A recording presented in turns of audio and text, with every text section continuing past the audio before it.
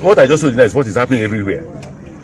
It is not as if when come into Ubima, and Ubima is calm because everybody believes in peace. And obviously, since I come from here, since I come from here, there will be total calm and peace for people to vote. The only skirmish you saw here was when they suspected that the result was fake. And we told them whether the result sheet was fake or not, don't touch anybody, vote. Carry the fake result sheet back to INEC. Yes, the advice to the federal government with regards to poor performance of INEC. I'm not the president. Advice, I said. What advice? I've spoken to everybody concerned on this issue before the election. Spoken completely. There are those of us who oppose the reappointment of Mahmoud. The person who nominated him for appointment is a member of Tinubu's camp. So what are you expecting? Success? Here in River State, Mahmoud worked on that Wike as executive secretary of Third Fund. So what you're having in River State is that APC, SDP and others are contesting the election not against PDP. That's the point.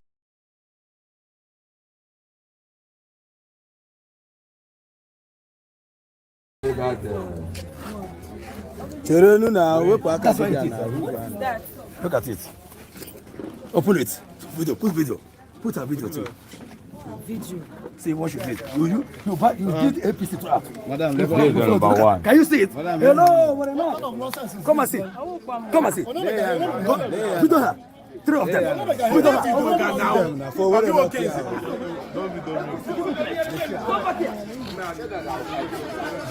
Look at it. An INEC official. Look at it. Videoing. Look at it. Look at videoing it. APC throughout. INEC officer. Videoing APC throughout. APC.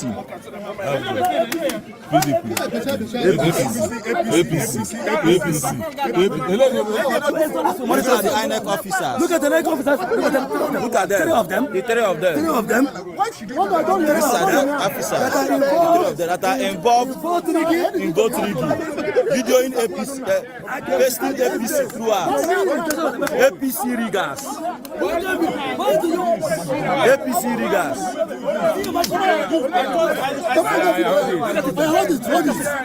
Hold it. Come on. APC. Madam, who gave you this? Come on, sit down.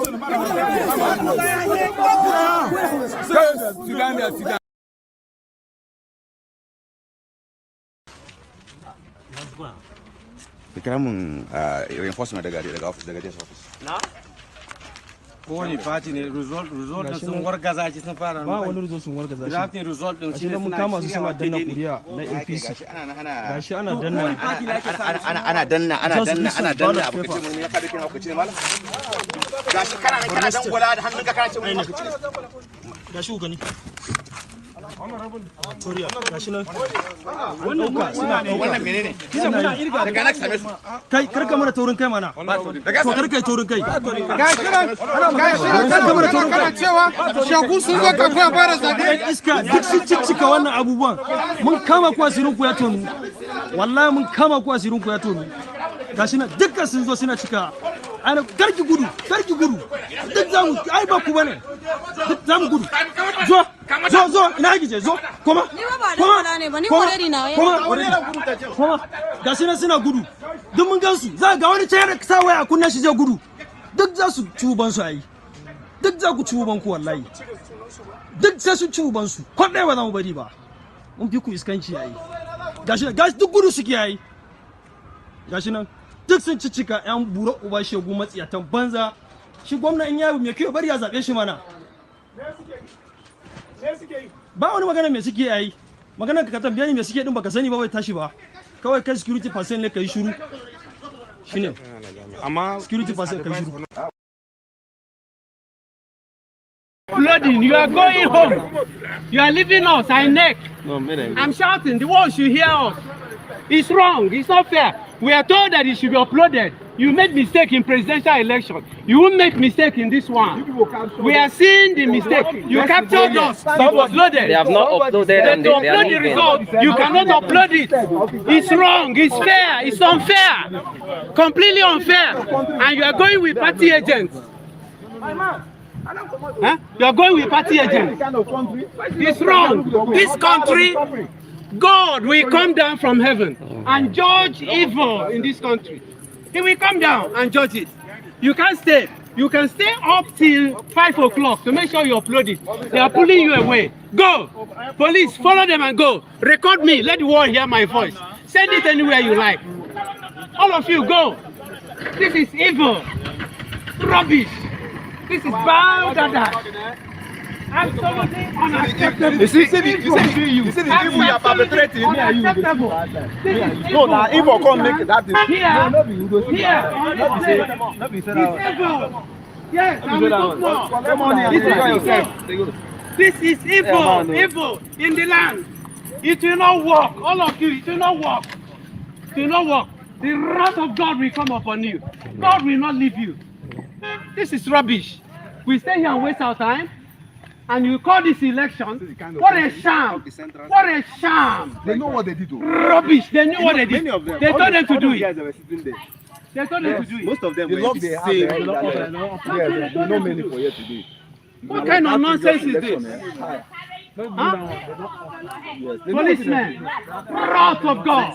Somebody, policeman, a policeman there, civil defense people then Wrath of there. God. Will not do anything. Somebody said vote will not count.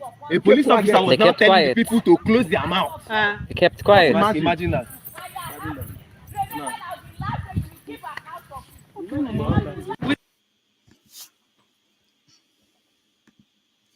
Hello, welcome to another episode of Have Your Say 247. My name is Rudolph Okonkwo. We are coming to you live from New York City. It's the day after another election in Nigeria and another debacle, and we want to hear from you what you think about what happened. Also today, we're going to talk about the U.S. former President Donald Trump, who he's expecting that he will be arrested on Tuesday. He's already calling on his followers to prepare to protest. So we do compare and contrast what's happening in Nigeria, what's going to happen in America if that should happen on Tuesday. And we invite you to join us for this conversation and many more.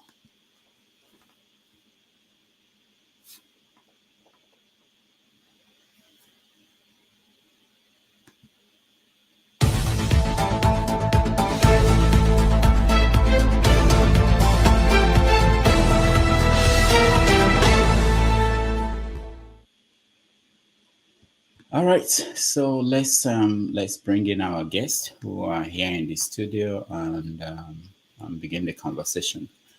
Joining us from Dallas, Texas, is John Ava. Most of you know him. He's one of the stars of this program. And Lexis is joining us from Providence, Rhode Island. Ike is joining us from, I'm sorry, I don't know Ike. I don't know where you're joining us from. I don't remember. But welcome to the show. Mahmoud Yakubu, no way. You're playing with us. Mahmoud Yakubu is joining us from Arizona. Mahmoud Yakubu, welcome. You are dark, Mahmoud. All right. Kayode Johnson is joining us from Nigeria. Kayode, welcome. Lagos, Nigeria. Welcome, everybody. And Mahmoud Yakubu, oh God, have mercy. Nigeria play with everything. Mahmoud Yakubu Jr. You know, if you're a real Mahmoud Yakubu, you know that nobody will serve you in a restaurant in the South. Anywhere in the South, they won't serve you. All right, where do we start? Janaba, it's Sunday. It's Sunday, the 19th of March, 2023. Some people in Nigeria, they're having Mother's Day. Today is Mother's Day for I think the Anglican Church and other churches. But you know, when you look at the pictures coming out of Nigeria, I opened my phone this morning and I looked at the videos and pictures. I was really horrified. You know, what does that mean? You know, this is what we sent out to the world. What happened yesterday? What is your impression? First of all, happy Mother's Day to all the mothers in Nigeria that are celebrating Mother's Day. Come to the pictures, what the video you have played, and it's a shame. I always say that for Nigerian to work, the rule of law has to be applied. And the fact that those that are supposed to enforce it are the one encouraging it is a long walk to freedom. And that is the fundamental problem we have in Nigeria, that the law enforcement that's supposed to protect or carry out the integrity of the election, even before they come to the polling unit, they already maybe been bribed or have a favorite that they want the staff to vote for. That is a big problem. All right, thank you. Lexi, the day after, what happens next? We can't hear you, Lexi. Lexi, we can't hear you. Okay, Lexi, we can't hear you. Your audio is not clear. We don't hear you. You're not muted. You are muted, but we can't hear you. All right, let's go to Ike. We'll come back to Lexi. Ike, welcome to the show. Hey, thanks you, Dr. Damages. Thank you, sir. Where are you joining us, Ike? I forgot. I live in Savannah, Georgia, but I'm currently in Louisville, Kentucky. Okay, Kentucky. Okay, good. Louisville, Kentucky. So, I mean, it shows, right, that Nigeria, number one, Nigeria isn't. It's not a nation. It's not one. What is surprising in this election? It's all you're seeing is expected, right? I don't know who expects something different from what you just showed in your introduction. Is that worse than the threat to people everywhere in Nigeria? You had the threats from all of the APC leaders saying Igbo people should not vote in Lagos except they are voting for Sanwo-Olu. And Tinubu spokesperson, I saw him on TV saying that Igbo people should stop interfering in Lagos elections, right? So they are saying categorically that you don't belong in Lagos. And we've had in the past threats made by certain governor in the phone call with Senator Bikunle Amosu saying they will kill Igbo people, destroy Igbo people when they have power. Now, I have never been an IPOB member. I've never been into other Biafra stuff, and I've never for once listened to this gentleman that is that people are saying he's talking rubbish. What's his name? The one in Finland that the police arrested, Simon Ekpa. I just had people vilifying him here on your channel. I've never believed or listened to them. But you see, what is going on lends credence to their argument that Nigeria isn't a country. Nigerians should not be forced to be together. If you're in Lagos, build house in Lagos or in Kano or elsewhere, and they say you must not vote. They say you came from somewhere. Why are you still arguing that we have a country? We don't. So this elections follows with all of those issues and sentiments. So, I mean, I'm not surprised. So it is what it is.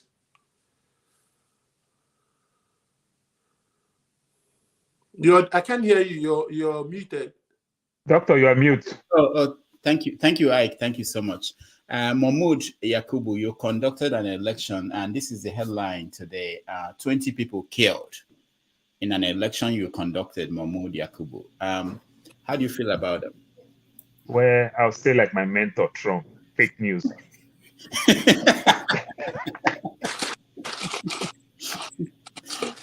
It's fake news. We've read the whole The Nation newspaper. We did see there. We read TVC News. It's not there.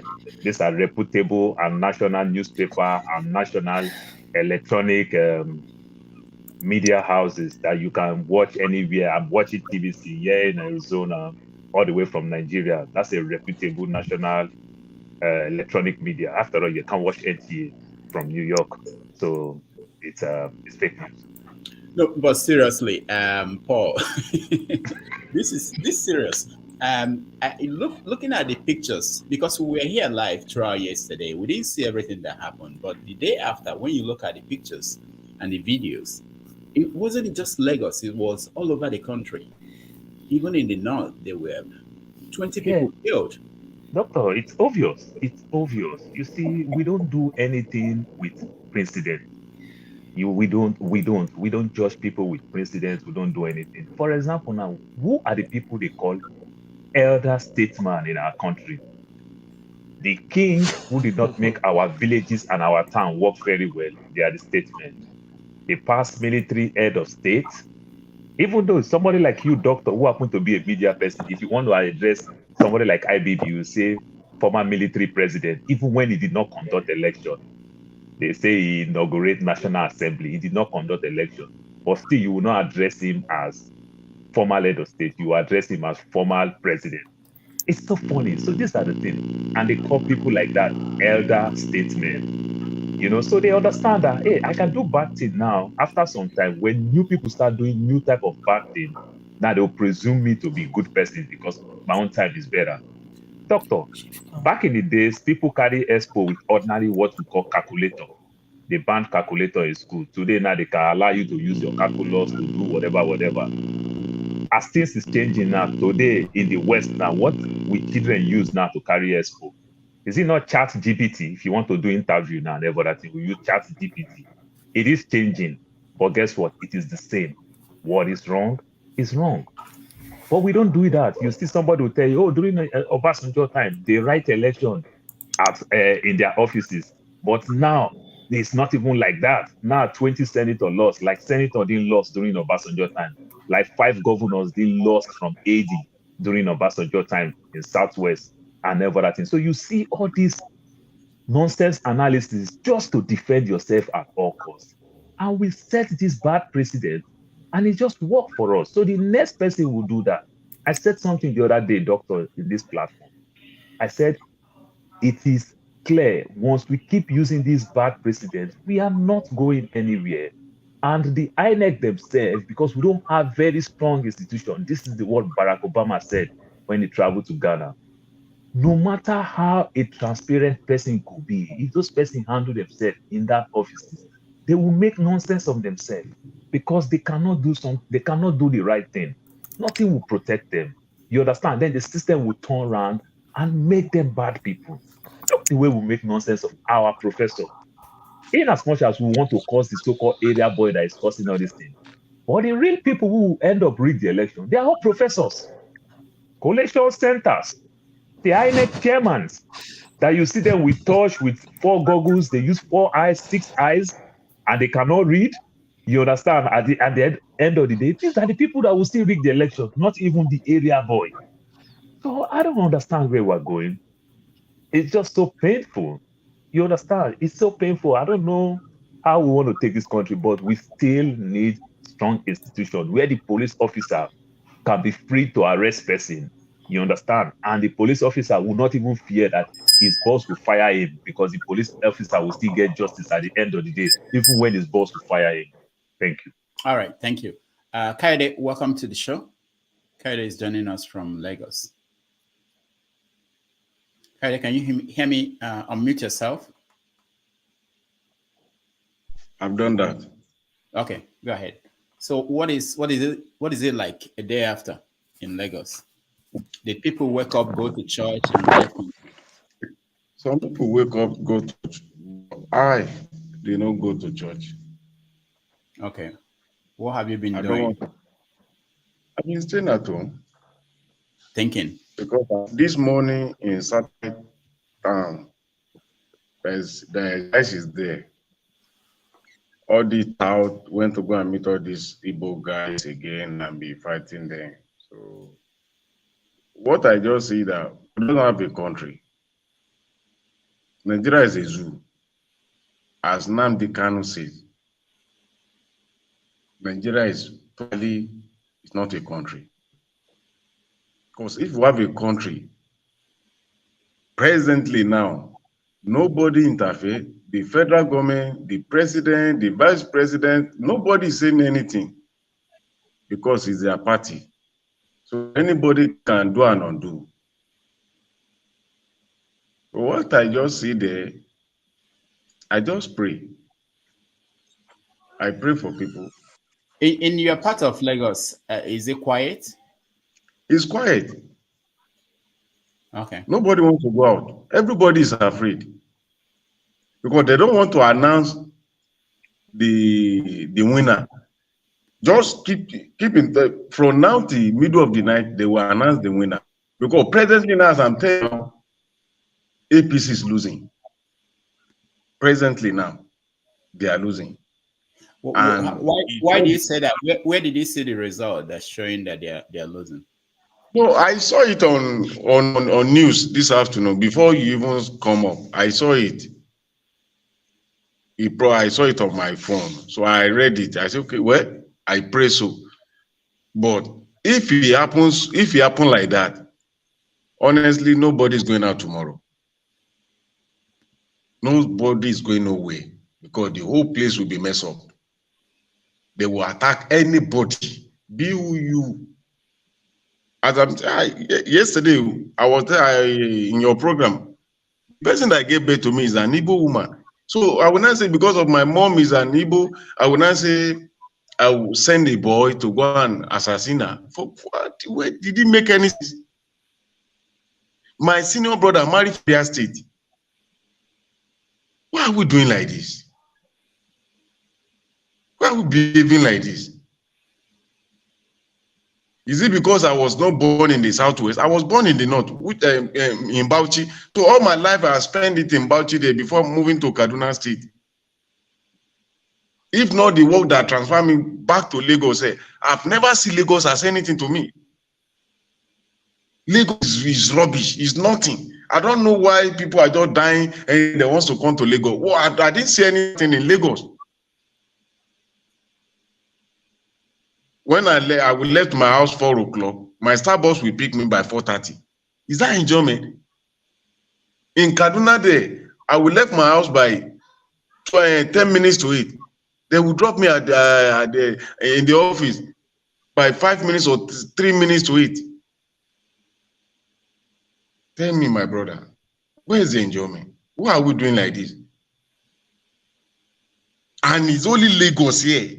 You see Yoruba hunting for Igbo. I keep on saying it and I will keep on saying it.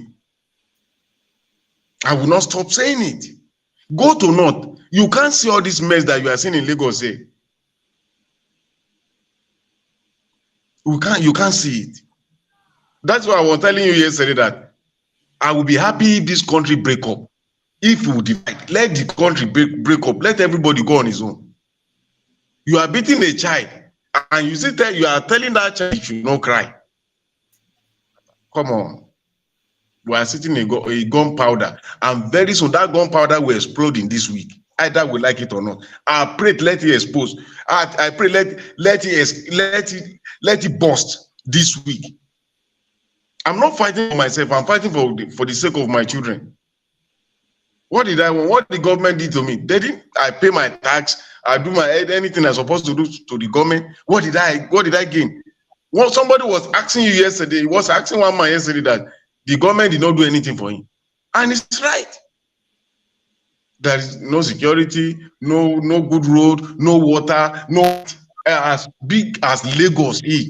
You can't open your tap and see water there, and they say it's a mega city, a mega. Why are we doing like this? And all the people that they voted for this bad boy yesterday are Yorubas, are not Igbos. The biggest local government in Lagos, Alimosho, that is where I live, is Yoruba that dominate that place.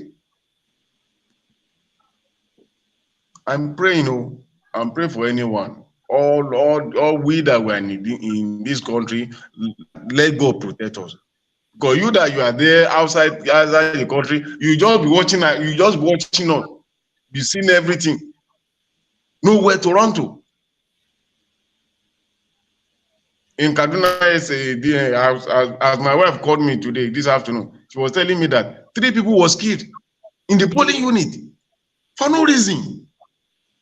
He voted for Labour, and they are killed.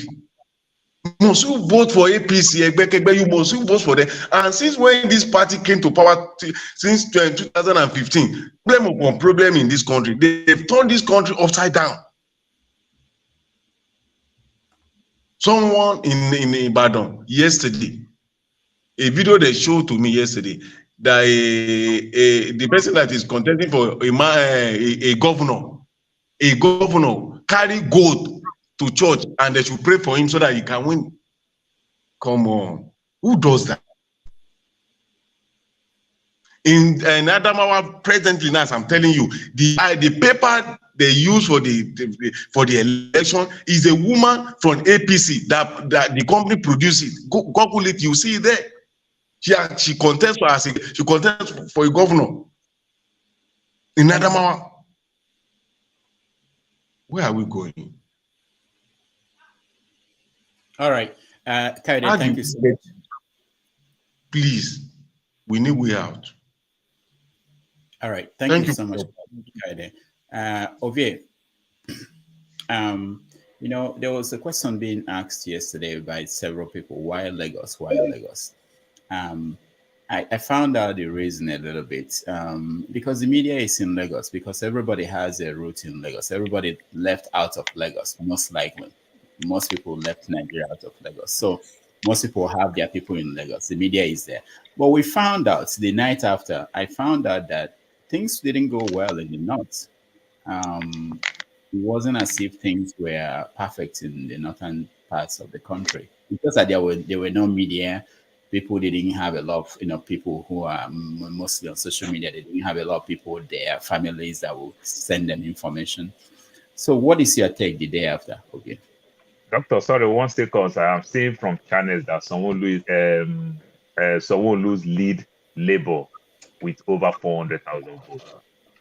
Yeah, I know that's the result being shown. Yeah, I know he's leading. Yeah, thank you. Doc, yeah. Doc, yeah. Doc, who is speaking? Please don't take me out.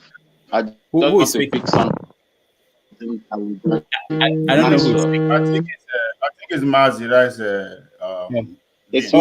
Well, let me tell you what I do. When I see that the person is not on screen, I take you out. Not because I don't want you to speak, but so that we have room for another person, and then the image that will be out there wouldn't be empty space. You can come in anytime. We have space. Don't worry, we're here. Oh, you want to talk? I will let if you want to speak now, you can speak.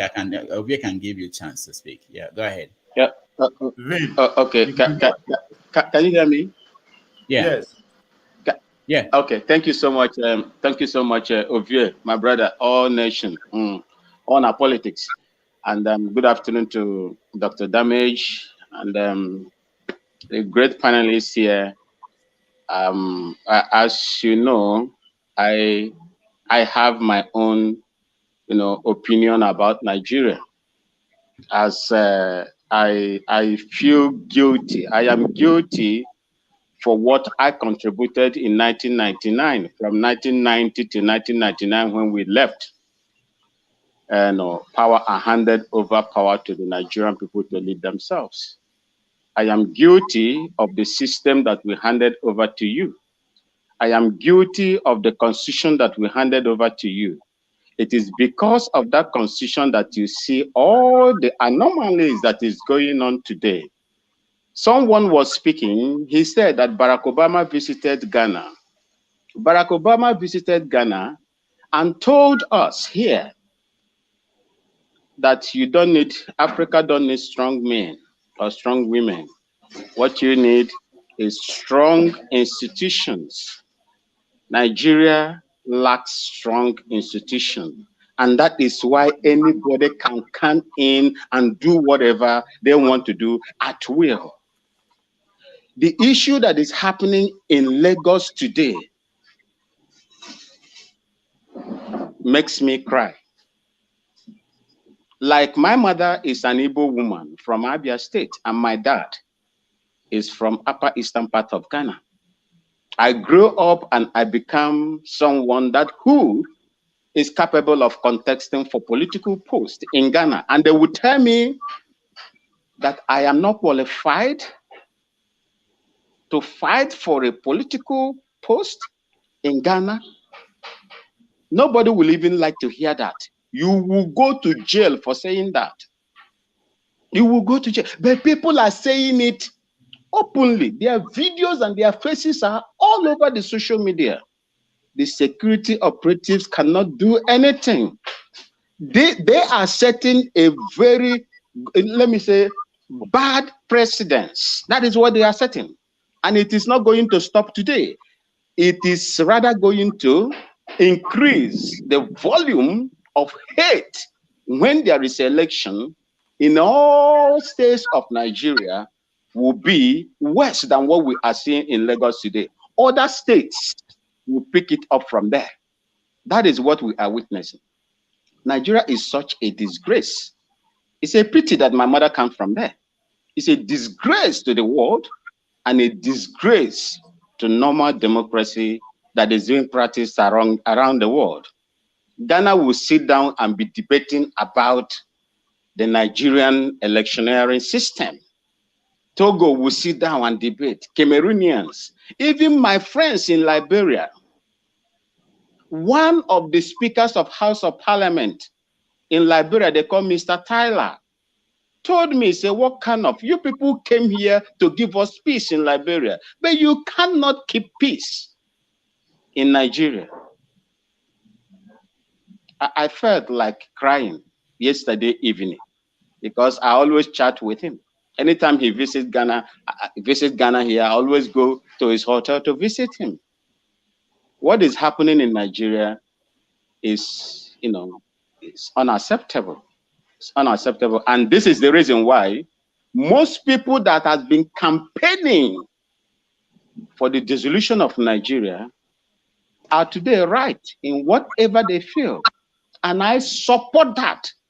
I support the disintegration. I don't want people to be killed because they just went out to go and vote, or to be stopped from voting because they are not from a particular place. This thing we will continue to recite and lament about it if the needful is not done in that country. You will have children who are going to look at an Igbo boy or daughter whose mother comes from a different state or a different tribe as an enemy. And when their fathers that are watching all these things goes into the bedroom, they will lie with those same women.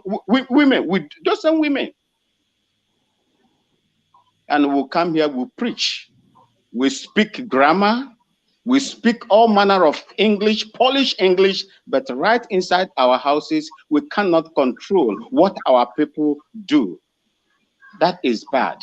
For the security agents not to arrest those people that came out openly and begin to express this ethnic bigotry, telling people that you are not belong to the state that you were born. If they don't arrest them and prosecute them, then you don't have a country. Thank you, Dr. Damages, and may God bless you all.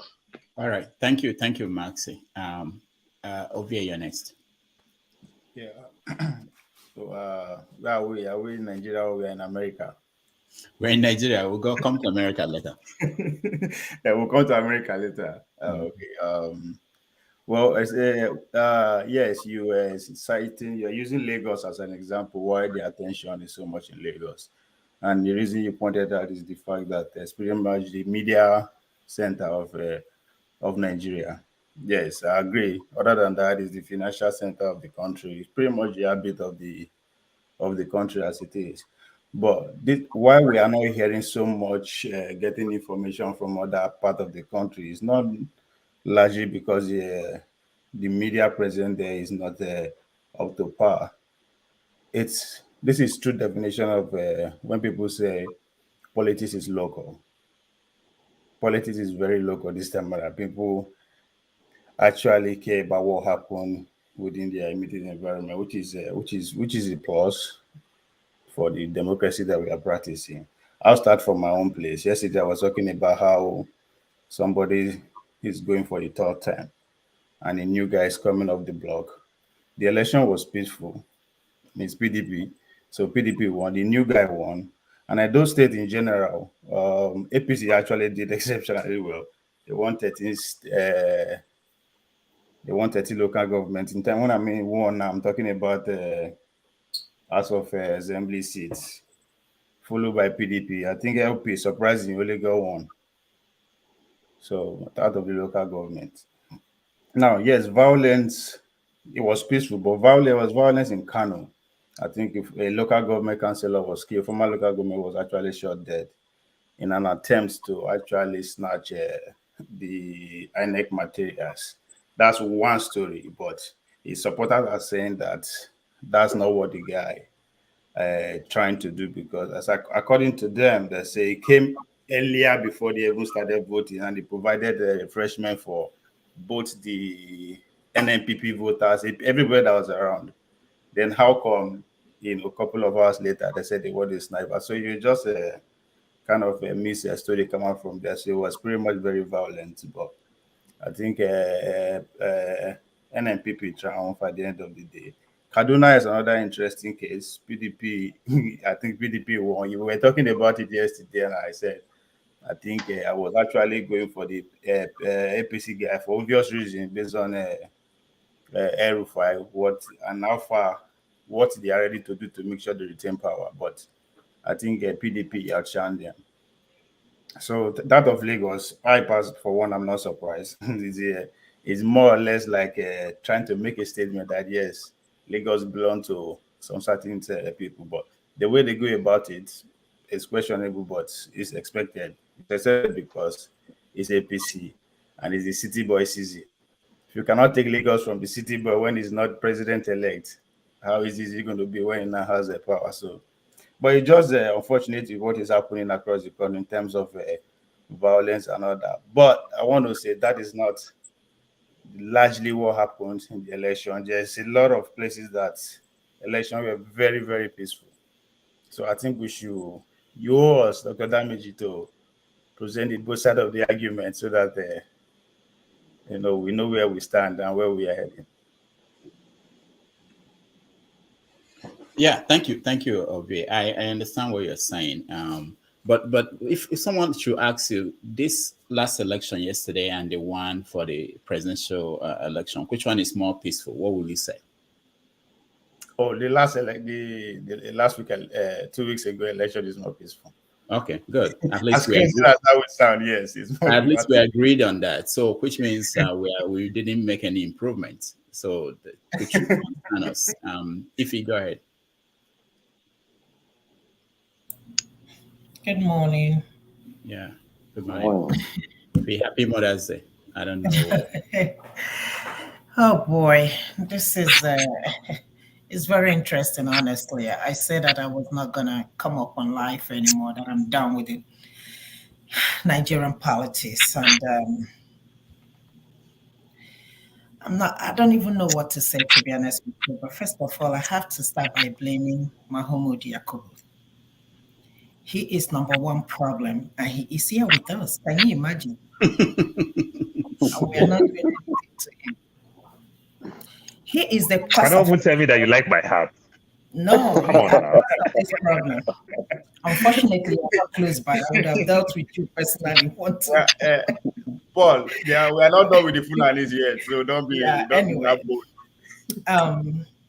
See, the truth of the matter is that we keep lying to ourselves.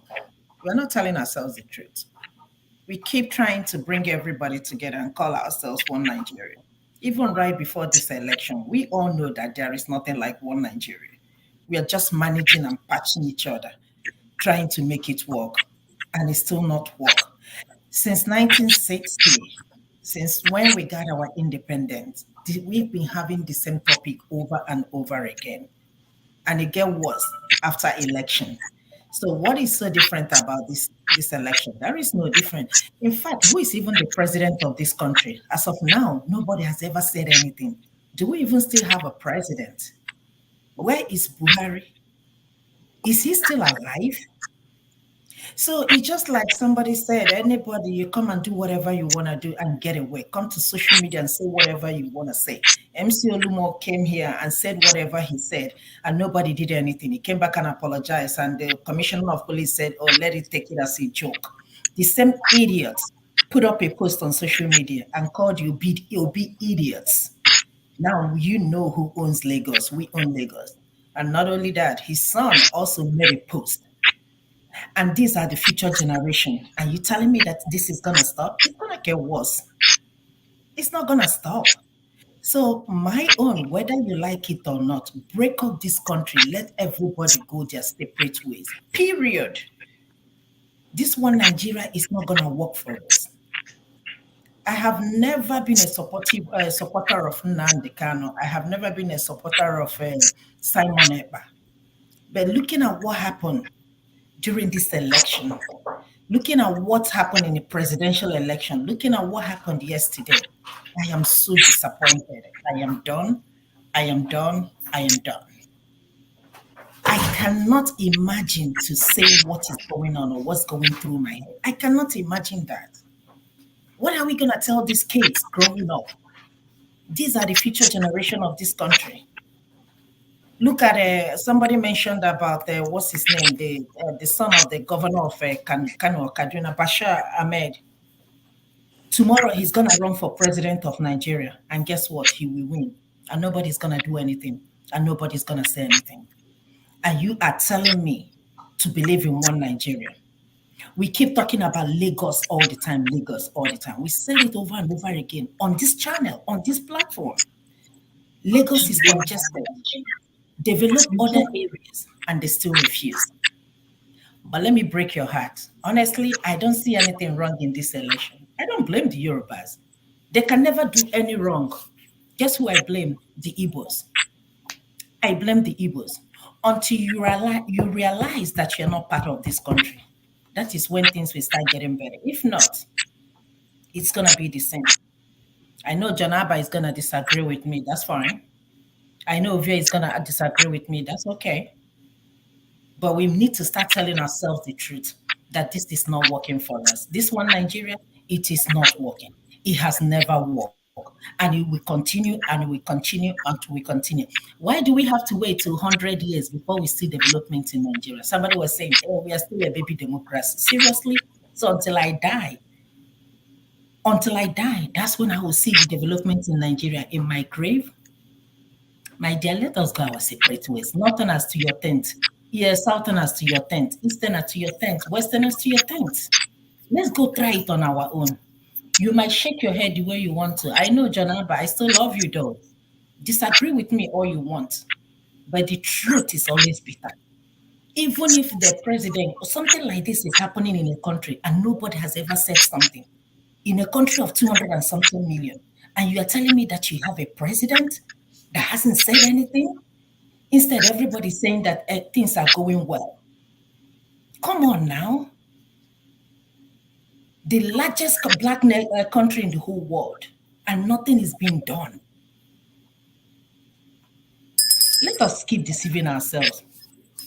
Okay? Good luck. All right. Thank Sorry, you. I want to make correction. I mean, APC won Kaduna, not PDP. Sorry, that's Ubasani. That's Senator Sani's relative. Okay. Yeah. Jonaba, Nakwana. All right. Thank you. Thank you, Ife. Ife, I love you too. Don't worry. I know they shake it because of you. Sam, go ahead. Sorry, it's my turn now. Okay. Thank you, Rudolph, and greetings to everybody. Well, actually, I think I will say, Rudolph, there's really no need in discussing Trump. We have more than something to say about that. That is window dressing. If I were you, I just drop issue of Trump. Why? What happened? What happened? Connection. Yes. What there is fire in your house. There is so much fire. Do you have to discuss in Nigeria? Then you are talking of Trump. No, wait. Whatever Trump is doing. Listen. Whatever you perceive. Listen. Whatever I'm coming. whatever you perceive Trump to have said, okay, it's okay. Ask me. Go Okay. on. See, what I was saying is, this is I know I this is yield not for about you. this is not about how I feel or anything. This is about how the media works. So just think about what we're doing as a newspaper. In a newspaper, you have a space for foreign news, space for Nigerian news, space for space news. So this is about foreign news that is of interest to people around the world, and that's why we think it's important. It's not a distraction. It's connected, because if Trump could be arrested in America, if they arrest him on Tuesday, to send a serious message to all of our countries all over the world that your former president could be arrested, your current president, something that maybe will touch people in Nigeria. Anyway, go ahead. We'll talk about it. Well, what I have you say here is it is time. We just can't allow this anymore. They are killing our nation as we sit back and watch. We must save America. Protest, protest, protest. This is what you said Trump said. No, Now, he tweeted that you out. see, Yeah. they say what? Yeah, that's what he said. This is not as vicious as somebody summoning a great Igbo nation and telling them where to vote. I think that deserves all the editions of your every time you bring it up. How can you call in the Igbo in 2015? Tell them, if you did not vote for this candidate I choose, I make sure that all of you got drowned in the lagoon. People said, "Oh no, leave it." Typical, because anything that affects Igbo should be swept under the carpet. 8 years later, a local tout is now threatening openly. Don't even come out and vote without authority. And yet we are in the same country. And people will see it. Oh, it's good. Well, somebody will come up and say, this Igbo one, go and develop your place. If you had developed your place, they compare it with one, I don't know. Some of these things, when you look at it, you find out that it is not that Nigeria won't work. What is only because people feel there are some doubting Thomases. They said, okay, let's give Nigeria the last chance and see what will happen. And look at the harvest of death. Look at the harvest of hypocrisy. Deliberately, people are not asking questions. On 25th of February, 3 elections were held simultaneously. Simultaneously, we are given 3 ballot papers. 1, 2, 3, you thumbprint, put them in 3 different boxes. House of Senate was uploaded. House of Reps uploaded. Presidential, you leave it. Don't upload it because they want to falsify it and put the person they want. And yet we are following like Mumu. Now, this is what is repeating itself since yesterday. That's why sometimes when people say Nigeria is a zoo, you will see some illiterate will come on this platform and say, hey, they say Nigeria is a zoo. If it's not a zoo or jungle, where will this thing happen? Sierra Leone is laughing at us. The former president of Sierra Leone can't observe the election. Sierra Leone. What Ghana will do and get away, and Nigerians are coming to say, oh, we are the largest black nation on earth. And then people will so fear. No, if you go apart now, is it not all these criminals that will be ruling you? This. All those, mumbo jumbo. People just come here and they've, spew out every weekend. Just come and say, hey, we have to remain, when we remain together, we are still learning. It will improve. Let us move forward. Now we are talking, those things. Where are we moving to? Look at where Nigeria is. Look at the mess. What is in conducting an election? You are given a ballot paper. You put an ink in a box, and it will be counted. Is there anything scientific about it? Meanwhile, you acquired a software of over 350 billion naira to conduct this mess, and then you fail to use it. If you want to buy a Ferrari and you can't use it, why did you waste your money buying it? When it mattered most, upload the result for everybody to see. You said no, you don't want to. Okay, look at it. I think is that not a Catholic bishop? You see what the man was lamenting. For people like this to get annoyed And yet people will still tell you, people will come here and still justify it. Even if you carry them in love to their mother, they will still be clapping hand, even when they are 56 years old. And they will be clapping. They don't have shame. They will come and say, oh yeah, they will rationalize it. After all, he's the city boy, he owns his this thing. If he owns it, then assemble people to come and make a that quietly say, no, this is his own, just leave it for him. You call somebody and then say, after all, he's a city boy. It is his own. He has told that that is his own area. Why conduct an election? You know, this mess, when people are doing it, you look at it, but the thing is, probably there's a reason why all these things are happening, and that reason, it won't be far-fetched, because this idea of bringing people together and forcing people on themselves, as if to say that is where the world began. It's a nascent democracy. You know, we don't just talk like that.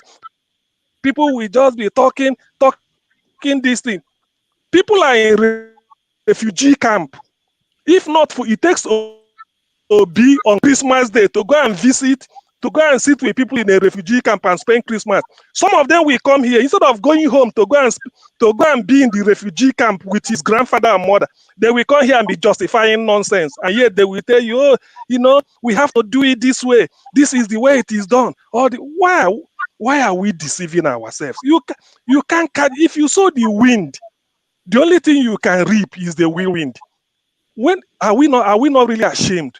Nigeria Nigeria is a scar on the conscience of the African people, West Africa. Call Ghana to come and make a Ghanaian chairman of INEC. This type of thing won't happen.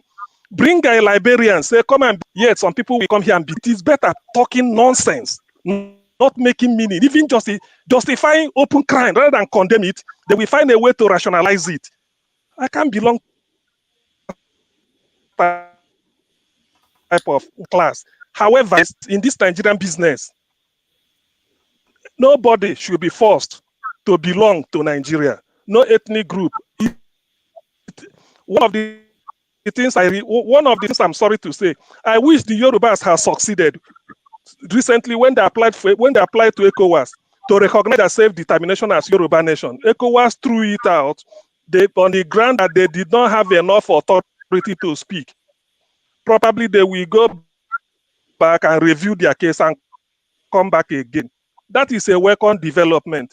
It does not mean that if the Yorubas get it wrong, that people will get it wrong. It does not mean that it is not in their interest. They have no right to suffer like the rest of the people. Why can't people go apart? Why are Nigerians afraid to be on their own? Why? Why are some people afraid? What is this issue of we are black nation, we are big? If I cross my ethnic boundary and look at a visitor, I must score a high cutoff point to enter unity school compared to somebody from somewhere else. And where you come, you say Nigeria is indivisible, we are one Nigeria, we cannot be separated. God created Nigeria. It's evil that created Nigeria, not God. It's devil. Please, let's not deceiving ourselves.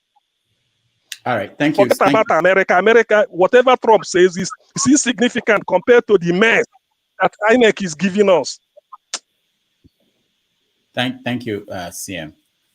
Dr. Eberechi, you're next. Can you hear me? Yeah. Yeah, good morning, Dr. Damages and the rest of the panelists.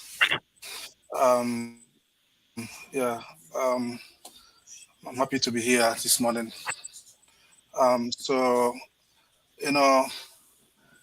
I've really been thinking deeply about what happened yesterday, especially the carnage that marred yesterday's election. I think the events of yesterday can be put into two different buckets. You have the normal kind of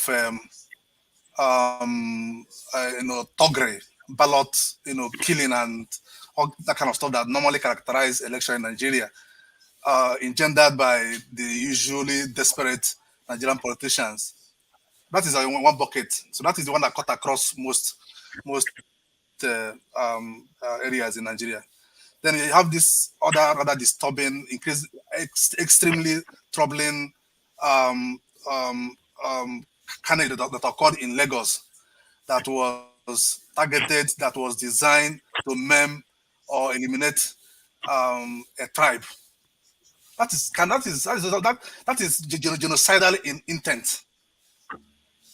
So even though the level of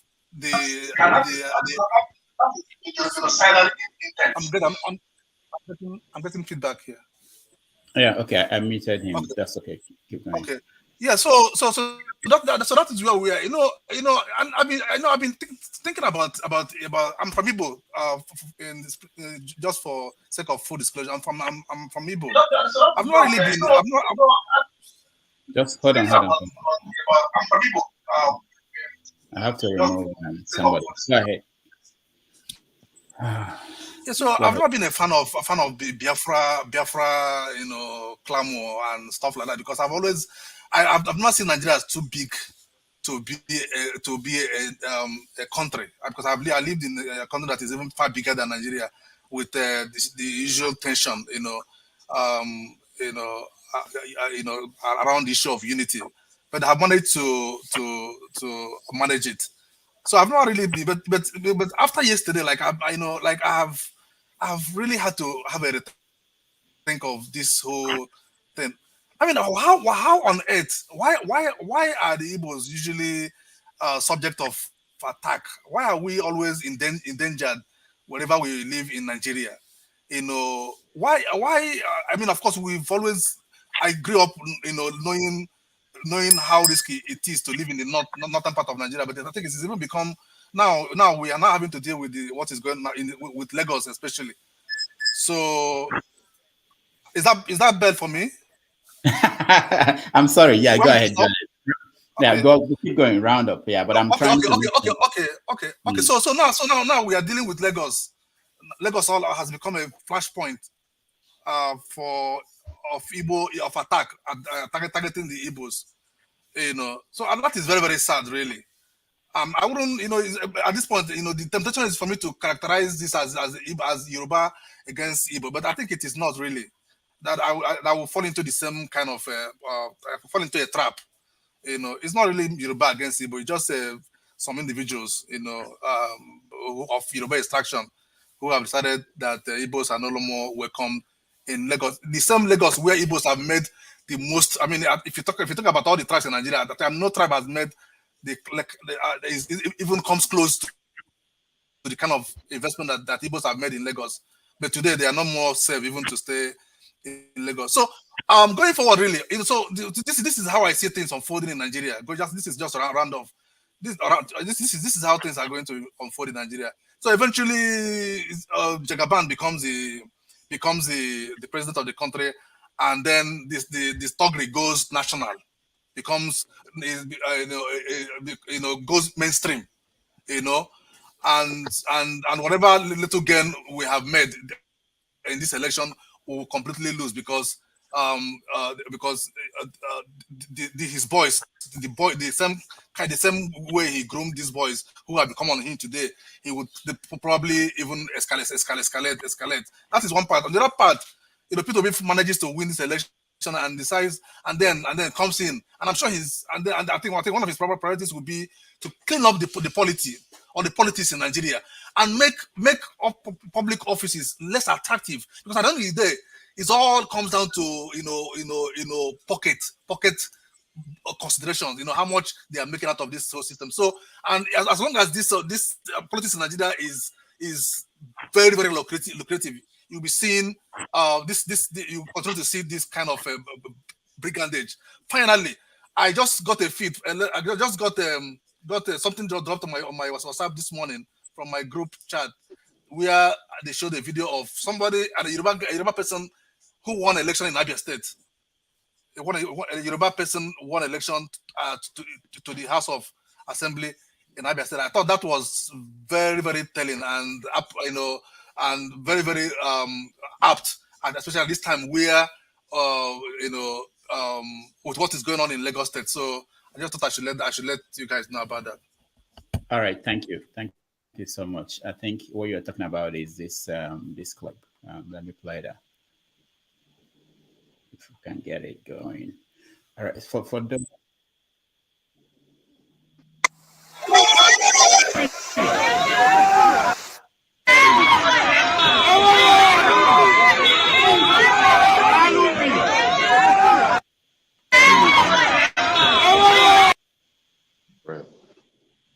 yeah, okay, I think that's the person you're talking about. All right, so EJ, I think you're next. Let me just, I know I didn't say this at the beginning. We'll try to limit everyone to 2 minutes so that we can rotate and get more people be part of this conversation. A lot of people are waiting and they want to join us. So EJ, you're next. Hello, Dr. Damages. Good evening, or good morning, wherever you are. When you spoke about if Trump gets arrested on Tuesday, maybe other countries will learn the lesson and know that it's possible. I don't think Nigeria would. Nigerian leaders would even bat an eyelid. Okay, sorry. Ikechu, I'm taking you out because I don't know what you're doing. You are disrupting everything. Go ahead, Ija. I don't think Nigerian leaders would even bat an eyelid because the former American president was arrested. Because if something that happens in the country that they live in doesn't affect them, doesn't affect the policies they make, doesn't affect the decisions they make concerning the citizens that they're meant to take care of, I don't think something that happens in another country would affect them, because these people in power have access to travel around the world. They go around the world and they see how things work. And even with so much money they steal from our country's coffers, it's not a accord to them to make things better for their citizens, because they feel that if anything happens to them, they have access to go abroad, have access to medical care, have access to so many good things of life. So the average Nigerian means nothing to them.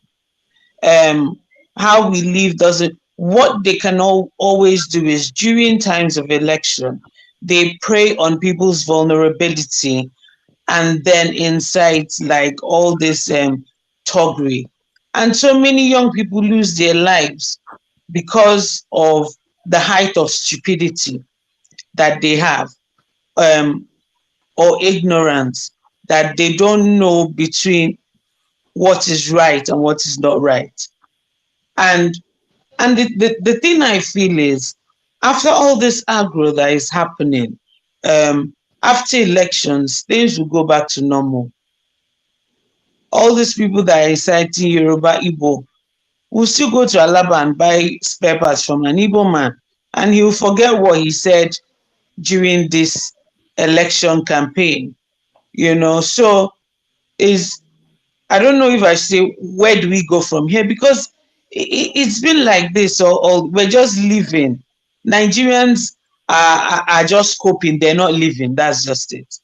I have a client that when I talked, said, I'm coping, I'm not living. So you're just living with every day, whatever comes, you see. If it's good, we see. If it's bad, we see. There is no room to build hope. There is no room for progress, because the people that are leading our country are suppressing any form of progression of the country. It's like someone kneeling on, like you have a fight and you're now the person that you're winning, you kneel on the person's neck. You're not allowing the person to live. So these people are kneeling on their citizens' neck and not allowing them to live. So would anything change? No, because they're just maintaining status quo. Thank you, Dr. Damage. Thank you, EJ. Thank you so much. Franklin, you're next. I know Franklin was. Oh, okay. I thought he was sleeping. Franklin, go ahead.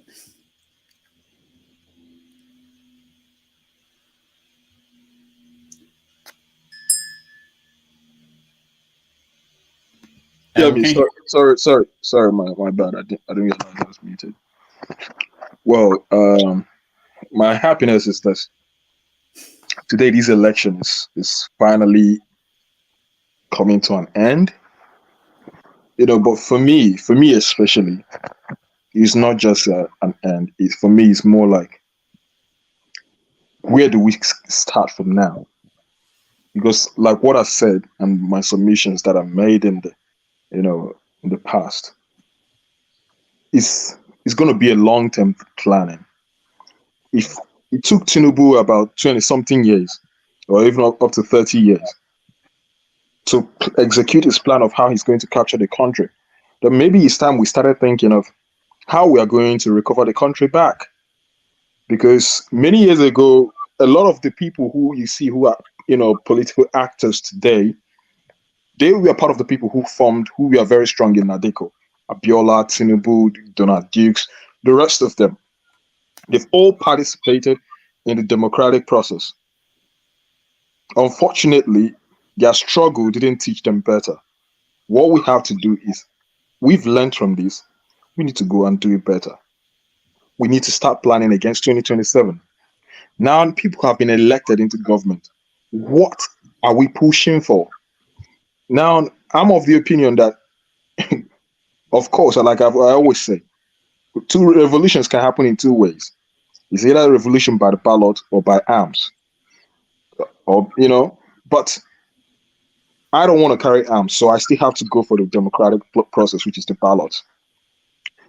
Definitely, I don't think we are capable of pulling up this sort of stunt that was put off in the Arab Spring. I don't see that happening anytime soon. Why? Because there's a lot of divisions among Nigerians, ethnicity. Look at what played out in Lagos. And, all these, you can mention this and that and that. Going forward, what have we learned? There are two areas where we have problems in our elections at this point. Obviously, the BVAS is working. That is the bimodal accreditation system. It is working. But we have problem when it comes to transmission. Now, it's occurred a good number of times, and they go ahead and they tell you, oh, we are unable to upload. How do we battle this? How do we come against this? I think in the 10th Assembly, Nigerians should start pushing for electronic voting.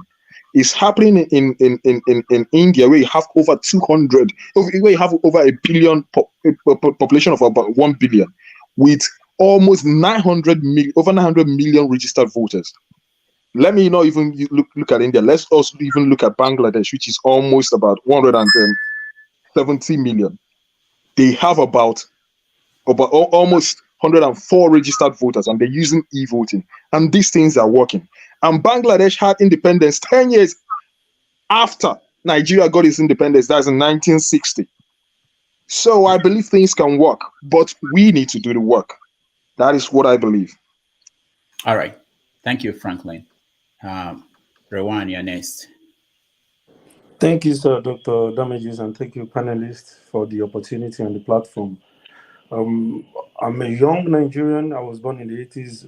I presume most of you are my uncles, my dad. And isn't it sad? Isn't it sad that we don't know what it takes to have good leaders, to live in a great society? Kids that are born in Nigeria will never experience what it means to live in a functioning state, to go to the hospital, to have good roads. The aspect of leadership, politics, religion, tribe, those are the tools used in dividing us as people. There is no government in the world loves its people. In Germany, there is division between the Bavarians and the West. In France, Monaco don't want to be part of France. Some people don't want to speak up, but they have found a common way of living together as people of France and of Germany. How have they done it? The Constitution has protected the people from the politicians and the politicians from the people. Do we have to look for Peter Obi, Tinubu, whatever any of them is, to have light, to have road, to have security, to have good medicine? Those things has nothing to do with politics. These are human rights. And we can never get that when we are divided. And my advice to young Nigeria is the idea. I'm a Yoruba man, and when I was growing up in Europe, it's one of my instructors that told me or that went in depth about the history of Biafra. Believe me, if we decide to refer back and lay back and be honest, I don't want to be an Igbo man. Igbo were massacred in huge numbers. They were massacred. And many youth will come today, not go in details to understand. We can't live together if those portion of Nigeria is not repaired. It is a no-go. We cannot live in the same country with that huge amount of number of atrocities. And politics, I don't like to talk about politics because they are using it. If we are divided, then they can govern us. But if we are united and speak with one voice, there is nothing to govern anymore because the people already know what they want. So the strategy, all these politics, religion, do not understand. And I tried to go through the history of Nigeria. I realized that in 1947, when the Awolowo, the Jajachuku, the Olufumlaya Ransom Kuti, Adedoyins, when they went to meet the British, because the British came for business reasons, they were never of our interest. And when these people went and seek for Nigerian right for determination, at the end of the day, Tafawa Balewa blew up from nowhere. And they named those people who went for our interest as opposition leader. How can you go for the interest of people and you become an opposition? We don't ask questions. Many things are wrong. All what we are going through now was giving birth to lack of asking questions and going depth. We don't have sense of history anymore in our youth. Our educational system is not organic. We are still using the British idea of education. We can only and it's not about Nigeria. Give me one black nation that is great. It's becoming a black thing that we are not organized. It's when I'm not drawn away by this politics. It has always been there. We are diagnosed of only typhoid and malaria. That is the highest you can get. When hospital tells you it is bad and degeneration of character and attitude, it will get worse. We are not going to the root before. When you go to an hospital and you say you are sick, they take your blood, they analyze you, they are diagnosing, then they begin to work on you. We can't just say this election is the peak of it. There have been degeneration of character and attitude right from the Nigerian leadership. And I can tell you, the Igbo case is something completely we can't just ignore. Like we will start to talk, we start to move on. No, nobody move on from that kind of mess except we are ignorant. This is a fact. We can talk here and there. All government in the world are corrupt. All governments in the world are corrupt. Even the black nations we have in Africa, we are all struggling. Not only Nigeria. I get emotions when I keep going on. There is a lot to say, but I just give the next person. Thank you so much. You started by saying your generation different from people like CM and OVS generation. How are you generation? How are they different from us, the other generation? Are you people going to do better than the generation before you? I don't think I'm lucky enough to see 2 millennium, and I'm lucky enough to see two generation. I was born in the 1986. Then the highest we want to be was to be JJ Okocha, Kano Nwankwo, to be the greatest. Those people are flag bearers of Nigeria at the international standard. Now we have youth who want to sing music. And this is the only avenue that is given to us by the colonial master. Go to the world and dance. Go to the world and run. I don't want to sing. I want to be useful to the society and to the Pan-African. The difference is huge. I'm struggling between two generations. The generation that depends on its parents, moral instruction and ethics, now mixed with the 2000 generations who are highly involved in the social world, who don't have sense of family, who have braids of 500,000 naira, nails of 700,000. I am mixed in two society, and I have to play along. If not, I don't have a place in the society. I don't want to be Burna Boy. I don't want to be Davido. This is not, it is wrong in Nigerian customs when we are growing up. We used to be people of ethics and moral. Somebody could put me from Ikorodu in the car to go to mainland Lagos. Nothing will happen to me. We can't try it anymore. It's so painful. It's so barbaric. And I'm so curious, why is Peter Obi wanting to lead a nation like this one? Why do you want to drag your name in the mud? Anything that have to do with Nigerian political spectrum, your name is... Do you know how they presented President-elect to us in Germany?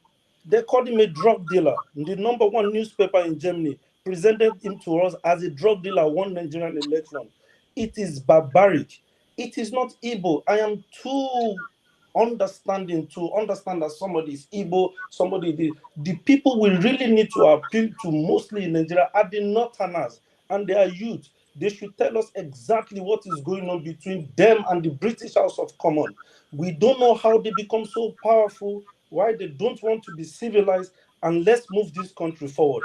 I'm seeing Nigeria to be like America. I'm seeing Nigeria to be like Britain. I'm seeing Nigeria to be like Canada. The Northern youth are seeing Nigeria to be like Dubai, to be like Saudi Arabia. We are in the same country, but different energy.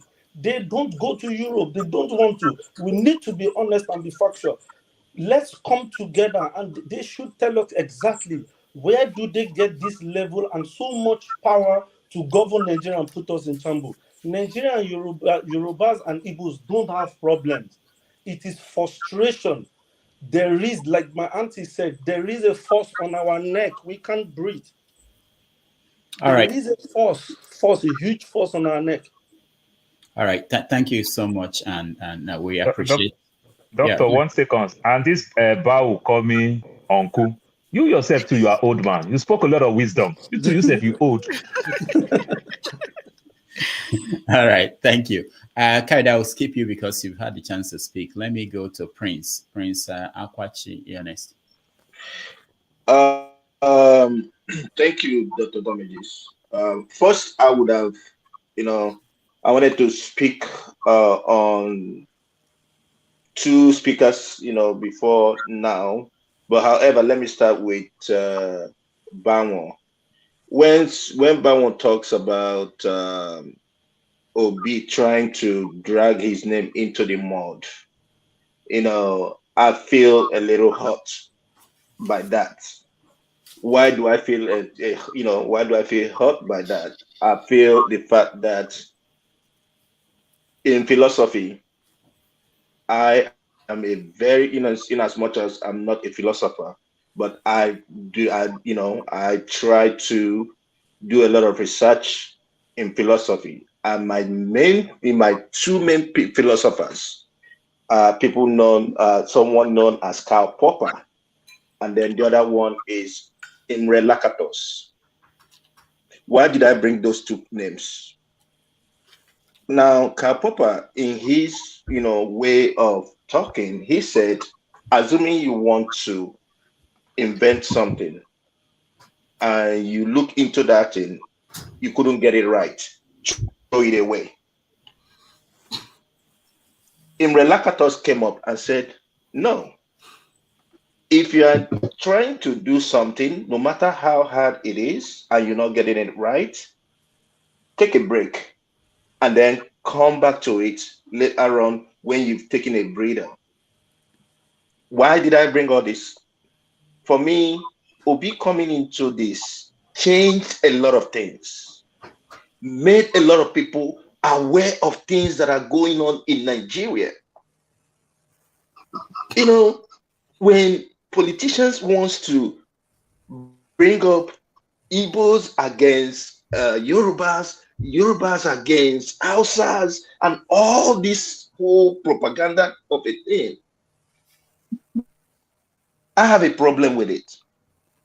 This current administration was built under the uttermost, would I say, the most propaganda Nigeria has ever had. Because I know when Jonathan was there, all they kept telling us was, in as much as there are people, ministers that were doing what they were doing and others, but they made it seem to us that Jonathan was the worst human being that we ever had. I'm glad that everyone is seeing things that are going on. And I'm glad that probably most of the people, most of us are in diaspora and all that kind of a thing. We see how life is in diaspora. I'm a Nigerian. I was born in Nigeria, but a citizen of America. In America, the only office that I do not have right to is becoming a president. But I can strive to be a governor of California, and nobody would tell me that I can't do that. I can strive to be, a senator. And then little Nigeria, and somebody will come and say, "Oh, you are Igbo. You are coming to spoil Lagos. Go away." Before now, we had something that what is it called? The vice president to be, or the vice president elect, what he said. Thank God that the person he was speaking to revealed it. We had the voice notes. We know their plans. But one thing I want to make very clear, in as much as I do not support violence in any way, I want to also tell the Nigerian administration, administrators, Tinubu himself, Sanwo-Olu, that they are not above ICC.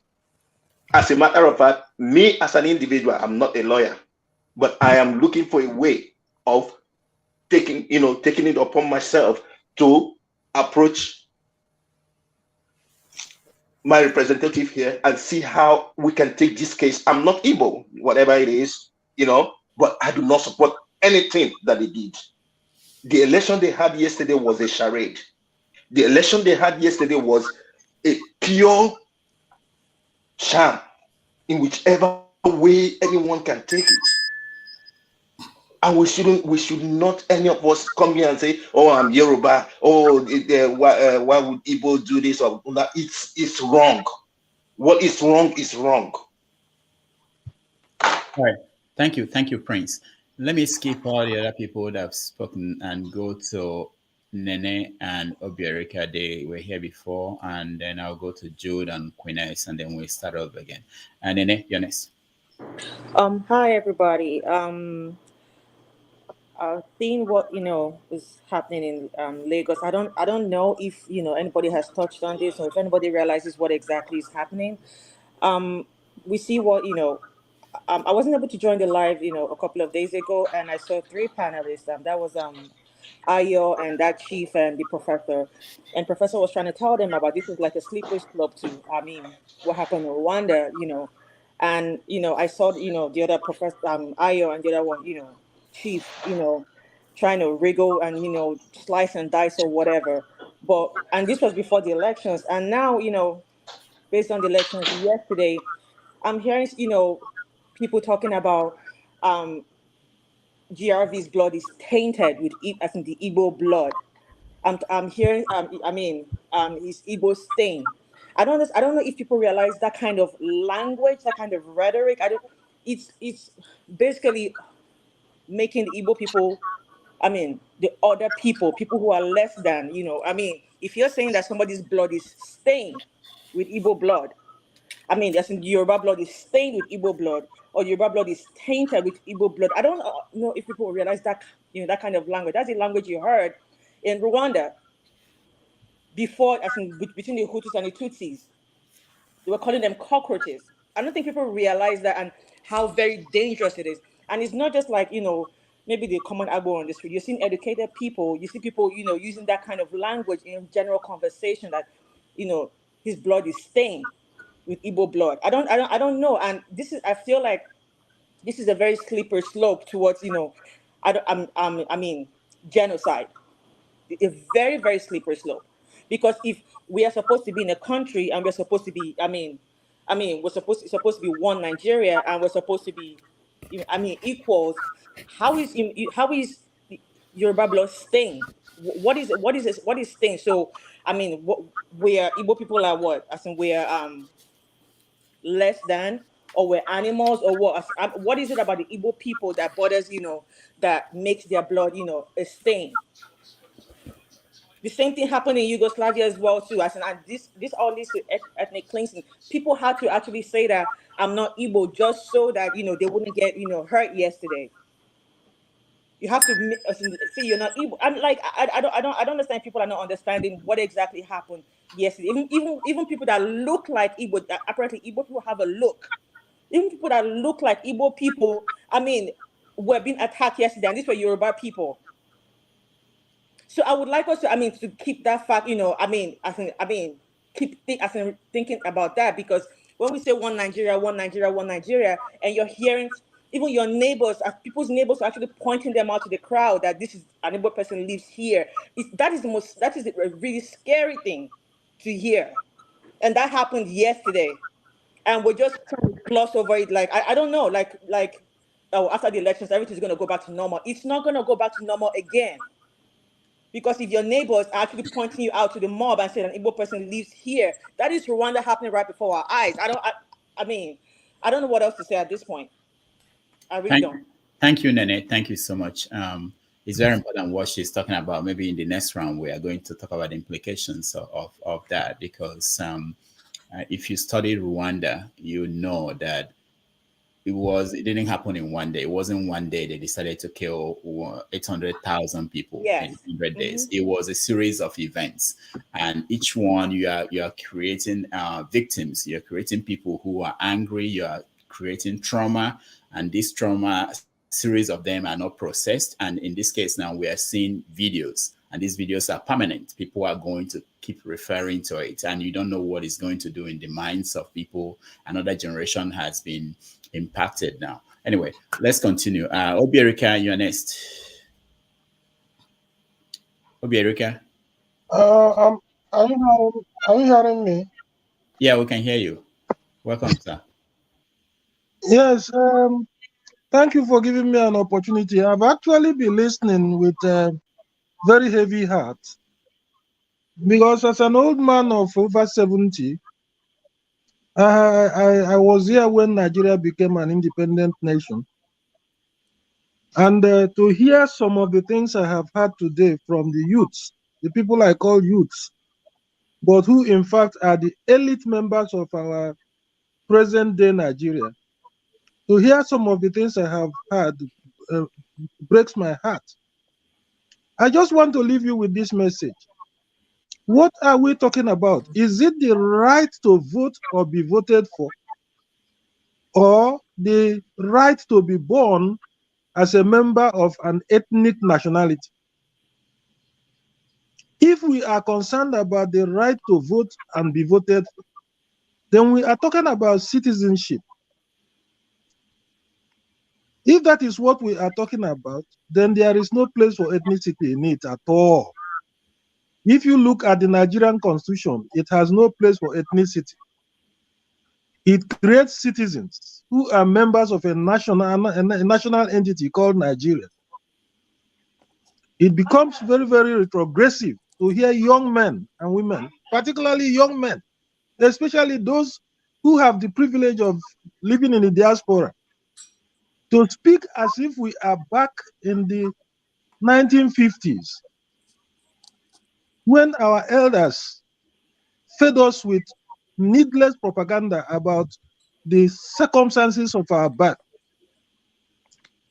Our constitution had taken care of that. It says that no person shall be discriminated against by reason of the circumstance of his birth. And here we are talking about somebody being born an Igbo, or being born a Yoruba, or being born half Yoruba and Igbo. I feel ashamed to listen to elite members of the community speaking in this light. Thank you very much. All right, thank you. Thank you so much, Obiorika. We go to Julia next. Yes, thank you, everybody. Thanks for today again, for coming up here.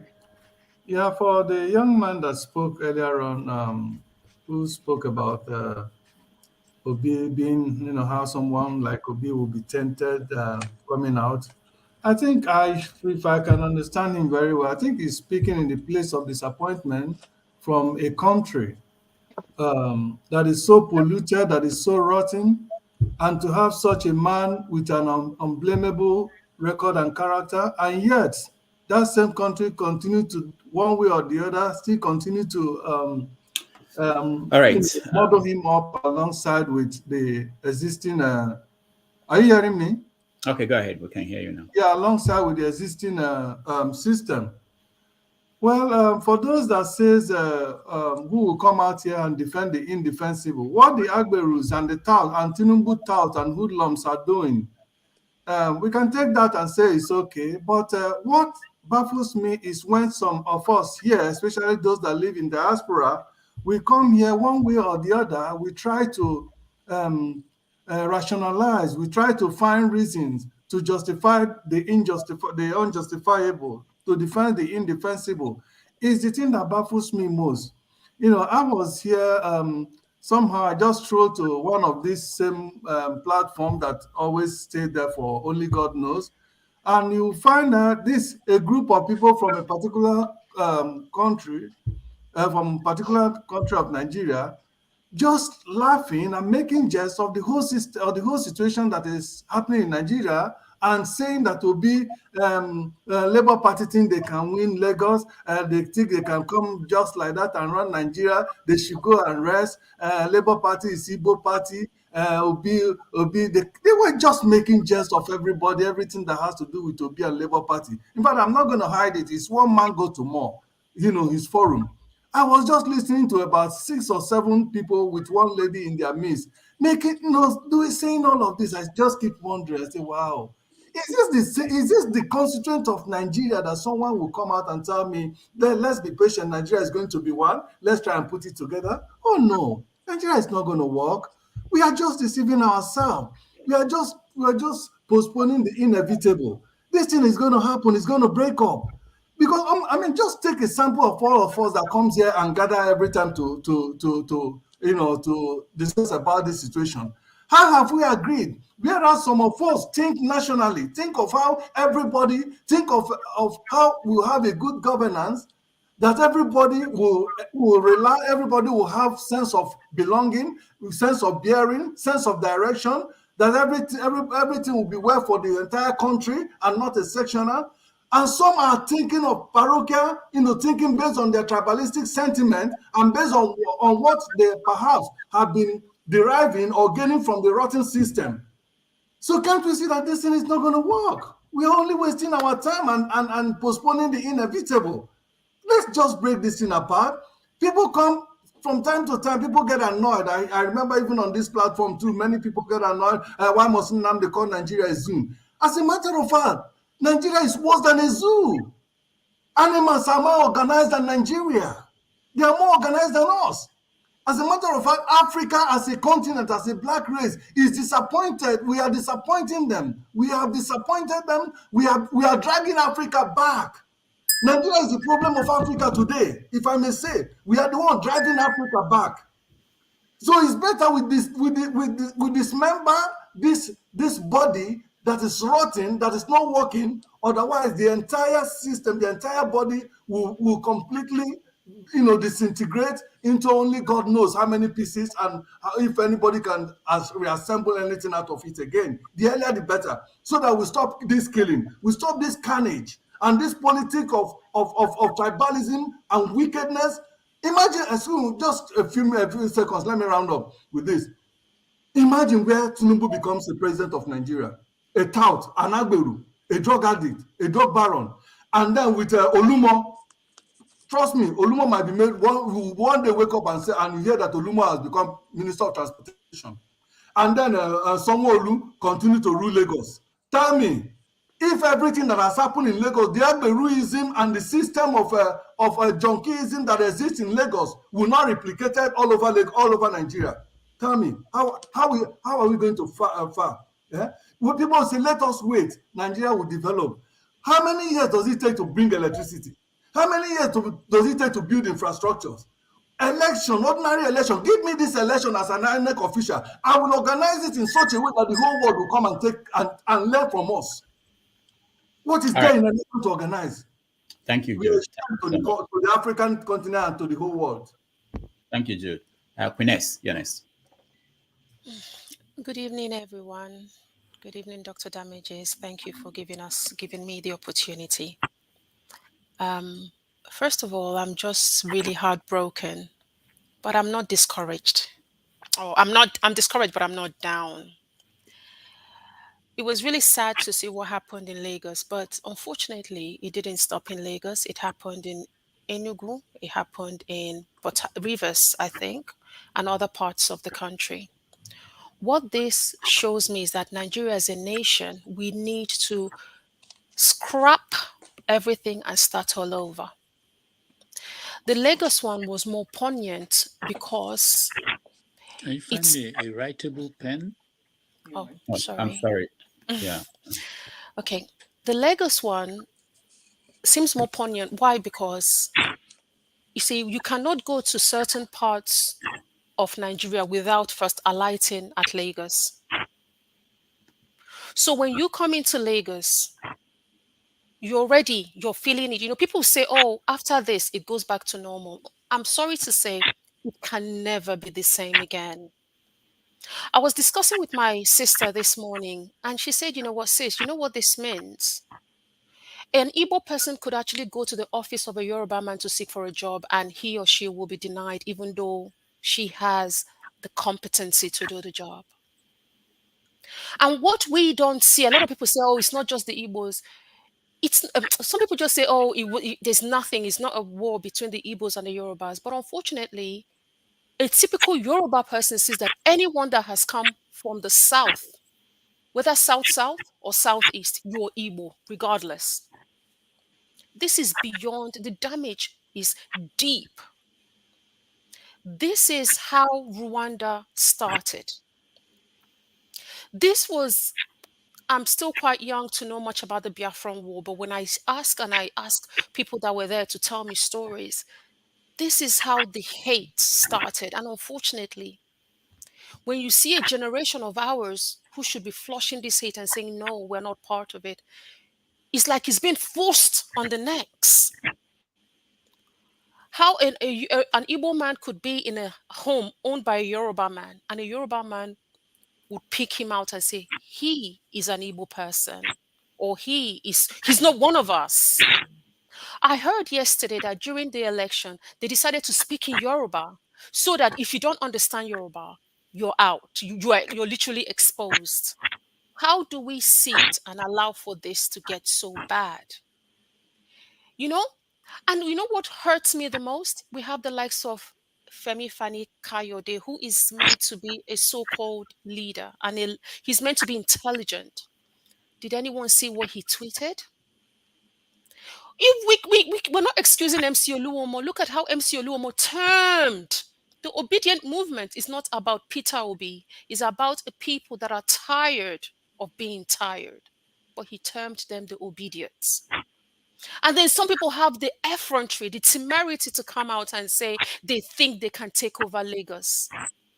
If Nigeria was a real playing field, nobody will care about Lagos. Everybody will stay in their region and develop their region. It's unfortunate. If Tinubu comes out tomorrow and Peter Obi comes out tomorrow, the love will always be for Peter Obi. A leader can never be forced on his people. Tinubu, I still repeat, is INEC president-elect. He is not the Nigerian president-elect. We did not choose him. But without us going back and forth, my question here to all of us here, we come here every day. I was listening yesterday with such heartbreak when Uncle Jude was going on and it was like he couldn't breathe. That was how I felt at that point. In fact, I came on at one point, I couldn't speak, I went back out. Now, the milk has spilled. It has splattered all over the whole place. We are strong here. We are elite here. My thinking was that let's support those back home. They are in front. They are in front of the battleground. Let's give them the support and encourage them to vote well. That was my thinking, because I thought to myself, let them fight the fight so that we can come in and invest in our nation. But it seems that that has failed. Now I'm asking fellow elites out here, how do we move forward? There's no point us sitting here and talking about it and talking about it. Next 4 years, we're still here chanting the same mantra. How do we move forward?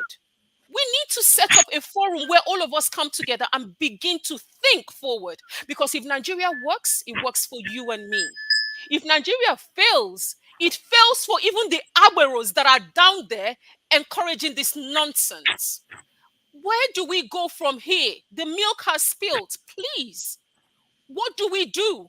How do we come together and begin to say, okay, we have another 4 years to get things right? By the grace of God, I pray that Obi gets in.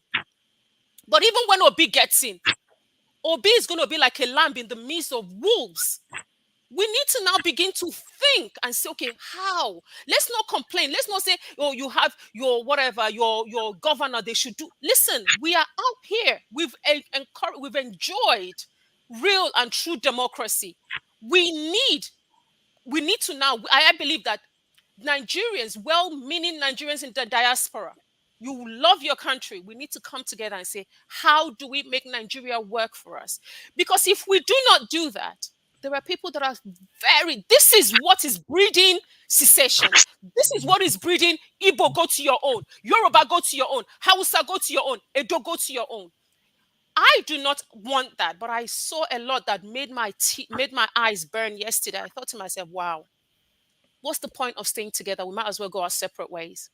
If we do not want to get to that level, please, let's come together and start charting the way forward. Please. I yield the floor for now. Thank you. Thank you so much, Queen. Yeah, Rita, please, can I say just 10 seconds, please? Okay. Just 10 seconds.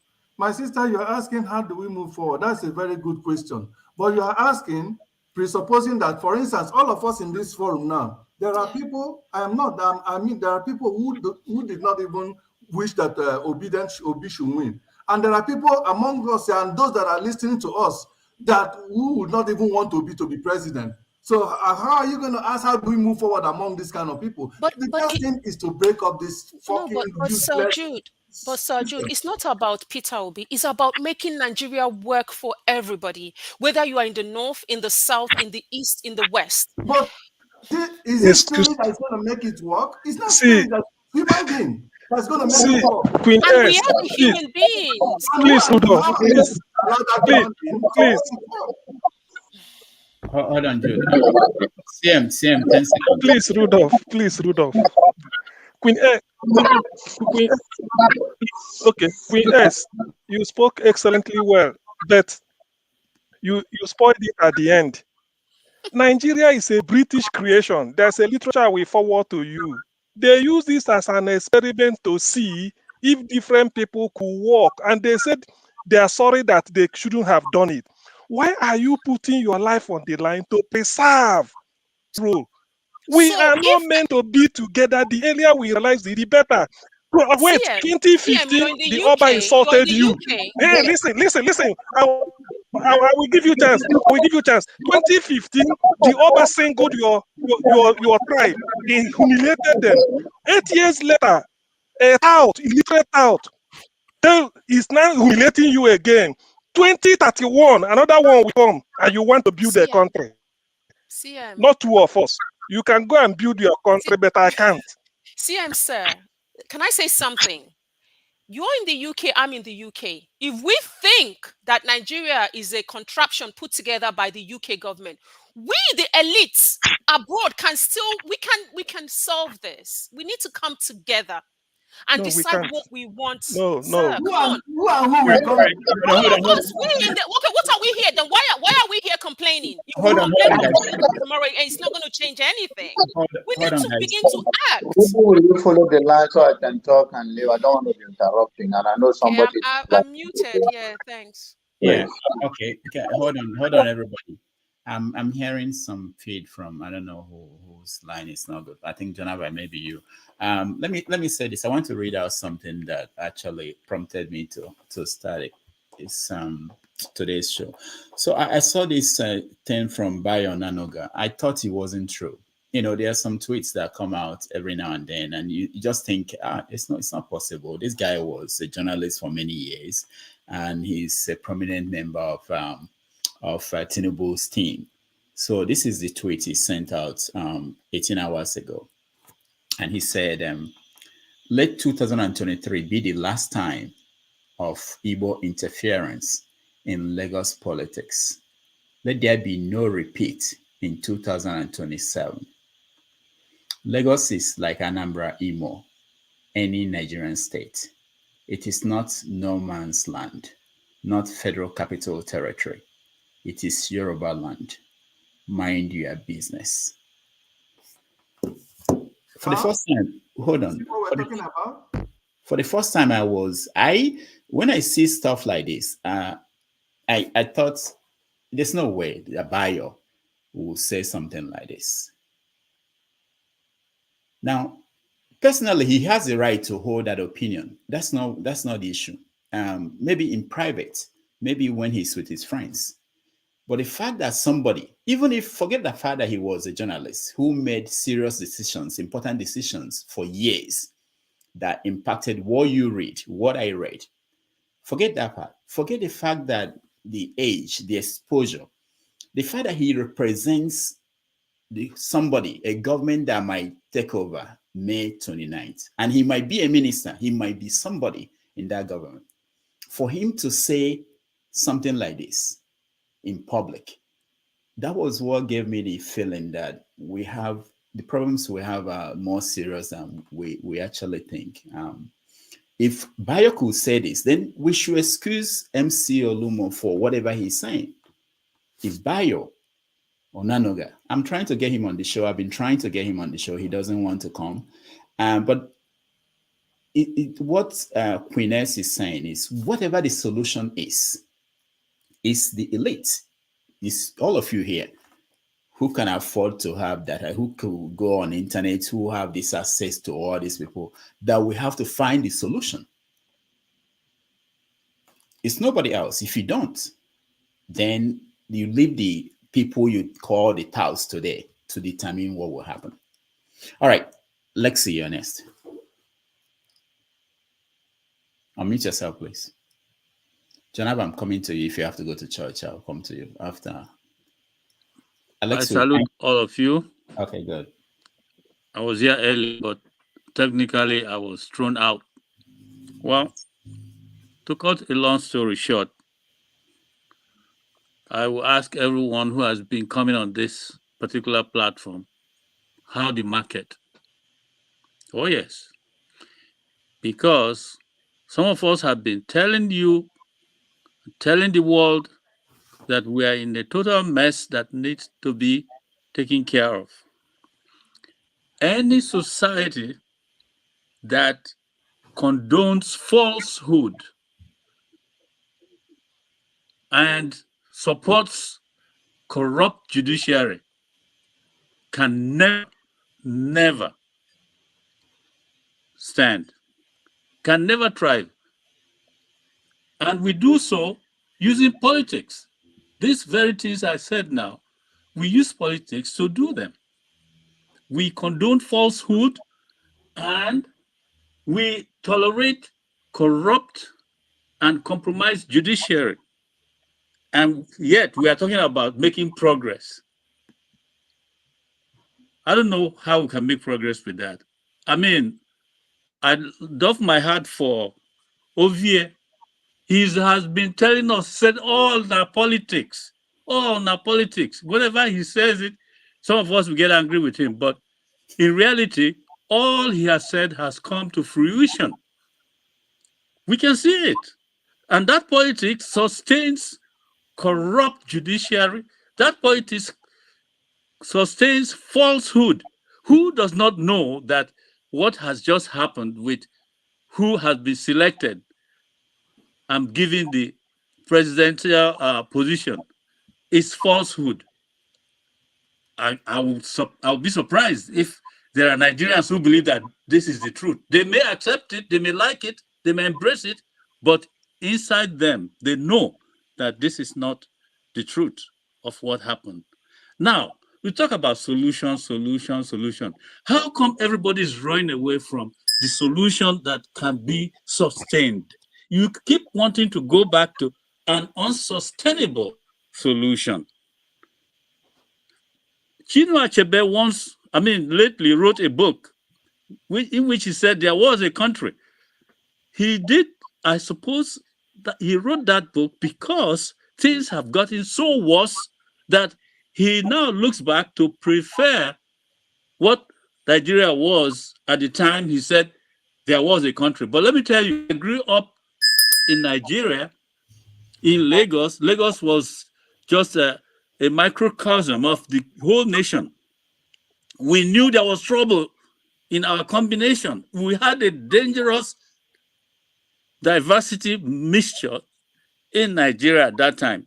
Of course, we survived at that level, but the country was kind of somehow sustained in a form that things could at least be seen as a country. But you know what? It was beginning then to disintegrate. Before independence, after independence, Nigeria has been disintegrating. And those who were dragging it to where it is now had an upper hand to bring it to where it is now. For us to go back to where we were, I don't know what it would take to do that. So talking about solution, let us sit down. Elites what? Elites do not have any solution to anything. And those who are looking up to the elites, you can't expect anything better from them. Why can't we just sit down and decide how best we can be? And I keep saying it. Stop running away from possibility of us peacefully deciding to separate. What are you afraid of in separation? Oh, well, in Lagos, many people have intermarried and so on. Has it not come before you now that even intermarriage is not a solution? Okay, am I going to say that Nigeria should become part of America because I have an American wife? It doesn't matter where you marry from. You have a home, stay there. Don't say, oh, because I married a Hausa woman, so Nigeria must remain one. Those are the flimsy reasons so many of us are having. See, Nigeria cannot work. Nigeria cannot move forward at the way it is. Now, you see, the killing that is going on in Nigeria, nobody is speaking out loud against it. Instead, the victims are being blamed. And when you blame the victims, you are encouraging those who are doing the killing. And in that killing, let me tell you, many Chinua Achebes, many Okafors, and all the top prominent people who have known the country, many would have been like them, and you are killing them off. And let me tell you another area where we do what we do and we think it's normal. You see, there are many doctors now coming up from the north. What kind of score did those doctors have before they were let into the medical school? Imagine all the people who were stopped from getting into the medical school who scored far better than those doctors. All right. If they had gone into medical school, how many of such professionals in that field would have come up today? Alexi, we'll have to. Are you questioning my degree? We are looking at only some kind of, I don't know, we are fantasizing. Nigeria cannot work. Okay. It's time to sit down and decide what to do with Nigeria. British are having business with Nigeria. They can't want anything to change as long as they are getting their profit, the things they want from it. So you better push British aside and decide what we should do with him to keep ourselves going. My fear is Alexi, I belong to a group that is becoming endangered. Alex, endangered now. Now they want to count people after they have killed so many people in my part of the country. They are talking about census. They want to see how many of us are left. Alexei. Okay, I don't think he can hear me, but we have to stop. We have to stop him here. Janaba, I know you're going to check. So let me.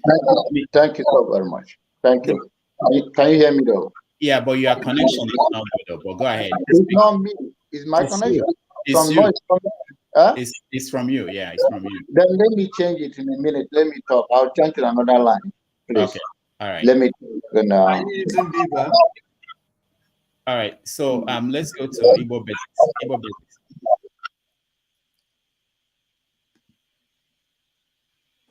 Igbo Basics, go ahead.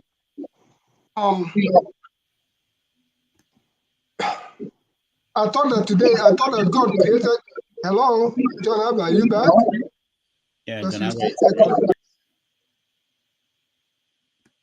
Are we good? Yeah, go ahead, Igbo Basics. All right. I thought that God created the world and then at seventh day he rested. I thought that's what, don't quote me. Today is Sunday and I thought we were supposed to be resting. Just to piggyback off on what my sister Quiness has said here, looking for solutions. And then to touch up on Lexi's lecture. Chinua Achebe was a man who was given a national honor and he turned it down. I stand with him.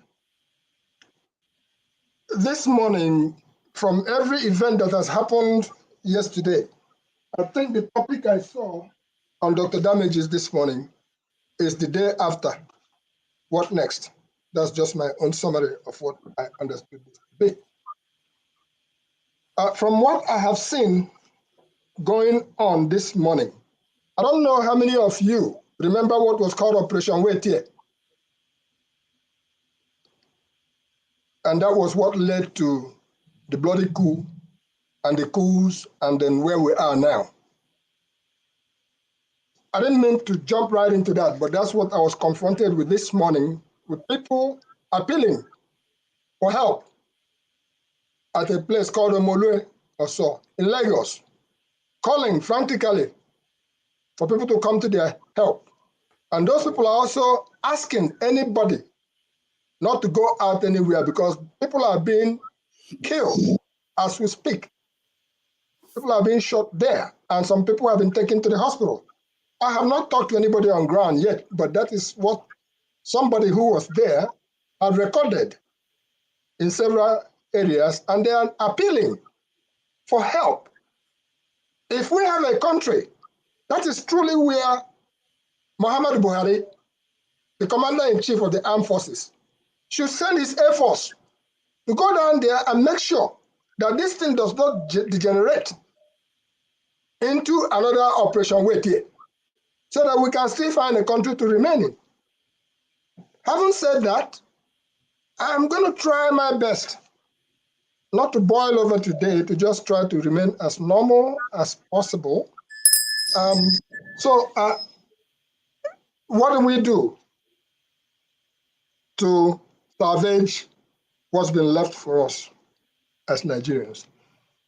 In my own opinion, we provided a solution here yesterday to your tent, Onyobla, in terms of go clean your home base. If you are from Akwa Ibom, go to Akwa Ibom and clean out your house. If you are from East Central State, let me use that word. I keep going back to East Central State. Let's go back and clean house so that we can come to the center. And by clean house, those who have number 6 understand what I'm talking about. Let's clean house and make sure that whoever we send into the center will represent the youths. This is the time for the youths. We have eaten our breakfast, our lunch, and our dinner, and we are trying to eat the breakfast, lunch, and dinner of our offsprings. It is not right. All soldiers should please fade away. I will come back again. All right. Let's thank you. In that country. Otherwise, you attend Onyabla. Thank you so much, Igbo Basics. Janaba, you have finished up your thought. Yeah, can you hear me now? Okay, this is better. Okay. Give me a little more minute than expected because I'm going to go out.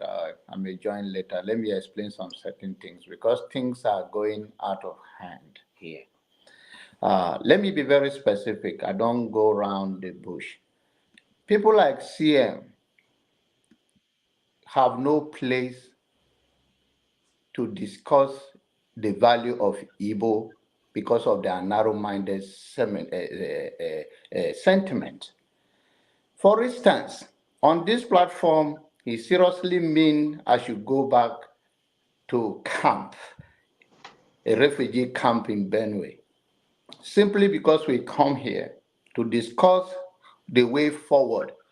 They hate that he built in him, using it as a language to communicate. In 24th century, a man that lives in UK, I believe, have this kind of divisive and hatred rhetoric even against me on this platform. These kind of people, they are a threat to a society, and people like me cannot support the people that they support because they represent, in my own opinion, that they are speaking for that person's value, because they say a bird of the same feather flies together. Must it be the same all the time? No. But when we talking about how do we solve this problem, when you go to hospital here, some of you are nurse and all of that, do you look at the person's eyes before you minister whatever you're supposed to minister to them? When you go and see a man on the road and you have a heart of human being in you, do you look at that person based on their nationality before you attend to them? When we don't take hate out of this equation, and we allow, whether by a tribal line or by a religious line or by any sentiment that make you pull you apart or make you feel, to use a very demeaning word against your human being that you never even met and you never even know who is that person, but you judge him maybe by where he comes from. And let me tell you guys, I educate you on this one more time. Your vice president is not an Hausa man, the vice president elect. I hear yesterday from the same lady making argument that they call everybody from the East, Igbo or whatever. Yes, the same thing you call them.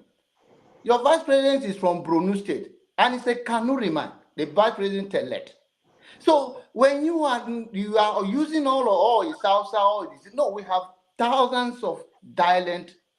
Nigeria does not belong to only Igbo or Hausa or Yorubas. I am not one of those tribes, but I'm in Nigeria. So when you are coming and you keep hammering this, oh, we cannot stay together, it's a narrow-minded, what solution are you offering? It's a narrow-minded sentiment that you think you can do business in Lagos as in Nigeria. So when they created another, whether Odudua or the Arewa, then we can't do business together again. So if you are talking about whatever referendum to give everybody the chance to make their people or give the value of their people tradition, it's a different thing. And if you want Nigeria to go separate way, you still can be done in a very peaceful way without anybody coming here to incite violence. Oh, take a knife in your pocket, take a razor in your pocket when you are going to vote. That was heard the day before yesterday and yesterday on this platform. Let's distance ourselves from this divisive rhetoric that we are in a safe haven, and an innocent man or woman will take our word, run with it, and loses their brothers and their sisters, because we cannot come together intellectually and disagree to agree. Rather, we find a way, even the person that you are envy of, you may much better than them. The way I said it on this platform, the way the elite oppresses you in the East, it is the same thing in the North or in the West Coast. The only thing is that we, the masses, we come together and we say, okay, what is the way forward? Are we going to allow this? Only the power of unity can break their backbone. But as far as you are sounding, it's all about ethnicities, religions. This is in 21st century. My children don't even speak my dialect. It's not something I'm proud of, but it's not something that takes humanity and to live to their God-given potential and to give to the society. So what are we talking about? And when it comes to the issue of Lagos thing that you guys are talking, oh, they say go out of Lagos, you know there is a talking point. You know that the only way you put pressure on them and let them distance is on the platform. But the reality is that we cannot go to the north and tell the northerner that they go to Kano now and tell go and look at it. The only state that the authentic Hausa speaking tongue is from is Kano. You cannot go to them and tell them that, and then they are the most also liberal state that any other tribe from Nigeria can go there and live for a while and become a governor, and they have done that. Let's learn the good thing that is working and not use some rhetoric. Oh, Lagos is no man's land. Oh, you come now. I'm from a polygamous home. Let me, in 1 minute, I'm wrapping up. There was so much divisiveness in my father's compound because of the women, where they come from. They tell us, my mom You will should tell me stay back for reply. Please try and stay back for reply. I'm not going to wait for him, my brother. Stay back for reply. My mother will, your mother will talk to you differently. Your father will talk to you differently. And your father have the responsibility, and he brought us together and he told us that, you know what, you are one family. And then we, the children, we came together. We said, listen, if mom said this, it's not a good thing. We can't do it. So we unite ourselves. And today, you can't know the difference, whether this is from different mother, this is from different this thing, because that is what unity and understanding. And then you see hate. If you see hate, you don't know what is hate. Somebody will come here and say things that is completely we should condemn it. If you have your say, doesn't mean somebody cannot checkmate word that is not right. That you're going to incite violence somewhere, or somebody will come on this platform and so we went to Benue State. You are supposed to be refugee camp. We went to Benue State. I'm not a be supporter. I will not be. What do you do? You have to force me? That democracy? What do you mean? You're going to tell me to go back to camp on this platform? UCM have used it for me over and over. This is how demonizing, and you think your word going to resonate with me? Or you think I see you on the road? We can debate on issue and substance, but you when you demeaning the same you that is carrying the fake news. When they say Time magazine do not carry this thing, you still go and be propagating it. Is it you that I'll listen to you that your word have integrity? Or is it you that is telling me that I should go back to camp, that I will look at you tomorrow and say, okay, it's fine? What are we talking about? They said love conquer all things. When you love your neighbor, that doesn't mean I have a neighbor is a white man. So his house is on fire now. I will say because he's a white man, I will not go there. Why can't we let love rooted in us? Then we discuss our political differences. All right, Janaba, thank you. Sam. Doctor, I thought it's my turn. I know. It's not even. We are not starting the second round. Please, a chance We're to still on the please. first round. Just be there. Don't go anywhere. Just at least it's only fair. It's only fair. He addressed me. It's only fair. It's only fair. I should say something. No. I know it's only fair. I should say something. He addressed me. He addressed me. I don't want to because he's still fresh. He addressed me. Before you go around now and come to me, so many things must have been overtaken by events. So it's better I have to give it back to him in his own coin. It's okay. This is my thought. This is my chance. He spoke for 8 minutes. I'm timing it here. So it's only fair you give me 8 minutes. So if I start by 17:20, I should finish by 17:28. It's only fair. Now, no. It's true because you see that is the principle of that is justice. Hold on. Now you are still taking. It's only. Hold on. Let's agree on something. Okay. I don't want this to be a conversation. Hold on, CM. Everybody. You see, he who goes to the. CM, hold on. You see. CM. There's something called what you do for the geese should be good for the guy. That's okay. Hold on. Is it that people don't hear me or what? CM, hold on. I will let you speak. I just want to make sure we clear some things. We are not going to have this conversation. Some people are still on obedient network. Some people are still on obedient network. So some people, we are not going to have this conversation be between two people. There are a lot of people here who are yet to speak, and there are a lot of people who are joining us. So what I'm going to do is to give you 2 minutes to respond to Jonaba, and that's it. Jonaba, you're no. Then we can do this. I can't use 2 minutes. In that case, you are punishing me because you are not being fair to me. Sorry, you are not being fair to me. You allowed him to rain all manner of abuse. He used all manner of insult, even misrepresenting. What I said here yesterday is in the archives. He can retrieve it. People can read it and they listen to me. What I said, I was kind of trying to preach on the need that the union is not working. I cited evidence that 4 years ago, or 2015, I said it here again, Ndi Igbo was singled out in Lagos of all more than 300 ethnic groups living there to humiliate them. It's a humiliation. Nothing was done about it. People papered over it. 8 years later, okay, why didn't Oluomo tell Ijaw people what he said to Ndi Igbo? So when I said all these things now, then he became icked. I wasn't referring to him. Rather than see justice. In fact, let me now put it this way.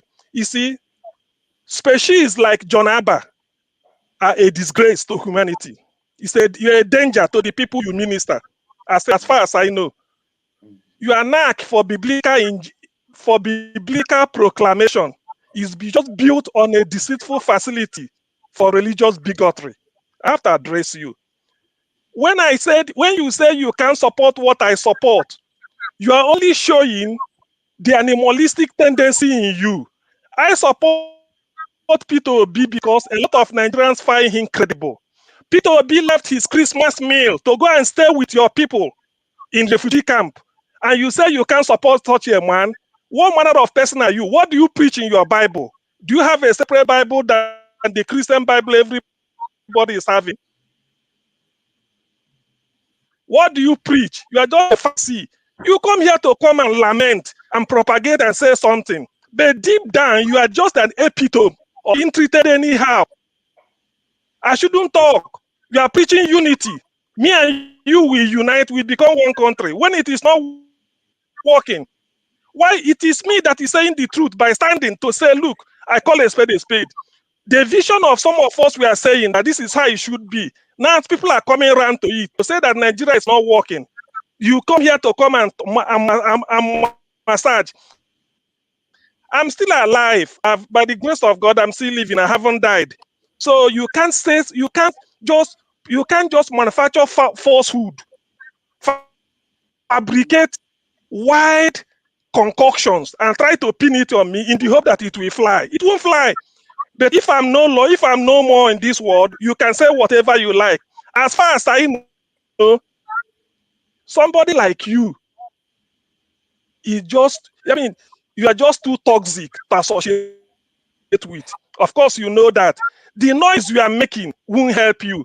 Because when you now say lies and say people like CM do this or do that, I know. Thank God I can't even, I don't know you, and I cannot in my widest imagination know you. If not for we come here to share, maybe I want to profile idea on the humiliation my people are facing. If it does, I don't blame you. You are not Igbo. You don't know what it entails. I know what I go through. I know the receive. I know the distance I receive. You may not know that on 25th February, being Saturday, presidential election was held. On Monday, 27th, a cousin of mine came to Ladipo just to open his shop. He was stabbed to death. Some people know. I'm not fabricating it. You don't know what it means. So when you come here to come and then start to and from today onwards, don't call me brother. I'm never your brother. We are not of the same stock. Please, if you want to just respect yourself, keep your opinion to yourself. Don't call me brother. I've never used it on you. Rudy, If I'm looking for brother, I know where to go. So when people speak, you have to understand the background under which people are speaking. I've lost a relation because of this presidential election. And when I'm saying no, excuse me. If you listen. This man No.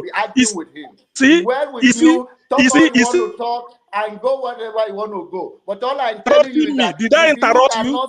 Did I interrupt you? Did I interrupt you? So ignorance. Good off, I don't like this. So, are you better than Peter? Are you up to 0.01% of Peter? Do you think you are better than Peter? Imagine the bastard. Look at a braggart. He's saying Peter Obi. Are you better than Peter Obi? I mean, Rudolph, look. There's an extent that somebody can go. There's an extent. These are the type of people I won't tolerate here. Though it's not my program, but as far as I know, I have never said anything to offend him. All I'm trying to point out is what Toby did. I don't like it. My time is not up yet. It's not up to 8 minutes. No. It's not up to 8 minutes. CM. Listen. We can't allow this to happen here. I decide the time that people should have. It shouldn't be, because that what it means is that two of you can stay here and we watch you and listen to two of you. So there has to be the kind of order. It was only the time he used to address me. I'm not asking if he had used 2 minutes to mess himself up. I would have asked for 2 minutes. Yeah, You allowed him up to 10 minutes. Then it's only fair that I should be given so equal time. Imagine a braggart like that coming to talk to me, or It's okay. We have to stop it here. All right. Welcome to the show. I'm really but it's all good. This is all good, because one of the things that we are learning is this. Jude, please, now you want to add fuel to the fire. Jude, no. No, not fire. No, I'm not coming to you at all. Jesus. Aloy, welcome to the show. African Queen, welcome to the show. There are people who are in the backstage, and I'm trying to get them to say something. All right, Aloy, you're next. Just 2 minutes. Everybody now limited to 2 minutes. No matter what you're saying, even if you're bringing down the house, 2 minutes, so that we can get to more people. All right. Go ahead. Good evening. Good evening from Nigeria. Can you hear me? Yeah, I'll give you 3 minutes. Yeah. Yeah, I want to hear from you. Go ahead. All right. Where in Nigeria are you? Lagos. Okay. Yeah. So it's really unfortunate what we had yesterday, and I think Nigeria will not remain the same. In fact, I wish we will think of how to drive. And unfortunately, the actors are not even likely going to think of unifying the country. Aloye, do you want to turn down your TV a little bit lower? The feedback is getting too loud. Thank you. No, reduce the volume of the TV. Okay, go ahead. All right. What I'm saying is, the actors are not likely going to. They are technically not even interested in having a unified Nigeria, because if Nigeria gets united, they will lose out. So they always like it like this. So that's the reason why I think it's about time we start having a conversation.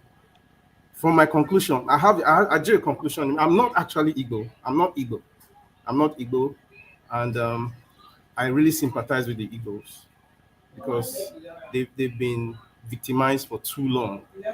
If the situation, the conclusion I drew between yesterday and today, in fact, from even the conversations that happened pre-election and after till now, I drew a conclusion that the Hausa Fulanis don't like the Igbos. Now, the Yorubas have made a brazen statement that the Igbos are no longer wanted in Nigeria. And if they are saying so, it simply means, from their actions, they have said the Igbos are not good enough to be Nigerians. They are not good enough to be voted for. They are not good enough to even vote. That's the latest statement. They are not good enough to vote. They are not good enough to be voted for. So it's a simple thing. Let the conversation to let the Igbos go commence. That's my own advice. It can be done peacefully. The conversation should start. It's going to be a negotiation, because the Igbos have a lot of assets all spread all over. Now the issue is, how do we transfer the asset or whatever our value from these assets located in other places back to wherever we want to have it, so the Igbos can decide to take their stuffs back to the east and develop their southeast. They can have their Biafra. It can be done peacefully, because it's really annoying. It's annoying for politics to be driven to this level, and we keep preaching one Nigeria. There's nothing like one Nigeria as far as I'm concerned. I am from Edo. I need to make myself very clear. I'm from Edo. I'm from the northern part of Edo, and it's disgusting what happened yesterday. I must state that I couldn't leave my house yesterday because I decided over a week ago that I was not going to vote because of the experience I had on the 25th. Has it got so bad? And as I close, I want to announce to you, to everyone who cares to listen, I want to welcome you all to dictatorship. If Tinubu is eventually enthroned, we'll be in a mess. The whole of Africa will be in a mess. Thank you. Thank you so much. It mentioned something very important. What will happen when Tinubu will takes over? Because especially with the media and open forum, what we enjoy now to some extent. African Queen, you're next.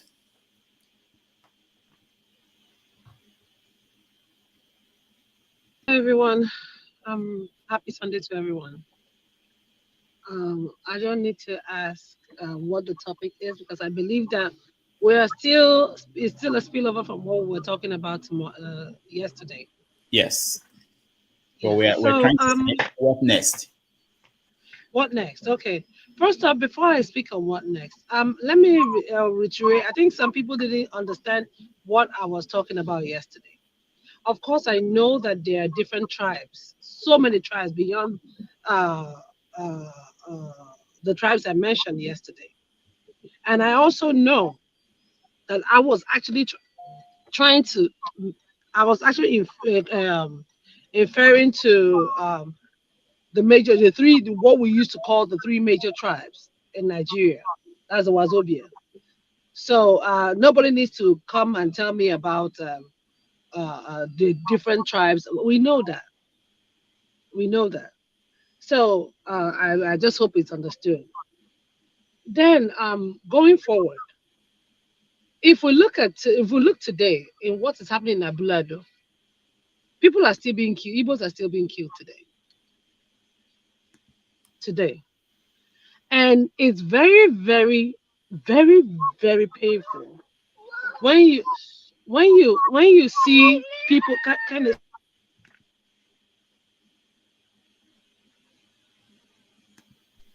It's very, very disheartening when you see people. Excuse me.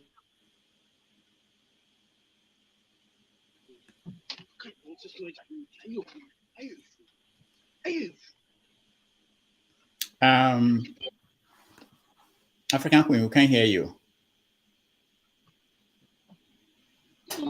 It's happening everywhere.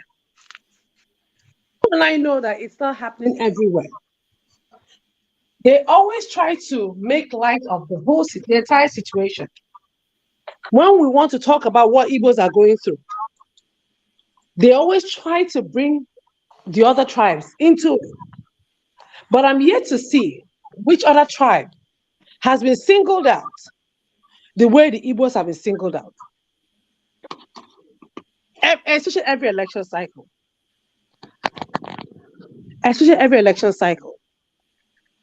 So anybody here trying to make light of the entire situation is just deceiving themselves. It's all shrouded in deceit. So for the way forward, right now, if you don't protect yourself, nobody will do that for you. So how do we protect ourselves as Igbos?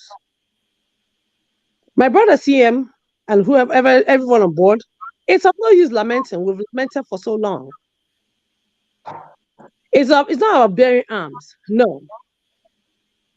We need to change things. How do we change things? I keep saying this, we must look inwards. The last speaker, Aloye, that spoke, he mentioned asking for Biafra. How can we get Biafra when we have leaders in Igbo land who are benefiting from this system? They are the problem of the Igbo people. How come our leaders, we have leaders who still wine and dine with the status quo, and watch our people being humiliated, being maimed, being killed, but because of their selfish agenda, they keep quiet and they try to make it and they mellow it down. So when I keep saying that we should turn this agitation, whatever we want to call it, should turn around and look inwards first. If we really want to go, whether we go our separate ways or we don't, we must get our house in order. Because it is the rats, is the cat, is the mouse that is in the house that told the mouse in the bush that there's fish in the kitchen. It is our leaders. The problem starts from within. So all these people that are agitating for Biafra, that's why I don't even I used to be pro Biafra, but at some point, especially when they got Mazin Namikalo in, I then looked and said, I know did actually I had to do I had to introspect. And I asked myself, how come we're talking about all this and we still have people that are benefiting from the system amongst us? How do we think we can succeed? When we don't hold our own leaders accountable, how are we going to succeed? That is why our leaders can liaise with the people outside to name their own people. They don't care because they are feeding fat from whatever they're getting in the land. So let us channel our grievances to our leadership in Igbo land so that anybody that comes up to ever say they're representing Igbo people should be able to speak for the people and speak in all honesty. Because what is going on is unheard of. And that's the only way we can build whatever we want to build in Igbo land and be economically viable. We don't need to wait for the federal government to come and give us anything. We can pull together our strength, raise our funds, and do whatever we want to do in our land. Then let's see who will try to stop us by any means whatsoever. Then we will now revolt. But we've not done what we're supposed to do. We have not done our homework. All right. Let the agitation change. Let them change. Let them change and focus on our leadership. We know that. Thank you, African Queen. Thank you. So briefly, what I'm going to do is that we're going to go through Mahmoud Yakubu. We'll come to you. So want fine points now, not just we all understand the issue in different perspective, but tell us what should be done. For instance, someone mentioned, why is it that the president is not saying anything? This is for the past, we've not heard from him for the past few days. Femi additional came out to say that the elections were wonderful, better than what we had in the last so what should be done specifically? Where do we go? What happens next? 2 minutes, Mahmoud Yakubu. Yeah, thank you. But doctor, I have to touch a little bit. So doctor, now look at my attires very well. I could remember when I was in Sokoto. This is how I dress in Sokoto. Oh, are you now Mahmoud Yakubu? Jeez. Yes, I'm Mahmoud Yakubu. Didn't I look like Mahmoud Yakubu? So exactly. So you see, 1 minute I dress like this now. Everybody will address me that. If not because of your OG in the station. That's why you're quick to call me Paul. Sundays why they Yaiki. See? So doctor, it's so painful. I want to use the Jewish people all over the world. The Jewish people all over the world, they work hard, they fight tirelessly to go back and help where they come from. But even when we will read and everything, they tell us one day the Jewish people will go back. They've not gone back. But whatever place they find themselves, they're doing very well there. And they still agitate for that place that they call their Jewish country. They still agitate and fight for them. So every time when I see my Igbo people trying to say, let us go back, let us go back, I don't think that's the way, because anywhere the Igbo man find himself, they do well, they succeed. Outside where they find themselves, the painful part is that the leaders in the Southwest, in the North, that is tormenting these so-called Igbo people, if the Igbo people still go back home, they still have leaders too. That is also tormenting them home. That's another, it's just like there's no happy ending. Just like I fondly tell John Abba yesterday, I said, the church is failing us. I'm thinking to go back to traditionalists. Now, our traditional institutions too, they are using it now to play politics. I can't serve juju, I can't go to church. And the atheist is not popular. This is how painful it could be. What do you expect from Buhari? You don't expect anything. It's a failed state. It is a failed state. They saw everything. If Buhari want to do something, he would have done it before they even conduct the election. If he wants what he said, that he wants a true and fair election to be conducted, He would have achieved it, and if he didn't achieve it, he would have condemned it. You understand? This election, they didn't conduct it in some secret place like an Ogboni thing. We all see everything in public. What are they seeing that we cannot see? And every other thing. Like I said, they say during Obasanjo time, they write election. During this time, at least they give some people. During Obasanjo time, people lose and people won. So it's just so painful. I don't know where we are going with the way we are taking the country, but I can tell you, doctor, for sure, things are not working fine. My Igbo people, don't think of going. We just need good leadership everywhere. Don't think of going, because where you are going, your leaders over there too are not being fair to the people over there too. Yeah, you might say so. Nobody is running to Anambra, nobody is running to Ebonyi, nobody is running to Enugu. You know why? Things are also not working as we would expect things to work. That's one thing for sure. No matter how you want to say, which means the leaders who also run the so-called Ebonyi State, Anambra State, Abia State, Enugu State, and Imo State, they're also not doing the best of job. So it's a leadership problem, and so bad it's trickling down fast to also followership problem. Makes it like a cancer now. It's just spilling. So all we need right now, we first of all need a good leadership that can bring those good followership back for them to get a say and a voice. Thank you. All right. Thank you, Mahmoud. Ovie, next. 2 minutes. What should be done? Concrete things. What should happen now? What what should happen now? Organize. When I said that, what was his name? Ralph go on, go attack me, because this is my fear. My fear is that this blame will start, from every quarter. Just imagine what an average Fulani will think when he was listening to about 30 minutes ago, how the exchange of words and all that. So it's just it goes to show that now all the solutions still lie with us, and it's about when we are ready. Because as I always say, we should be just count our losses and build on the gains, right? I'm paying attention to the elite. There's this an unusual pace, despite the irregularities that we are seeing. They're just too peaceful. It's just too jolly. Now only one or two persons will just come make noise and say, just because that person, one way or the other, that person lost out.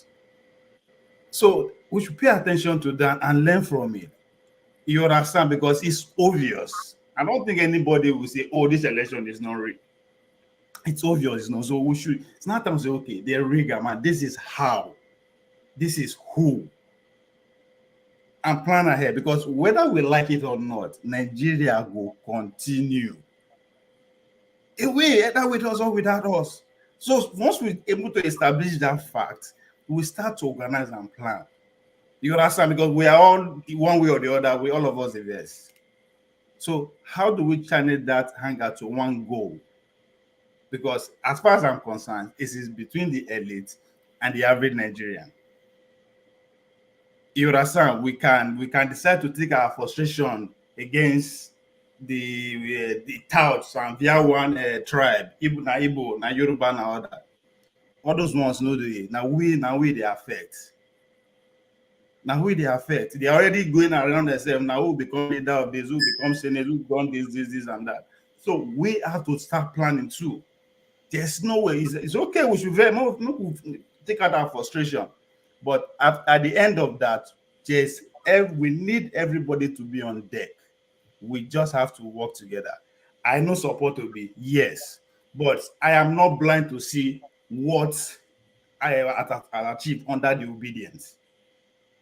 How do we make sure those people are not taken over by APC 6 months, 1 year from now?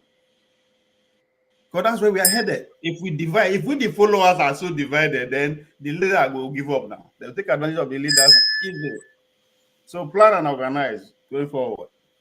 All right, thank you. I will continue on the line, but let me get to Shola. Shola, I saw you. I know you're there. Shola, you next. Yeah. Thank you very much, Dr. Damages. I've been watching your program for 2 years now, but I've never come online to offer my suggestions. I live in Canada, in Vancouver, precisely. And then, unfortunately, we are where we are today because of fundamental issues. If I have to start, I may have to get more time from you, but because I have to allow people to talk, so I'll just be brief. If the election has, we had the election and we've seen the result. And my condolences to those who lost loved ones. And it's not something you like to, you like to experience, but it has happened. We need to move forward. But my condolences to all of you. I think on this platform, I've been watching you, but I think we need to be more civil when we address one another. We are learner people. I work here. I'm a physician here, just to say.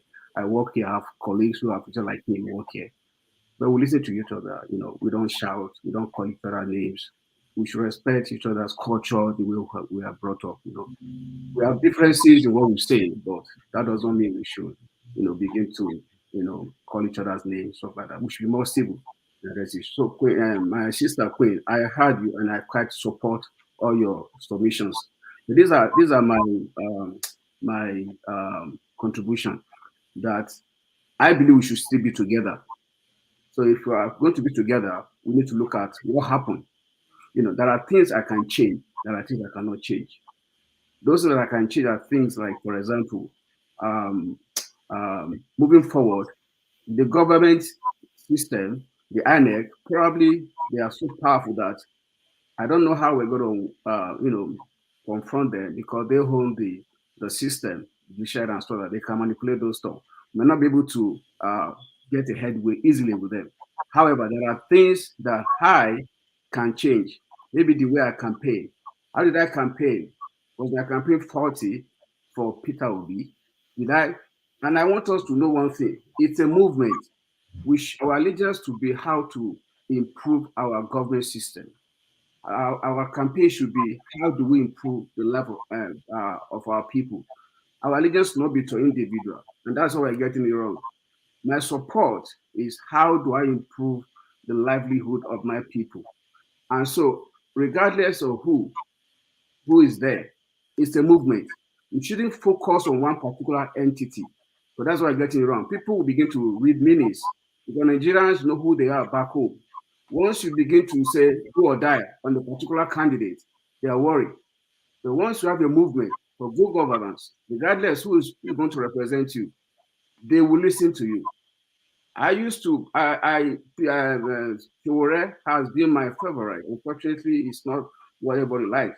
Unfortunately, but our support should be for good governance, not attached to anybody, and that's what's going to make a good way for us in Nigeria. Now, having said that, so we need to take stock and see: did we campaign wrongly? Is there anything we didn't do right? Is our focus on particular individual or the generality or the good governance for that country?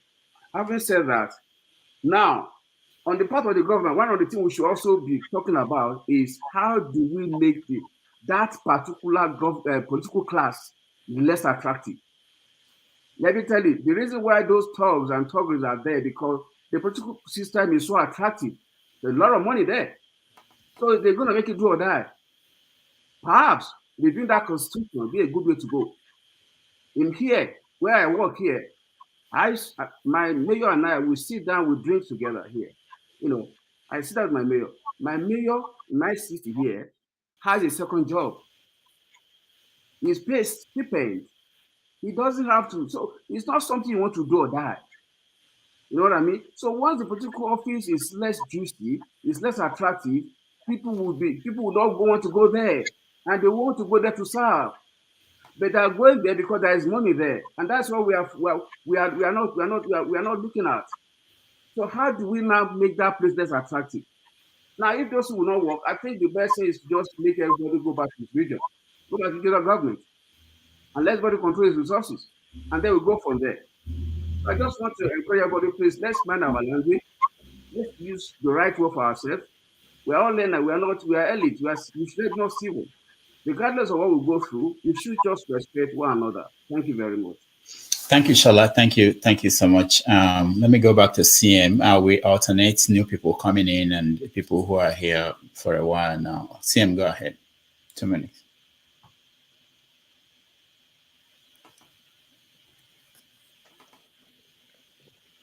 Well, so CM, CM, hold on before you speak. So we're going back to what concrete things.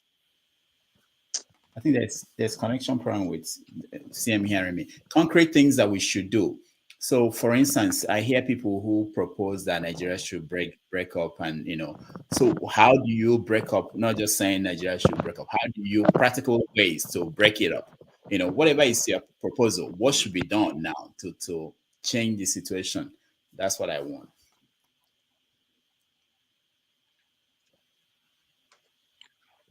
Well, unfortunately, whatever we say now is not being original. It's only opinion people have canvassed for quite a long time. But the thing about Nigeria is the ostracism. People like to hide and then start to preach. Maybe things will be good. What should be done is, first of all, we are not prepared to live together. It was Bola Ige that said it during the days of Nadeko. They were asking him. He said, "Old man, why do you like all this, the trouble you are making? The government doesn't like it." He said, "Look, I may be alive. I may have died. But before Nigeria can move forward, they must answer two questions. Are we prepared to live together? If yes, under what condition?" Nigerians are dodging it. We are a different people. People say obedient is a movement. So if I vote for Mr. A, and Mr. A scores 100 votes, and Mr. B scores 30 votes, Mr. A has won.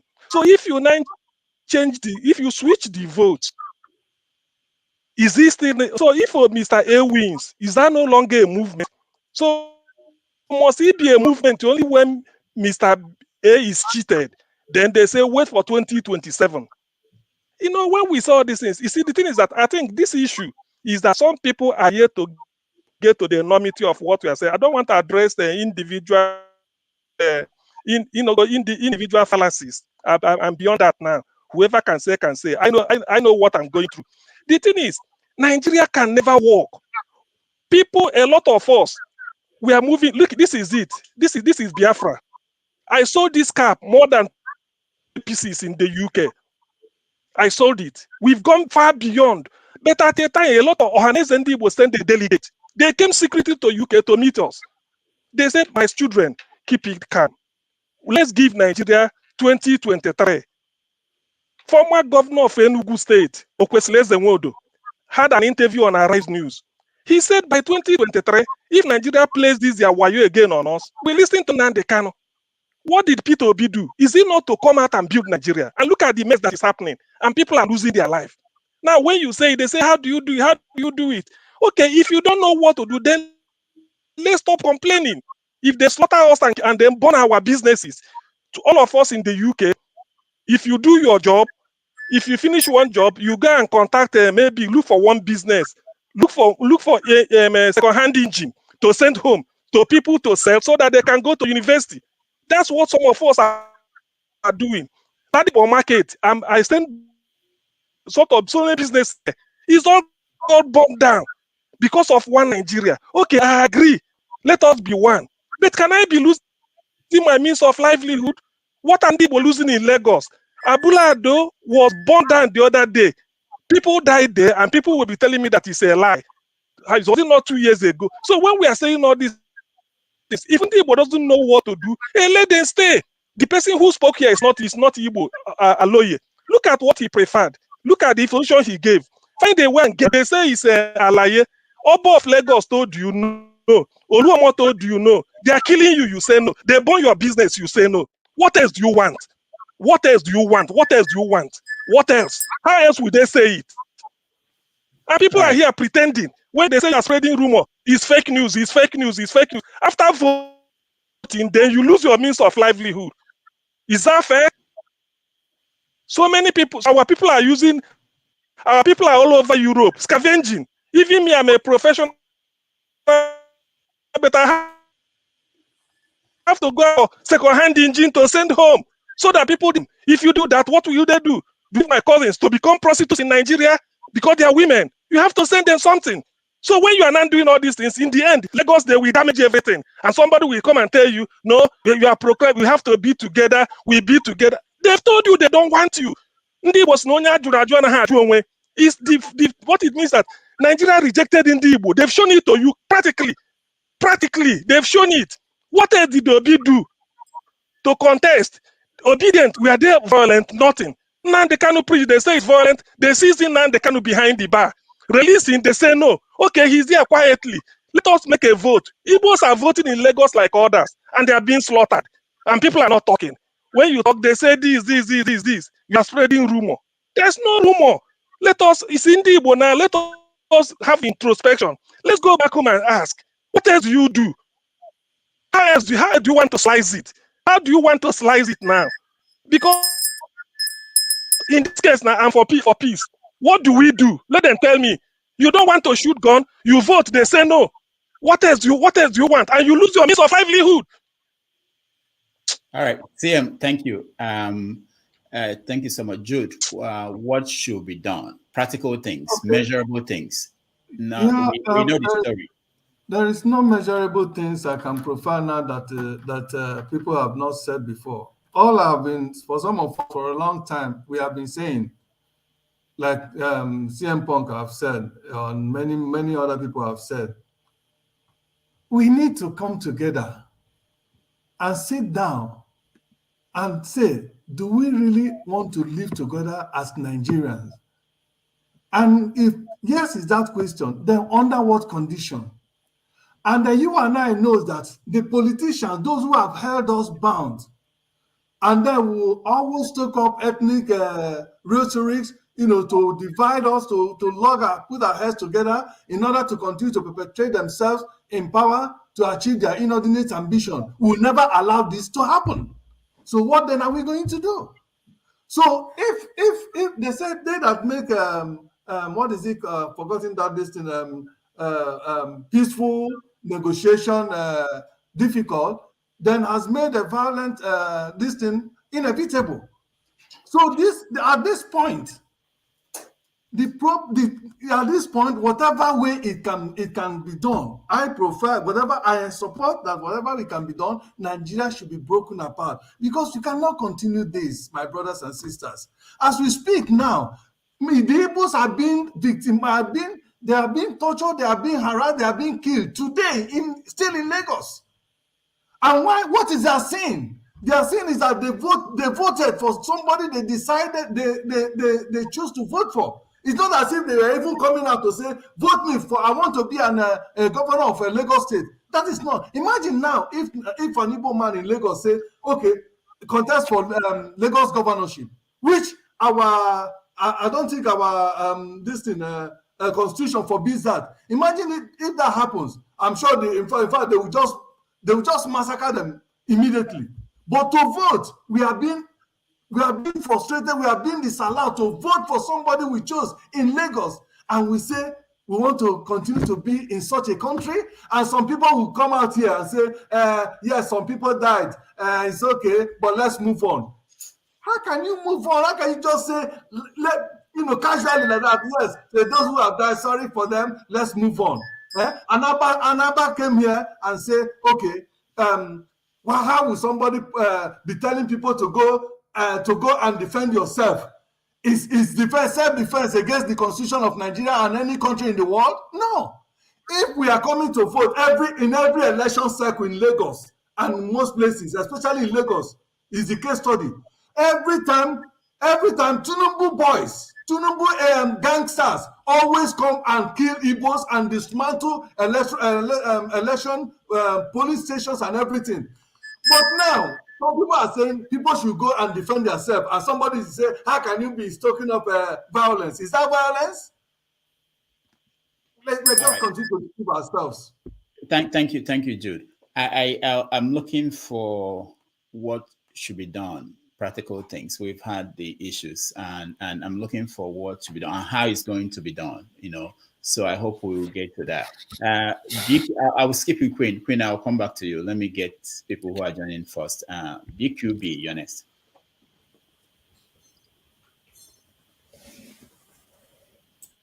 BQB. Can you hear me?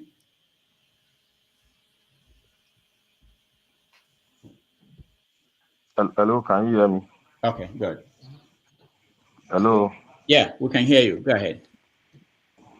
Oh, okay. I should speak to what should be done, Dr. Damages. Oh. Yeah, but since you're in Nigeria, I want to also hear what's going on where you are in Yeah, Nigeria. let me just, I think I will speak to that. I'm more comfortable with that. I don't know what can be done, but the people saying Igbos are being killed, I don't know if they can mention the specific area in Lagos today, this morning, that they hear any report of where the Igbos are being killed.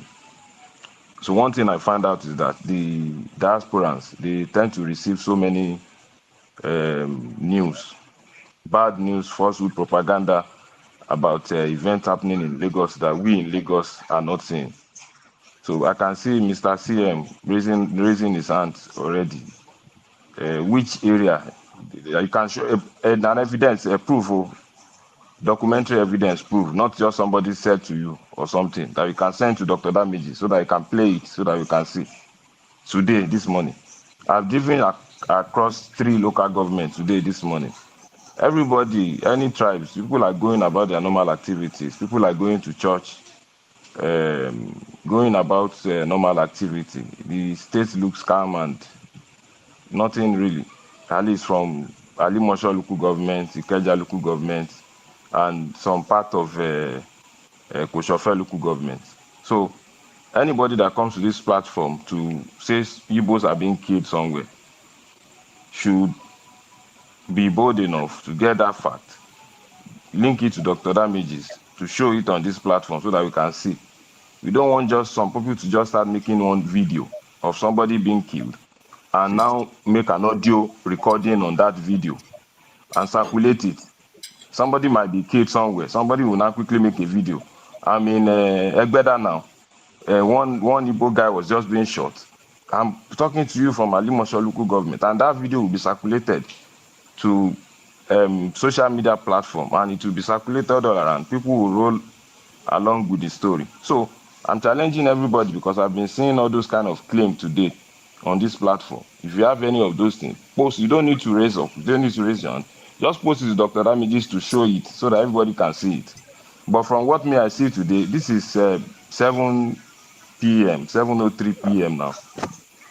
I mean, Ali Mosho local government. I don't need It's to post largely the date peaceful. of. I can never post the date of my cousin.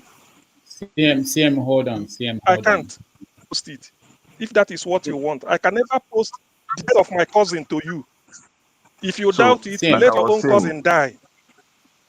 like I was CM. saying, I'm not here to discuss with him about all this narrative that is trying to push. But I'm just trying to tell you that some even businesses that are dominated by Igbos, in fact, it's open in this evening. I've even done some small business in the spare part section of Yanokpaja, Alaguton. So if you go there now, you see some people doing buying and selling there. So this issue is just being exaggerated by people not on ground. People on ground are going about their normal activity. That is largely what is obtainable. The elections that happened yesterday, there was some violence in some area, but that is not that doesn't define the whole situation in Lagos State. We have 20 local governments. How many local governments were there violence? There was violence in Etiosa, there was violence in Okota. Was there violence in Ekpe? Was there violence in Badagry? Was there violence in Ikorodu? There are so many local governments. So those areas that are pocket of violence, elections were postponed to today. Some were just being concluded. So if you want to do the overall assessment, most elections went on smoothly. In my local government, Igbo voted. Every other tribe voted. There was no harassment. Nobody was killed. So using some of those elements of flashes that you see to paint the whole generality is not acceptable. You might not agree with what I say. You might say all the Igbos in Lagos are being killed. If they are being killed, I'm sure one of your this is not the situation we'll be saying. You will have been seeing it on Arise TV. if anybody is being killed, like you are presenting it in this on this platform. So what I'm saying Please, in essence is that it's not as you will have you, Mr. CM. You just need to please, relax. Maybe you use diazepam or something so that you can please. relax yourself. The situation is not as tense as the way you are looking at it. You can get a verifiable informations on the news happening. You can tune to a local news station. Most of those TV stations are in Lagos. If they are killing anybody in any part of the state, at least the station will hear it now. Or is it Tinubu that owns all the station too? And is telling them to be killing the Igbos and they are not showing it. So I don't want us to keep on pushing all these narratives. I'm telling you practically what is on ground. I've been to 3 local governments. Everywhere was peaceful, at least as at the time I was driving around. And as of up till now, there is no reports in our local media in this state that there was anywhere people are being killed. So if you have anybody that is pushing that narrative, let them come with those documentary evidence. Don't just come online and say somebody sent to you that somebody is being killed. That Okay, is just what I said I should put up. BQB, thank you so much. Can I say something? Let me see. Let me hear from. Okay, just 30 seconds each. Please. Everybody. I start with. Please, I need to say Can I something. say something? Please, can I say something? Okay. First of all, but this is not my this is not my option for. Okay, CM, please allow me to speak. Now, BQB, I want to correct something that you've been saying since this election. And that thing is, in your area, the fact that there are no violence in your area does not mean that there is violence in other parts of Lagos. And one violence is one too many. We don't want it. Nobody should be disenfranchised. Nobody is more Nigerian than every other Nigerian.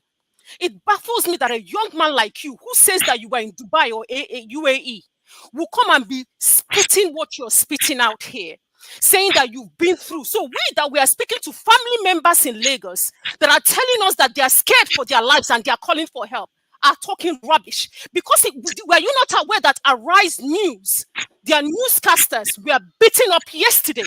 Were you not aware of that? So because it's not carried, hold on, sir. You spoke. No, excuse me. This We is are talking what about gets us today. upset. We are talking about events that Calm happened down. today. Yesterday and today, Even you if you are came out angry, and you even if you spoke are angry, the it's not same going to solve thing. any. And even You're not going to achieve anything. Matt had It's to come today. on to correct you. I'm This talking. is the It's not about xenophobia corrections. we are I'm talking talking about about. today. This is the Which part of xenophobia we are Lagos? talking about. Allow this man here. No, Dr. Rudolph, please mute him, because when he spoke, I didn't speak. He wants to shut me down because I've given him instances. Arise News, their reporters were molested and assaulted yesterday. We are speaking to family members that are in Lagos and they are telling us that they are fearful of their life. The fact that you've driven from one place to another and you're not seeing it does not mean that it's not happening. You cannot tell me that someone would make a video. Did you not see videos of people being beaten and whipped and hit with irons yesterday? And it's still ongoing as of today. So much so that even the police had to release a notice saying that everything has calmed down in what area they went to, which is a place in Lagos. I can't pronounce the place. So if nothing happened, why would the police release a record? Please, with all due respect, do not come here and tell us lies. Excuse People me, are it's already you. hot. You've just talked for almost 1 minute now without mentioning any specific area. Mention the specific area No, so you that we can't can speak again. verify. It's my turn now. Please. And speak. After him, we listen to you, please. But can I say something? You don't come here. You don't come here and bamboozle us. Some people have lost loved ones because of this contraption called Nigeria. So do not come to pour salt on people's injury. If you have no human sympathy, then do not speak a word. Don't come and tell us where you are. Where you are might be peaceful. Where you are could have 1 or 2 Igbos that are even pretending not to be Igbos so that they can leave. So please, I'm quite furious. I thought you were an intelligent man, but I think otherwise. Thank you. All right. Hold on, BQ, because I just want to get a few reactions. Then you can say something and we'll move on. Nene, you're next. I think Queen has basically said everything I want to say, because I'm finished. I need to rebut him. I need to rebut him. He let me say addressed what I me. have I to need say. to rebut him. And let me finish what I have to say, and then you can, continue. Because I feel like BQB is gaslighting us at this point. Can I respond, please? No, Let me hold on, finish. We gave you time to say everything you I'll had to call you. say. I'll call you. Okay. Yeah, because I feel like we are being gaslighted at this point. Response. I have not responded to you now. Because you're basically telling us, on. that just because it's not happening at where you know, or where you live, or you've been to 3 different places, that means it's not happening. Even if it's happening to one person, that's one person too much. That's one person too much. I'm watching a video right now on my iPad, and this is happening at Amuwo Dolphin this morning. Okay, this morning. So don't tell me you've been to 3. 3 is not the whole of Lagos. And even if it's happening in 3, 1 is too much. So don't come and gaslight us here. I wouldn't expect you to know any better, because you're of a certain tribe. Because if your tribe, or you have been picked on because of where you come from, I don't think you'll be saying all these things. So please do not come here and gaslight us and tell us, oh, it happened in 3 places and it hasn't happened today, so everything is okay. I have family living in Lagos and they're scared. They lock their gates because they don't know what might happen. They're surrounded by Yoruba people and they don't know what might happen. They're inside the house, they're not going anywhere, and the gates are locked. All right. My parents are old. So don't come here and tell us it's not happening. It is happening. All right, thank you. I'll go to Prince and then CM, and then so that we they will will be killing us. No, CM, hold on. CM, hold on. Prince, you are next. Reply. Yeah, come. What do I want to say? I think everybody has touched, almost everything that I wanted to say, which is to Big QB, right. whatever So his Prince name is. I'm sorry. So what I'm saying in essence is BQB will understand, but you should also understand that there is communication. Okay? That somebody say something is happening. It might not mean that it just happened immediately. It might be things that have happened that some people have reported to them, and they just expressing it. They are not wrong in saying that. And why we're here, we're not here because we want to spread fake news. We are here because we want to seek solution to the Nigerian problem. Okay? It's painful what is going on in Nigeria. And I try as much as possible to be neutral in all these things, but I find it hard because I believe that the Igbo blood runs in me. The Igbo blood runs in me, being the fact that I was born in Igbo land. And I know from whatever I was being told, my village, they come from Kogi, Ida, or whatever, Igala, whatever they call it, on that area. So it doesn't mean that I don't have Yoruba friends. I have Yoruba guys, so many Yoruba friends.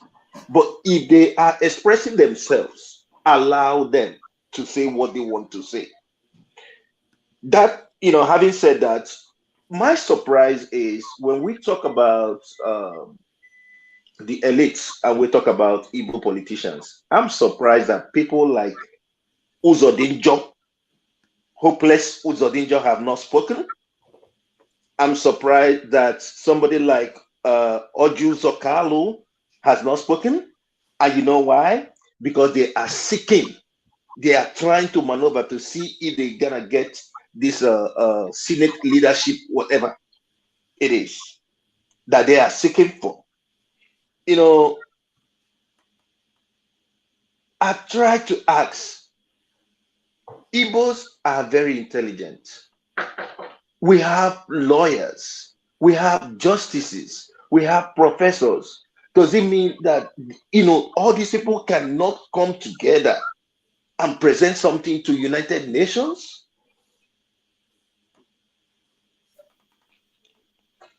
Biafra. It could be gotten. Yes. Prince, I was just expecting you to respond to BQB, and then we'll get to your chance to speak further. Okay. Let's round up on that. CM, you are the last person, and then we move on. Ngozika, I know you're here. I will come to you next. Okay. So to BQB, so to BQB, because of the city of people listening, of life and death, you don't tell lies about a dead person. I don't know about your culture, but in my culture, you don't deceive people by saying somebody died when the person didn't die. It's an abomination in Igbo land. You say you went to 3 local governments. None of them is Amuwofi. There's a place called Abulado to start down. You didn't go that side. People are coming back from church, they are molested. You're asking me to bring a documented evidence to Rudolph. That's what you want. Before somebody will now know that they're ringing us and telling us to send help, to see if we can syndicate help for them. You are coming here to come and tell me that I'm spreading rumor. That's what you are writing on the chat. I'm spreading rumor. I'm just inflating it. It's a fake news. I made a rumor. You may wish to know for the untenth time. 25th February was Saturday. Election was held. On Monday 27th, Ladipo Market Mushi was burnt. Some section. My brother, my cousin, my first cousin, was stabbed to death by Tinubu thugs. If you are Okay. Sim, I think your line is bad again. We have to. You can, when next you get your chance, you can talk. But let's move to let me get BQB to respond in 2 minutes, and then we move on. I'll bring in Gaza. Sim, I didn't stop you. Your line was just not good. I think I don't know. Can you hear me? Okay, I don't think you can hear me. Yes. BQB, can you hear me? I can hear you. Oh, you can hear me? You. Yes. Okay. So did you finish, CM? Did you finish your thoughts? No, you told me to stop. So what I'm telling BQB with a heavy heart, I'm saying this because I mentioned the issue of violence and fake news. That's what you are writing here. That is all lies. That's what you are telling me, falsehood. That's why I want to conclude. May what happened to my cousin, who is a businessman at Ladipo, Mushi, on 27th, Monday, February, stabbing. May what happened to him, may your generation be wiped out through stabbing. I'm wishing you that so that you will know it is true. And when it happens, I would like you to bring a documented evidence to me. CM, I wish you what you wish me. CM, I don't think this is necessary. But anyway,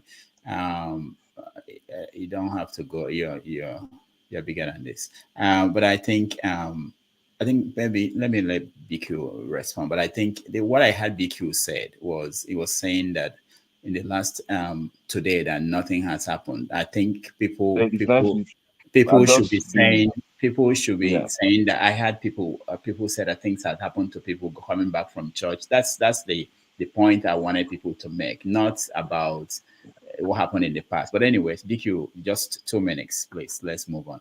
Yes, I think I don't need to follow him to go to the market square and dance naked with him because I think I can understand his frustrations. But let me just put him on the side. So the point I'm making, which the point I've always made on this platform, nobody would condone any death. Any death is too many. An injury to one is injury to all. But the way, like I said, I'm still going to emphasize it, that it's not as exaggerated as the way you are reporting it. There are so many areas that we have Igbos in this, so many areas in Lagos State that they are still moving around, going about their activities without any form of harassment. So don't make it look as if anybody calling you That one, you can believe anybody calling you and telling you to send them. Which help can you send to somebody? Somebody calls you now that is in Alimosho, people are harassing them. Which help can you probably send to the person? I'm telling you that we live in this kind of environment, that we have so many of all these people living here. Nobody is being harassed. So you don't want to believe what I'm telling you, that people are not being harassed. But you want to propagate this same one because you said you have one of your family member that was stabbed in Ladipo. So that is a total reflection of what's happening in all of this Lagos state. That's what I'm trying to tell you. The election that was conducted yesterday, today has been largely peaceful. Judging by what I saw from where I went out, that was what I said. How does that one justify coming around and unleashing abuses and costs on? If you're angry, you can find so many other places to vent your anger. So that is just some of those points. Some of us will just have to come on this platform to disperse so that we can balance some of these narratives. So many people that speaks on this, especially from the Igbo perspective, they speak on the form of vengeance, annoyance, venomous, that you can see that there is something that is burning inside. So if you have that kind of bias, subtle bias in you already, so anything you say, you are still going to point at it from, we are still saying it's Tinubu stock. So Tinubu sent somebody to go and stab your brother. Tinubu sent somebody from Bodilon to go and stab your brother in Ladipo.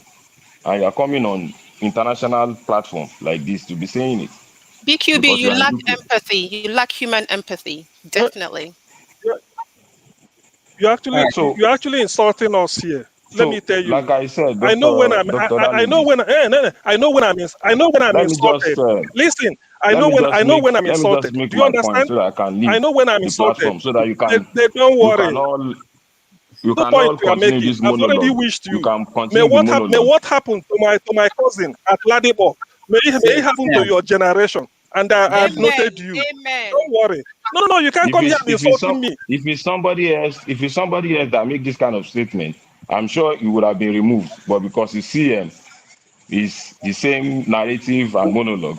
So you can be on this platform and seconded by Queen S to be abusing people all around because we are trying to tell My you dear, I did this not is what abuse you. is You happening. lack human sympathy. It's not It's abuse. the And this same thing I'm platform saying. is You can have your abuse me say. too. So just You as can you're abuse having your say, that is how everyone else is entitled to have their say. You lack you human can sympathy. you It's not an you abuse. can If you're not abuse intelligent to understand that, it's not an abuse. you can abuse me too. There's nothing different there. So it just shows the quality of the kind of person you are. So No, it that's shows the just kind of person something. you are, a person that has no So human sympathy. And as Dr. PM Damages. said, if you think that So what Dr. happened to Damages, PM is moving a joke, forward. may it happen to you and yours as well. Dr. Damages, moving forward, Dr. Damages, moving forward. I think for me, Nigerian, let me just chip in this so that I'm moving forward, the solution.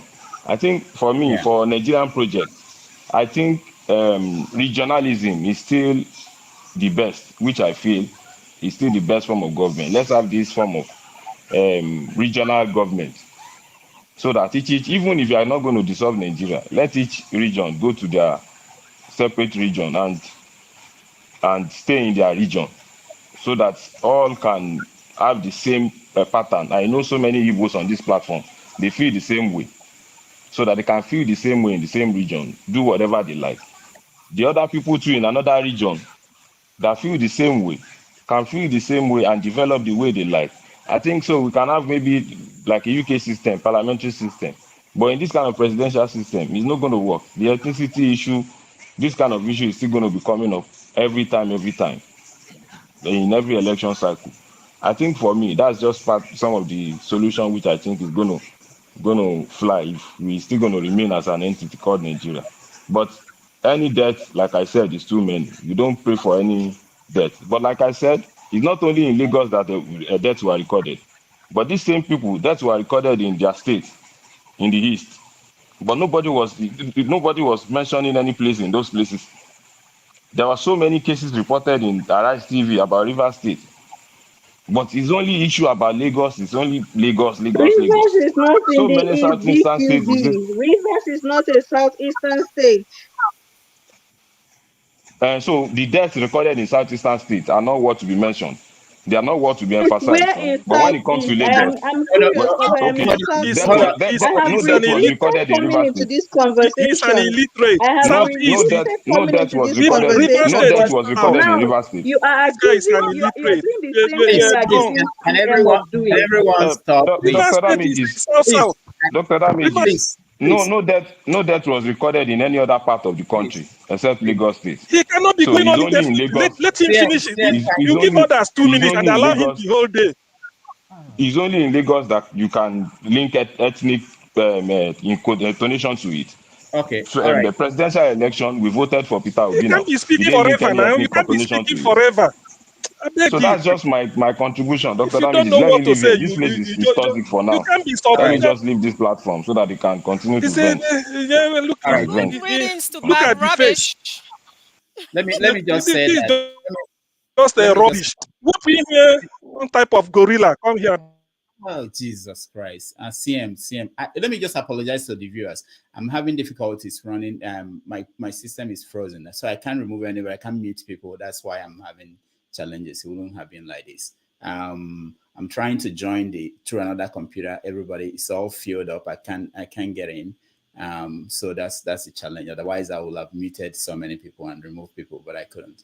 Ngozika, welcome to the show. I don't know what you guys are seeing. I'm seeing some things here that I want to. Oh, sorry. So, Doc, I really apologize for butting in like that. But if you're going to accuse somebody of something, then don't do the same thing.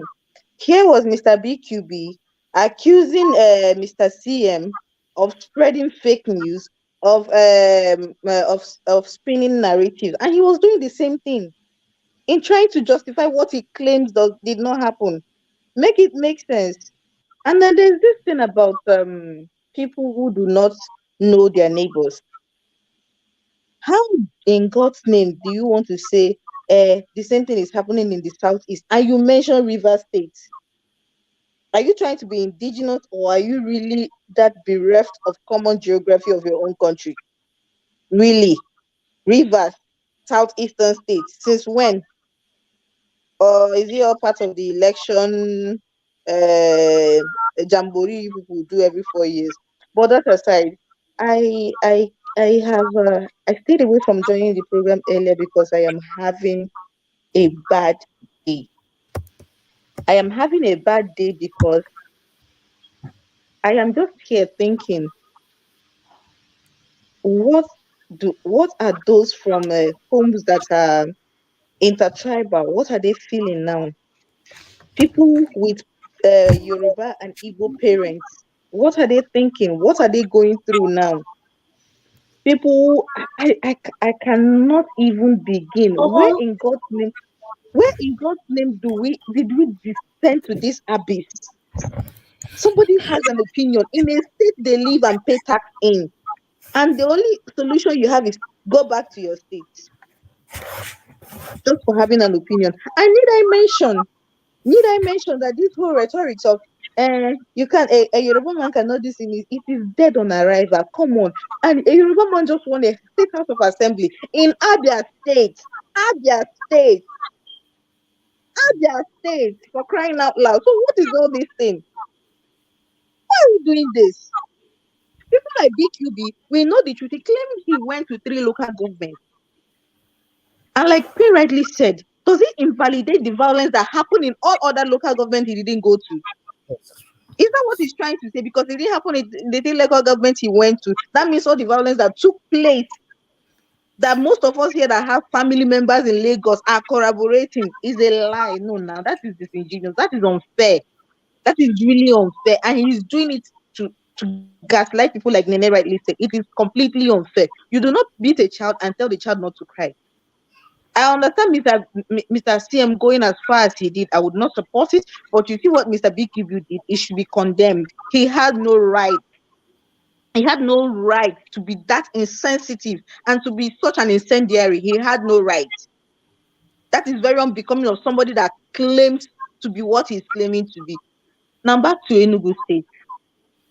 We are having a very funny scenario in Enugu.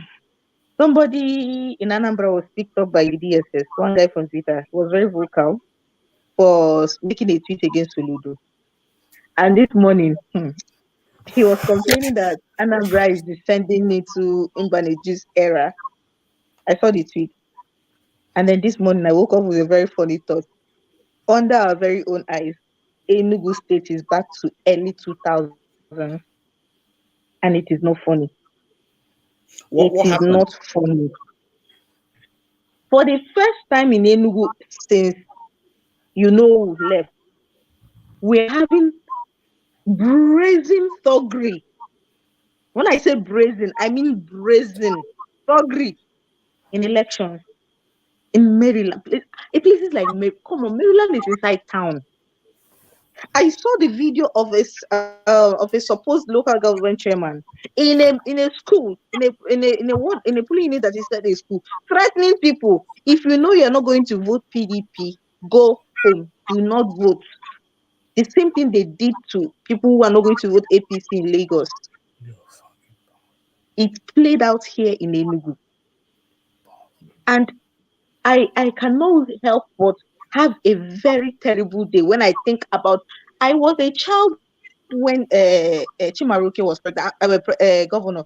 I'm going to say this, and I don't care whose ox is God, because sometimes you really need to say these kind of things. And let me tell you what we knew him for. I was in primary school. Don't you know what they used to sing for him when he comes to a primary school? When his convoy is going, children will follow him. I want to paint a picture of how bad what we are trying to clip, the wings we are trying to clip in Enugu, how bad it is. This is the same thing Lagosians failed to do. And today they have a cartel running their states, and they can't do nothing about it.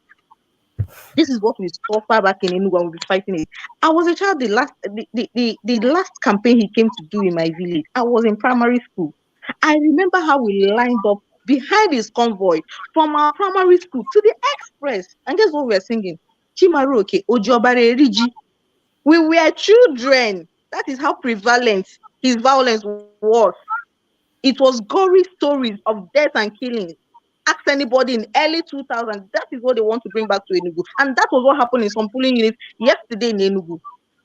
And for this man to come here and claim local news media is not carrying it, that means it does not happen. Do you really believe anything that is coming from the people that we watched NSAS happen live on IG, and they came to gaslight the whole nation that you did not see what you saw? These are people you want me to take serious. People like Mr. BQB. You'll be looking at white, they'll be telling you, no, it's not white, it's black, because I'm saying it's black. I can't take him serious.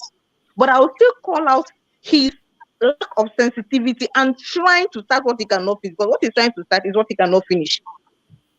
He went the way of one man went to move. That this is a group of people forming victimhood. That is the grammar they blow these days. Every time there's a buzzword, I don't know if they have a WhatsApp group where they go and share all these buzzwords to them, and they come and they start showing it, and they think at the mention of such buzzwords will cower. No, it is not victimhood. When people say they were threatened, we had MC Oluomo on video threatening Igbos. When he was called out, he went to do damage control with Iyachukudi that he buys Indomie from. Everybody went to sleep. And then you wake up the day after election, and people were telling you they are attacked with videos, and you are saying it's a lie. You are saying it is a lie. How low can you go? And you think because I do not live in Lagos, I should not condemn it. Because you think I'm not Yoruba, I should not condemn it. I should only speak of what is happening in Enugu. Are you okay? Is it not the same now when Nigeria people are forced not to stay in? And he's saying everybody should do regional government.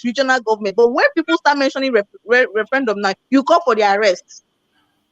What is it with these people? They should choose a struggle and stick to it. That is how normal people do. Pick a struggle and stick to the struggle. Do you want this one Nigeria? Then let everybody live where they want to live. Do you not want the one Nigeria anymore? Separate and let everybody go. Stop with this witchcraft. It is not proper. We are trying to prevent what is happening in Lagos. Lagos people are far gone. They don't even know what has hit them. I was speaking to somebody yesterday. I don't want to mention his name. We worked together at INEC as adult staff. I was not telling him, come. I saw his name. I was like, you're not Igbo. Where are you from? He said he's Yoruba. I said, okay, you're Yoruba. Where are you from? He said he's from Lagos State. I said, like Lagos, Lagos, proper. You're from Lagos. He said, nah. I say, wait, don't be offended. Oh. I know a lot of people say they are from Lagos, but they are not indigenous to Lagos. Are you an indigenous of Lagos, like proper? He said, yes, he is. I said, so what is going on with Lagos? He said, how? I said, with everything that is going on, but people getting hurt for having different political opinion. He said, is it not our parents? Is it not our elderly ones? I said, but what are you, the youth, doing about it? He went mute. He didn't say anything. I said, what are you doing about it? Are you not sad? Do you not get concerned with what is happening in yours? He went mute. He couldn't defend. He just said those people that are doing those things are not normal. I should ignore them. They are very stupid. But I could not see any cause, as in there was no urgency in him that this is our state that they are ruining like this. So there was no sort of that kind of urgency in them. And when people like BQB here come and gaslight everybody, it is happening here in Eastern State. Go and speak about Eastern State. Don't talk about Lagos. It is a lie. People that live in Lagos have a right to talk about Lagos. People that live in Lagos have a right to vie for political positions in Lagos. You cannot stop it. If you do not want it, give them the referendum they want and let them go. It is that simple. It shouldn't be rocket science. Let's stop with this whitewashing. It has, at this point, I'm so pissed because when I remember that I have Yoruba friends and they think like this, I am scared and I'm living in the East. Imagine what those that are non-Yorubas. May I remind you that part of the report I saw are non-Igbos that were stereotyped as Igbos and attacked. So when you are thinking he does not concern me, he does not concern. Even Yorubas, I've seen like 2 Yoruba ladies that said they were attacked because the thugs told them they look like Omo Igbo.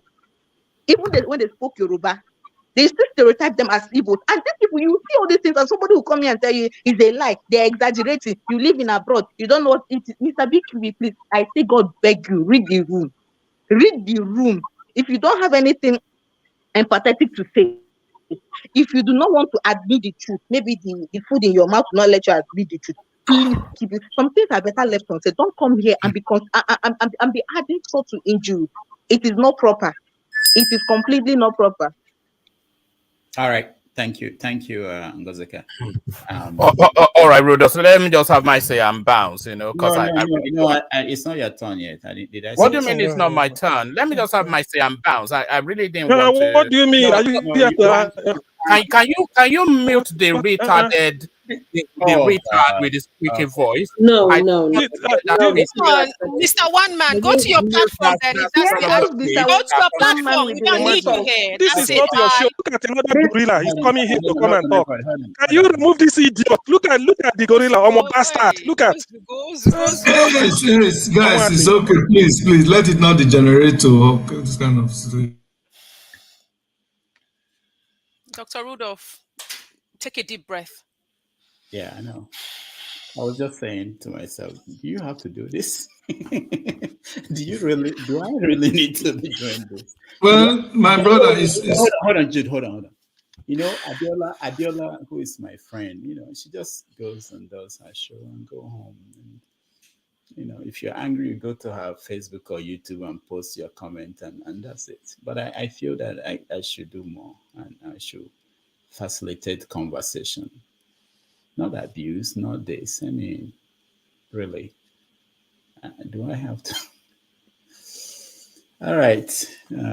Let's try again. Solutions. What next? What should we do? African Queen. Go ahead, African Queen. Yeah. For me, regarding what is going on and all the hate I see in the comment, both on Twitter. I saw I don't know, I tagged you in a post, Bottle Damages, where some people were already planning on what they would take from the Igbos if they leave Lagos. A man and a woman were actually trying to share Ebano, Ebano stores. It's a very huge store owned by an Igbo man. They're already commenting what they will take amongst themselves. And somebody like Kulata who goes on one man's platform is in the comment section trying to, when I hear what he says, I hear him, I hear one man. And he's trying to say that the seeds of division is being sown. It was sown a long time ago. Alexander Gomez, it's sad, but this is what we have degenerated into. How long do you think you can keep beating people and they don't? You beat a child and you tell the child how to cry? It's insane. So the solution is this. Ngozika, I was very glad with what she pointed out. It happening in Igbo land. So it still buttresses what I was saying before. We need to clean house. So someone telling me to go and join autopilot. I don't have time for that. What has the autopilot done to the crop of leaders that we have? Why are leaders untouchable? Why are they? Why are they? I'm saying it. The way they carry Chude, they should come and carry me. Because we know what happened there. Why are our leaders? So if autopilot and all those people think they are serious, we should turn the light, searchlight inwards and start cleaning our house. See what's happening in Enugu State. See what's happened in Anambra State. Because when we clean house, my brother, then we look at why we are they? come Why are together. they? I'm saying it. We The way come they carry together people, as they a should people and now say, what do we need in Igbo land to be economically viable, to open up Igbo land, to bring our people down from Lagos? This Lagos that is now sucking our people's blood. This same Lagos where they pay their taxes, huge taxes. And someone like Bayo Onanuga or whatever he calls himself tells them not to involve in Lagos politics. But when they count the census, they count the Igbo people to make up their numbers, Abi. When the taxes are being paid, the Igbo people pay taxes to this same Lagos state government. But they are not, they don't have any right to choose who will lead them because they are slaves in Lagos state to slave away and pay you taxes, and you use their number to make up your number for federal allocation, but they are not qualified to make a decision politically. When it's time to make political decision, then you become what? So Igbos should not, Simon Bako of blessed memory, when the first airport, that the airport we have in Owerri, it was not built by federal government, neither was it built by state government. Our grandmothers contributed. We as a people, we contributed and built that airport. What are we waiting for as a people? Why are we waiting for federal government? What do we need? The bottom line is, what do we need to open up the southeastern states? Whatever we need, that is what we should focus on. That is what we should focus on. And for those of my brothers who are channeled autopilot, I don't believe in autopilot, his modus operandi. Why is that? The thing that made the Igbos survive after the war was commerce. The thing that brought us up to this playing field that we have today, the thing that gave us the economic advantage today was commerce. It was our buying and selling.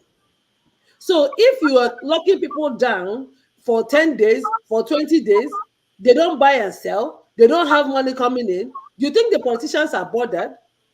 The politicians will go to Abuja and share the resources as they usually do, and they are okay. What do they care about you? They don't care. So now we are not looking at those politicians. What we should be doing is to get them accountable. Let the people start reacting against them. There was a way in Igbo land that we used to settle scores when things go wrong, when someone goes wrong. We should go back to who we used to be.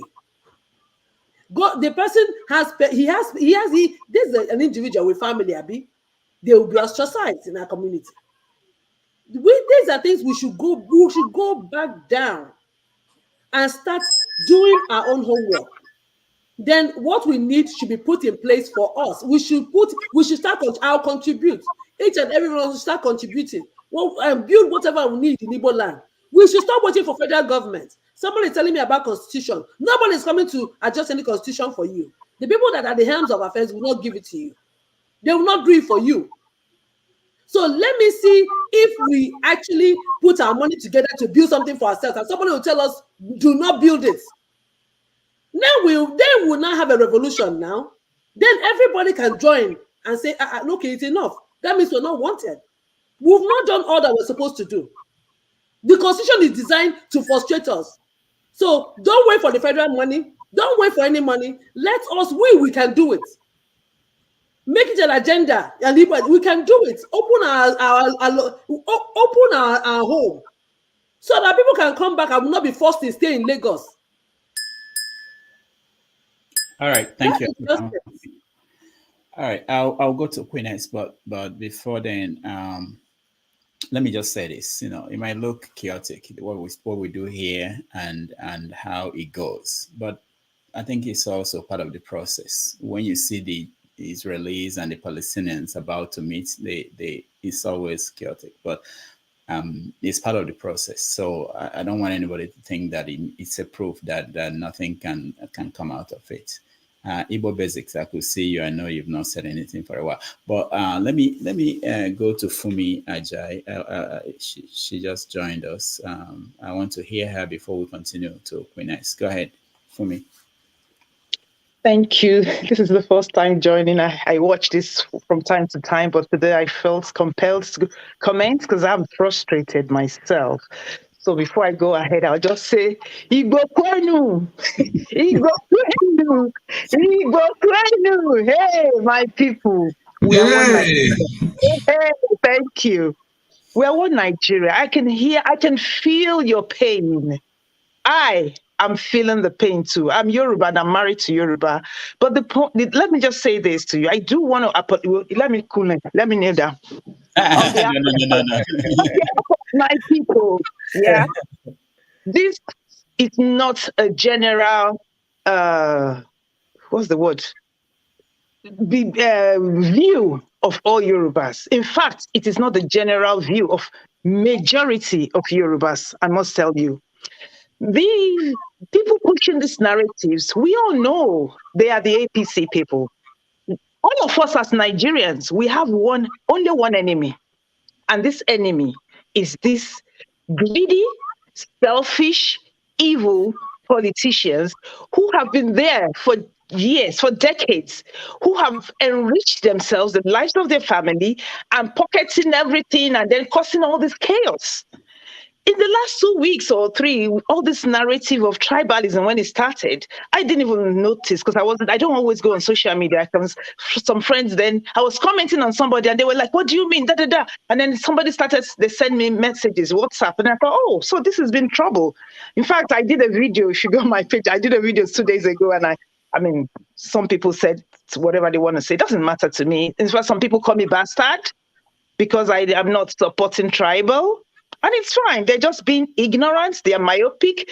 They don't have sense. They are so ignorant. They're not looking at the bigger picture. They're very narrow-minded. They don't understand. They're not enlightened. Let me put it this way, because there's a difference between education and enlightenment.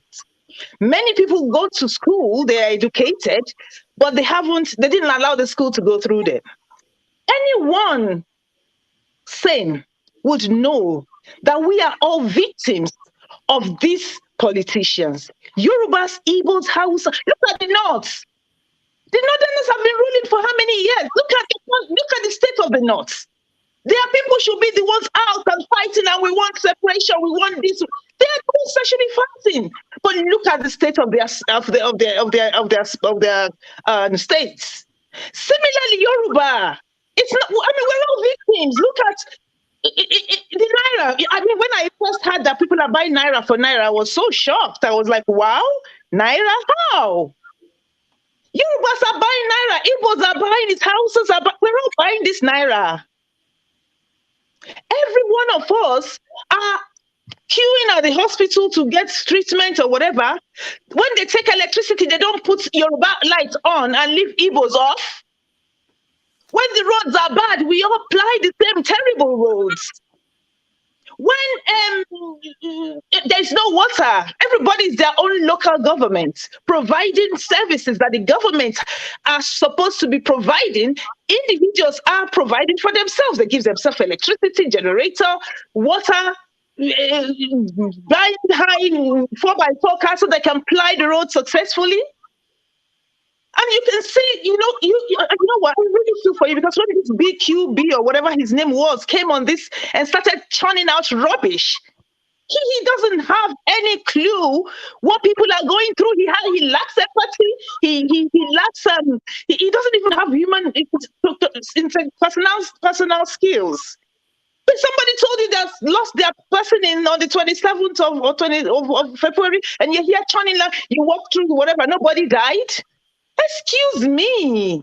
If nobody died in your area, does that mean people did not die? And even if, I felt sorry when I heard that they burnt the shops within a couple of days of the 25th. And then last week or 2 weeks ago, they burnt again. I'm like, you people are honestly, I do really commend the people living in Lagos and all these places for their patience, because this could lead to an ethnic war if we are not careful. We don't want another Rwanda to happen anywhere in the world, not even only in Nigeria. Ukraine is there right now. Look at what this kind of things can generate into. We want peace to reign supreme in our land. It's one Nigeria, one people. Imagine if we as Black people are doing this to ourselves, and then we're here abroad and we're complaining about racism. We're complaining that we're being mistreated. When we ourselves are treating ourselves like this, and then we go to South Africa and we say South Africans are, South Africans are Blacks as well. When we ourselves within our country are treating ourselves like this, and what do you expect other people? How do you expect them to treat you? When you disrespect your own people, other people will smash them on the floor. It's so ridiculous, this kind of things that is happening. And I want everyone, whoever is listening to this, to decide for themselves whether they just want, I know that people actually, most people doing this, they are benefiting from the APC. I have people that I know, I have family members that I know that are kind of, you see them commenting rubbish. And I know that I think some of them are being paid, because it takes people to be paid to be commenting such things. Majority of these people, they are benefiting from the government. In fact, the government are paying. I've employed people to be commenting, to be causing all these aggravations. This is intentional. This is the purpose of why they want. They don't want the unity. They were shocked at what happened on the 25th, and so they've been looking at strategy. And they thought, "Oh my goodness, let's do this." And so many ignorant people fell for it. I'm so shocked that Yorubas particularly, I thought, oh my goodness, when should we be doing this to our brother? If at all anything, this is when we should come together as one body to be united against the one common enemy that we have. We shouldn't allow this to happen. I plead on the behalf of the ignorant people. In every culture, we have stupid people. We have stupid Yorubas. We have stupid Igbos. We have stupid houses. English people everywhere all over the world, where everybody's not blessed with gift of good reasoning. So please pardon those people that are ignorant. And what I would suggest is don't fuel this. I'm not saying you particularly here, just generally whoever is listening. Don't fuel, because what I notice is when you reply to those stupid people, then another person, then the algorithm puts it on the top, whatever, however, and then it just puts it there. You see, when you see stupid comments, just walk past. Reason being, if you see a mad person on the road and the mad person calls you mad, and then you stop and you say you are mad too, then it shows that there's a bit of madness in you. Because otherwise, when you see a mad person, just ignore the mad person so that we can identify who the real madness is. Because when they are single, when they are by themselves, not many people interacting with them, they would themselves, either they make changes or they can see for themselves that they're being stupid. And I've seen some posts like that. I just walk past. I thought, I'm not going to make this post trend, because by comments, some of them I do. And on my page, I've posted a lot of stuff that, sometimes I just like to make fun of some things, but genuinely, people have to be aware. So I think for us here and for people, people should make their own little space. If you have 100 followers, just that 100 followers, do your own part. I can't go on the streets because I don't live in Nigeria even, but at least I can use my voice. I can use my platform. So every one of us, let's use our platform, right? Judicially, however we can use it. Speak your truth. Little bit, and let's comment in a loving and in a caring way. I feel for you. I was saying to someone, and we were going backwards and forth. I'm like, where were you when the governor, no, not governor, the king of Lagos, when he said he was going to throw the Igbos that don't vote for APC into the river? Where were you? What kind of a rubbish is that? Where were you when these people have been marginalized? They want to go, you say don't go. They want to stay, you say you're not part of us. The people that that or whatever, he is Yoruba, his father is Yoruba because his mother is Igbo. Now you disown him. Now he's a bastard. I'm thinking, for goodness sake, in Yoruba land, the father owns the child. So if you are not even accepting for that, what kind of a rubbish is that? Since when did we start all this? Whatever. I live in the UK. In the UK, our prime minister is of Indian origin. He's Indian. The mayor of London, he's Pakistan. And we're moving on with things. Hey, come on, this is 2023. People, wake up. Nigerians, wake up. Yorubas, Igbos, Hausa, wake up.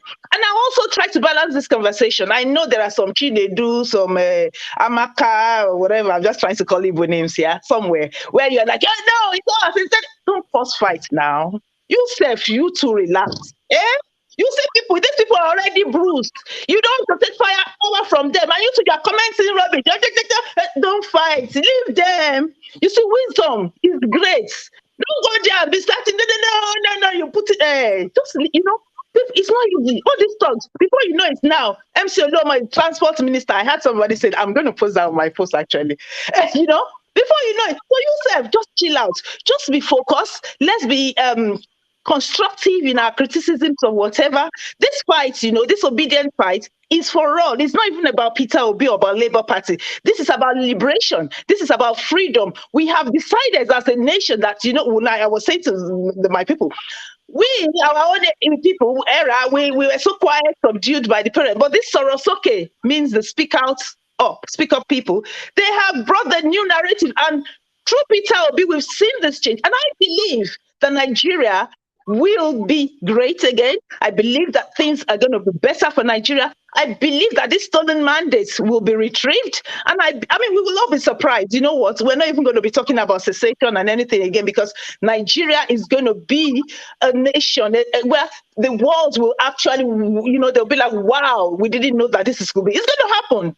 Trust me, by God's grace, in our lifetime, all of us, we will see this happen. It's going to materialize. So let's be patient. Let's continue to do what we can do within our own little platform, and let's disregard the myopic, the ignorant people, the people who are not enlightened. They're just narrow-minded. Ignore them. Let's focus on this fight. The enemies is but like I said, without repeating myself, I'm going to write up now. The enemy is that the politicians, the people that are pocketing these thieves.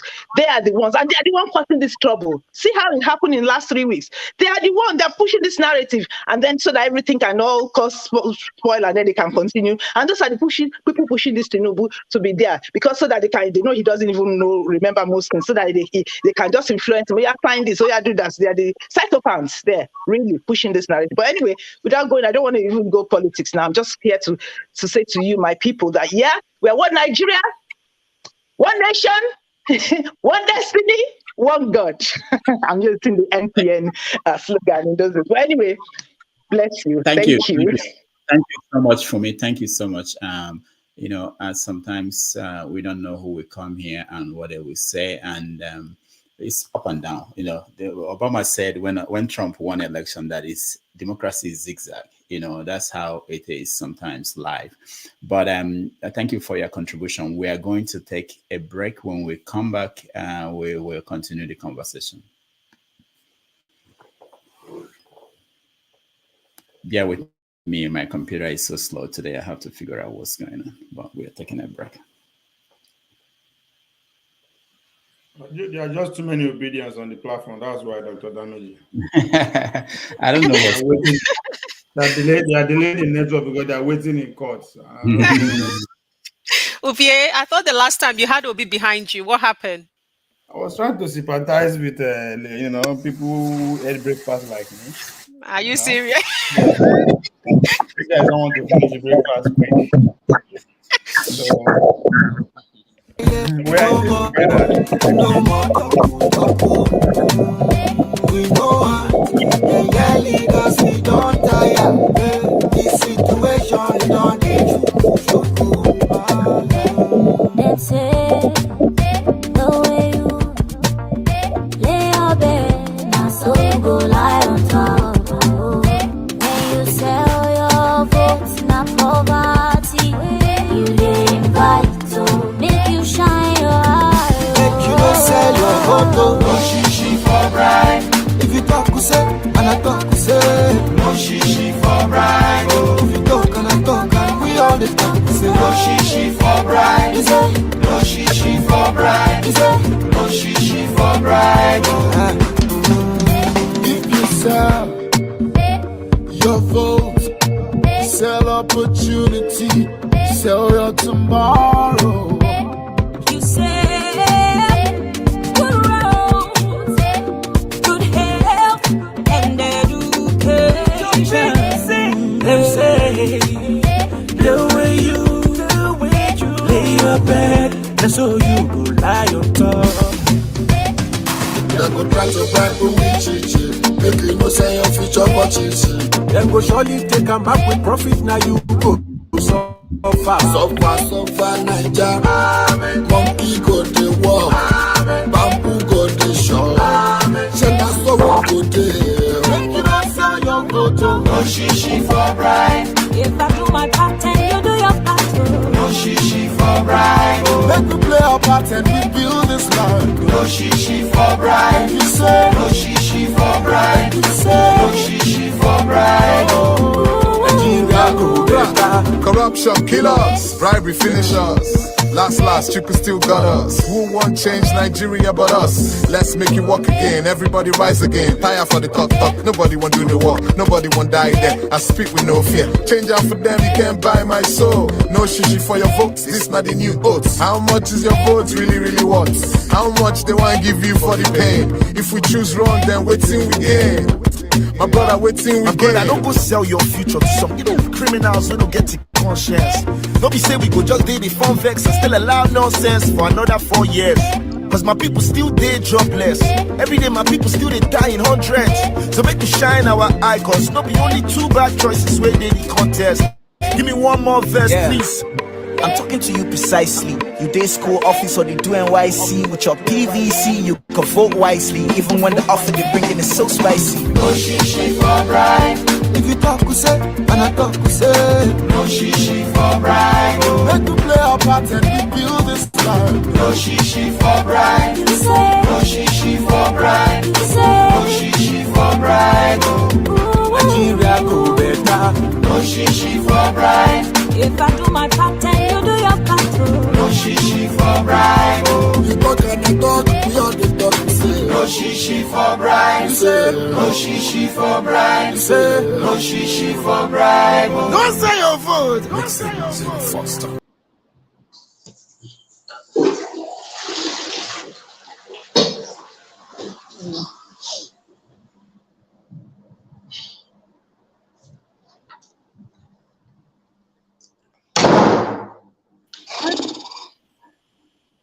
Buddy, someone was flushing the toilet. Is that what happened? So It took me a minute to recognize that's the real African queen. I was like, she's not the same African queen. We will know this why. So we have Queen S, we have African Queen, we have Fumi, who is also another queen somewhere. And Nene, I'm actually happy that we're hearing a lot of female voices, because sometimes the men will just dominate this whole conversation. And so we're going to move forward. There are so many other people who are waiting. I'll come to you, African Queen S. You know, the last time I wanted to call Queen S, I called African Queen, but it's all right. Queen S, go ahead. Okay, no, we're all queens, isn't it, babe? Anyways, Dr. Damages, you're doing a good job today, because I know that tempers have been frayed. People are. While we wait for her to. What? Can you hear me? Okay. Now we can hear you. All right, go ahead. Well, Dr. Damages, I know you're doing a good job. Tempers are frayed. Some people are not showing sympathy. Some people are hurt. So I think we should all take that into consideration when we come here to talk. We shouldn't come here to infuriate other people. We should be more sympathetic, even though it's not happened to. I mean, I always say it: injustice done to one is injustice done to all. It's just a matter of time. Now, if I'm going to say or prefer a solution, when I spoke, I said, look, this whole thing is only going to further breed people wanting to go their separate ways. And if that's the decision that's taken, then we need to know, okay, how do we go about bringing that to fruition?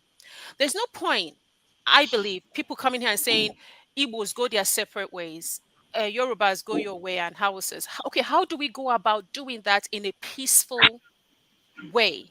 That's my own question. I'm not saying one Nigeria, and neither am I saying go our separate ways, if I'll be honest with you. My mom has always been one of she wants everyone go to your tent, oh Israel, because we've had enough. But I'm always like believing that it could work, maybe because of my generation, that we could work together. But all said and done, I believe, CM, I'm glad you're back on. You talked about pro Biafra. Please, sir, this is the time for you all to go to the different Igbo societies or Igbo unions. Now I'm talking about what we can actually do. Um, get people to buy into the agenda, and then we can set up whether it's a platform, a register, a group of people where we can now bring something together that is legal and go to the UN, right? And do it the legal way and begin to put our voices out there that this is genuinely what we want. I'm talking for those that are saying, let's go down the Biafran route. And that is what I honestly think. And it's not just bringing a register together, but also having like weekly or 2 weekly or monthly meetings online where everyone can come in and we can discuss progressively. Not this idea of sit at home, kill people if you do not agree. I think that is something that puts some of we young people away from Simon Ekpa and his antics. If we are going to move away from Nigeria, we want to move away progressively. We don't want to move away and go back into the same rat hole. We don't want a dictator to lead us. And I'm just putting it out there. And I'm sure a lot of people are going to be angry. A lot of people might disagree or agree. But whatever we do, we have to do it so that everyone can buy in. And I'm speaking to you, sir, because you have said here that you guys were dealing with Biafra, you were really pushing it, and then Ohaneze Ndibo now came and said, wait, let's see what 2023 brings out. Okay, 2023 has happened, and it is obvious that Ndibo, they don't want Ndibo. Onye ajụrụ ajụ anaghị ajụ onwe ya. Now, in Ndibo, we have to now come together and say, okay, what is our way forward? And we have to do it down the legal route. Somebody said that Igbo should go and develop themselves. Within Nigeria, Igbos have been trying to develop themselves. Let me let that person know that Obiano used the money that Peter Obi left and built an international standard airport. But the Federal Republic of Nigeria refused to give international license to that airport. You cannot hold somebody down. You cannot beat a child and tell the child not to cry. You don't want the Igbos to move, to progress. Yet you don't want to give them freedom. Let them go and do their own thing. You hold them back. Come on, enough is enough. Sorry, sir, please, just a few more minutes. This idea that one Nigeria, it can never be the same again. I say it and I stand by that. Because an Igbo person will go to seek a job in a Lagos, Yoruba man's office in Lagos, and he will say, no, I'm Igbo. No. And the same will happen, that an Igbo man will have maybe a big corporation in Lagos, and a Yoruba man will come. He say, no, these people are charting and plotting how to take me down. So it can never be the same again. The hatred has been sown into the hearts of people. The best thing now is if we are going our separate ways, Let's go down that route the legal way. Register a group of people and say, okay, let's begin to have conversations that will move us forward. Who do we need to meet? Okay, if there was something you said, Mr. CM, that the British government, I'm sure if we agree and go and speak to the British government, they will leave, they will release whatever of Indigo that they're holding. This is how I'm thinking about it. We have to now, let's stop talking. The damage has been done and is still being done. Let's now start acting, right? We, especially out here, if we call ourselves together and say, what do we do every day? We're doing it, and we're doing it proactively, not killing our people, not hurting our people. I normally go on Mayogun's political. He's a Yoruba. They're seeking for a Yoruba nation. And they're very proactive in the way they go about things. I think we should also do that. Because the truth of the matter is, if we are waiting for Nnamdi Kanu, to come out, okay, with Tinubu going in now, I don't even know if that Nnamdi Kanu will ever be released again. And that is that is the saddest part of me. So we need to rise up now and take the bull by the horn. And we cannot have the likes of Simon Ekpa with the hate in him to chart this way. We need to lead it with a calm and calculated but yet progressive mind. That's all I want to say, and that's my solution. All right, thank you. I'll come to V. I wanted to go to Dr. Meze, but I will go to V first and then Dr. Meze. Someone came here, I think it was Alexis, and said that you got it right on politics. That from the very beginning you've been talking about that it's going to be about identity politics. It's not just about identity politics at the end. It's we saw the implications of these things. Now, what's the solution? Because you didn't give us solutions. You didn't tell us that this is what will happen, and I'm not sure whether you saw this coming. But what's the solution now? How do we put it back together? I mean, I won't say I see it coming, but I'm not surprised. I thought the elite will meet the masses halfway, hence the Obi and Konkozo involvement, but it didn't go that way. Now, talking about, yes, it's all about politics. Let's look at the politics aspect of what is happening in this governorship election. Rudolph, you asked me earlier on that between this election and that of presidential, which one is, more acceptable? We both agree that it's that of presidential. And one thing I wanted to point it out here is that this one is the way it is today because, politically speaking, the parties are all fighting for survival. Anything that makes APC not to get at least 20 states under control, their 2027 or beyond is threatened. Anything that makes PDP not to get at least 10 states, the potential of the possibility of them existing is also threatened here.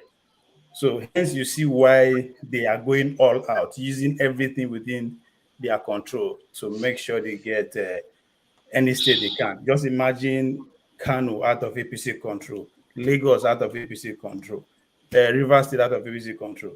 That's suicide for them.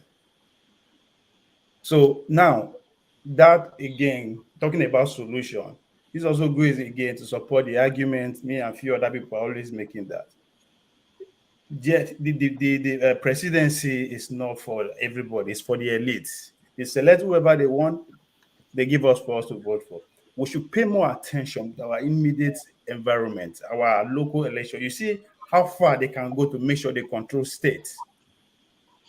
So imagine if we take these states away from PDP, away from APC.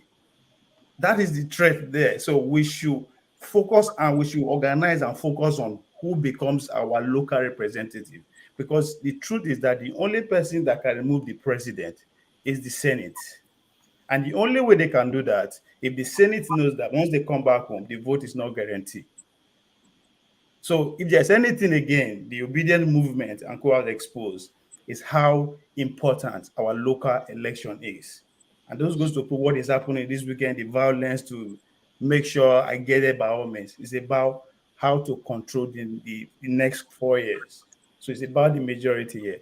So we, in terms of solution, we should look inward. Trust me. Yet, we don't have what it takes to produce a president. We are not organized enough, and we don't have the resources. The 1%, are richer than the 90% of us. And it takes money whether we like it or not. Some people will say we should focus on the institution. I totally agree, right? We now know that, fine, Buhari has done it in a way, even though they didn't use the beaver machine, it was actually also a threat for them.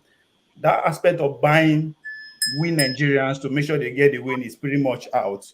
Now is the institution, which is called INEC. And now we then they select to run the institution. So we should put more attention to our neighbors. To me, that's where the solution lies. Politics is local. All right, thank you. Do we go to, hold on, there's someone who has not said anything. Okay, Igbo basics. Let me come to you. Solutions. Is it? All right, solutions.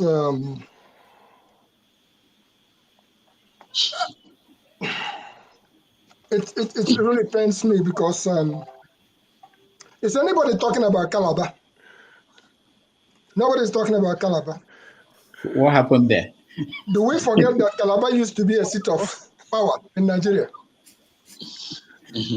And now, should we go back to Calabar? Okay. Should we move it back? Now it transferred to Lagos.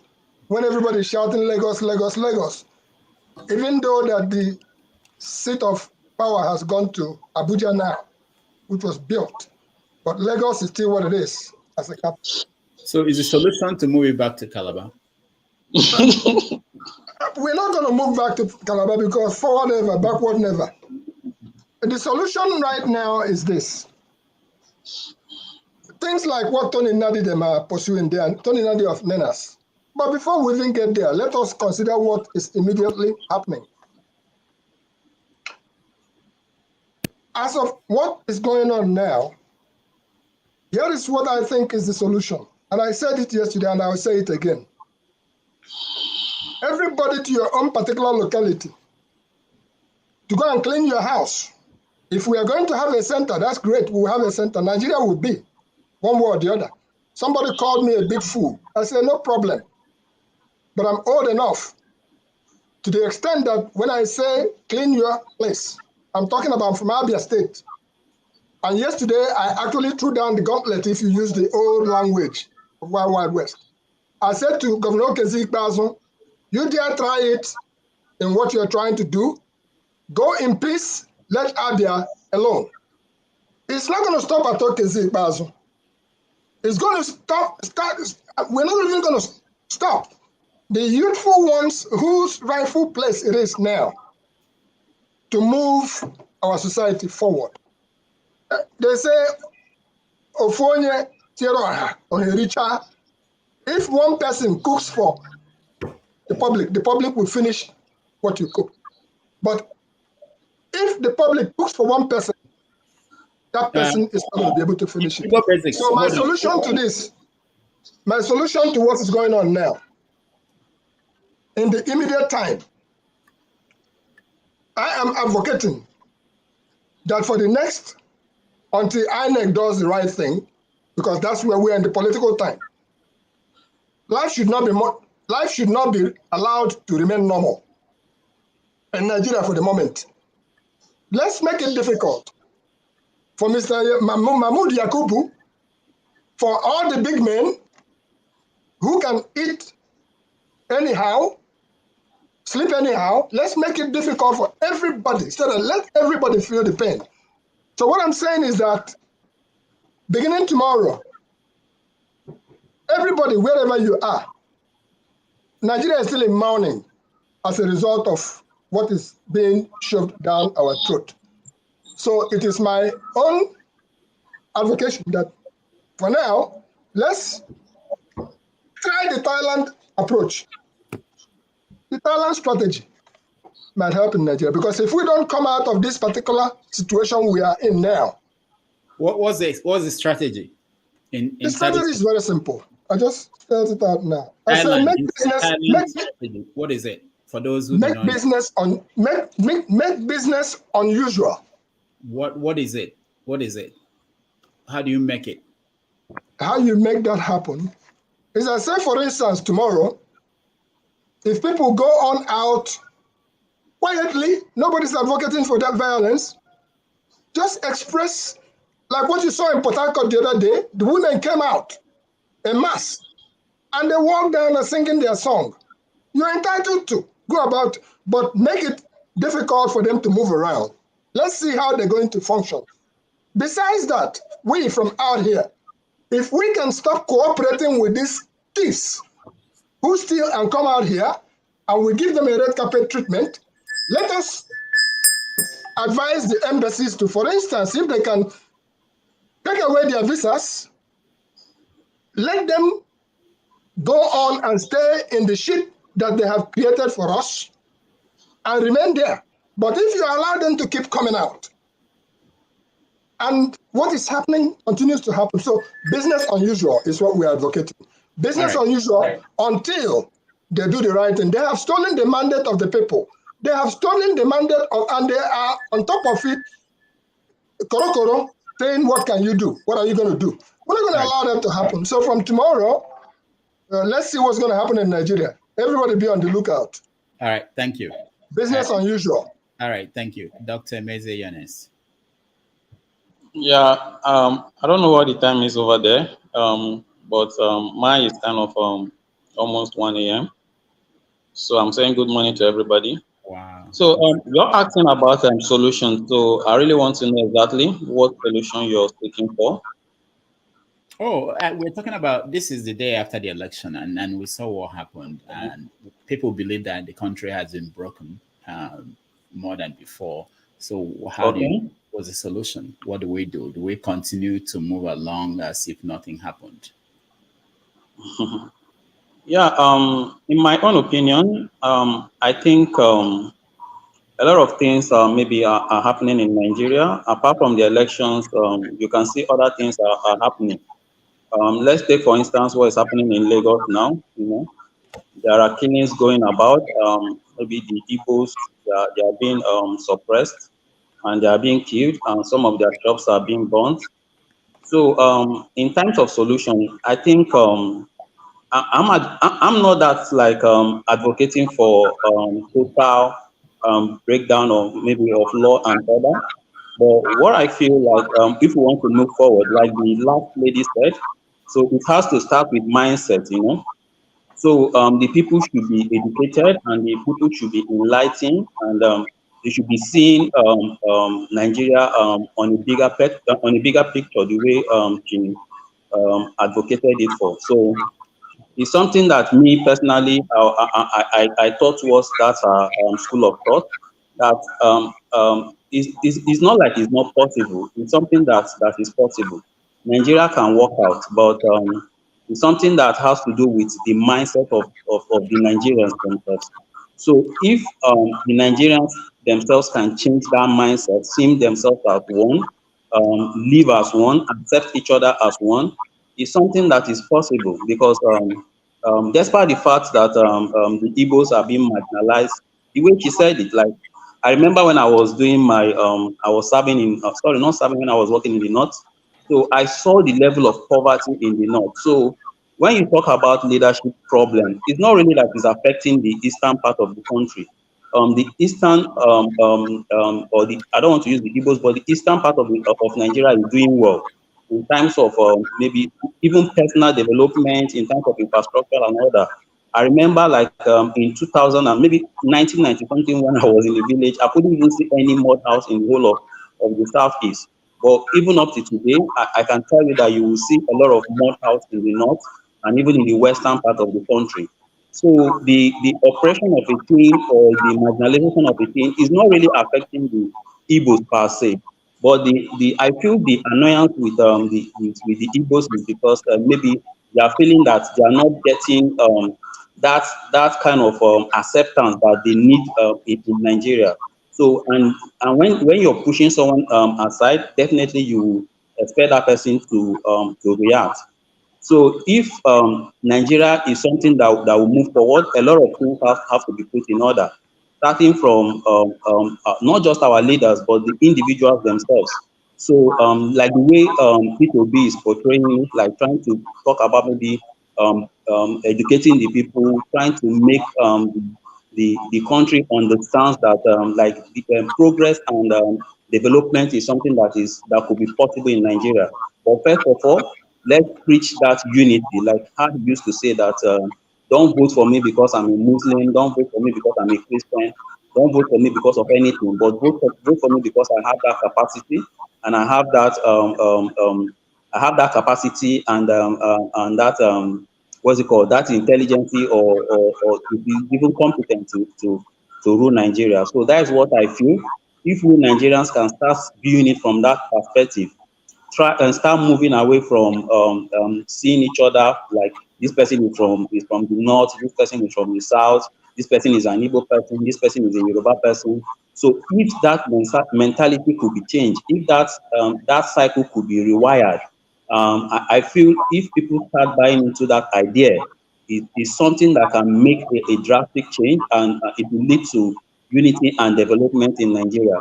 But apart from that, if such ideas or if such school of thought is being bought, is not bought. So the second solution would be definitely is for everybody to disintegrate or maybe go to their various paths and develop each other.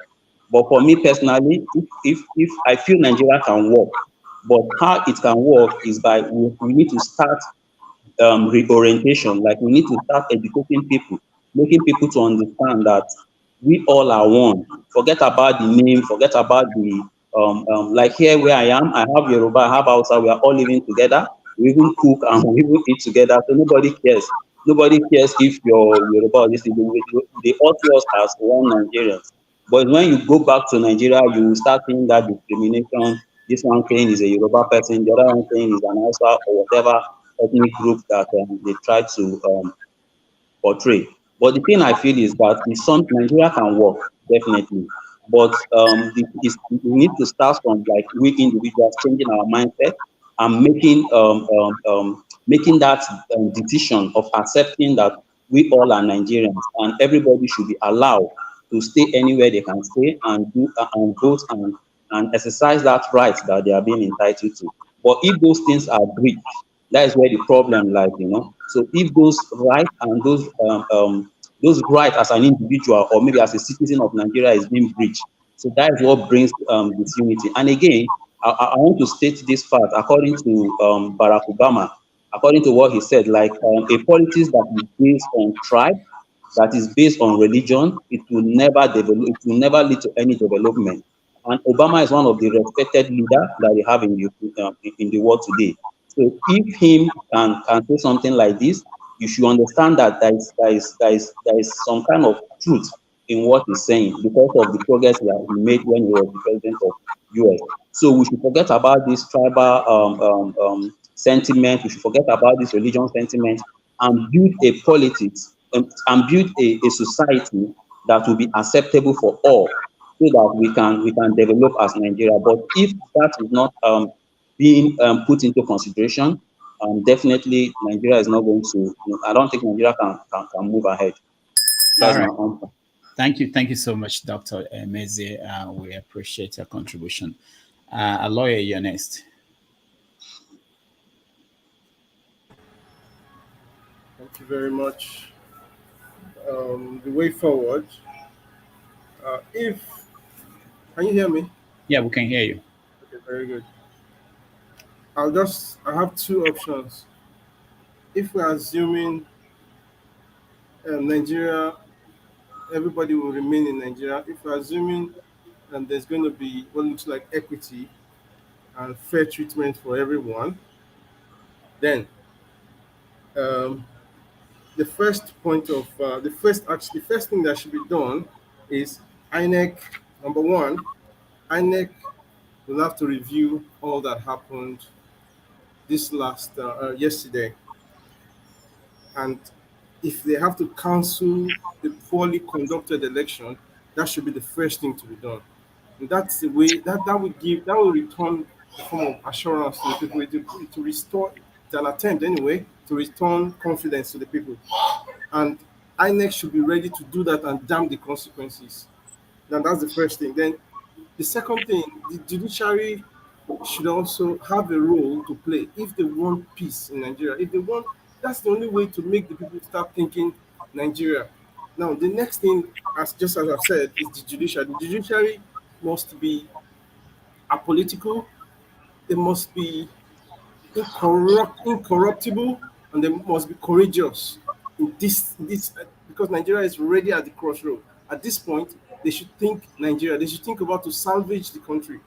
In that case, if they are going to work, if they're going to do their job properly, then it means they are going to look away from, cases are judged, cases, they design cases these days based on technicalities, which is very, very terrible. And they should look at the substance and look at the merit of issues and not creating judgment from the window and just hand it over to the highest bidder. So the judiciary needs to step up. The judiciary needs to be seen as the last hope of the common man and the only route to salvage what's left in Nigeria. Then there should be, yes, if they do that, it will solve a lot of other problems because I've already seen, as I said so the last time I had the last time I made a statement, last time I spoke, that there's already a signal that we are about to enter into dictatorship. We'll be having the next if some persons are sworn in as the president, then if someone is actually sworn in as the president, we're likely going to have we're going to lose press freedom, number one, and we're not going to be able to um, speak freely.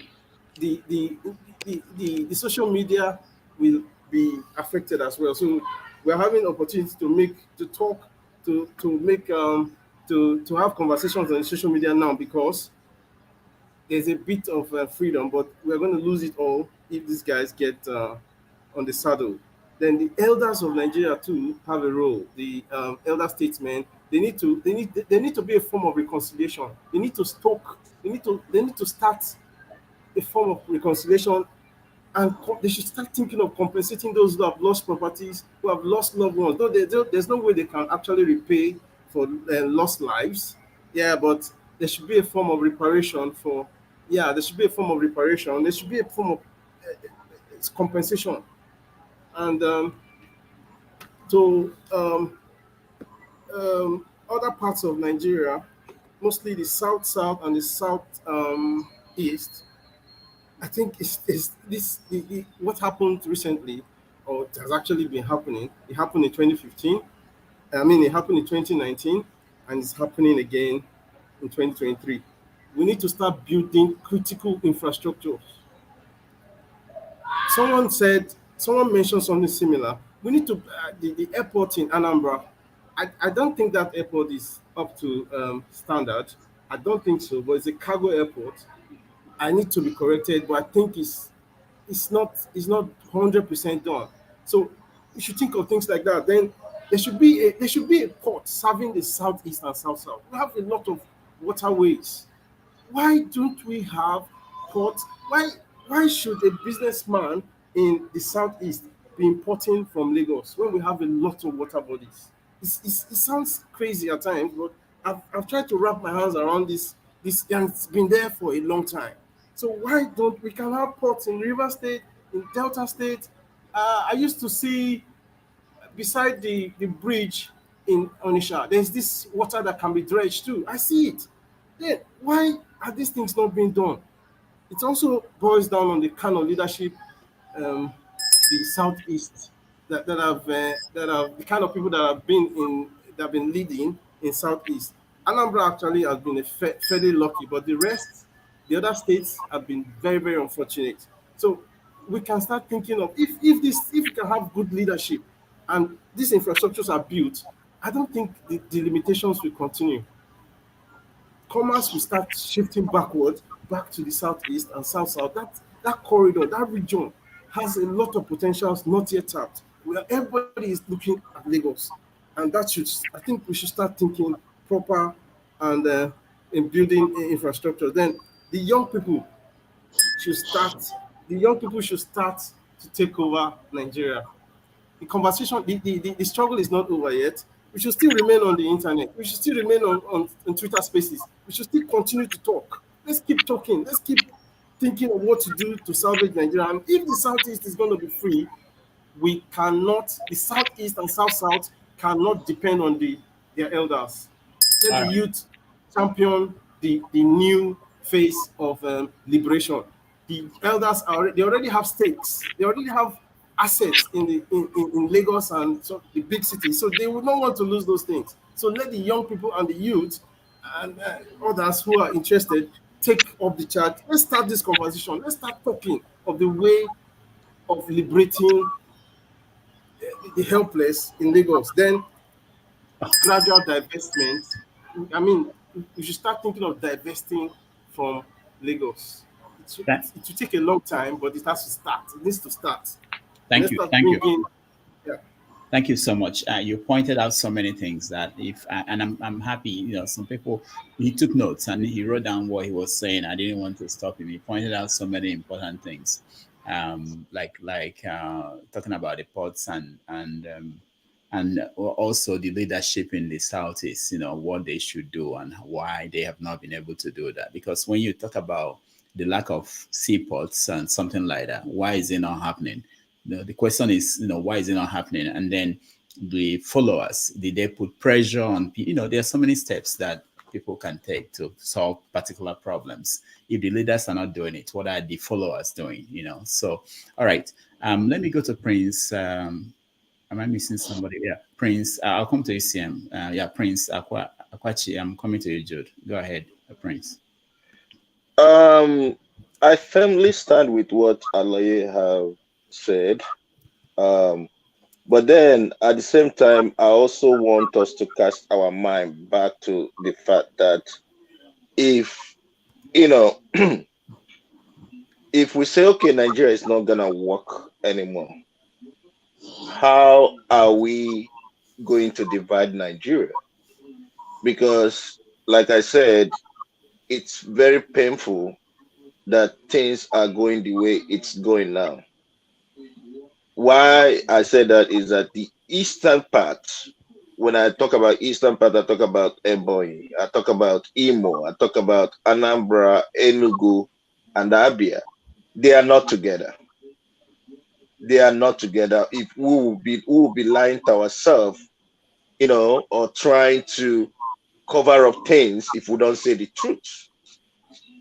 I would have wished that something like, that they're all together, maybe a boy and other stuff coming together with the other people.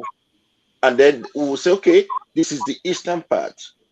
But then we also remember that for us to get to Calabar, we have to cross the River Niger, cross the eastern part. So now Calabar, are we kind of like gonna put them in I don't know how the division is gonna be. I don't know what's gonna comprise, what Biafra is gonna comprise of.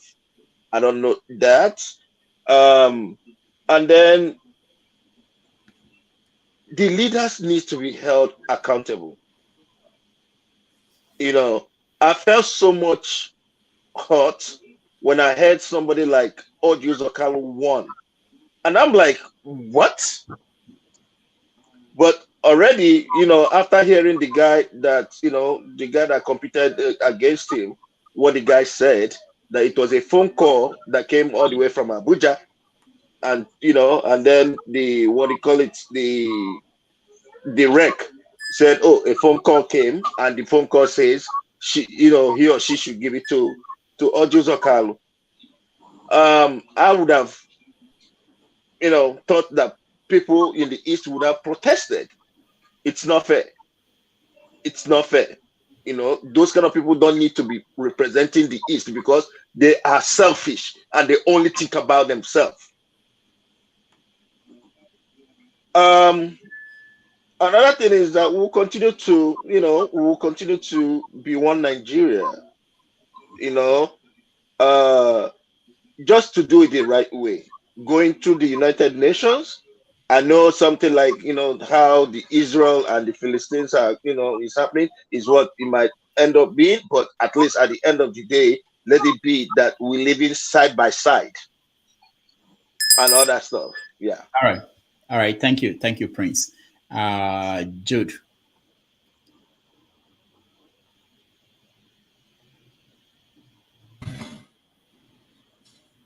Well, for the eastern states, I mean, the governors usually they are our problem.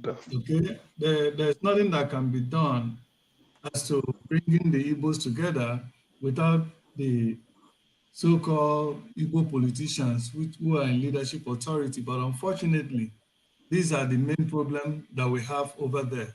And like someone has rightly spoken, you know, I think it's Queen S. We should begin to hold these people accountable. I think that is one of the major things we have been failing. We should begin to hold our leaders accountable. Beating or shaming and beating Ekweremadu the other time in Germany, that is not enough. We need to do far beyond that. Okay, also in Nigeria today, it's only the Igbos that actually try to hold their leaders accountable, that doesn't follow sheepishly, that doesn't follow stupidly, and whether the leader is killing them or not, continue to follow. At least we try to speak up, but we have to do much more than we are doing already. Otherwise, somebody like Hopeless Uzodinjo, that we all know, everybody know that Supreme Court governor, everybody knows that he's working for Fulani cabals, he's working for Buhari and then his cohorts. Okay, somebody like that, I don't know why he should continue to still be a governor in Imo State. Why the people of Imo State and the Igbo land have, should should still be keeping quiet. Why he continue to go to Abuja and bring machineries and terrorists in military uniform to continue to kill our people in Imo State. Imo that used to be one of the most peaceful states in Nigeria has now turned to be a war zone. For the past 1 year since the arrest of Nnamdi, hundreds of people in Imo lands have been killed by Uzodinjo, and then they continue to propagate this propaganda that is IPOB that is responsible, in order to continue to further tag them as or label them as terrorists. They bring unknown gunmen, they bring all sort of things.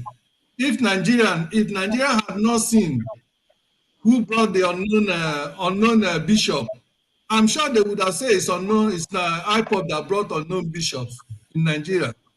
Okay, these are the kind of things that we, the Igbos, should be fighting and making sure that all these Igbo politicians, not only that they are held accountable, but should be meant to send far away from anything that has to do with governance in Igbo land. And require them to atone for their Jude, atrocities. how? Let's get to that. How do we do? It's not about what is going on. We know what's going on. How do we? What do we do? Because right now it's not working. It's not working. It's not working politically. Okay, we have all seen that our ballot boxes in Nigeria is still a far cry to achieving the purpose. We can see that if millions of Nigeria should come and elect someone like P2B, and then people are still tribalizing it and say that he cannot be a president, and they gave it to somebody else.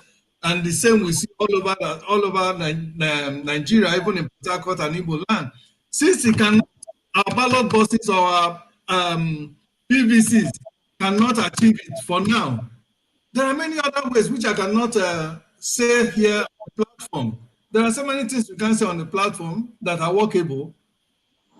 Okay, all right. Expect people to come and be mentioning certain things on the platform. No, it's okay. I understand. Anything you can mention, that's what I mean. We should channel the conversation now, moving forward to. So let me go to CM. Yeah, thank you. Thank you, Rudolph. I think talking of the way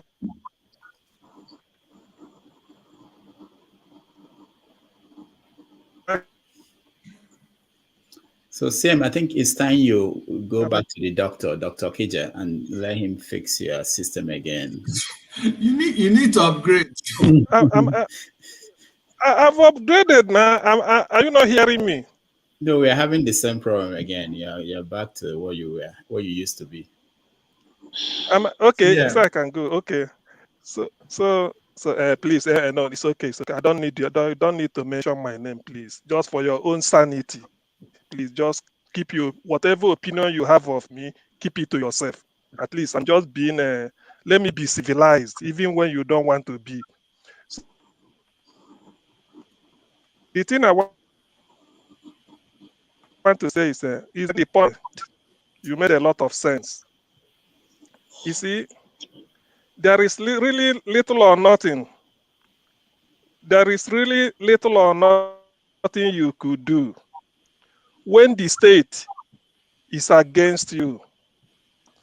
When Obiano came in, my governor in Anambra State, he was asked that he should do something.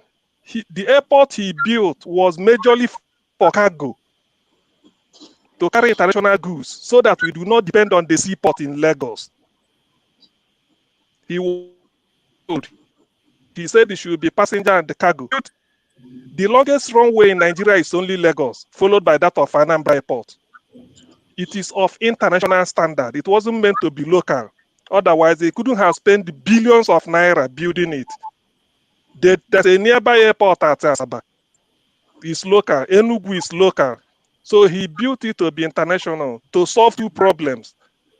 The problem of seaport in Lagos, and then to enable Ndi was scattered all over the world to fly home to Amsterdam. Nigeria being what they are, after building all those things, they refuse him license. By now, it should have been international. APs, you must know, flies from Nigeria to Dubai. APs went to rescue Nigerians trapped in South Africa, free of charge. APs. So the man wanted from Anambra, they refused because they know if Anambra Airport is working, it means that the pressure on Lagos, the revenue they realize from Lagos will drop, because Lagos is also a cargo. Lagos Airport carries cargo, but Anambra wants that, and they refuse. Mind you, this is state money. Enugu, they shut it down, that they are repairing it up till today. So what you do in a All right. situation like that? It is not that our colleagues are not trying, but Obiano did something, and that was there for. Can you imagine the airport? Am I the only one who is having Let me leave problem you hearing people. That is the CM? case. Can you guys who are listening to us, are you having the same okay. problem? Yes.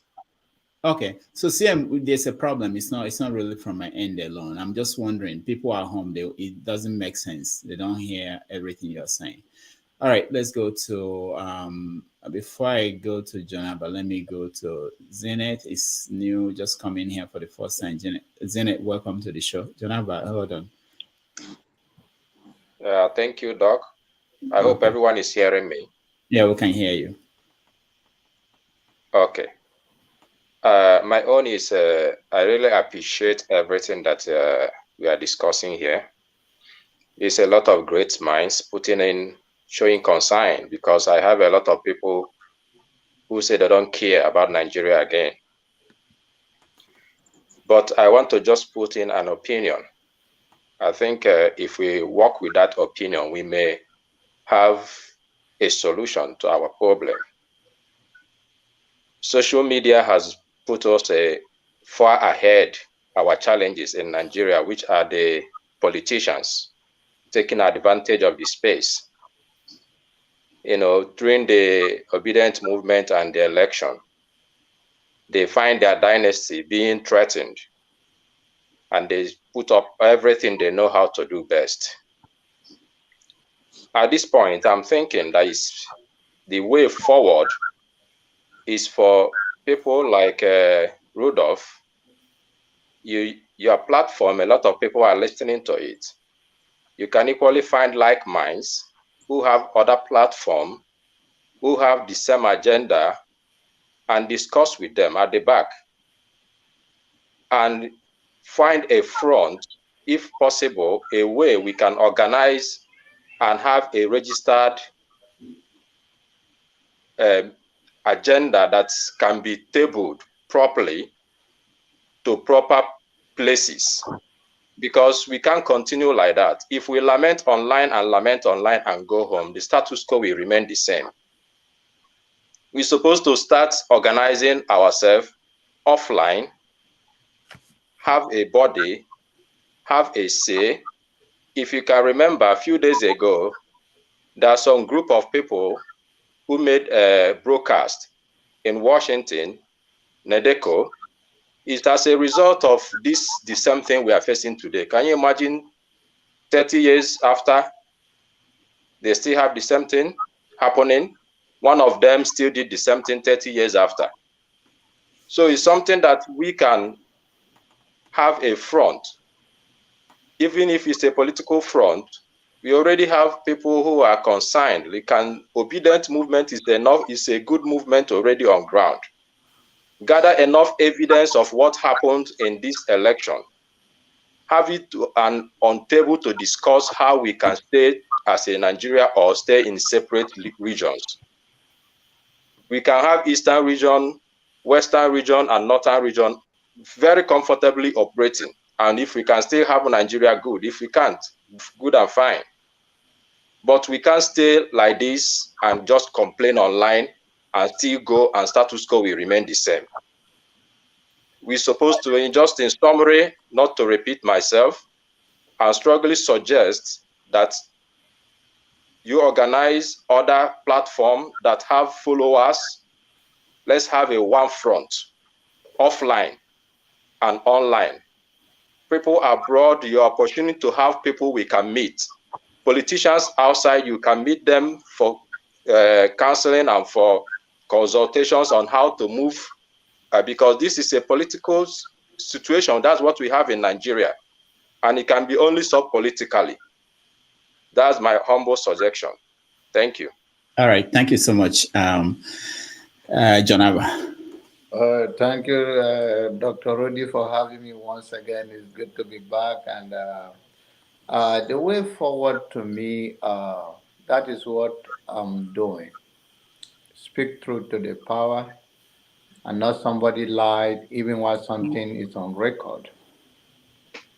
I was enshrined with the value that what is good for your neighbor is good for you. And when your neighbor's house is on fire, do everything to quench it. If not, you'll be the next one. Janaba, you were enshrined or what? With what values? And oh, you can't hear me now? Give you good internet. All right. Can you hear Let's me? see. Can you hear me? Can you hear we can hear you. We can actually hear you clearly. Only Dr. Rudy cannot hear me because he's trying to marginalize me, and that is not going to happen. All right, go ahead. Okay. So you want me to be talking now so loud so that my neighbor can No. Your network. Problem. No, your network went bad. But I'm ashamed when I talk about Nigerian problem because my neighbor don't look me like I have a problem. All right, go ahead. Only when I'm talking to you now, they will hear me say that I'm fighting with Igbo brother that will come, and I'm not fighting. We are all brothers and sisters. The way forward is what I'm doing. Ove was with me. We went to a couple of places to secure how diaspora can have a discussion. Igbo, Yoruba, Hausa, Shekiri, Igala, Idoma. So that you can have this town hall that is different. Now, I know I have a comedy side of me. So so we can have a genuine conversation, open-minded. Our difference, what divides us is just politics and religion. We are great people. Igbo people are my friends. Igbo brothers and sisters, I do business with them. I enjoy them. They love money. I love money. That's what I inherited from my mother. My mother loved money. She liked to have money in her hand all the time. So let's go back to the real deal. Let us turn mirror on ourselves. How do we make this movement a better movement. That we look ourselves as a victim of the elite, not to allow them to divide us, and not to accept the status quo. In my place, where the value I'm enshrined on, the Oba of Lagos or the Oba of Abia State, or the we call it different, the chief, the emir, or the Eze, whatever you call it in that area, we pick up a phone and call Oba of Lagos. Hey, your person just won election in my area. We are one country in Abia State. He just won this election. Please, don't let Igbo people go through what they are going through in Igbo. I'm talking as a man of a leader that speaks to other value. And I have done that for Igbo people here. When I was in New York, when they're in problem, I speak for them. That please, these are good people. Don't let our differences divide us. But you cannot say that Igbo man now, or the Yoruba man that won election in Abia State, say that Abia is his own place. But it's a democracy and it's a way forward. We marry each other. My wife is not from my place. My mother will love me to marry who she can speak my dialect with. But that's not the love I found. I found a love in a woman that loved me regardless of my dialect and loved my mother, may her soul rest in peace. And she died recently. So I don't want to hear that. He boiled my brain. He hurt my blood. That we are coming here to talk about Igbo, Yoruba, Hausa, all of these things. What the people that are benefiting from it and the people who are supposed to do the right thing. And even in Benue State, I have made a call to some other places where there is violence. Please don't die for any politician. Please. That is how we make a way forward. Not of siding, this sentiment, this narrow-minded, this, no. Please, brothers and sisters, one love. We will make African great, and we'll make Nigerian great, and we'll make Rudolph great. Thank you. All right. Thank you so much, Kalata Yanes. Hey, Rudolph, thanks for having me. And thanks for, I don't know, you have game, or like a lot of violence has happened on this platform today. It's I mean, I was doing DIY and I was listening from my earphone. I was like, whoa, what am I listening to? Anyway, I came to tell African Queen not to run away from Nigeria. Kulata wants to make sure you stay in Nigeria. So, really, what the topic you guys are talking about, really, issue is what laws can Nigeria put, or how can you better enforce voter suppression laws? Because it's very difficult to punish politicians with that participate in voter suppression. Because what votes do you subtract for voter suppression? So maybe they say if any polling unit has some form of voter suppression or violence, just cancel all the results in the polling unit. But if you do that, we don't know who's going to affect, whether it affects your candidate or the other candidate. But something needs to be done for voter suppression, because it's very difficult to litigate voter suppression. How do you litigate voter suppression? How many votes do you discount?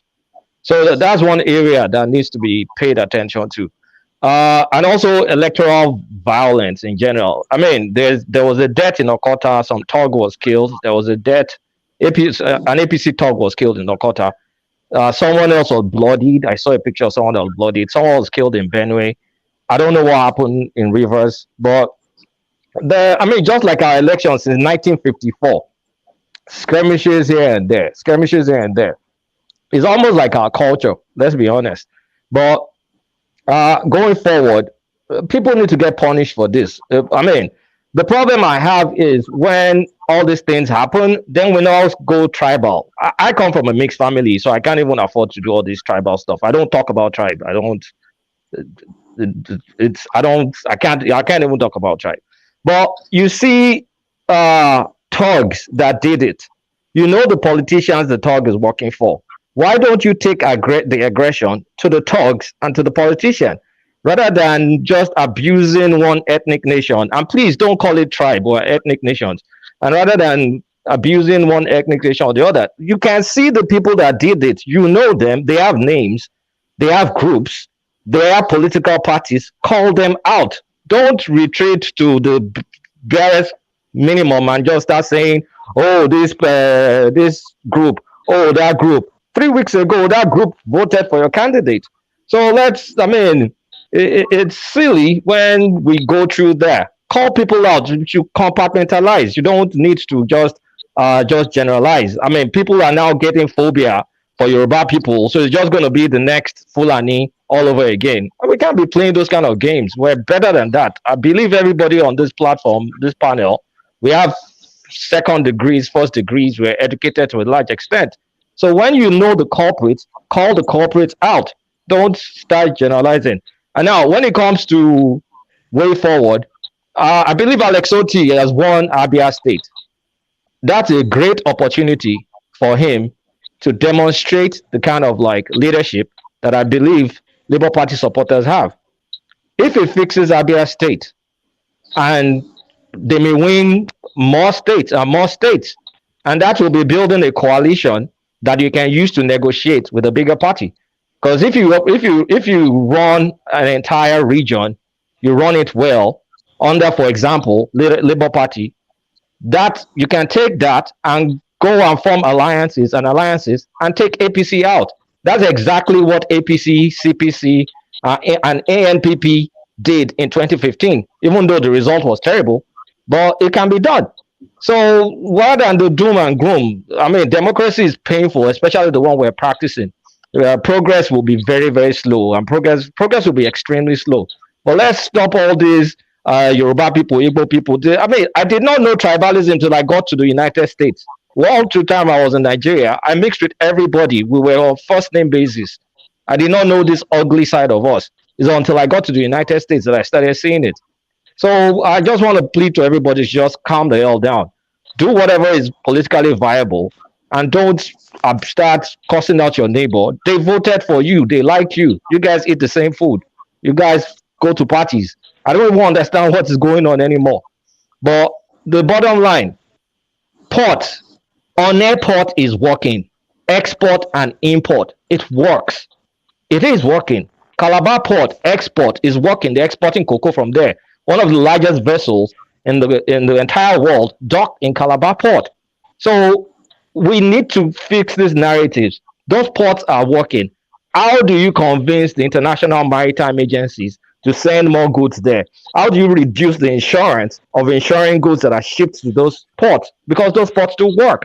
Now, for the next administration that comes in, how do you fix the east-west road so you can carry more load from on a port? Warri Port, they're dredging it. They've not been successful. How do you put pressure to the next Delta State governor to put pressure on the federal? If Omar Agege gets in there, that will be an APC. If Tinubu is the president, he can put pressure on this guy. If Obi gets in there, they can put pressure on him too. So let's take these things one by one rather than this rash reactions that it's very unbecoming. I mean, it was very uncomfortable listening to this session here today. It was very, very uncomfortable. It just felt like we were not in the same country. It was very, very uncomfortable. So I just want people to cool down. All right, Kulata, let me ask you a question, just because you're a very important voice on the web, I believe, and me, okay.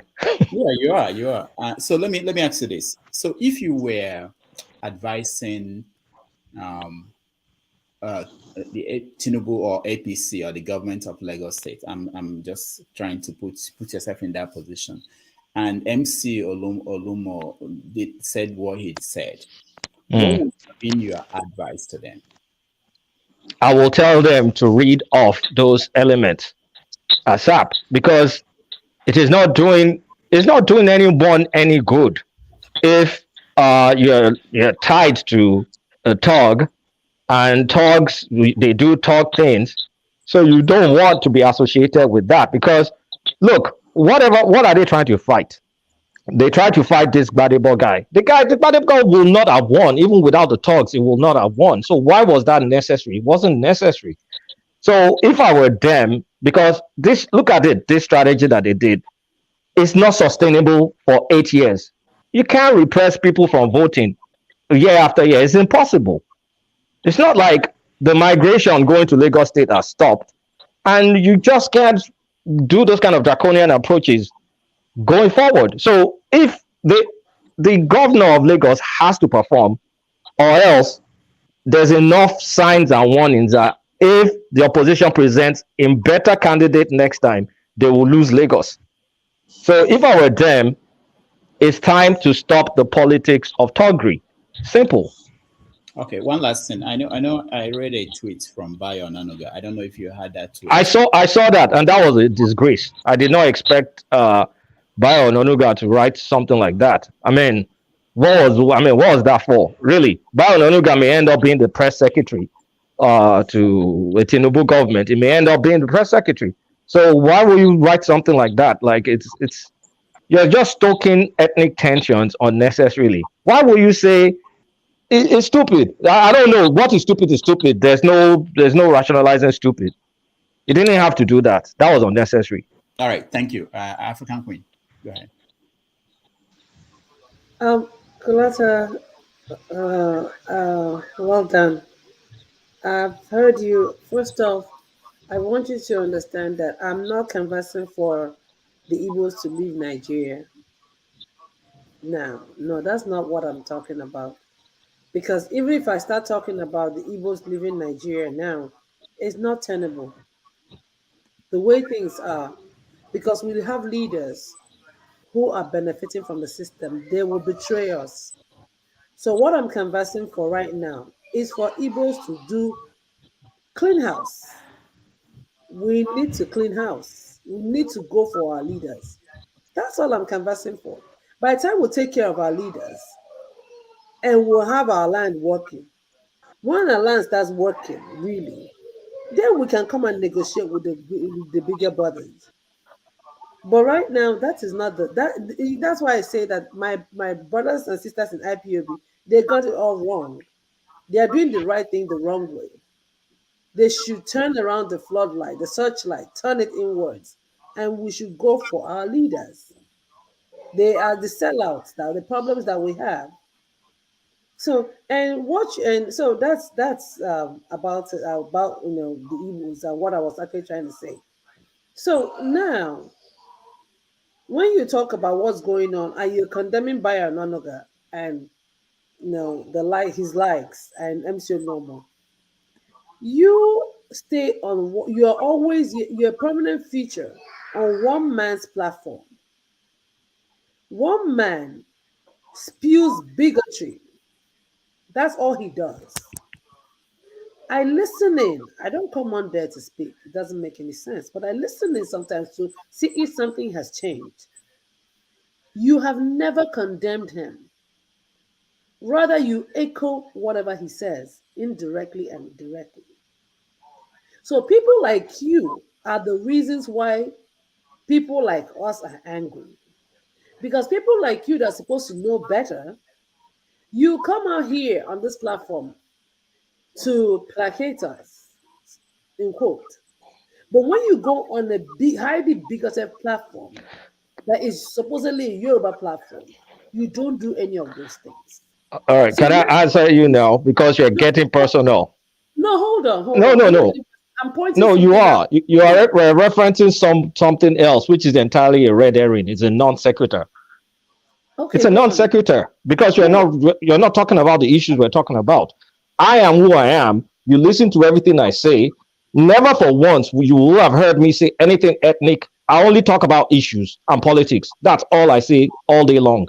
You will hear me enough to know that that's what I stick with.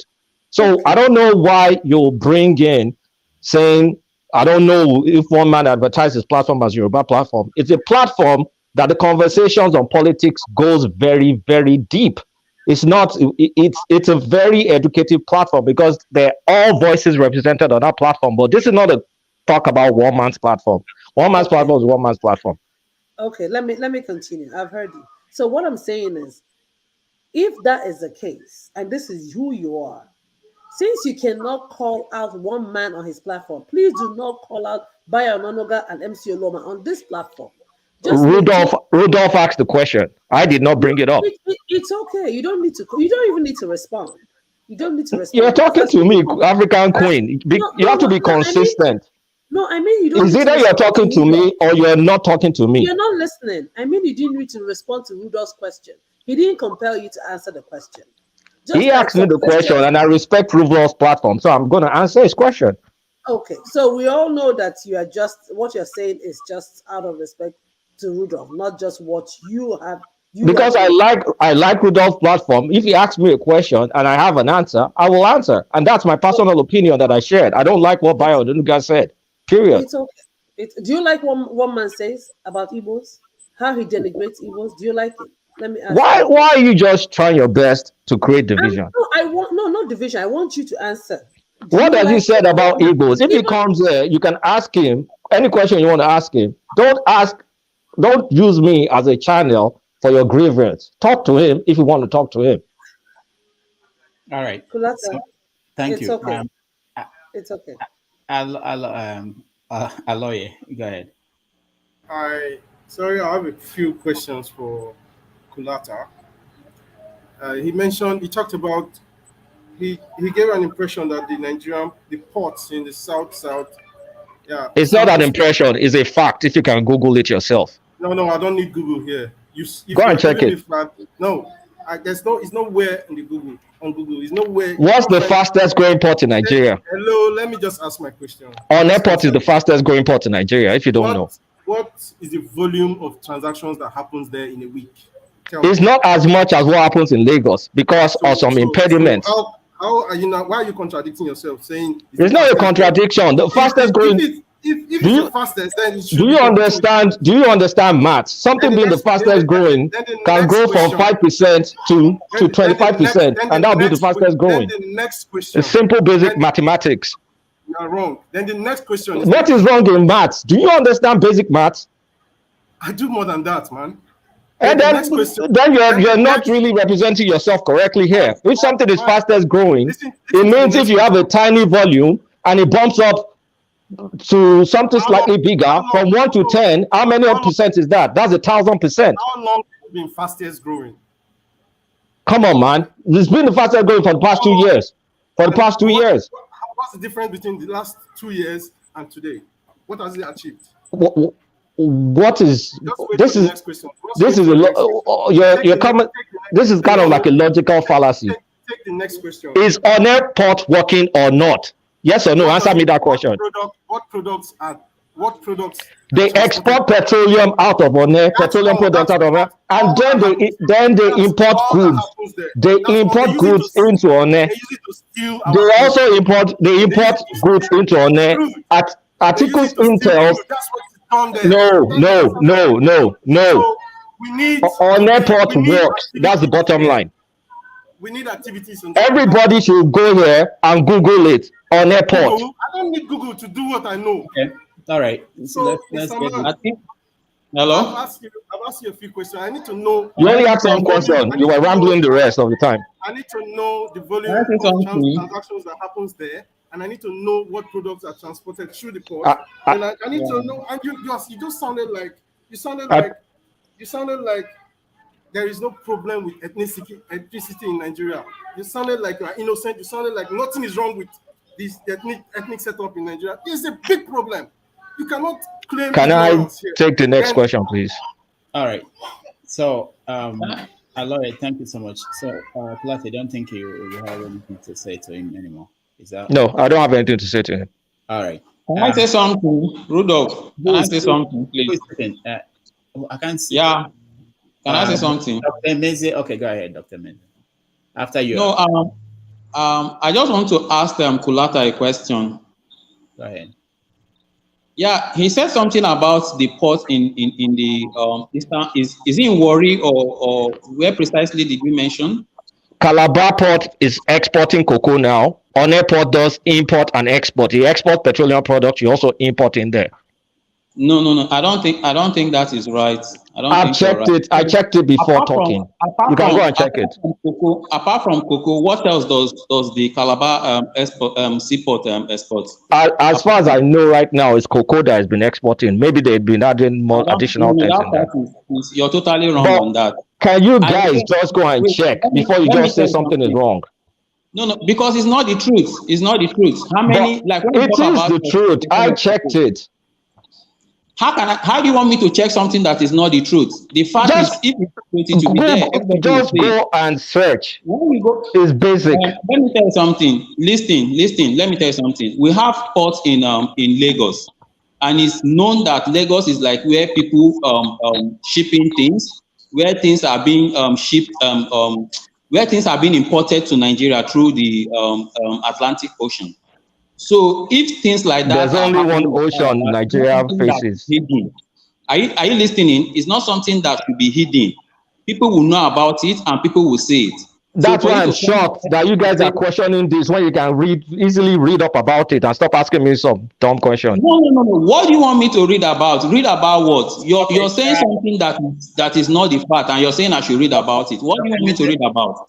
Is it I should read about that Calabar is a seaport and is functioning to a full capacity, and Nigerians are Export. able to import things?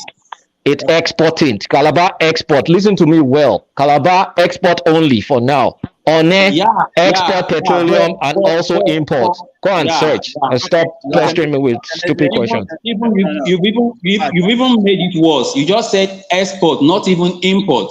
So if On it's air used does both. Can you listen without prejudice? Okay, hold on, guys. There's no question that is stupid. Okay, It's the same question. Yeah, but it's not stupid. But the point is Dr. Meze, what I was looking for from anybody else, somebody said something. Kulata said that this is happening. What I want to hear is that it's not happening because you've been there, because you checked, because, not that without, if there's any reason why, like Aloye, I was wanted you to, it sounds like the port very well, or I want to hear that, the concrete things, not just people throwing things. I haven't been there, so I can't say my opinion. I don't know what goes him on. too. Randolph, even Kulata that is talking about, is he living in Calabar or is he doing the business in Calabar? Hold on, Dr. So him too is just saying from what he read on the news. Oh my which God. someone can just write up anything, but those things are not facts. Okay. Who are the people doing this export he's talking about? Where is he getting his data from? Nobody knows Nigeria to be exporting anything called cocoa. To that extent, the way he's portraying it. That's what I want him to understand.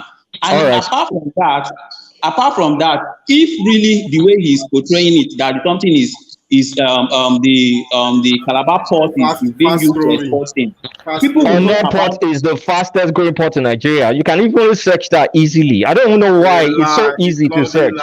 No, Kulata, you're lying. You're lying. Yeah. People that search will find out, so that's fine. All this, I can't deal with all this trivial conversation. Again, I'm not saying that it's something that is possible, right? Calabar being all right, so this is the thing. It's not about anything, but I think what is important is we have to have a kind of order in the way we discuss these things. So what I'm expecting, if I'm arguing, or Dr. Meze, if I'm arguing your position, I would say either that this is what I found out, or whatever the source, whatever source you are reading, that is not right. Exactly. Not to say that somebody, if what I know, half of all I know is something I read somewhere. You understand? You can say, if I say this is the source and you can find it, you can say that source is wrong, but not that I'm the one lying. You understand what I mean? Let's just No, what I'm saying, Randolph, please hold on. Understand what I'm saying. Understand what I'm saying. What I'm saying, him is portraying something as a fact. No, so the fact is portraying, where is he getting it from? This fact is talking about where is he getting it from? I think I just checked the information just now. It says that it's from NP. I think it's the Nigerian Port Authority. To be fair to Kulata on that one, he seems to be quoting something that is coming from. That's the point. It's not even about Kulata, but about everybody else who comes here.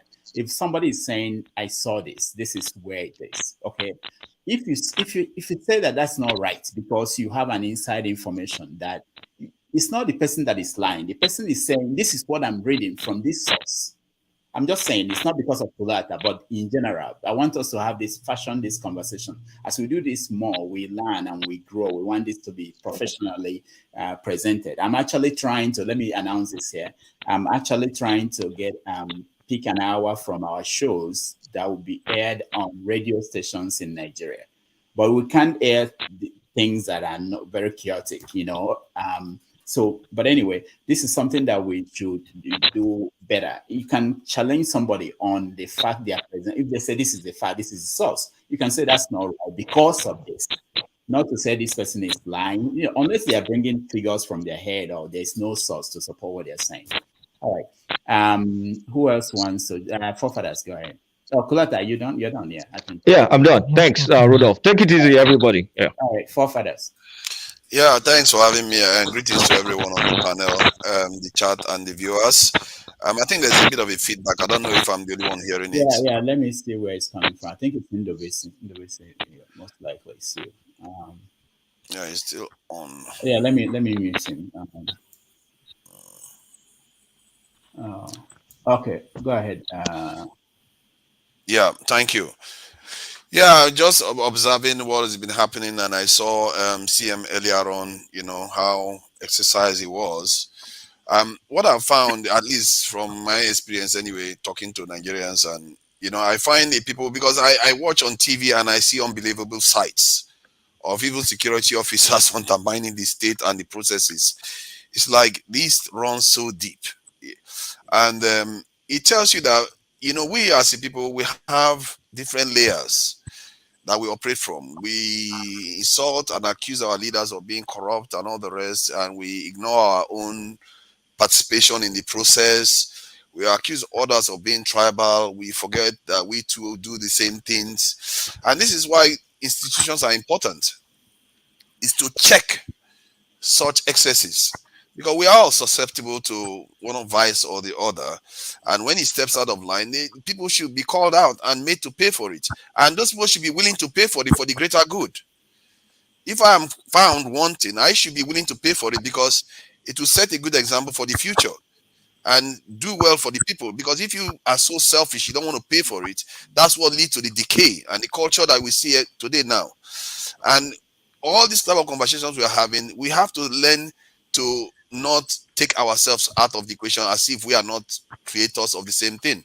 I was having a conversation earlier on. I was called out for being a little bit emotional and tribal too. Well, like, you know what? If I was found to be that way, I'm willing to put my head on the block and be judged for it. Because that is how it's meant to be if things are going to move forward in this country. It's just what it is. And we have to take our personal feelings out of it, our personal interests out of it too. Because your personal interest is not greater than the people's interest. The people, 200 million people, have to do well. And if we keep making it about us and our tribe, we will lose perspective. Because I've spoken to quite a lot of people on this panel, and my experience of talking to people is that if you don't talk honestly about the difficult issues, they will be speaking to you with forked tongue. You'll be operating with them, and the next minute they will go the other direction.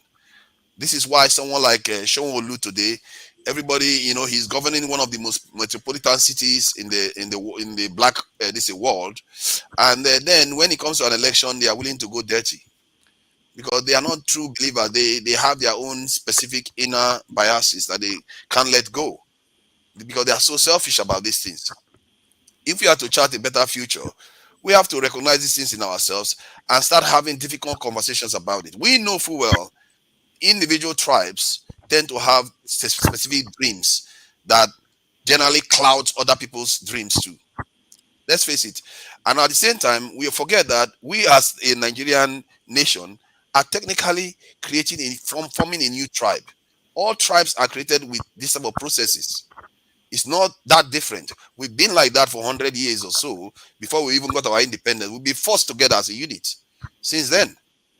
And that's how nations come together. That's how tribes come together. We are creating a new one. And when we are creating a new one, we have to be careful about reverting always to the sub-tribes that we have been in.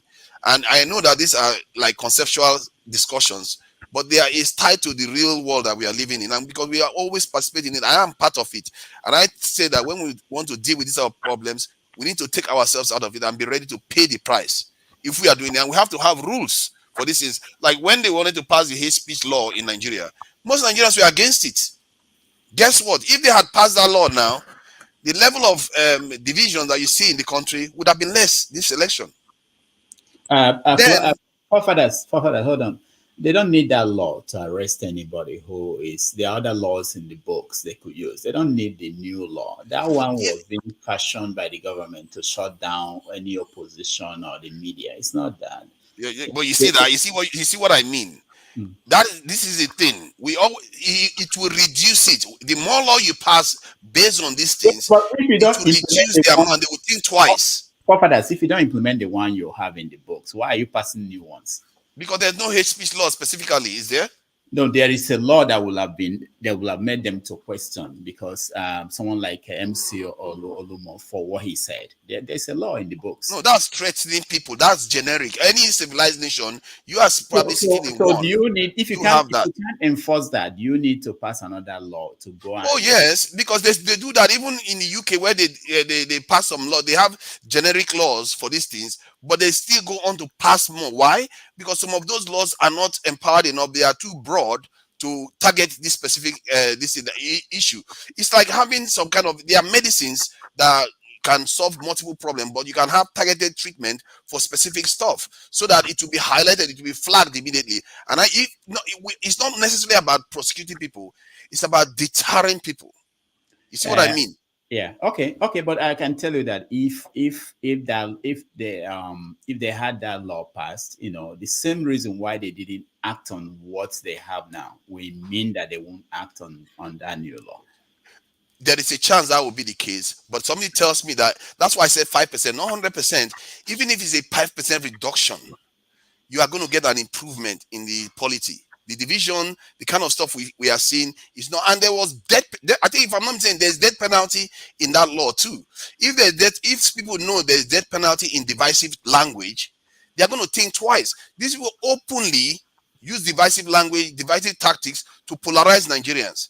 That is one of the most dangerous stuff that you can do to a people. Divide them, they are easy to conquer. This is what our forefathers did. We fought each other and we were easy to conquer. Yoruba, that the Lagos that they first landed, I think we were talking about Lagos election today.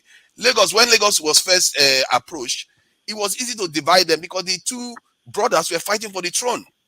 They were fighting for the throne, and it was easy to divide them, and they fought. They were divided against each other. The British came in, and it was easy for them to take over the within 2 months. This is kind of divisive attitude that we use. If you go, it's replete all over Africa. And it's common sense, really. We have to fight because we are so many in terms of tribes, in terms of groups. It means that we have to even do more to overcome it, even more than the Western powers. You can't judge yourself based on normally what the Western people do. And given that they are even more homogeneous, and yet they pass these laws, we are less homogeneous. It means we need more of the laws, not less. That is logic here, and that is what I think we should be doing, and we should be supporting these moves that says, you know what, anybody that wants to talk about tribalism too much, they need to answer for it. Look at Rwanda. Rwanda banned it outright. Rwanda is destroying churches and mosques alike, and they are doing better than most countries in Africa. Why? Because somebody decided, and I tell you this, if we carry on with this direction we are going, you are going to get a Rwandan-style leader sooner or later. Because the entity that you call Nigeria will do what it needs to defend itself. And if it takes a young leader to show up and say, you know what, to hell with tribalism, to hell with traditional values, your new tribe is going to be Nigeria. You like it or not, if you mention tribes, you're going to go to jail. You'll be surprised. You might not think that will come to happen. You'll be surprised how quickly it will show up. And young people will support that leader in taking people and executing them day in, day out. This is what the kind of stuff you saw in Russia and in China. I've often wondered, why do these people obey their leaders when they ask them to go and execute people en masse? Whole villages decimated. Why do they obey their leaders? Now I'm beginning to understand it. Now I'm beginning to understand it, because such failures happen repeatedly that the people become so scarred by it. Then when a leader emerges and says, you know what, to hell with this, those young people, those young men will go out and destroy all that exists. The Chinese did away with their traditions. Can you believe that? They did away with their traditions. Russians did the same thing. What makes the people do that? You should ask yourself why. It's because of this frustration that people refuse to break away from the old tribal instincts. And I think that we should do more to bring each other together, deliberately do more, because we are far more diverse than any other parts of the world. It means that we need to do more to bring our people together. And somebody's calling me naive. This kind of stuff, I don't understand. Why am I naive? Most of the world is more homogeneous and they have more stronger laws to bring them together. Why is it that ours is weaker? And we wonder why we're having all these problems. We need to bring. I don't think our people are wicked. If European countries were anything like Nigeria, like we are suffering, they were suffering like Nigeria, they were as diverse as Nigeria, they would have slaughtered each other to pieces by now. Because even when they are not as diverse as Nigeria, even when they are not suffering as much as Nigeria, we saw how much they kill each other. I think our people are generally good. If you judge them by the standard of other people, our people are actually very forgiving. But our leaders, we keep thinking that we can eat our cake and have it. You cannot choose not to bring the people together and expect them to come together by magic. We are setting too high a standard for our people. It's not fair. It's just that simple. And I don't know how many people see it like this, but you can't expect other people to be less diverse and have stronger rules against division than us that is even more diverse. We really need to ask ourselves, is it not a Rudolph that was disagreeing with me just now? Because we don't ask ourselves deep questions about these things. Thank you. All right. Thank you, forefathers. Let's try you again and see if Yes, can you hear me, everybody? Yeah. Good afternoon, Doctor. Well, I've listened to many people speak. Nigeria is at a boiling point, and I think those who care for Nigeria, particularly some opinion leaders across the country, who really wants the country not to go under, should arrange for a quick meeting, because they are on ground, to discuss how we arrived at this stage.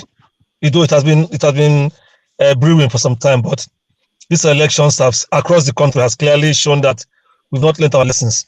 In the past, these are things that will happen. Before you know it, you will hear martial song early in the morning that the military has taken over. But that's not what we want. It's not the right, because we have tried it before. It's not the right thing. If they don't come together and see how they can salvage the country, they claim that the country we were engulfed in, we smoke out everybody, and they will not find a place to stay. So, because we can't continue this way, we are now a laughing stock in the world. The elections, we are completely not election. What happened in Lagos and other parts of the country yesterday, we are completely. It's like barbaric. It's too ugly to behold.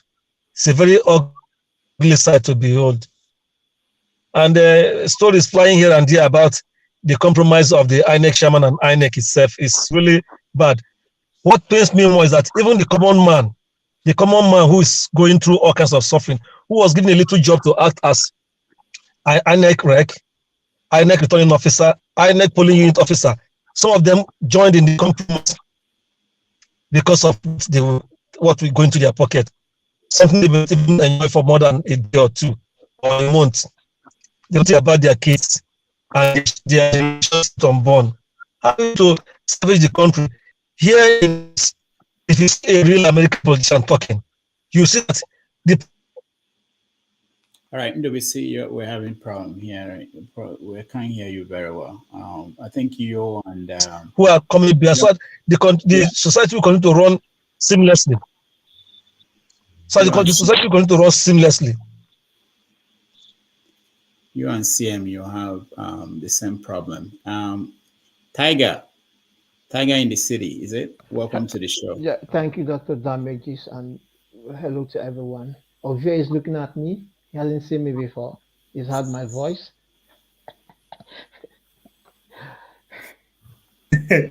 So now you, Abi, now you. Yes, this is me. I'm not the clone. This is me, really.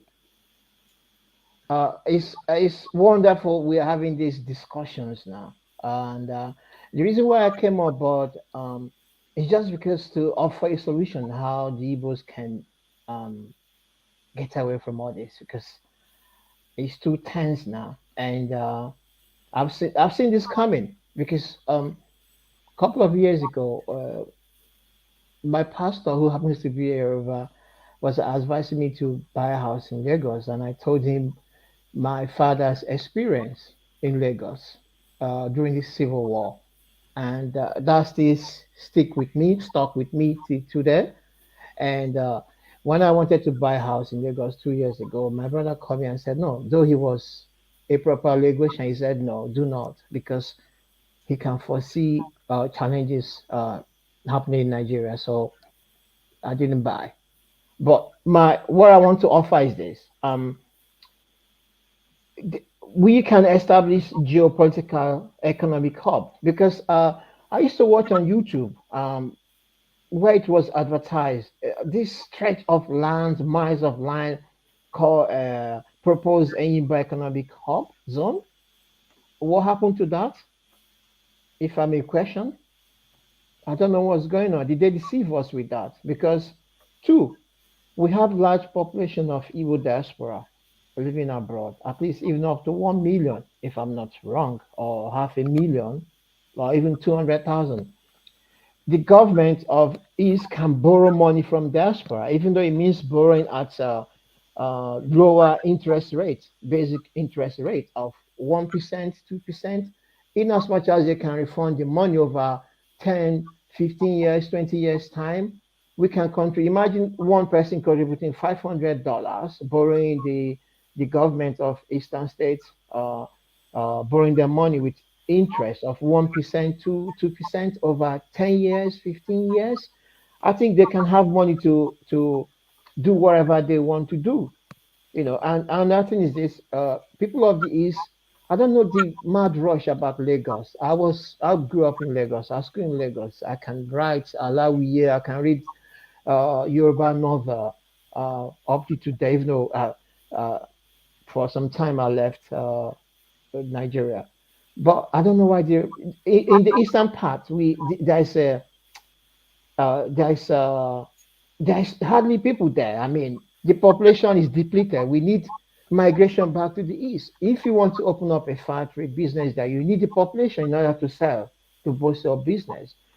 And we should encourage migration. People should start selling their houses, both in the north, in Lagos, gradually. It's not going to be a quick sale, but it might be a 10, 15 years program, because the reason why they are treating the Igbos this way, one factor why they're doing, because they know they won't go anywhere after all said and done, they will still stay because they have houses and business in those areas. If they do have less businesses and houses there, I don't think any other ethnic Nigerians will treat them as bad as this, because they know they can go back, and when they go back, they can form their own state and stay on their side. So we need this economic powerhouse in the East in order to achieve the political move in Nigeria, or in order to gain power. Without it, we won't gain power, because all our business are concentrated in either in Abuja or in Kano or in Kaduna or in Lagos or Ogun State, but hardly in the East. So in order to do that, we should learn how the Jewish people, how other countries that were having challenges in this format, how they were able to formulate economic policy and political policy that make them, stay in their own side, stay in their own zone, build it up. When we build up Southeast, people will come. There won't be a force to go out or try to stop us voting. They were encouraged to come back to their own zone. But we need to learn. I think the Igbos haven't learned a lesson. They need to learn a lesson. And I'm sorry this is happening, but in one hand, I'm sympathetic to families and those who have suffered oppression and vote deprivation and death, but this would be a lesson. If we do not learn by this time, I don't think we're going to learn again. That's my contribution. All right, thank you. Let's Lexi, I think you've not said anything in a while. Let's go to you, and then I'll go to Akija.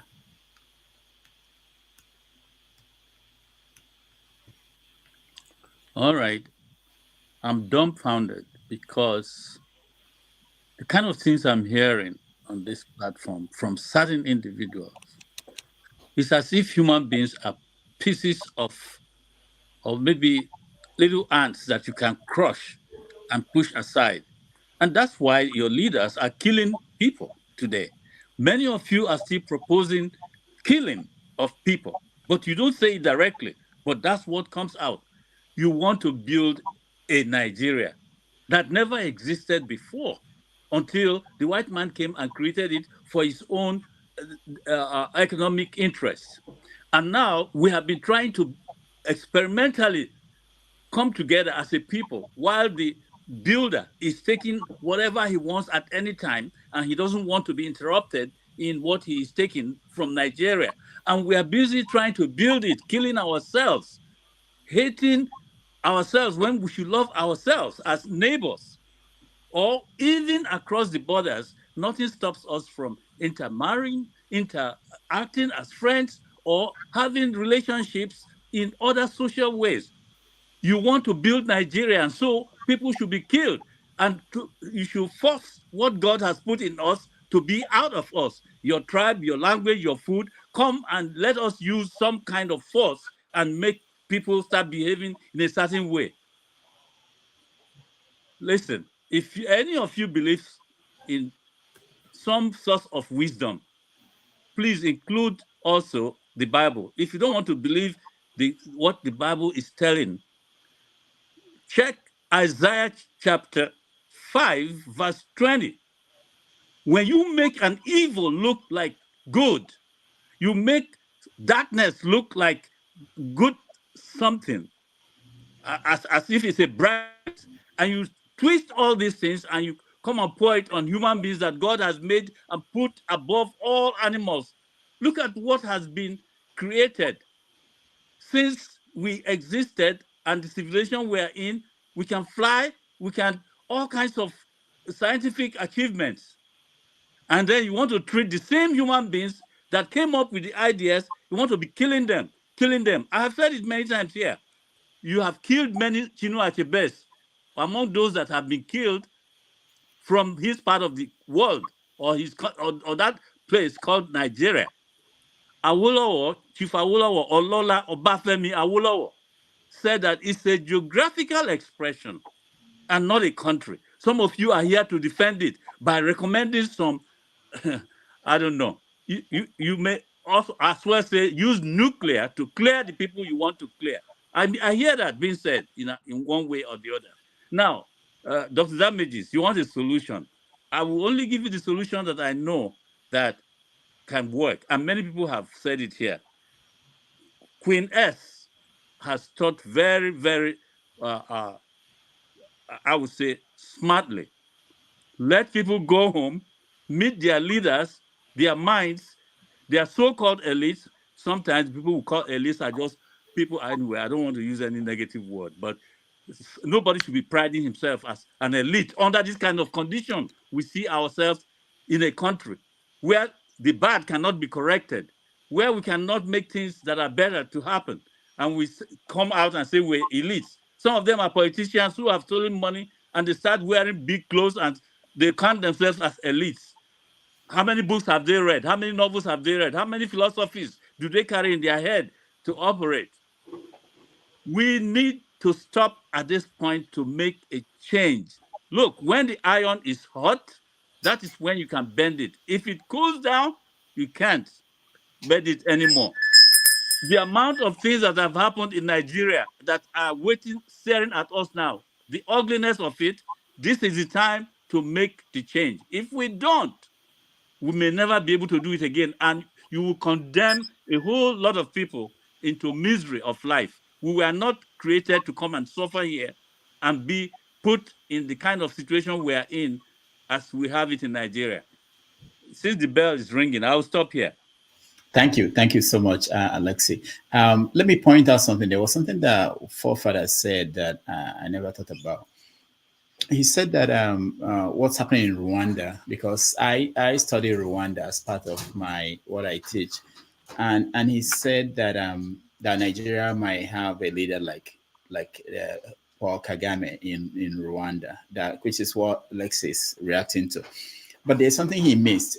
For that to happen, Nigeria will have to pass through what Rwanda passed through, which is genocide of big magnitude. You know, that's when people will be subjected to that kind of governance, and they won't have any option but basically to accept it. Because if you lose 800,000 people or 1 million people in a country that was, I think their population then was maybe about 20 million. I don't think it was up to 20 million.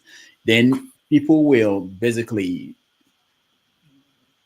abide by anything. So what I wanted to point out is that for Alexia and for forefathers, Paul Kagame kind of person will not just imagine Nigeria of today the way it is, but it could happen if we allow what's going on now to lead to a genocide.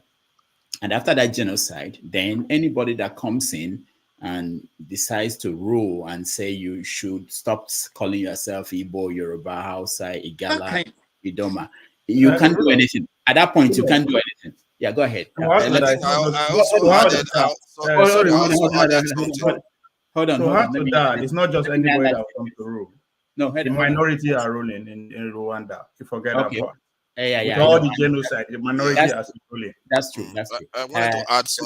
I also added other examples, like in the Soviet Union, Russia, and China. It's not. It doesn't have to be a war. Because situations can create leaders that will highlight these problems as the biggest challenge the people have been having, and they will have supporters. They don't even need a lot. Just 10% of supporters. They will carry out their orders without remorse. And Stalin was responsible for the death of about 20 million Russians. In China, it resulted in the death of 15 million. It tells you when people lose it, they were killing professors, church leaders in China, and religious people, they were killing them. What do you think leads to that? All right. Is people getting fed up? Hold on, let me have Lexis. Yeah. Yes, you see, I think this came out of my own comment too. So this killing that is so easily said, the Igbo say that eburu ozu onye ọzọ, ọ dịka ebu nkụ.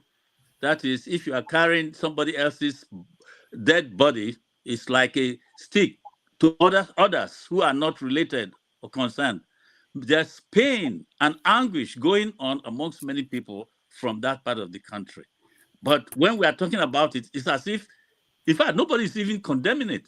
All they do is blame the victims. Oh, they will put it on this person or the other person.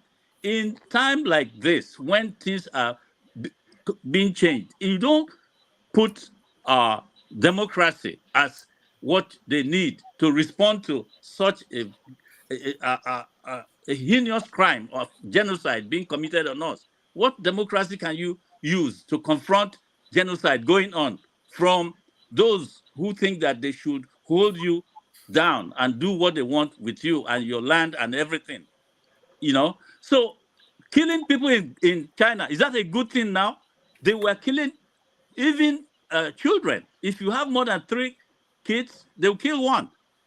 And they tell you you are only permitted to have 2.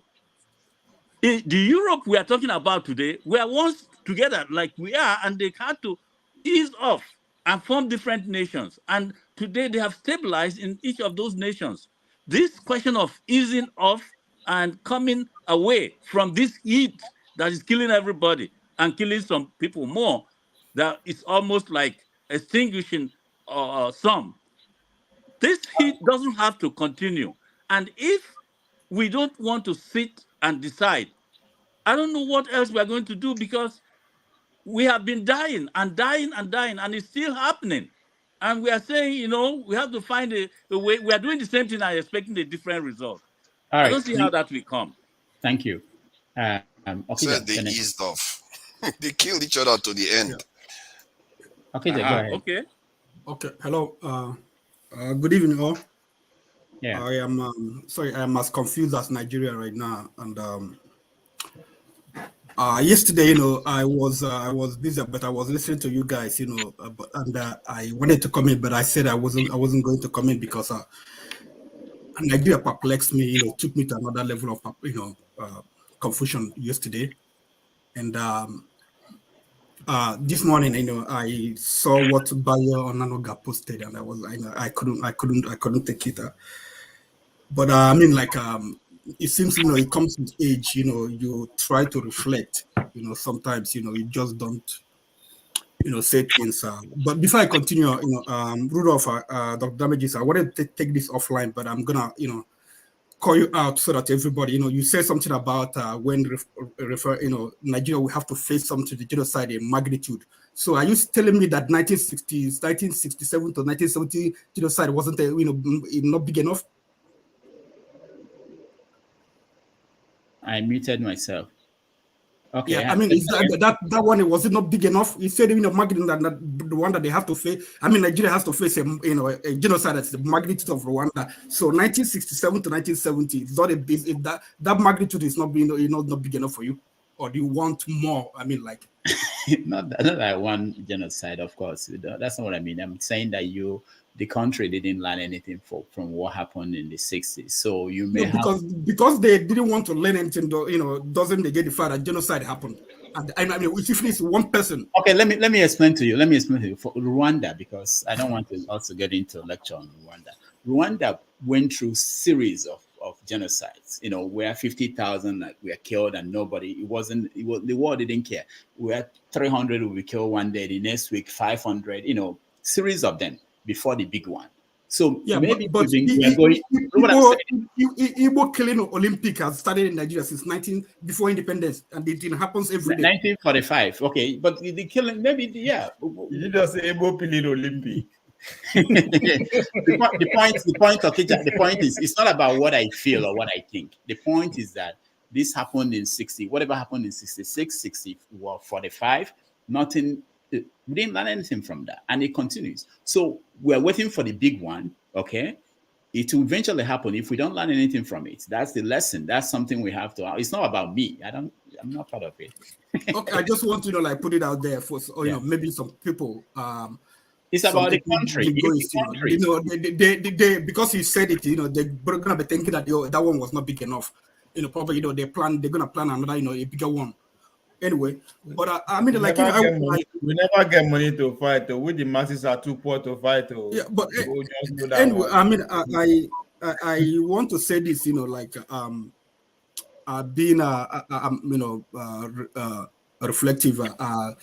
Nigeria situation. I mean, it's okay. It's easy to just come out, get angry, and say things, and then recoil. Go back to your cocoon. Go back to your region or whatever. But I mean, there's no problem. Nothing wrong with Nigeria. Just something wrong with Nigerians. And what is happening here right now? I mean, if it's happening in the United States here, and there was election there, election deniers. There are people who don't believe that if they lose, that other people cheated. If you see election deniers in Arizona, Trump and his QAnon, they believe anything. And as people are using these people to these politicians are using people to lay hold to power. It's not different from what is happening in Nigeria. Igbos are living in Ekiti State. Igbos are living in Osun State. Igbos are living in other states, Yoruba land, and then. But you see that APC, they ganged up, and then some of them are intellectuals, and some of them elites. So they've used this opportunity to to lay hold to power. And they want to do anything to achieve that. And some of us, we are falling, for them, and trying to tear ourselves in pieces and that. But what you have to understand is this: Nigeria, every day, Igbo girls and Igbo boys and Yoruba girls and Igbo men, they're falling in love and marrying each other. And for example, you have a GRV, a product of love from Igbo and Yoruba woman. So, but then we tend to think that we're not making progress. But these people like Bayo and the people like him, they want to hold power. They say things to us. But what you want, I want to say that that's darkness. Like someone said that. I think like light, things that it travel faster than darkness, but everywhere it goes, darkness is waiting for it. But one thing of darkness is docile, and it's just there; it doesn't move. So where there is no light, there is darkness. And for people who believe in Nigeria, who believe that this has nothing to do with Igbo or Yoruba, but men who want to hold on to power, they are the light. So you have to show the light, and then no matter how dark it is, when things like this happen, you see people, profiling solution. Forefathers were talking about ethnic cleansing. You want to, eliminate tribe, but just because you want to achieve Nigeria, you don't need to kill somebody to understand what is ethnic cleansing. This is one of the things I don't want to hear. China did it, Russia did it, and then what? That's why we have to do it. It's a warning from history. You want to do it peacefully. That's what I'm advising. It's never peaceful. Things like that are never peaceful. So no, by passing rules. Anyway, that's his solution. But my solution, what because right now, where we are right now, we made it. Even though the election of February, was not good, but I know there were some, some light. There was some light, but what has happened yesterday? I mean, basically, like that. It has negated, whatever we achieved February 25th. It has, taken that down, and we cannot achieve that. That thing is nothing because there's not a new system. What we have right now, the solution? I mean, the only recourse we have now is judicial activism. If we are trying to find a solution, what we have to do is to find a way to have, because, these cases that are going to come to court, we need a court that will tell these politicians, you are messing up this country, you are messing up this country, we have to stop you, even if we have to rule without the constitution. That's the only hope we have right now, because even after, if all these cases go to judiciary and, they are upheld, this farce, this injustice are upheld, I mean, Nigeria is gone. Because 2027, I mean, it's gonna be the same thing. 2031 is going to be the same thing. So only hope we have now is judiciary, or some of us who want to, do activism. I mean, I keep saying it, and there is always a solution. America is the biggest, one of the greatest country on earth, the strongest country on earth. Almost every country listen to America. If people want to engage in activism here, I mean, you have to start, probably, we have to find a way to reach all our senators, people who are living in the US, reach to your senators. We come together.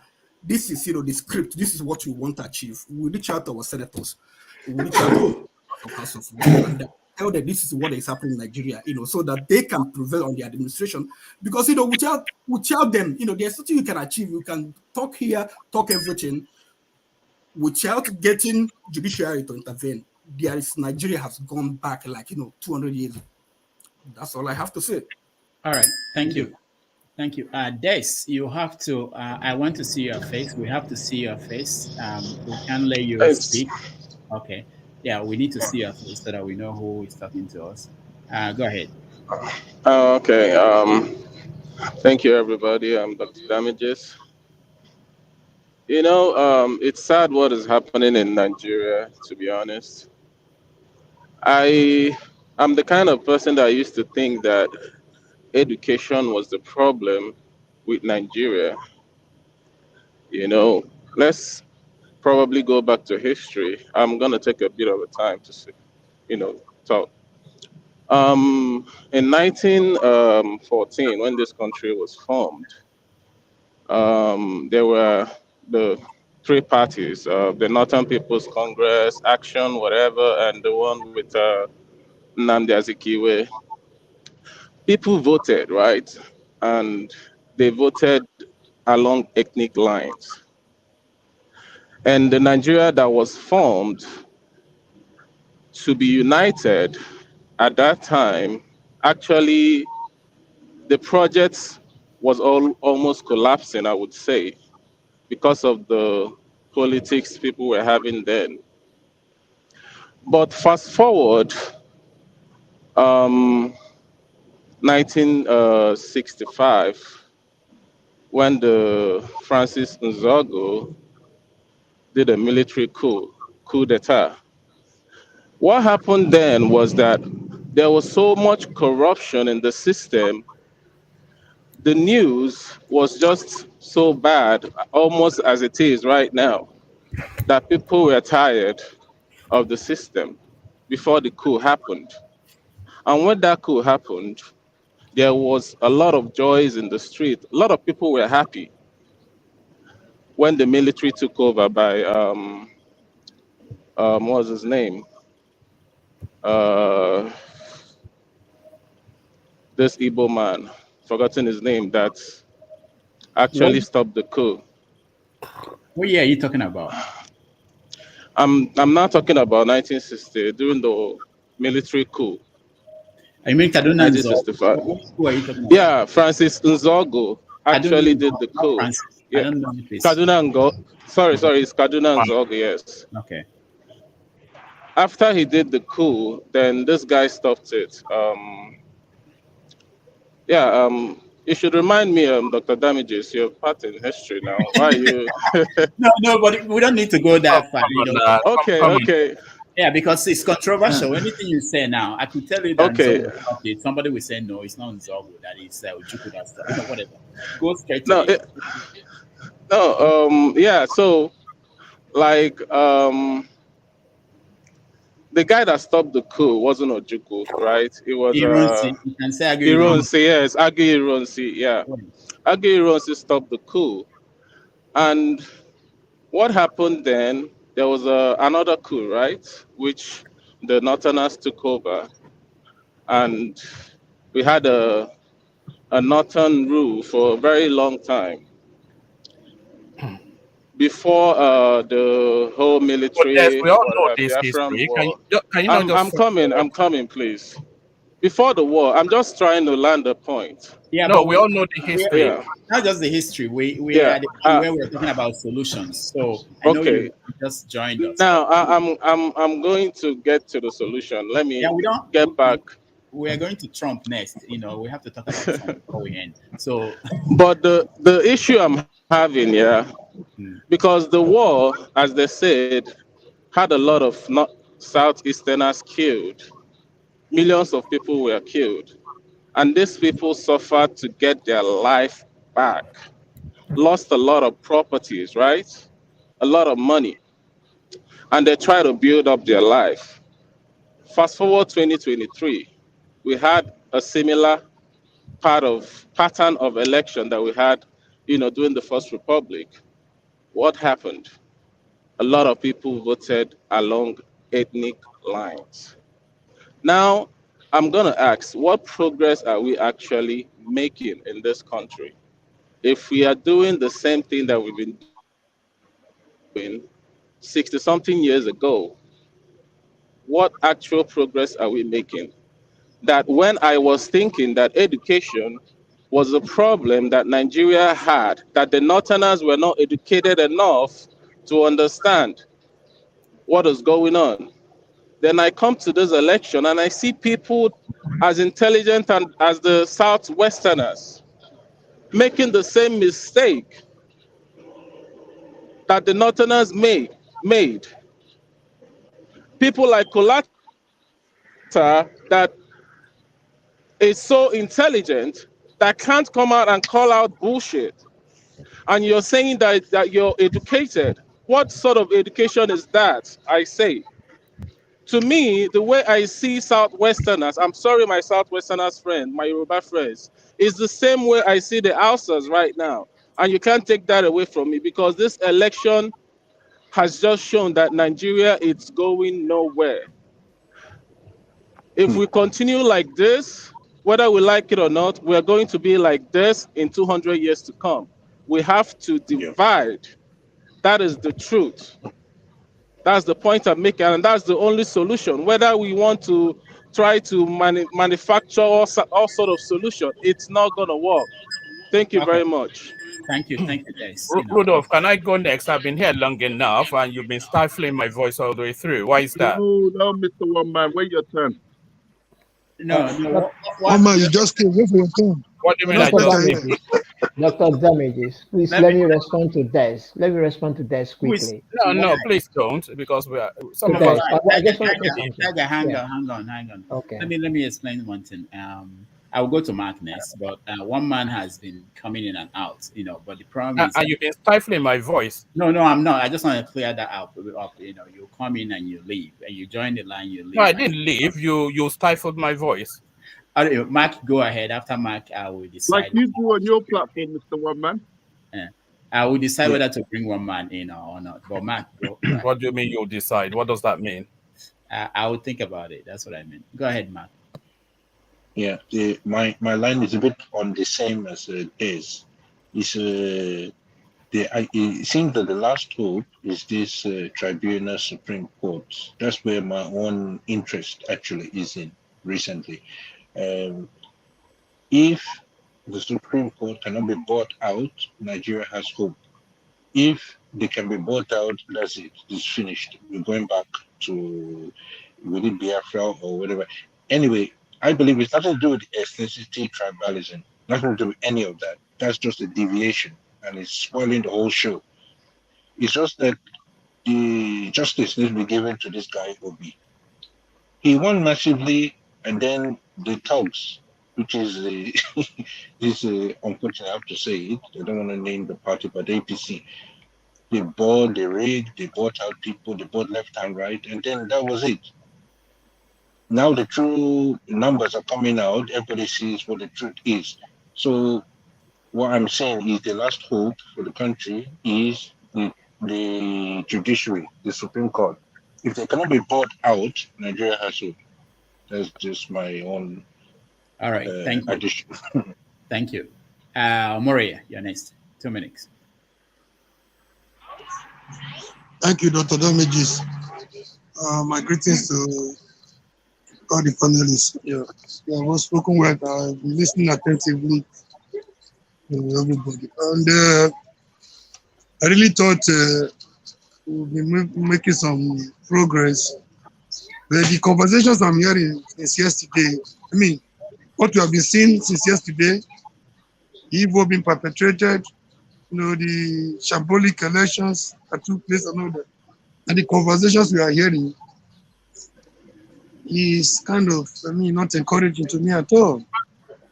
I said yesterday, like, somebody was trying to go into our historical perspective of what transpired, the coming together from 2014.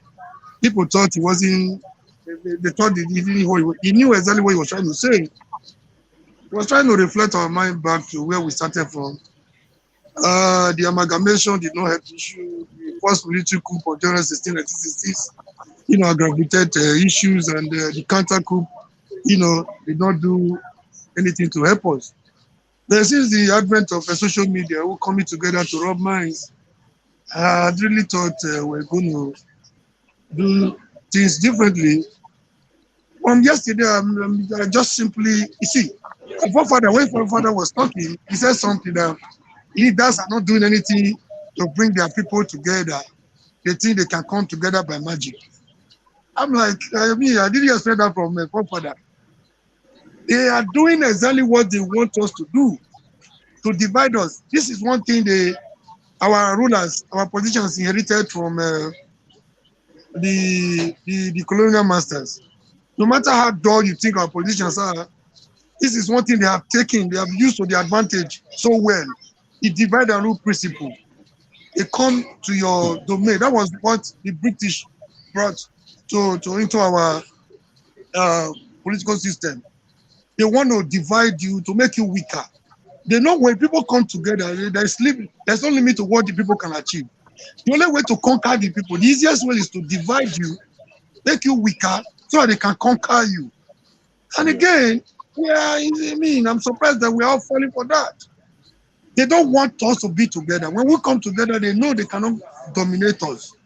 So if you're looking for a leader, a Nigerian politician that will bring people together, I think we're just making a mistake. So can I didn't expect that from. I said that because there was a hate speech law that was about to be passed, and most people were against it. Yeah, they don't want us to come together. That is whether the hate speech or no hate speech, they will not do anything. Don't be cajoled into that. We are not powerless. We are not powerless. The laws we have already, and none of them allow anyone to take another person's life or to hate another person. So we don't need the hate speech for them to do the needful. Now we are all falling into that trap. I call it a booby trap yesterday. Probably people didn't know what I was trying to say.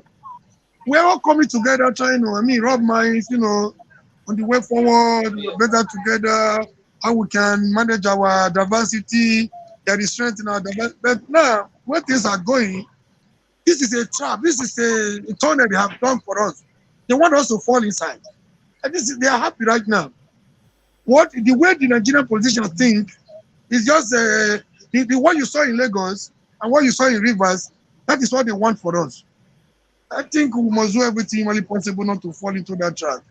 They are happy. That is what they want. Each time we come together to argue, to fight ourselves along religious and tribal lines, they are better off for it. That is what they need.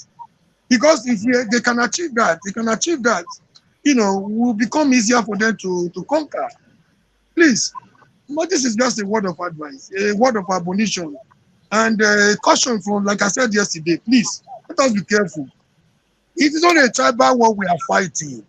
If we make this mistake, I think we are treading a very dangerous line. The discussions is yesterday is assuming a very dangerous dimension. Please, let's be careful the way we go about it. They want to make it look like if they don't come under religion, they come under tribal settlement. Yeah. I said yesterday, the average Igbo man suffering in Lagos, the average Igbo man in that traffic that cannot move from mainland to island, it's the same thing the average Yoruba man is passing through. But Tinubu can use a helicopter from the mainland to the island. How has that helped the Adewale in Lagos, the Yoruba extraction? How has that helped Mr. Chukwuemeka from Anambra? See, we are all victims of the Nigeria that is not working. Please, I beg of all of you, please, let's not fall into this trap of making it look like it's not a tribal war, it's not a religious war either. They bring these things to the table so that it can be easier for them. They don't quarrel among themselves. They don't quarrel. If Tinubu is sworn, give him 1 year, they will begin to realign. So, can you imagine? We can supporting a Tinubu, the same APC has been castigating for the past 8 years. So they don't really quarrel. They don't have quarrel. We are their victims. They are feeding on all of us. Please, let's be careful here. Let's be careful. So that we don't tread this dangerous path. It is a trap they have set for us. Each time we fall into this trap, they are better off for it. This is just my little word of advice. I thank you all for your wonderful contributions. Thank you very much. Thank you, Mr. Murray. RBL, you're next. First of all, remind me before I finish my comments. I want to go back to I want to talk about Mr. Trump harassment he's facing in the US. But let me come to this. Can you remind me what Ojukwu said to Ken Saro-Wiwa when he met him in prison? What did he say to him? Do you remember? Who are you asking? You, Mr. Damages. No, I don't know. I don't know what he said. You don't remember? No, I don't even know. I don't know. Does anybody recall what Ken Ojukwu said to Ken Saro-Wiwa when he went and visited him in prison? What's the first thing he said? Now, RBL, this your style of commentary is interesting. Yeah. Instead of you to tell us what you know, you want to hear it from somebody else. Tell us what you know, if you know it. No, I really don't know. I want to quote him correctly. He said Jesus wept. No, I don't think that's what he said. But anyway, I want to tell us what he said then. I want to quote him. They put me wrong. I want to quote him verbatim. You understand? I didn't want to get anything wrong, but I think he said along the line of, Oh, man, I want to get it correct. He said something along the lines of welcome. I think it's something like that. I may be wrong, but the reason I said that is because I want to say the same thing to Igbos of one Abiel, you should have Googled it, find it before you come on, and No, then. this thing just came to me now. So I just thought that would be my intro. But I want to say hello to Igbos, these ones that love one Nigeria. Yeah, this is what we, IPOB have been telling you guys, and you're seeing it. How many times somebody has to slap you, punch you, poke you, and tell you that this place, Nigeria, is not for us? They'll keep on doing it. In fact, you've seen what the Yoruba people are doing. They're getting a taste of this kind of thing. So this is not going to stop. How do you go back to your house or flat or whatever in Lagos after your neighbors pointed you out and say, look, they're Igbo. Yeah? These are the same people who were told during this so-called civil war. It was genocide. I don't like calling it civil war, but it was genocide. These are the same people that were telling us that, when the Igbos ran away back to their homeland, we were looking after their homes and collecting rent to give them. But these are the same Yorubas that pointing you out for you to be assaulted, maimed, and killed. That's what your one Nigeria. I want to mention something. Was it John Yaba? This is the same guy that always come and call his evil so-called brothers my brothers. But this is the same man that was telling you that, you people in the South, I don't know why you guys always talk down on people in the North. We get better electricity than you people. We have better things than you people. He said that on your platform. And he told it to your face, and you guys could not you're just laughing with him. And it's the truth. He told it on your platform. But anyway, let me go back to Mr. Trump. I want to say something. You see what's going on in the US? Hold on. Before you go to Trump, we were looking for solutions. So solutions. I've told you this many times. What solution is? Solution is. See, you're laughing. Solution is not the solution. Is not what African Queen has said to me. That what she has said. That Igbo people in the diaspora, we should be raising money and paying for railway lines, paying for roads, and all this nonsense, as if we have money out there. And so other regions in that other parts of Nigeria will enjoy federal money, while people in diaspora will be putting away the hard-earned money to be building road. Who does that? What's their solution, Albiel? The solution is that everybody in Nigeria we all should say enough is enough. Stop voting. Don't vote. Don't collect your PVC. People should be shouting, we want referendum. That's the way forward. Just shout. Do not. Civil disobedience is the key. That's what I'm suggesting. Okay. So go to Trump. I want to go to see what's happening in the US. Is these Democrats are retard. They are evil.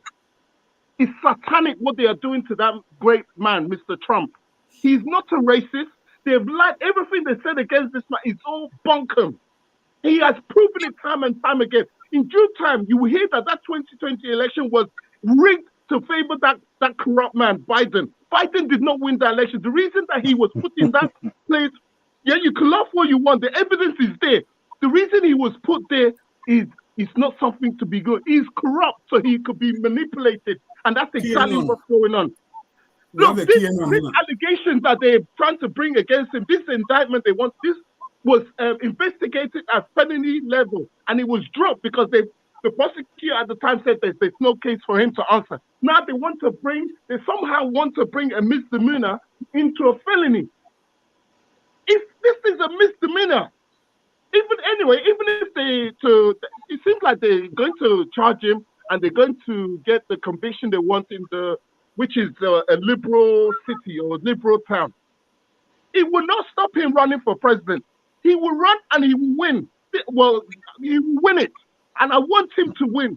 The world needs Mr. Trump to win the election in order to bring peace in this world. This world is run by these crazy liberals, nut jobs. These people are crazy.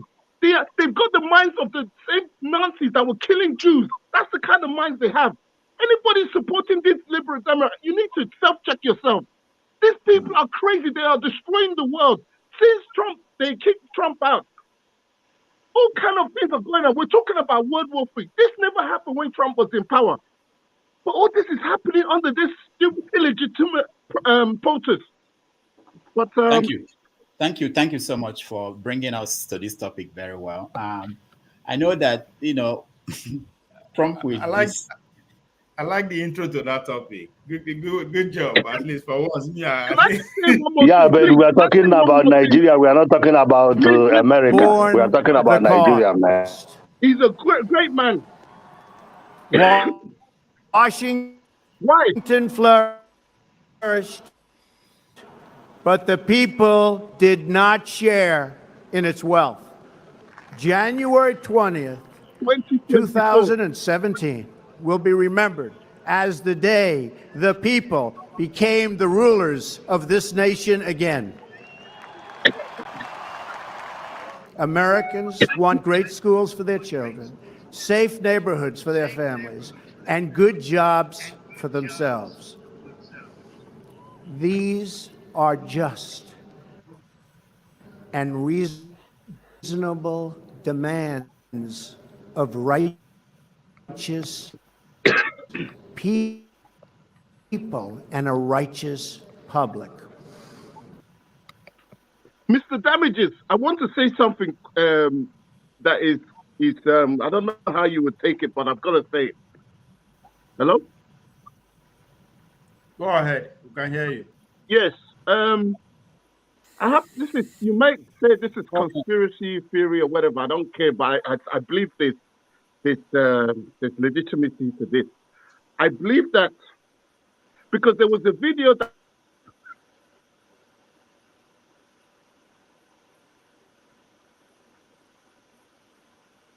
You are muted. We can't hear you. Yeah. Can you hear me? Yes. Yeah, now. Yes. Now, this goes back to when that terrorist enabler, Barack Obama, yes? He said, I saw the video and I was shocked to see this. He was saying that, Nigeria must remain one at all costs. That tells you that this guy is unconscious. He knows that this was what was said by Gawad that went on to kill over 3 million Igbos, and he's saying the same thing. That tells you this man is a madman. That Barack Obama I'll use the word, he's a bastard. Now, I believe that President Trump's second term was enabled by the British government because they knew that he was going to deal with Nigeria. He was just waiting for his second term. I don't believe that what happened to Trump in regards to that election was just, the Democrats, they gathered together because they knew that he was going to deal with this terrorist contraption, Nigeria.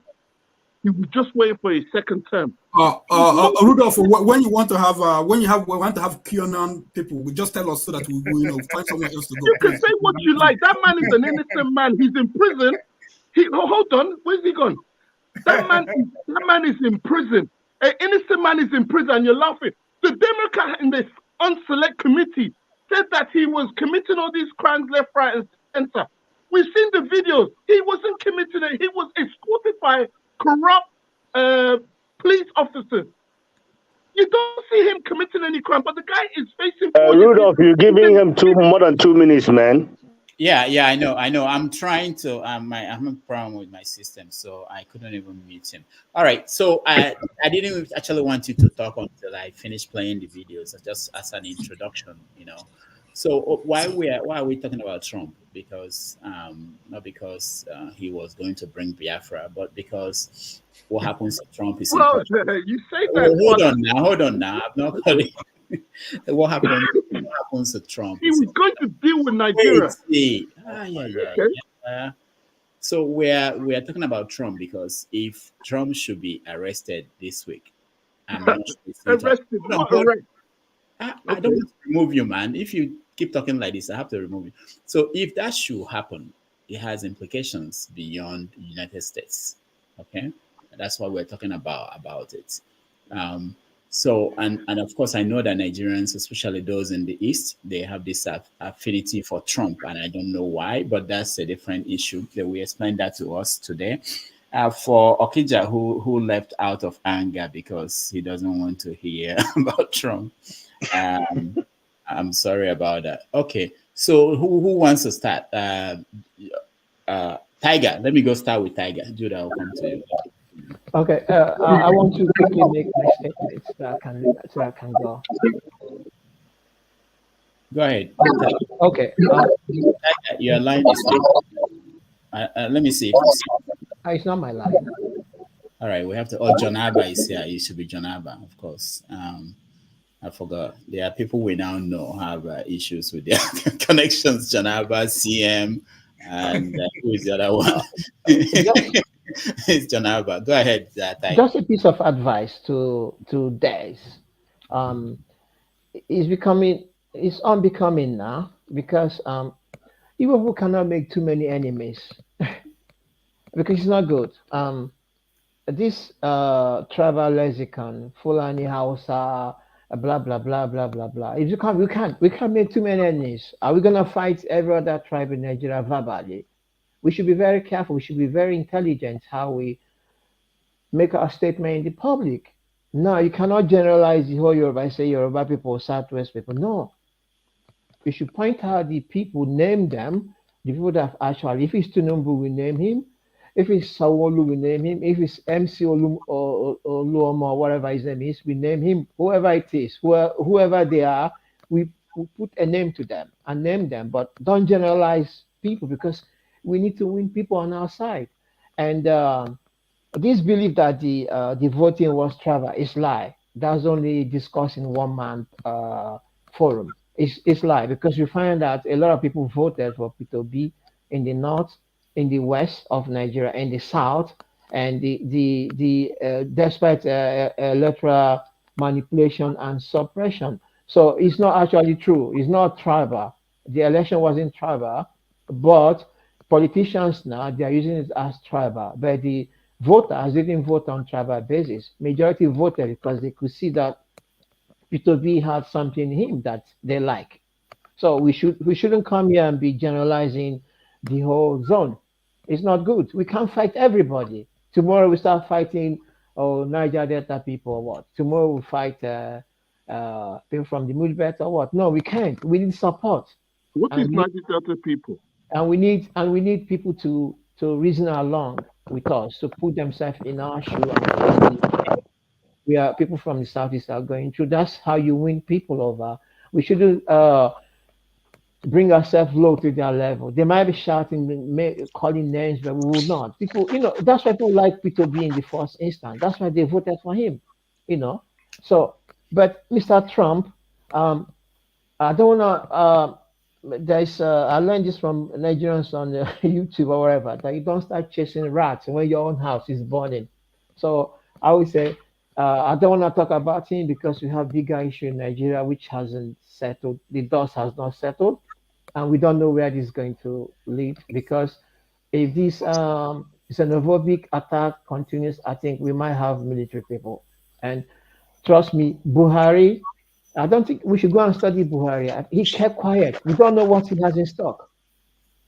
So we should wait. He has no. Yeah, he doesn't talk. He's just looking at the whole situation. We don't know what he has in stock. It might be by May or June we hear a different story. So we don't know. All right. So thank you. Let's not start running the Fulani down here. We don't, because nothing. There was no in terms of presidential election. There was no violence in the north like it's in the west and east now. They must be laughing their head off, Yeah. So we shouldn't fight everybody. We know we are the receiving end, but we should lick our wounds, like I said, and be a man and strategize for future. First of all, economic power. When you have economic power in your zone, you have political power. Thank you. So I got to leave that damages. Tiger, thank you so much. What you said is very important about not generalizing, and I've been talking about it, but it seems as if I have to stop more people. But about why, again, we need to, I don't read sports pages when I pick up a newspaper, so you can turn over to the next page when we come to another topic. But let's talk about Trump. Who is next? Omori, are you? Okay, Jude, go ahead. Yes, regarding Trump, personally, I have been so impatient about the judiciary system in our dear country, America, because of the slow slow walking that is been dragging over Trump issue. By now, I expected that somebody like Trump should have spent 2 or 3 months, 2 or 3 years already in jail. This is a man that carried out a coup to overthrow the duly elected government on January 6th. And this is a man that have committed all atrocities that no president in the history of America, in the recent history of America, has ever committed. Okay, a man that, basically his major friends all over the world are autocrats, are all dictators. He came and changed the political system and the diplomatic relationship that America has established with democratic country that have the value of human dignity and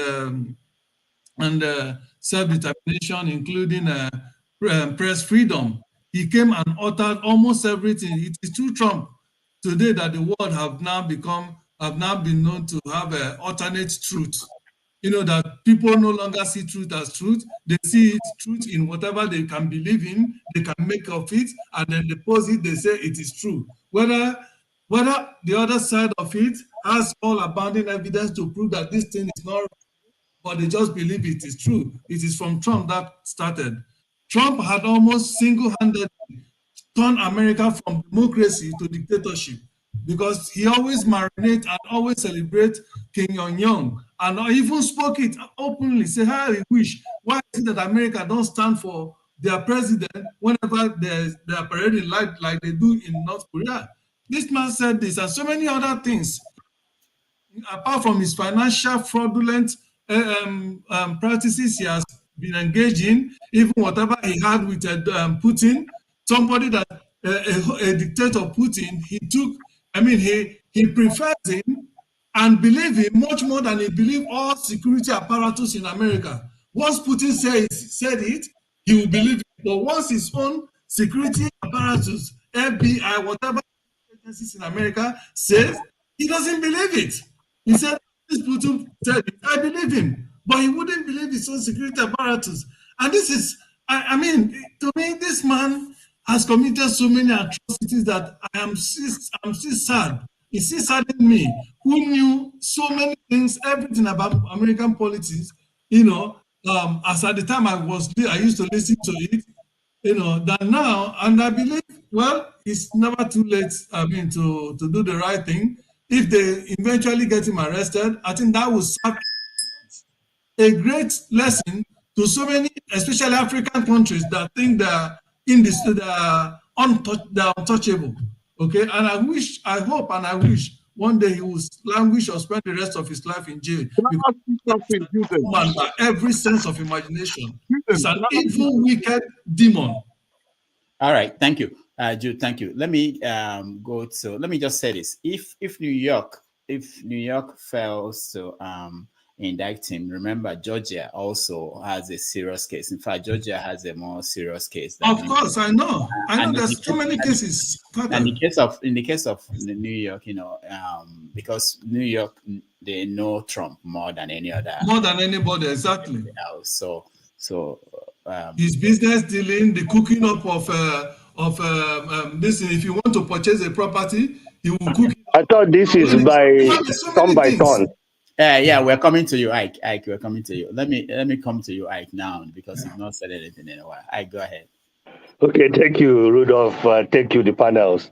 For Nigeria, let me talk about Nigeria first. The difficult thing is where we are now. Where do we go from here? I don't even know what the solution is, because the reason why I don't know what the solution is, in America, when you demonstrate, people hear you out. Then when you vote, people hear you out through your vote. Then the vote kind of says where the people are going to. In Nigeria, you got demonstrated, they kill you. You vote. Now, we spend $772 million, almost $1 billion on this election. on this election. 355 million, billion 355 billion naira, which is equivalent to 772 million dollars for this election, and this is what we got.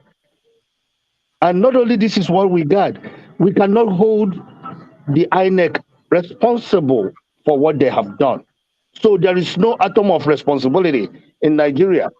People look towards judiciary.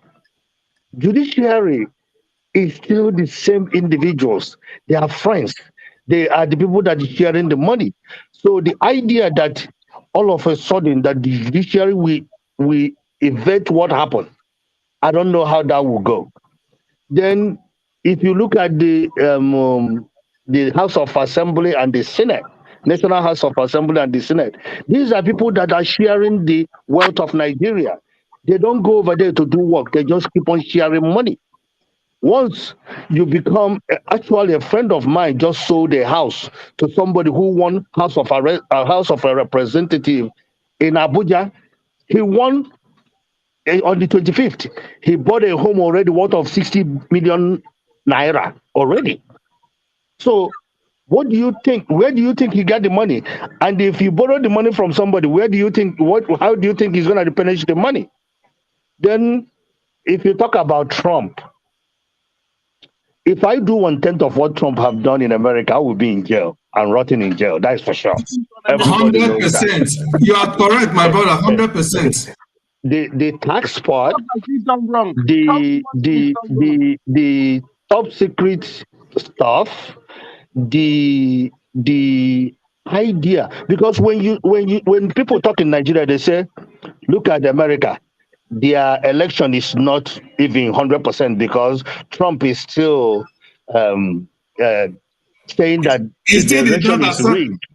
The election is rigged. We know that the election is not rigged in this country. I have been voting since 1998 in this country. Since 1998, I've been voting in this country. Forget about that rubbish. He lost the election. He needs to get it on his head. But I don't know if they're going to indict him or not, because this is where, if you have money in America, you buy the best of the lawyers. You buy the best of the people to take you out, to bring you out of that. And if anything will come out of it, they might pat him on the back. I don't think he's going to go anywhere. For Nigeria, the Igbos have to learn a lesson in this. We developed every other part of Nigeria, but we didn't develop Igbo land. When you go to north, they start killing Igbo people. Now in the south, in Yoruba land, especially in Lagos, because not all Yoruba land. Because I will tell you, the governor of Oshu, is it Oshu, the Adeleke? Adeleke's mom is from Imo State. Adeleke can speak Igbo very, very well. But what happens in the Lagos is not, I don't understand why one person is controlling.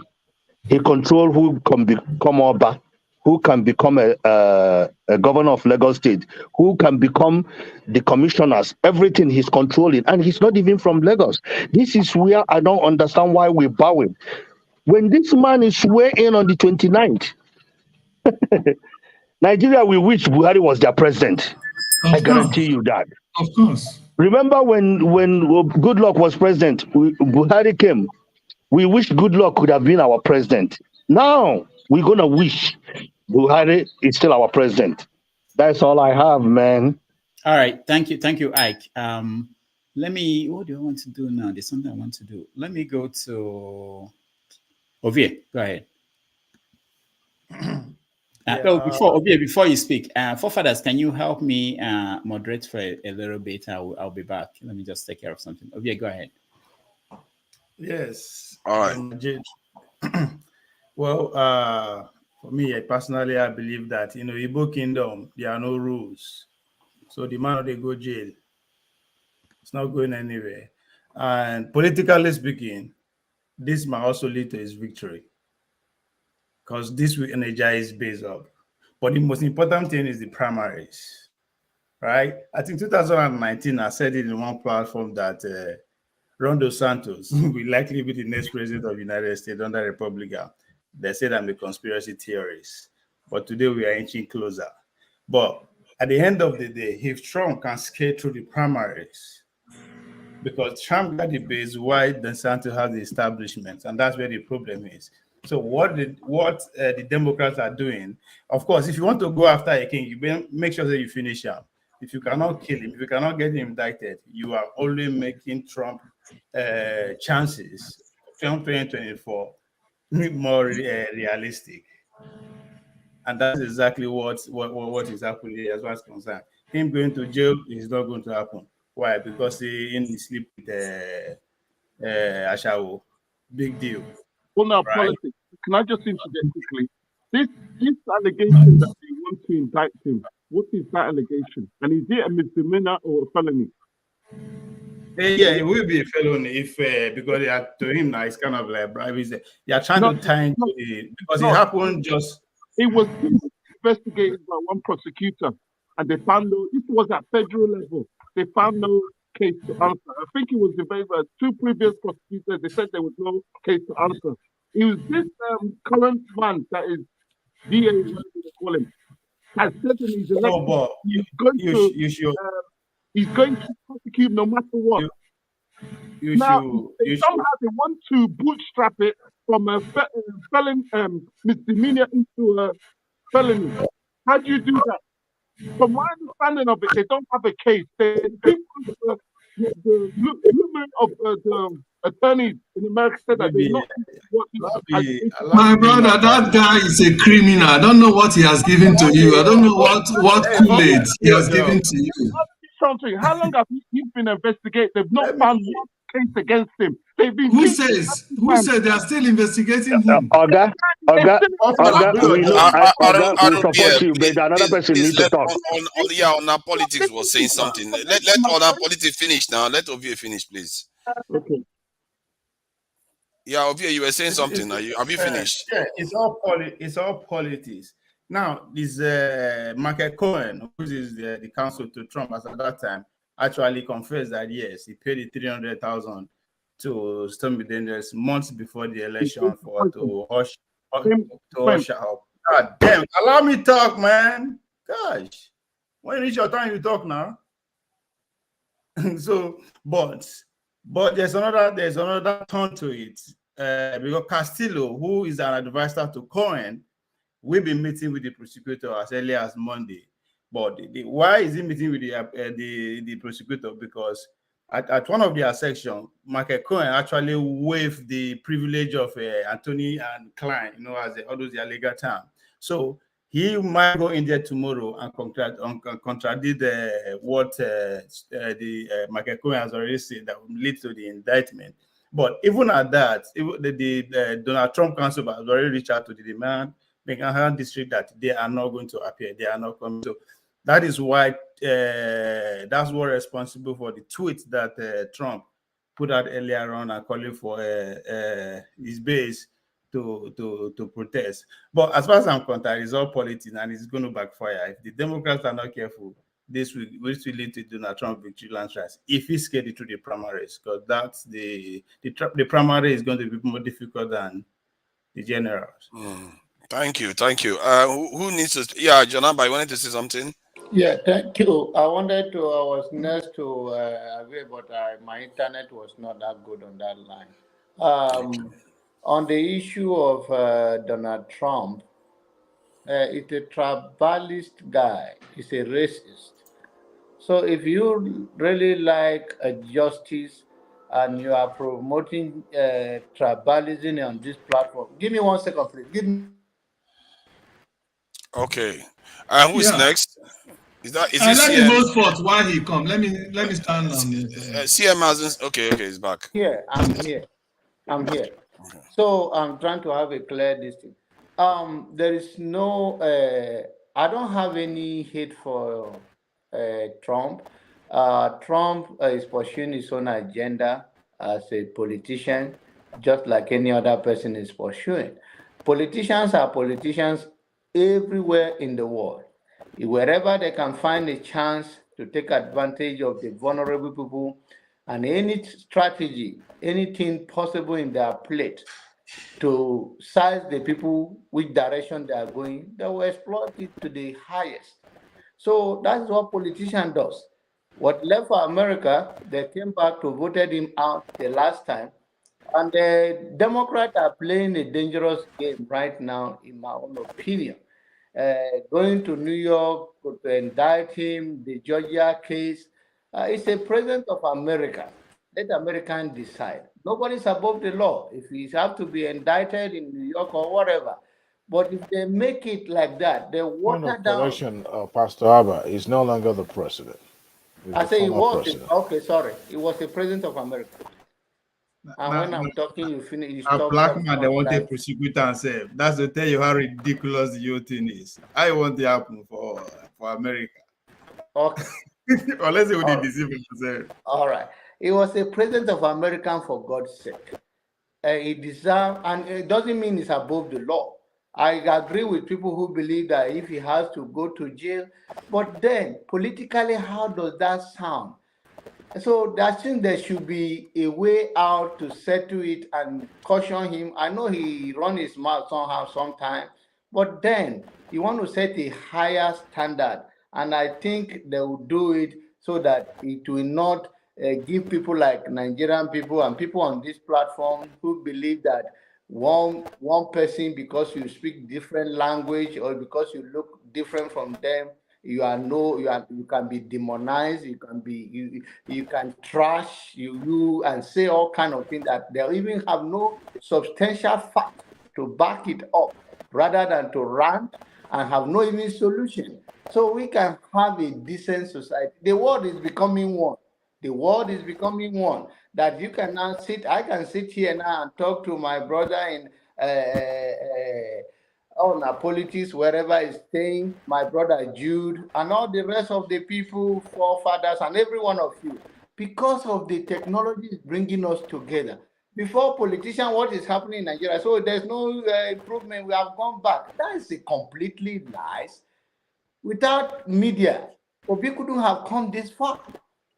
But the media is bringing people together more than before in many ways. So we should just embrace what is working for us. And then when I'm wrapping up, when it comes to Nigerian issue, why are we boiling ourselves and causing each other, calling each other bastard? All of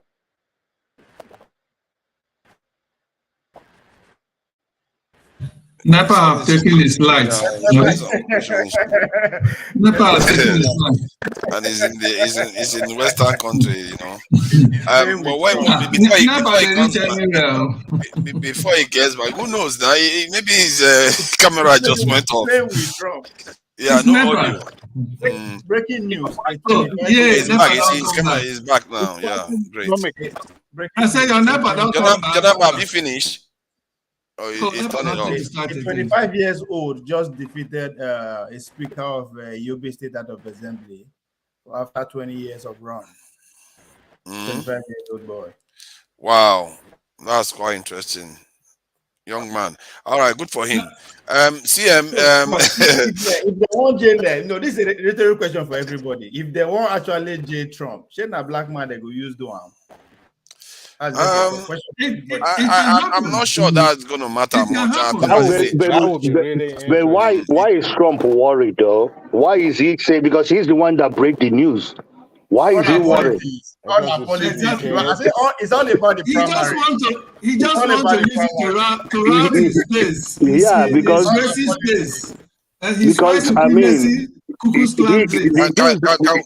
we let CM talk, because he hasn't said anything since he came in, and Adewale hasn't said anything. Thank you, my brother. Forget about TM. Forget about TM. So CM, please go ahead. He's interested though. You'll be surprised. That's how he always looks. Go ahead, CM. Okay. Where do I really? I have no opinion on Trump. For obvious reasons. Because why, bro? Why? I have Trump now. You people live in US, you can assess him better than I do. That just the thing.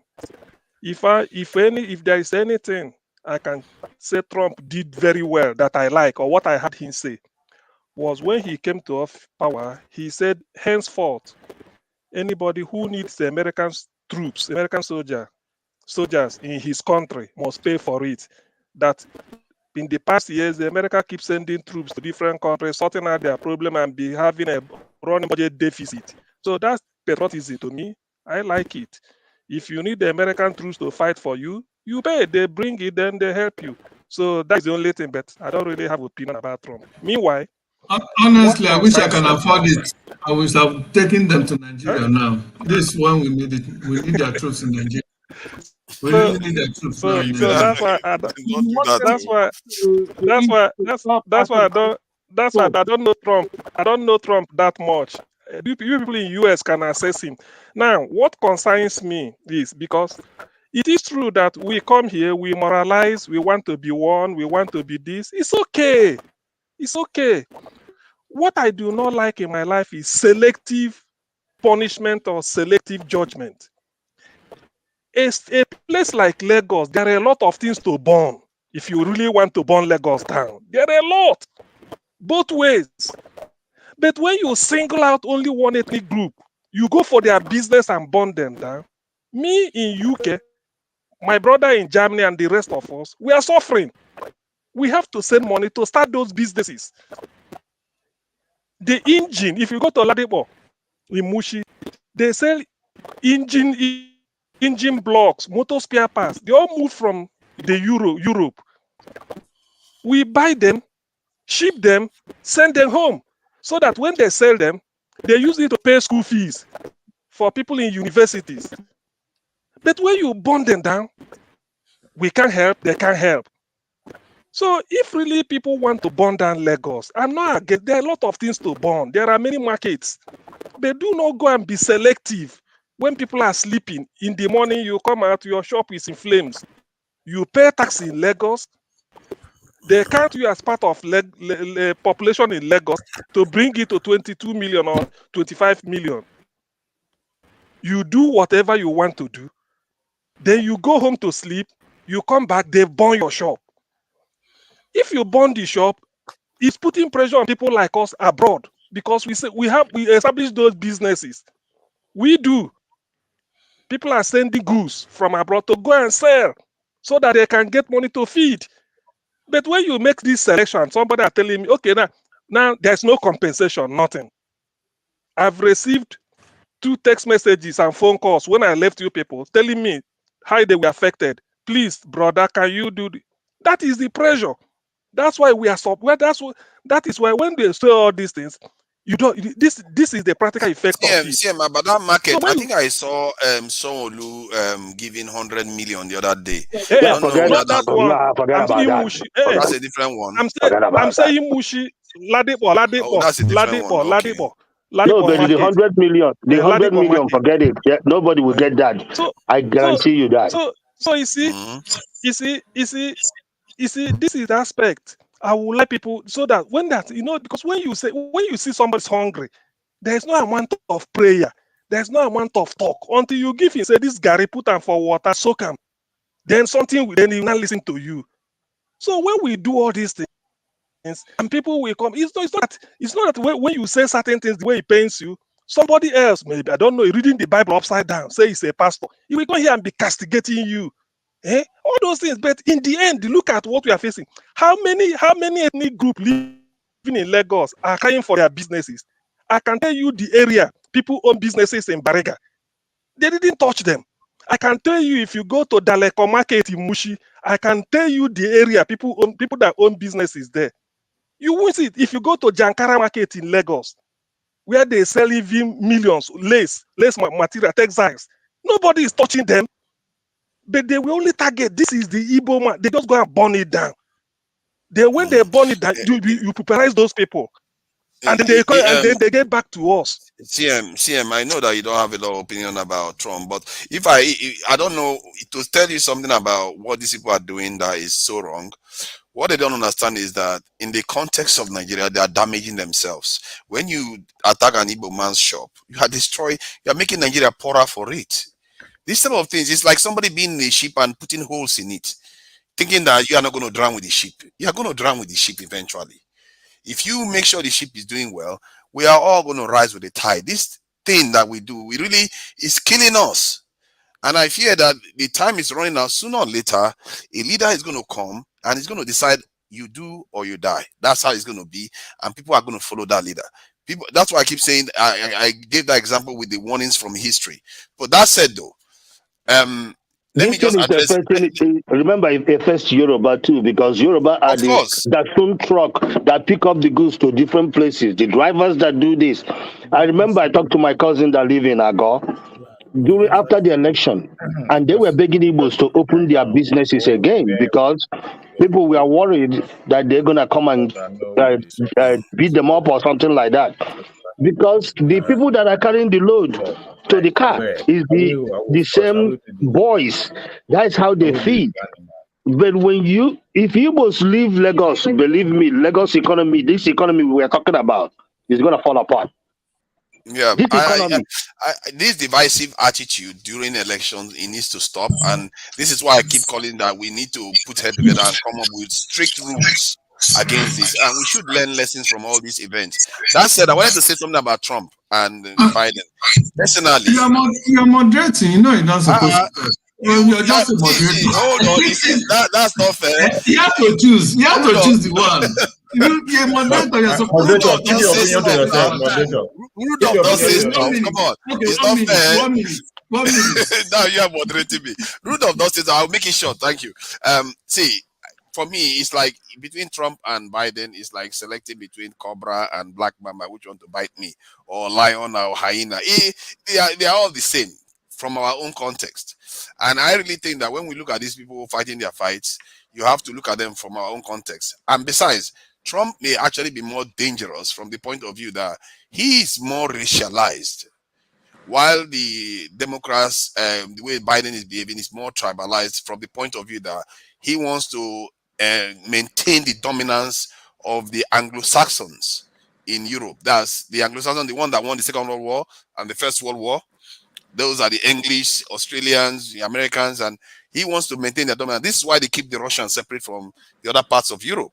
But while Trump wants to bring them together, if they come together, Russia and the entire Europe, and maybe even China, although Russia, you notice that Trump doesn't like China. It's because of race. It's not necessarily because of that much difference. He doesn't like China. But if they bring Russia and Europe together and America, we are going to be in more trouble. If you think we are in trouble now, they are going to even be stronger. So that's why, from our own context, you have to fear Trump more than the Biden people, because as long as they are dividing themselves, we are stronger for it. Just like when we divide ourselves, they are stronger for it. So I'm not wishing that humanity is divided, but given that it's a danger to us, because when they united and had the Berlin Conference, that's when they colonized Africa. So you don't want them to if they get their act together, we will be in trouble for it, given with the state we are in right now. So that said, I will let the next person go. Who is next? Who is next? Is it Adewale? Adewale has spoken. Be very patient. Yeah, go ahead, Adewale. Skip me. I'm beating somebody on PS5. Okay. So Okay, skip me. good. Go to the next person. Mark Okusayan, please. He's been, very, very patient. Yeah, I've been following. I didn't do much research on what's going on with Trump in America. Are they this week? Apparently, he's meeting somebody tomorrow, right? Is it a prosecutor or something tomorrow? So they want to throw him into jail. Is it? Or what's going on with Trump? They are looking to indict him, and so he may be facing jail time if he's convicted of any of those indictments. And he's coming out, complaining about that is because of political reasons, which you can argue there's some, you know, I don't like how Democrats play this because they are waiting towards the election before they bring all this up. That is not nice, and it's not good on both sides. Yeah, Personally, yeah. plague on both of their houses. This is his crime. They say in bribe Ashawo 1 month before the presidential election, 2016. They say he bribe Ashawo, me Ashawo no come talk. That's it. Yeah, That's his but that crime. is true. He paid hush money. We know that. If you pay hush I money, don't know. I wasn't there Ashawo, now. How would I know that? He did. He did. He did. he Let paid us hush not money to the let us not Ashawo. support the evil. It's because I of the wasn't way we there continue now. to hide and support evil. That's why our Nigeria has been crippled. Okay. Well, One good thing about Trump, he say if he came to power, the next few days he can stop the Ukraine war. And start one with Forget China. about that. Forget about that. Forget about that. Start one with China. That's what he's looking for. that basket mouth guy. But he's good friends with Putin. I think maybe he can do it. I don't know. No, he's not good friends with anybody. Forget about that. That man is transactional leader. He wants whatever. It's like when I had Biafran people, Igbo saying, "Oh, he's gonna come and help Igbo get Igbo Biafra." That's rubbish. Trump cannot build. Absolute Trump rubbish, my cannot brother. build a Trump Tower in Aba or Enugu or Onitsha. For the fact that he cannot do that, he ain't gonna do any shit like that. I'm sorry. It's absolute truth. There's nothing he's going to help people to do, and nothing, nada. That if anything, Trump is not there to help any one of African the most country. selfish human being on the surface of this earth. I'm ready now for fathers. Most racist individual I've ever All right, seen in my life. Jude, I let them this thing that they want to go so that I think it will come. Okusai, have you finished? Yeah, Okusai, have you finished? Yes.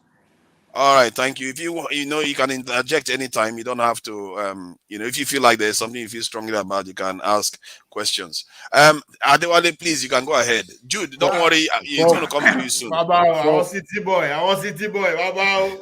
Hey, welcome, brother. Father, why would you refer me as a thing? I heard you saying that this thing. This thing, did I? Oh, sorry about that. Sorry. If I call you this, sorry about it. I didn't know.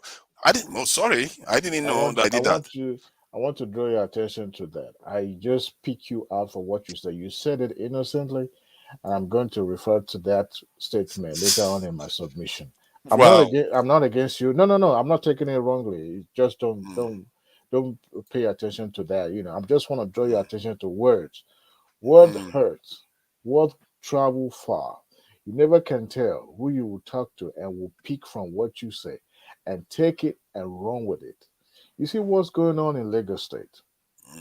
Sometimes ago, I think a couple of weeks back, I came on this show and I was kind of condemning, the rhetoric about, the candidacy of Labour Party against them. I was condemning because, this is a Lagosian and there's no need to, kind of paint him in a different, limelight. This is a Lagosian coming out to contest in his own state. But then I started seeing some videos online. To you and I, those things doesn't really make any difference. We are all Nigerian, right? But there's some people back home. Their thinking is different from our thinking. Can you imagine a nameless, faceless person coming on a social media and say, "We are going to take Lagos. We are going to do this," and someone pick that and run with it, right? And that grows, and that becomes the topic of discussion. And then people now turn around and started humiliating and victimizing all the tribe simply because someone, a faceless, nameless person, was going online saying we are going to take Lagos. It now becomes a tribal issue. And when I saw that, I was like, that was the reason why I picked you up from what you said. You said it innocently, but then you didn't mean it, right? But you never can tell. I've listened to every person speaking on this platform today. Nigerians are still one. See, tomorrow people will go back to their various workplaces and it will seem as if nothing ever happens. Unfortunately, something happens. The people that got involved in it is going to feel the impact.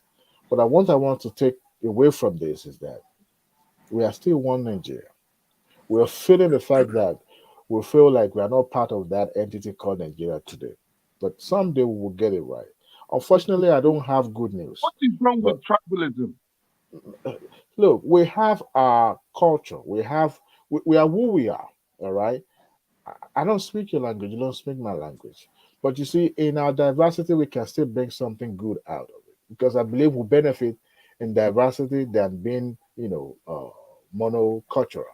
Now, what I think is going on is that, unfortunately, there's nothing we can do about the candidacy of Tinubu. Tinubu will become the substantive president.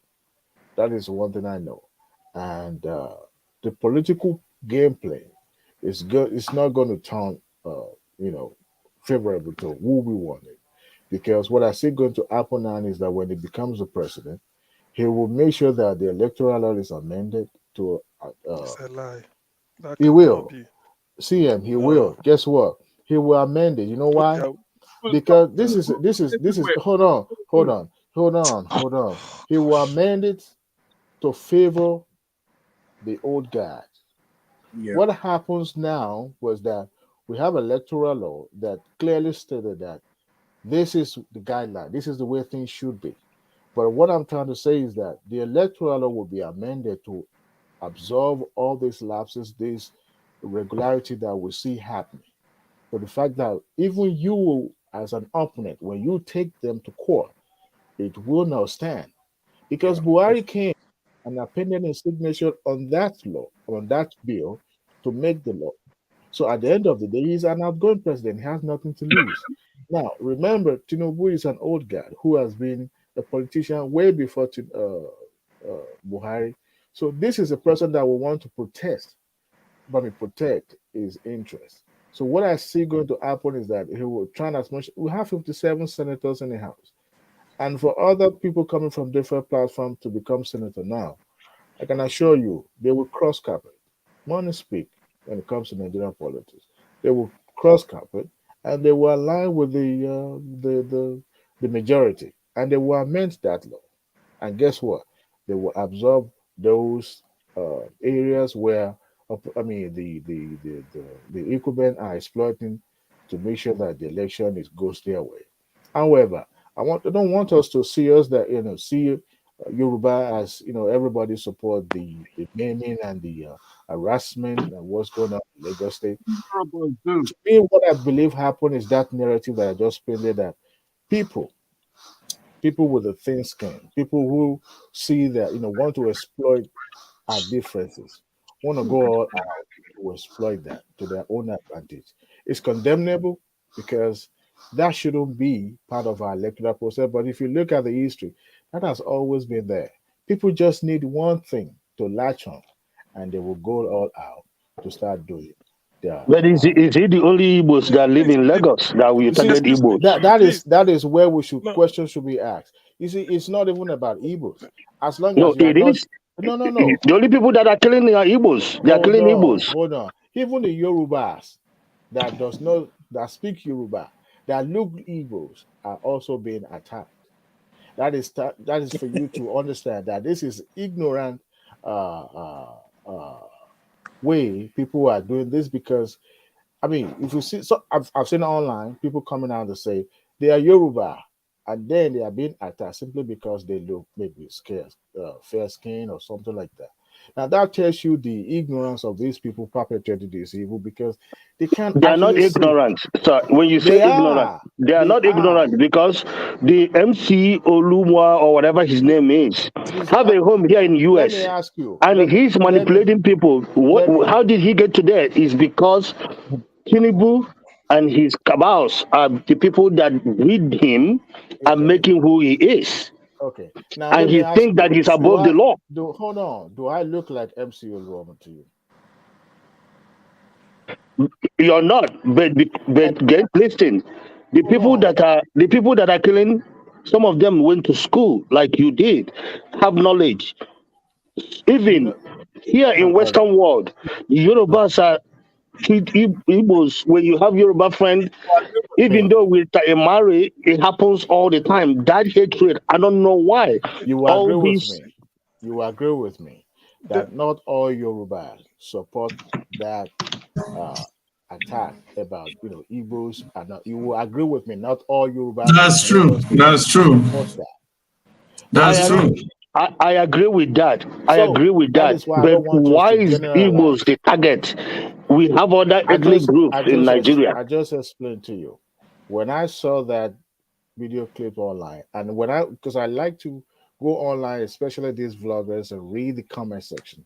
And I mean, majority of these folks voted for Labour Party, and they're able to change their mind, and they started voting for APC. And if you see those rhetorics that are being posted online, you will begin to wonder what changes. I like to read between the lines. Why are these people Dewale, talking this way? Dewale, please. You started by saying a faceless, nameless somebody said, we will take back Lagos. Faceless, nameless. How is that person an Igbo? Good question. Why should a faceless? What? Yes.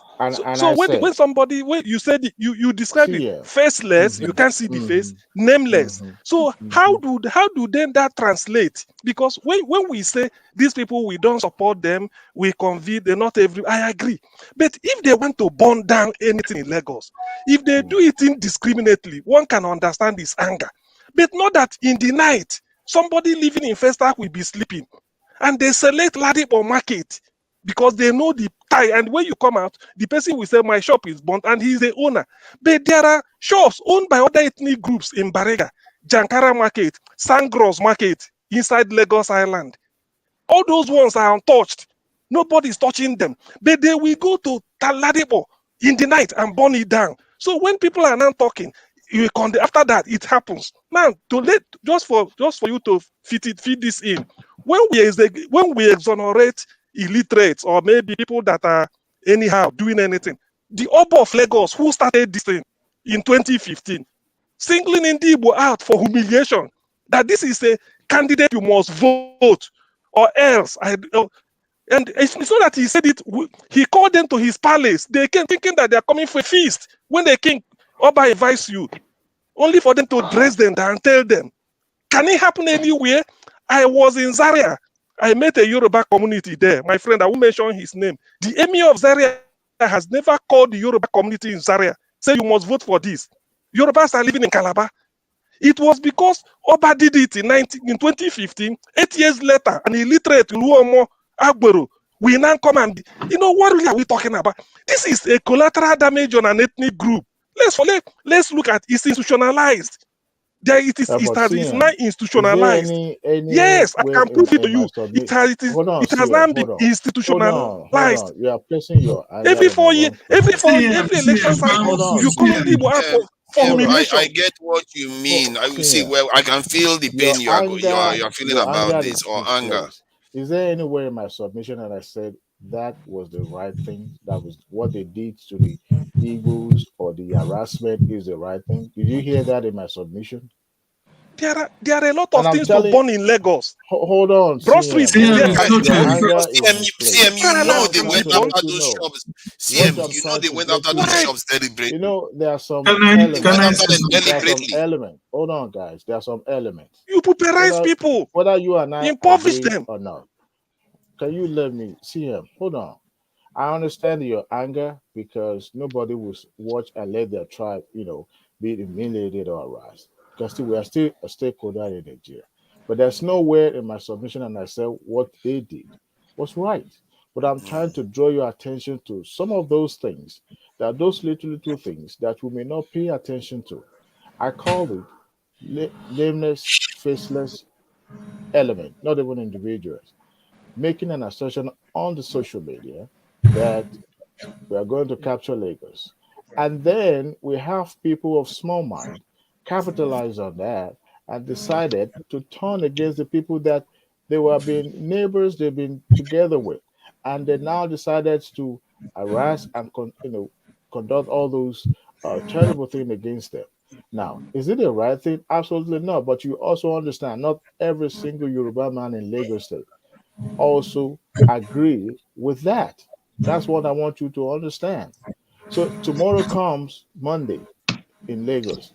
I will not be surprised when you see everybody forget about what happens and go about their business. But it is wrong and it's condemnable that we still see ourselves as enemy of each other. That's what I want you to know. Draw your attention to it. My brother Dewale, let me just briefly point out to you this, right? The way you are saying this thing, right? It has said it looks as if these people that have done this, right? This that have done this. Certainly not all Yorubas. I listen. You see, Yoruba Nation. I am like that group.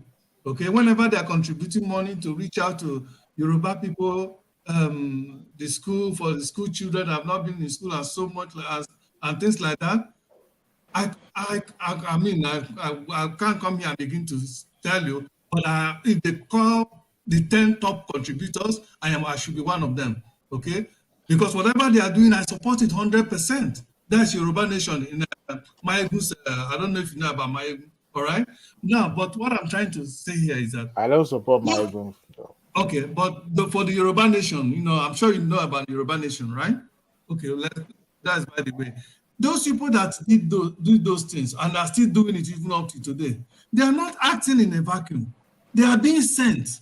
And who are the people being sent? Yoruba political class. Who have seen the tsunami that Labour Party is bringing to Nigeria. And this Labour Party, they have deliberately tagged it as Igbo Party and link it to the obedient movement. They have deliberately linked it to Igbo movement. That is why they are attacking Igbo so much. These things are being done today in Lagos. 100%, I can bet my life is Tunumbu. What now changed? Even after voting for Labour Party, what now changed to commit this evil? Oga, one second. Has ever come out and condemned this in its totality? 1 second. What now changed between that 2 weeks ago when they voted for Labour Party en masse to what happened yesterday? What changes in between that? No, I just asked you this thing. I mean, what I'm saying, is it right? Is it wrong? That these people that are going to Olumo, whatever he is, and this miscreant that are doing all these things to the Igbos in Lagos, which rightfully so, they are not acting in a vacuum. They are being sent by this same Yoruba political cabal that have held you people in bondage for how many years, that have impoverished even their own people. Okay? They are the ones sending them. Because if they are not, how come even the governor of Lagos State, Shomolu, would not come out and say, this thing, I have not sent any of these people to go. Even when that candidate, before we were talking about what Olumo said, what he said. But before the presidential election, there was a video of a House of Representatives, Lagos House of Rep or something. There was a leader that even made a similar video in a similar gathering that we're saying the Igbo, okay, that they should make sure they vote. I'm sure we all saw that video too. So it's not only the one that this guy made. That one also, that guy is an educated man. He's in the Lagos House of Assembly or whatever position he was occupying. But nobody called him out. I never heard when a Lagos State government governor said, "Oh no, we did not ask this guy to say that, and then we must get named that to the board." But whenever they come and do all of these things, they go. Nobody says anything about it. Okay? All the killings that happened yesterday. All the killings that happened yesterday, the governor haven't. All the killings that happened yesterday, the governor have not denounced them. Have not denounced them, and the president-elect have not denounced what is happening. Let me quickly say this. You see the fallout. Let me quickly say this. Jude. 1 minute. Let me quickly say this. In all of this thing that is happening in Nigeria today, this rigging of election, I want to talk generally now. This rigging of election, this ballot snatching, intimidation, coercion, and all the rest. Now, what are we teaching our young ones that are coming up? One of the things we are teaching them is that do not work hard for any position. Because can I say something? By merit. You can get it by thug reason. You can bet it by simply belonging to a clique. Jude, And you that think you don't talk to steal a public bus. Jude, Jude, allow HO to Yeah, because she No, hasn't said just anything at all. let me finish my thought You because be talking, we have to learn please. lessons. Okay, use 30 seconds. Use 30 seconds, then But so that further, HO you can should also understand that this is still my time. I only yield the No, floor. we'll come so back that to we'll you. have... HO is just interjecting. It will come back to you. All right. No, CM, if you want to do 30 seconds, this is, I mean, Jude, if you yes, want to do okay, 30 yes, seconds, you can do. yes, 30. My 30 seconds 30 is seconds. this. Yes, my 30 seconds is this. If I vote for any candidate of my choice in Lagos, you can rig it and remove it and put it to your own. That's okay. But do not go and burn my means of livelihood down. It's okay. Igbos may vote for Gbadebo. You go and change it and give it to Sanyolu. No problem. But the business they feed, they raise their children. Don't go and burn it down. That is my point. It's okay. Change the vote. Do it. I don't care. But do not harm me. Do not come fighting me, burning my business. Broad Street is there. If they want to burn, they look at Broad Street. Look at everywhere in Lagos. Thank you, You're only CM. selecting to burn. Let Jude do his 30 seconds, please. For those who are calling for war, No, Jude, do your 30 seconds so that if we have to move on as a Who called country, for war? Who called if for we war? have, Who called for war? listen, guys. People should be You want me to civilized. round No. up? If indeed we have to move on as a country and hope that things will get better, then anywhere meaning Nigeria should allow what has happened in this election to be swept under the carpet. Because you know why? If Tinubu becomes eventually assume that position, there is nobody here that can tell me that Tinubu one day will make a policy that will guarantee Nigeria that one day we will hold election and everybody come out and vote and go home in peace without any single Nigerian being killed. If we, unfortunately, we live in a country that life of human being doesn't make any sense, doesn't mean anything to anybody again. Otherwise, one person that died in an election is enough for the whole country to say, no, we can't, this can never happen. We live in a country here in America. America is over 300 million in population, but no single person has ever died in any election. Jude, thank you. Let HO go. Jude, you have to understand that other people have to talk. Other people have to talk. I don't want to mute you. Okay. Yeah. Okay. Let this thing HO just interject. HO, please interject for 1 minute so that Adewale can round up. Then we can come back to you. Let Adewale round up. They give me 1 minute for this man. Adewale round up. Okay, no problem. No, because the reason why I said that because we are going to come to you anyway. That's why I'm saying that, not because I want to limit you. Okay, go ahead, Adewale. Okay, good. I listened to CM and Jude. We've been on this platform together. We've compare note and have submissions. Sometimes similar, sometimes different. But the way I see things is where I put it. I don't think any rational mind or any rational Nigerians would support what happens in Lagos State yesterday. Apart from Lagos and some pocket of unrest in Ogun State, in the Southwest, I don't think there's any other, big issues like that. But Lagos State kind of take because, of course, Lagos State's like the, microcosm of Nigeria, especially. But I don't think any Nigerians, whether you live in Nigeria or you're outside Nigeria, would, support what happens yesterday when people were disenfranchised and humiliated and attacked. But I want to draw the attention of CM and Jude to that video clip. We can be here and say, look, what they did is wrong and all that, which is correct. But also, you never can tell what people are going to latch into. You and I, we are more exposed, we are more educated, and stuff like that probably will not bother us. But you never can tell. I like to go to all these bloggers and read and go to their pages and read the comment sections, and sometimes they'll see some idiotic comments. And majority of them that before the February 25th election, used to support Labour. And those ones, especially some of them are actually, screenshot some of their comments just to, maybe future references. And I see that they turn and they start making comment that is more tribalistic in some ways. And I wonder, What make them change their mind? What informed this decision in their mindset to start acting this way? And when that video came and I watched it, I was like, wait a minute. You never can tell. You and I, we are here, we're talking about, things that we should be done right and not done wrong. People back home sometimes they don't think the way we and I think because we've been exposed. We've been exposed to modern democracy. People back home do things the way that we believe this is the best way in their, to them. This is the right way to do things. But unfortunately, they acted that way. And I don't think any Nigerians or anybody in the Yoruba land will say another tribe should be killed, another tribe should be humiliated. It's condemnable because it's not the right thing and it's wrong. But going forward, unfortunately, I don't see that changing. You know why? I'm sorry to give you bad news. I don't see that changes because if Tinubu sworn in, like I said earlier, the electoral law will be amended, if not even changed completely, in such a way that it will be favorable to the incumbents. That put aside, let me comment briefly on Trump. The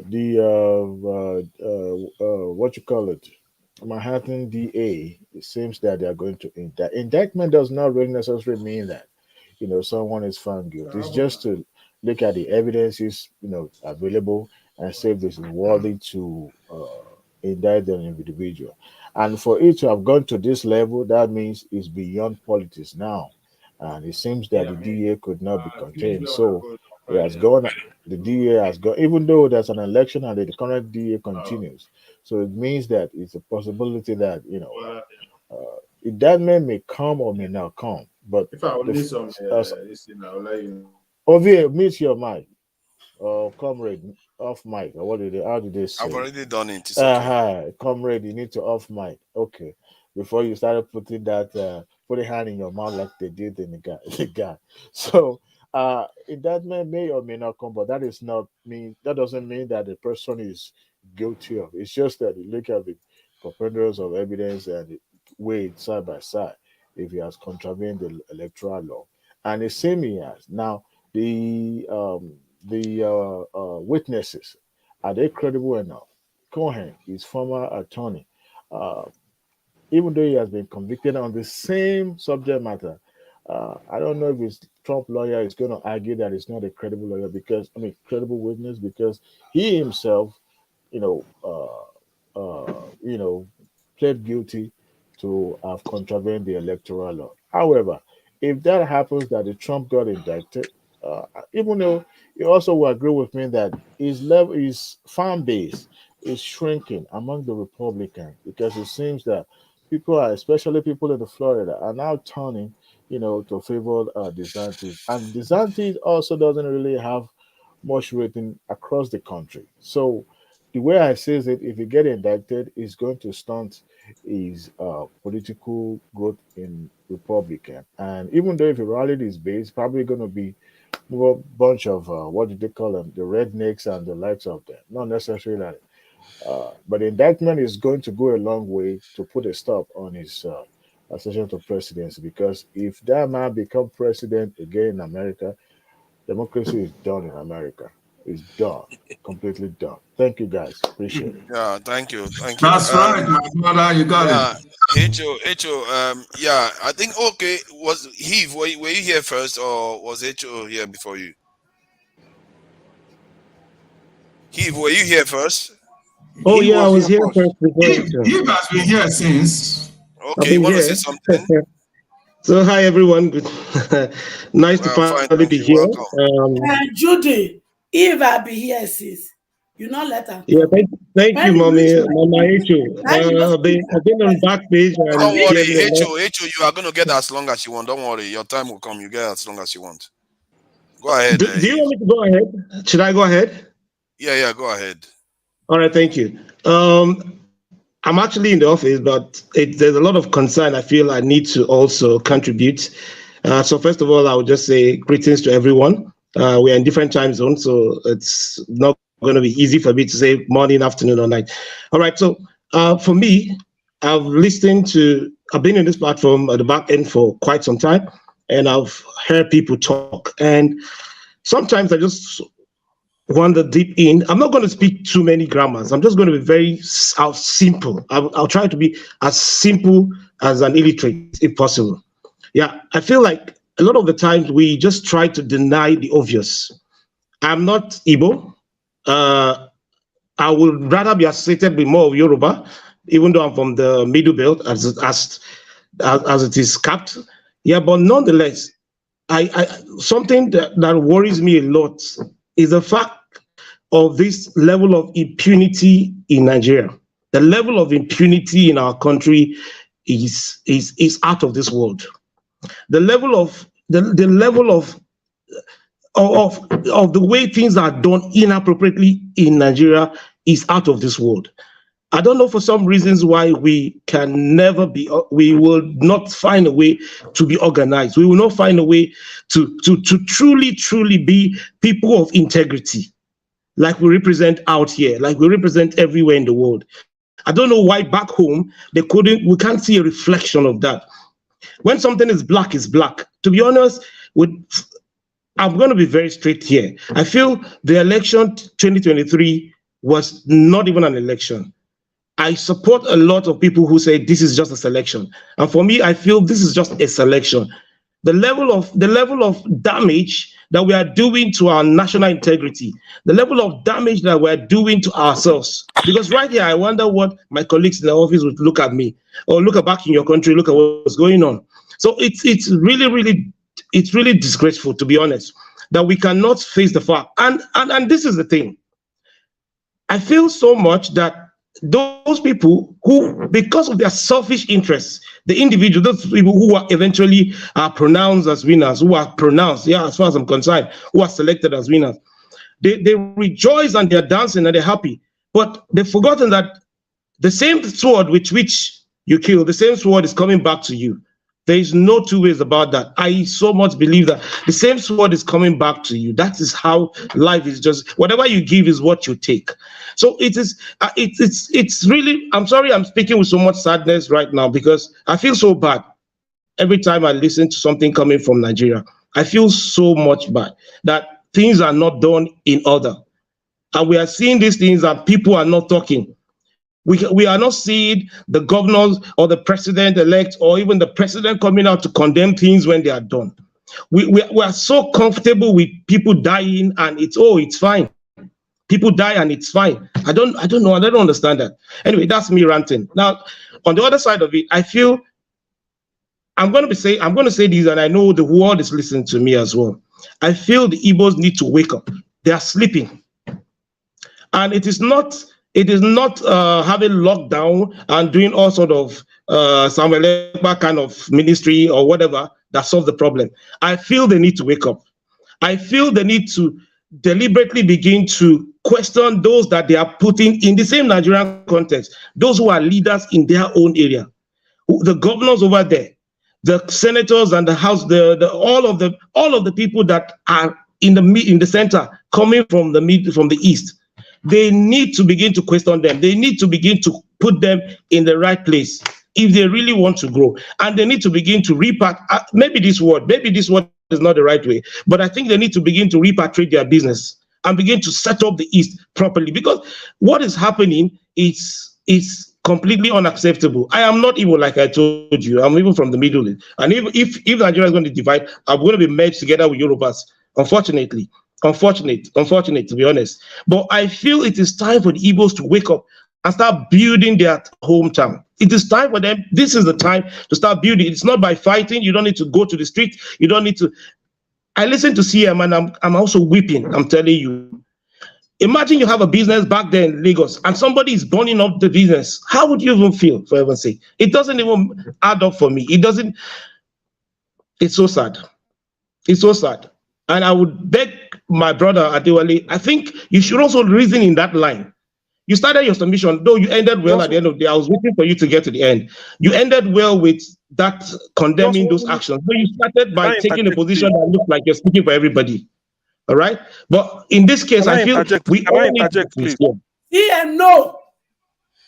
Please, Can I we all need to be interject? 1 sincere. minute interject. No, CM, let him CM, finish. please, I I'll think just submit HO wants to and say I'll leave the something. platform. Don't Don't worry. worry, it's I'll going just to submit and circle leave the around platform. anyway. We are not going So I to. feel it is time for the Igbos. I'm saying this specifically. I lived at least 3 decades in the North before. But I feel the North are not going to be saying anything. They are not going to interfere. They are not even going to to. say is It doesn't important. affect them. It So will it's not help a problem us. for It them. will help all of us. It's the information I want to bring. I know Just it's important, information. but others are there. Others are around, and Just it will be painful for them just for to the not to interest of HIF. hear their own voice. Please, for the interest of HIF. Is it 15 Please, for the interest seconds? of No HIF. interest, yeah. See, I make it just If play your own. you see what I mean, Let me get my thought. HO, don't worry, you get all your time. It's CM, okay. is it 15 seconds? If it's 15 seconds, then I will let you go. But if It's it's okay. not more, then I'll just summarize that now, and then I'll be at the back end. Don't worry, I'll be listening to you, CM. Don't worry. I'll just summarize now. So this is my point. CM, let him My finish, point then I'll is, let you check. Don't let him just finish. Yeah, go ahead. my point is, if you look at what is going on, there is no direction. Adewale is saying if Tinubu comes into power, he's going to change. He's going to change it to suit his own, what brought him to power. Remember what Obi said. If Yeah, what but that's what produces to Adewale be said excellent, now. That's what he then that says. thing has to be excellent as well. So what I'm saying here is, Tinubu is not going to make any difference. I bet you it's going to get worse, in my opinion, and we're going to see it. Because if what brought you to power is not straightforward, there's no way you're going to go straight forward. I'm not even going to think about it twice. So that's the first thing. So looking at that automatically, I already know that there is not. Well, I'm not expecting any good anyway from this. If eventually he becomes the president, he's sworn in as the president, I'm not expecting anything good from there, to be honest. But I feel it is time for the Easterners to start to wake up. It is time for them to face it. Don't you think that they have, because they presented P2B that has done so well? So to an extent, they have. No. That's why I Now, want this is- I'm sorry, this information. I'm sorry to say, can I just have this time, please? Can I just have this time, please? I'm sorry. This is the same narration that I hate to hear. Peter Obi does not represent the East. Peter Obi represents a true Nigerian like me, who had to leave my own country to come and be working night shift for years. That is what Peter Obi represents. But it's so also it is of a the wrong East. narration for anyone to cap or to tag Peter Obi as an Eastern governor, Eastern president. Sorry. I think you are hearing something I didn't say. I didn't say he was capped at that, but he's off them.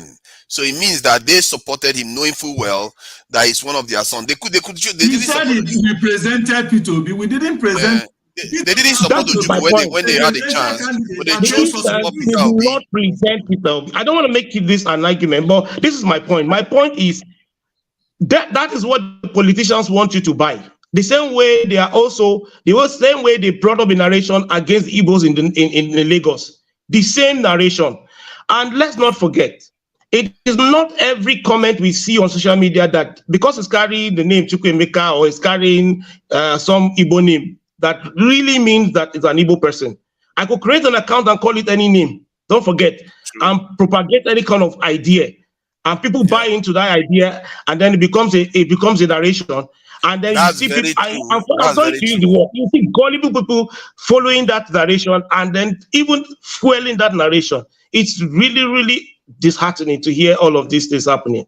So my point is, I feel this, even if Tinubu and his cabinet comes into play, they are not going to make anything different. It's going to only get worse, in my opinion. I might be wrong, but let's pray that is what I feel is going to be. And then let's pray it gets better.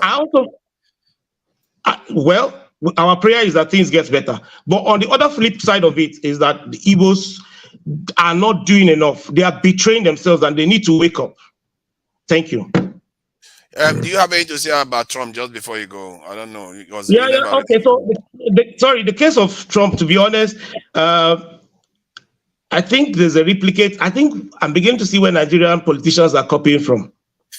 Whatever Trump has done is not something that should actually be in the public. A lot of allegations. These are allegations, to be honest, and these are things that are not supposed to be in public. And this is what I feel. Every political office holder, at some point, because of the control they have over resources, over everything that you can think of, they are easy to be picked up for so many things. Now, in order for you to identify that these things are truly being carried out by this person, because this person is given the symbol, that authority, that responsibility to say, not really authority, that responsibility, you feel that person need to be questioned for it. But you must first of all separate people's personal life from their public life. And you must be able to identify exactly their level of responsibility and what they've been able to do right or not. I feel the Democrats are just only trying to bring this up to make sure that Trump doesn't come back to power. That's my submission. Thank you. Thank you. Sorry, it's H.O.'s turn, so that H.O., you can go as long as you like, then I hand over to... No. Hold on, H.O., hold on. Thank you so much, forefathers. I just want to thank everybody. I'm handing over to forefathers to continue. I have to go now, but I thank everybody who joined us today. I appreciate all of you. I heard what you said, and everybody, he's gone. All the comments. I'm here. I haven't gone anywhere. No, not you. I know I saw you, but the other people. I listened to all of you while I was out, and I really appreciate all your contribution. Someone, Ike, made a comment. He said he would like me to be a panelist one day, and then somebody will be the moderator so that you earn my due. So for that, we wait until maybe 5 years into this or 10 years. But I really thank everybody. And one last thing about Trump. One of the reasons why I brought it up is to see if we can think about, say this was Obama that was facing indictment. Do you think Obama would have written that kind of text that Trump sent out or message saying that should come out and protest? Obama wouldn't have. No way. So these are some of the things I think they are very important for us to think, that to understand there are different individuals, different personalities, and which one is damaging to a people and which one. And also for the case of Nigeria, and what has not been answered for me today is why is it that political leaders in Nigeria, seeing what has been going on, even before they happened, they did not intervene to see that things, and because if this is a serious situation, and it's actually serious, but it could have gone further than this, and it may still go further than this. What are we going to do? Where do we run to? Political leaders that are not responsible for the country that are in their hands, it's troubling. So that's it. And then from the east, I think there are a lot of things going on down there. Part of the problem is also we don't have media coverage. The fact that Enugu talks were moving around, basically harassing INEC officials and trying to, it's crazy what's going on. I think we went back to something like 2007 election, 2003 election. So we need to think about it, and hopefully as we move further, we'll continue this conversation. My promise is that as far as I can, I will keep on facilitating this conversation. Thank you. Yeah, Adewale, go ahead. Hey, I just want to inform you, Dr. Rudolph, Akwa Ibom elected a governor that's going to be giving out free beer. So you and I will go to Akwa Ibom and have a the guy won? The guy won? Yeah, he did. Free beer won. So there will be free beer happy hour. So just to let you know, Dr. Damages. No, I will put it down as my campaign thing when I go. Nigeria is in trouble. Look, I understand the anger being displayed on this channel, but look, we're having happy hour in the state in Nigeria. I just want to let you know. Nigeria is in trouble. If At Trump least wins, he might learn something in America. They will let the president with happy hour. No, Mama Echo, your turn. Thank you very much. Calm down. Say goodbye to everybody. You have the floor. I had a forefather say something I would never say, that you have all the time you want. I can't say that, but it's forefather, you are in charge. Thank you. Thank you. Thank you, everybody. Yeah. Thank you. Yeah, HO, like he said, you have all the time you need. Papa God, and I beg now, I won't first beg you. Any person when he go write rubbish comment for waiting he won't talk. And any person when did this panel, when go talk rubbish for waiting I won't talk. Let the sun and the moon I invoke the power of the day and the power of the night. I invoke the power of the sea and the power of the air we breathe and the power of the water we drink. Let it begin to work against everything that Your gives time is going now. all See, the Jude, grace don't of do our that. It's life not nice. in It's not this nice. Let's not do that. 2023. And so shall it be in Jesus' name. Nigeria youth, you fought. You fought gallantly. 2244. And I'm proud of you people. But the battle is not over. Since they don't want it in peace, let's get it in pieces. We are due for revolution. And revolution starts now. Nigerian youth, don't mind some of the people that sit here that are eating burger and they are enjoying their life with their children. I know they will come. That is why I do that prayer before I start. It is your destiny that is at stake here. Not some of these people that come here and talk rubbish. They've lived their life. Their children are born here. They are not paying school fees. They are not lacking job except they are lazy.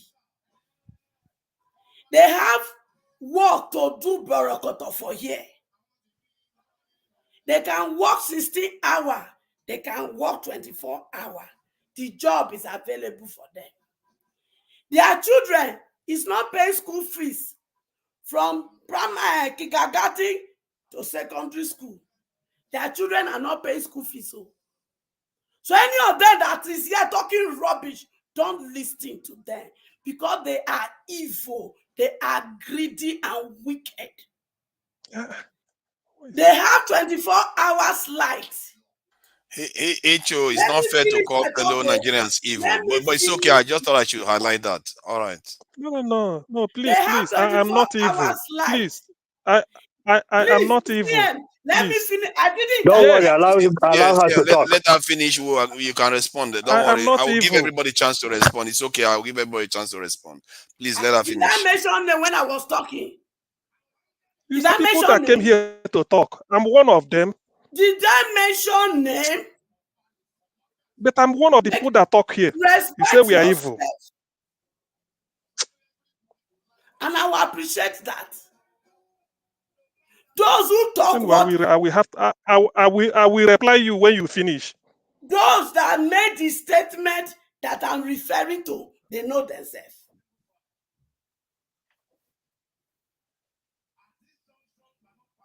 They say, which he talk for nights. The king died during the day. And when I say, not be witch killer, they burned down a whole market where a certain tribe of people do make their livelihood in Lagos. Sanwo-Olu did not talk. MC Oluomo came out and threatened the same people. Useless policeman. When he called himself waiting, he came out and tell us he was joking. There's nobody that is a monopoly of violence. You see this monster they have created, they will get it. So Nigerian youth, at least there's one thing I am grateful for. Showore, my son, has finally been vindicated. When he used the word revolution, majority of you Nigeria crucified him. You crucify him. He has no right to use it. If there was any person that you would say is a prophet, it's Showore. He said it, but you people crucify him. Are we not there now? Are we not there now? Those of us that think we are in abroad, we are spared. You are not. Because from today, when you go to your office, they will put it in your face. Those who never read book issue will put it in your face. The shame that your country has turned to. The impunity that your country has turned to. Even when you want to do your work now, they go want find out whether you want read like your people. So don't think you are spared. So it is time for revolution. Children, it is time for revolution. Because one hurt to one tribe is a hurt to everybody. Oh, because who opens Odima, if person don't win, they kidnap one INEC official, they cancel Imo State election. Really? What of in Lagos, where some people die because they won't vote for LP? Those people cannot be revived again. They didn't cancel election.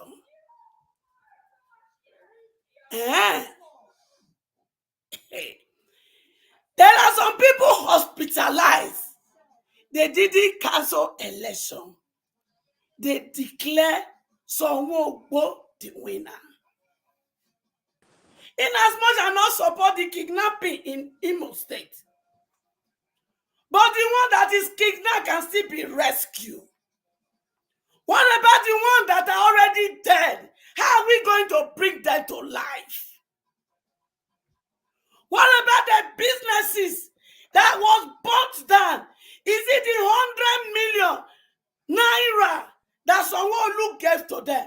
Is that what will bring back that market? Nigeria, home and abroad, it is time for revolution. Those who are in abroad, if you get kelebe, go on with your kelebe. Because this impunity over my dead body will it stand. And for my children, when it's be social media, I be old school, oh, they could have me gather all the evidence, put them in flash drive, put them in hard disk, send them to me. The brutal killings, I need everything. I know what to do with it from here.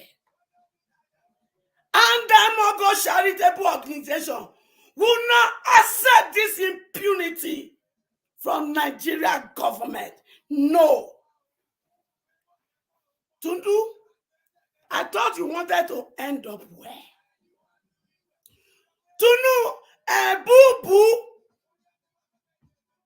Buhari, you promised us credible election.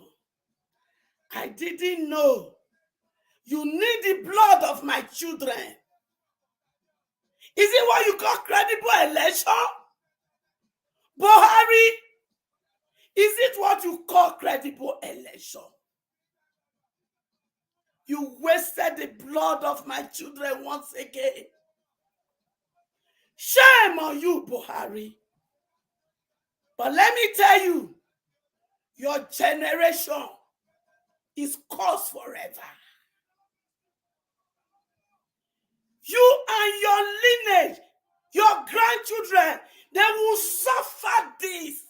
Mark it down. Nigeria youth, you don't have a government. Those in Lagos, you don't have a government. Those in River State, you have no government. Those in the East, you have no government. There are strategic places you people must take. The house of Senate, nobody goes there anymore to work. The house of Rasred, take over that place and make sure you take over the 4 international airports in Nigeria. No flight comes in, no flight goes out until the rightful thing is done. Because if we let this be, we are done forever. It is your destiny we are talking about. Have you seen the video of young children here in US crying because Tinubu won? And what are we telling the children? That hard work is not necessary. It is thuggery and rigging that they can use to achieve something in a nation called Nigeria. And as far as you have that black skin and the blood of Nigeria flow through you, you don't need to work hard. You just need to rig, or you just need to belong to evil occult group and thuggery. That is why we have said, no! Children, we must reverse it. Starting from tomorrow, occupy the seat. Go to INEC office. They won't enter that office again. In your house of assembly, occupy everywhere. They have beaten you and they say you shouldn't cry. Cry, you must cry. How you cry it, nobody determine how you cry it. But this cry, we will cry it. I am not leaving you behind. If your uncles and your brothers and your daddies are not ready to support you people in this struggle, I support you with my full chest. And no weapon that form against you people will prosper. And then if they send thuggery into your midst, you know what to do to them. Do not expect Nigeria police to come and protect you. Do not expect Nigeria army to come and fight for you. They are our enemy because they will continue to work for the government.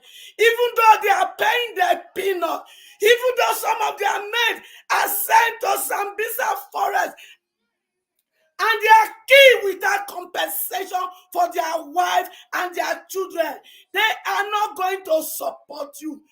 But we know, and I know, you people can take this revolution now.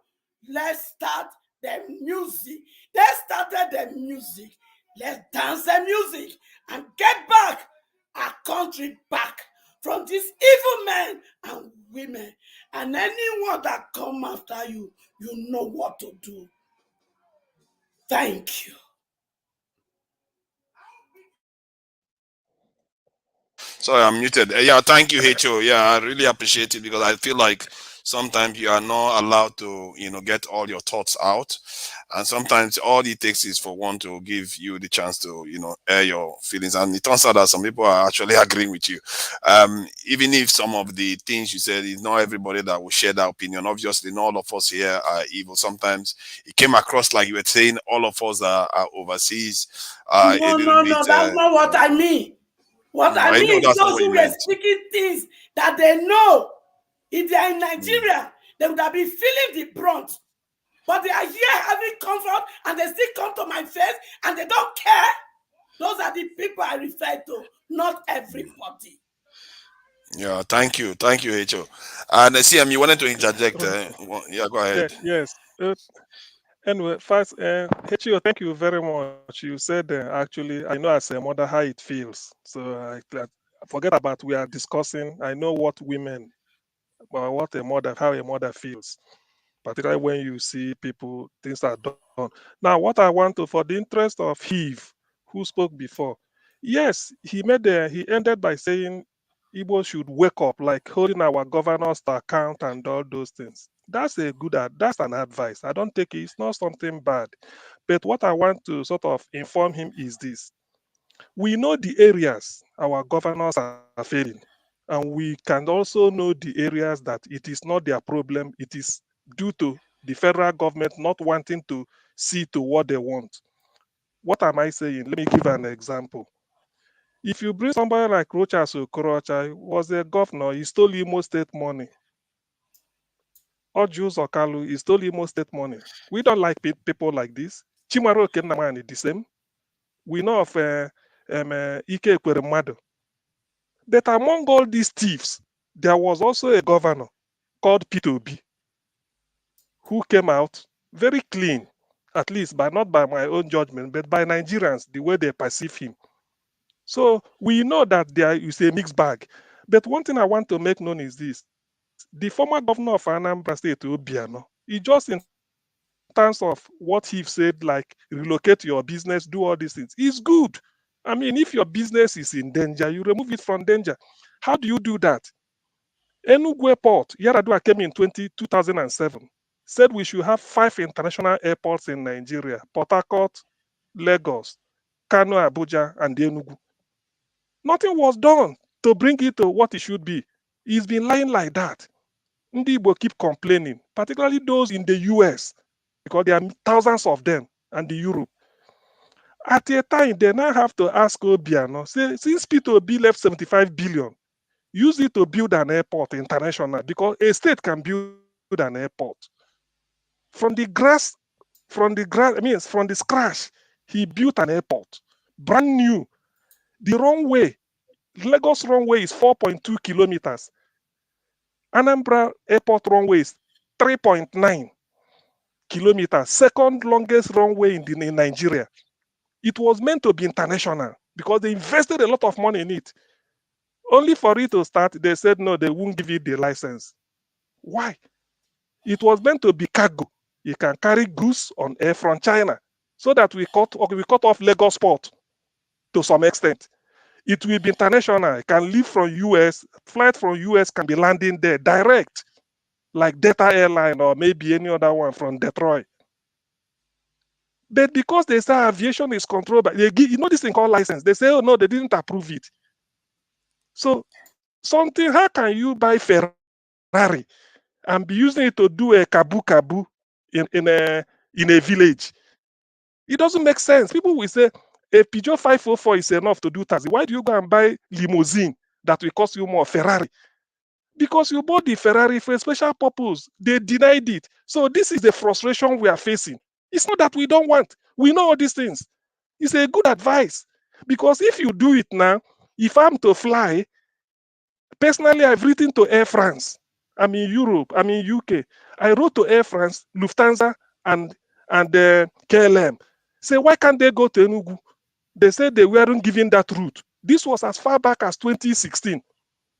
Now, if the airport in Anambra, this is a state money, is working, it would have eased off all this pressure on Lagos. When people are telling you go to your, I mean, if you tell me to go to my father's compound, it's not a bad advice. It's not. If you tell me go to your father's compound, I will go. It's not a bad advice. So we are planning ahead. If this airport is there, we have cargo. It was meant to be carrying cargo, containers. Instead of Lagos port, you move it to Oka, to Umueri straight. But federal government saw it and then stopped it. Why? The airport is being used for between Abuja and Abuja, Lagos landing, three flights a day. That's not what it was meant for. Spending billions. We have Akure Airport, with all due respect. Ekiti has airport, Benin has airport, Asaba has. It didn't cost them this much to put up, and it's local. So when you hear something like this is part of what people do not know. But this is where we say federal government. And part of the reason why people say let Obi enter is that thing that people will blame us.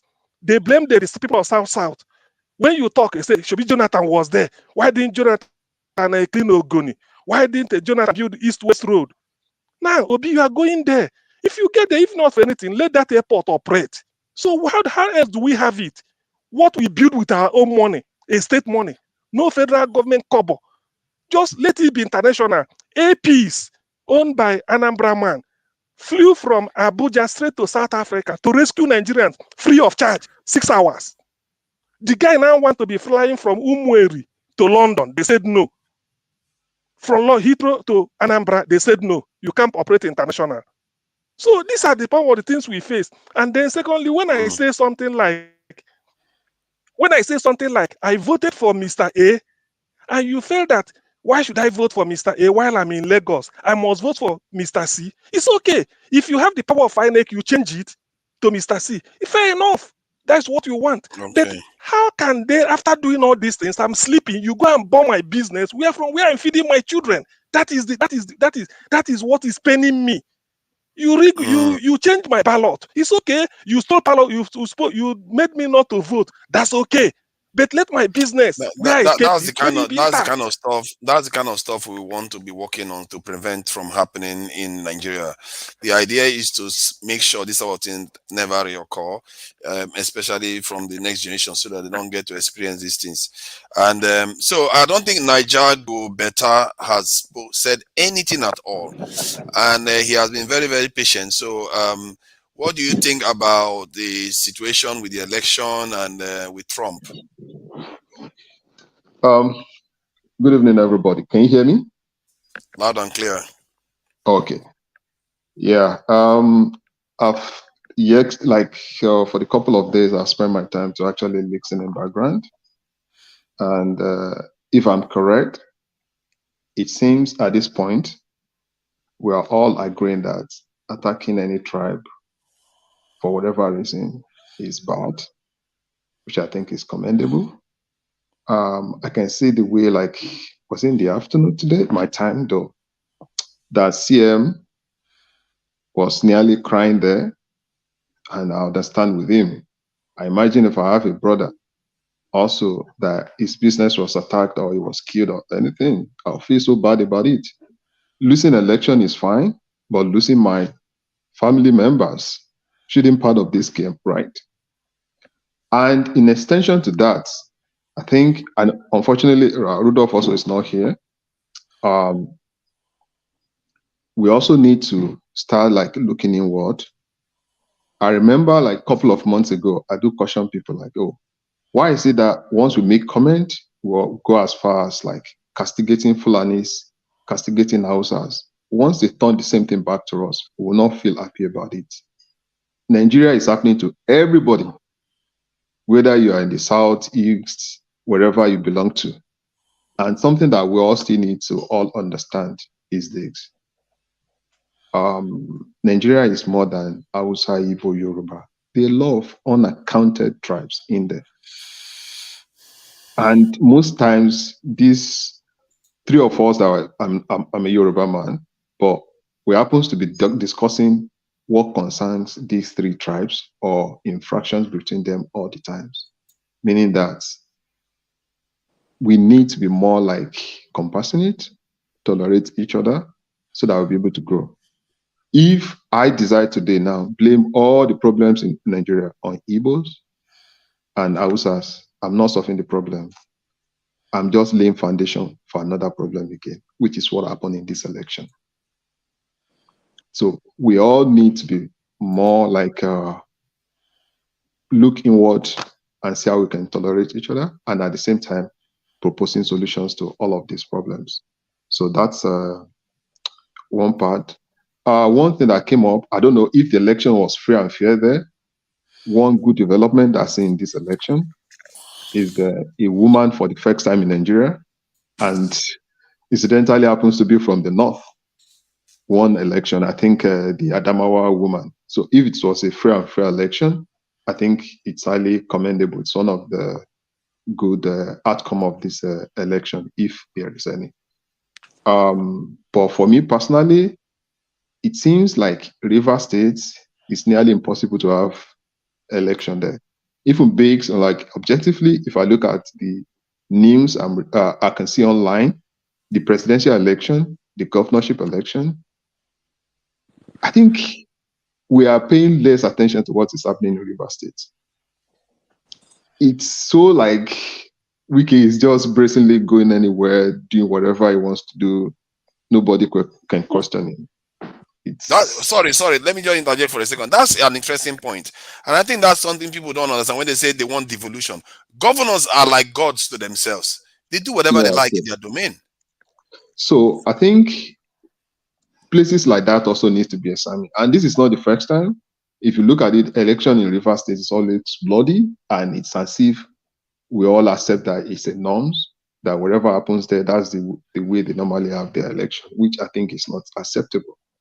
FOTA, like threatening people, like I was telling somebody, like, hey, there are some places that we didn't experience, we didn't see violence in the first election, the presidential election, that when it comes to governorship, because it's going to be more competitive, there's possibility of having violence there. I think that's what we're seeing in Enugu, more in Imo, though Imo was brutal in the first election also. So I think the more the election is competitive, there's likelihood of violence in Nigeria, which I think INEC needs to adopt electronic means more, such that all this paper one is actually like, you can use technology half.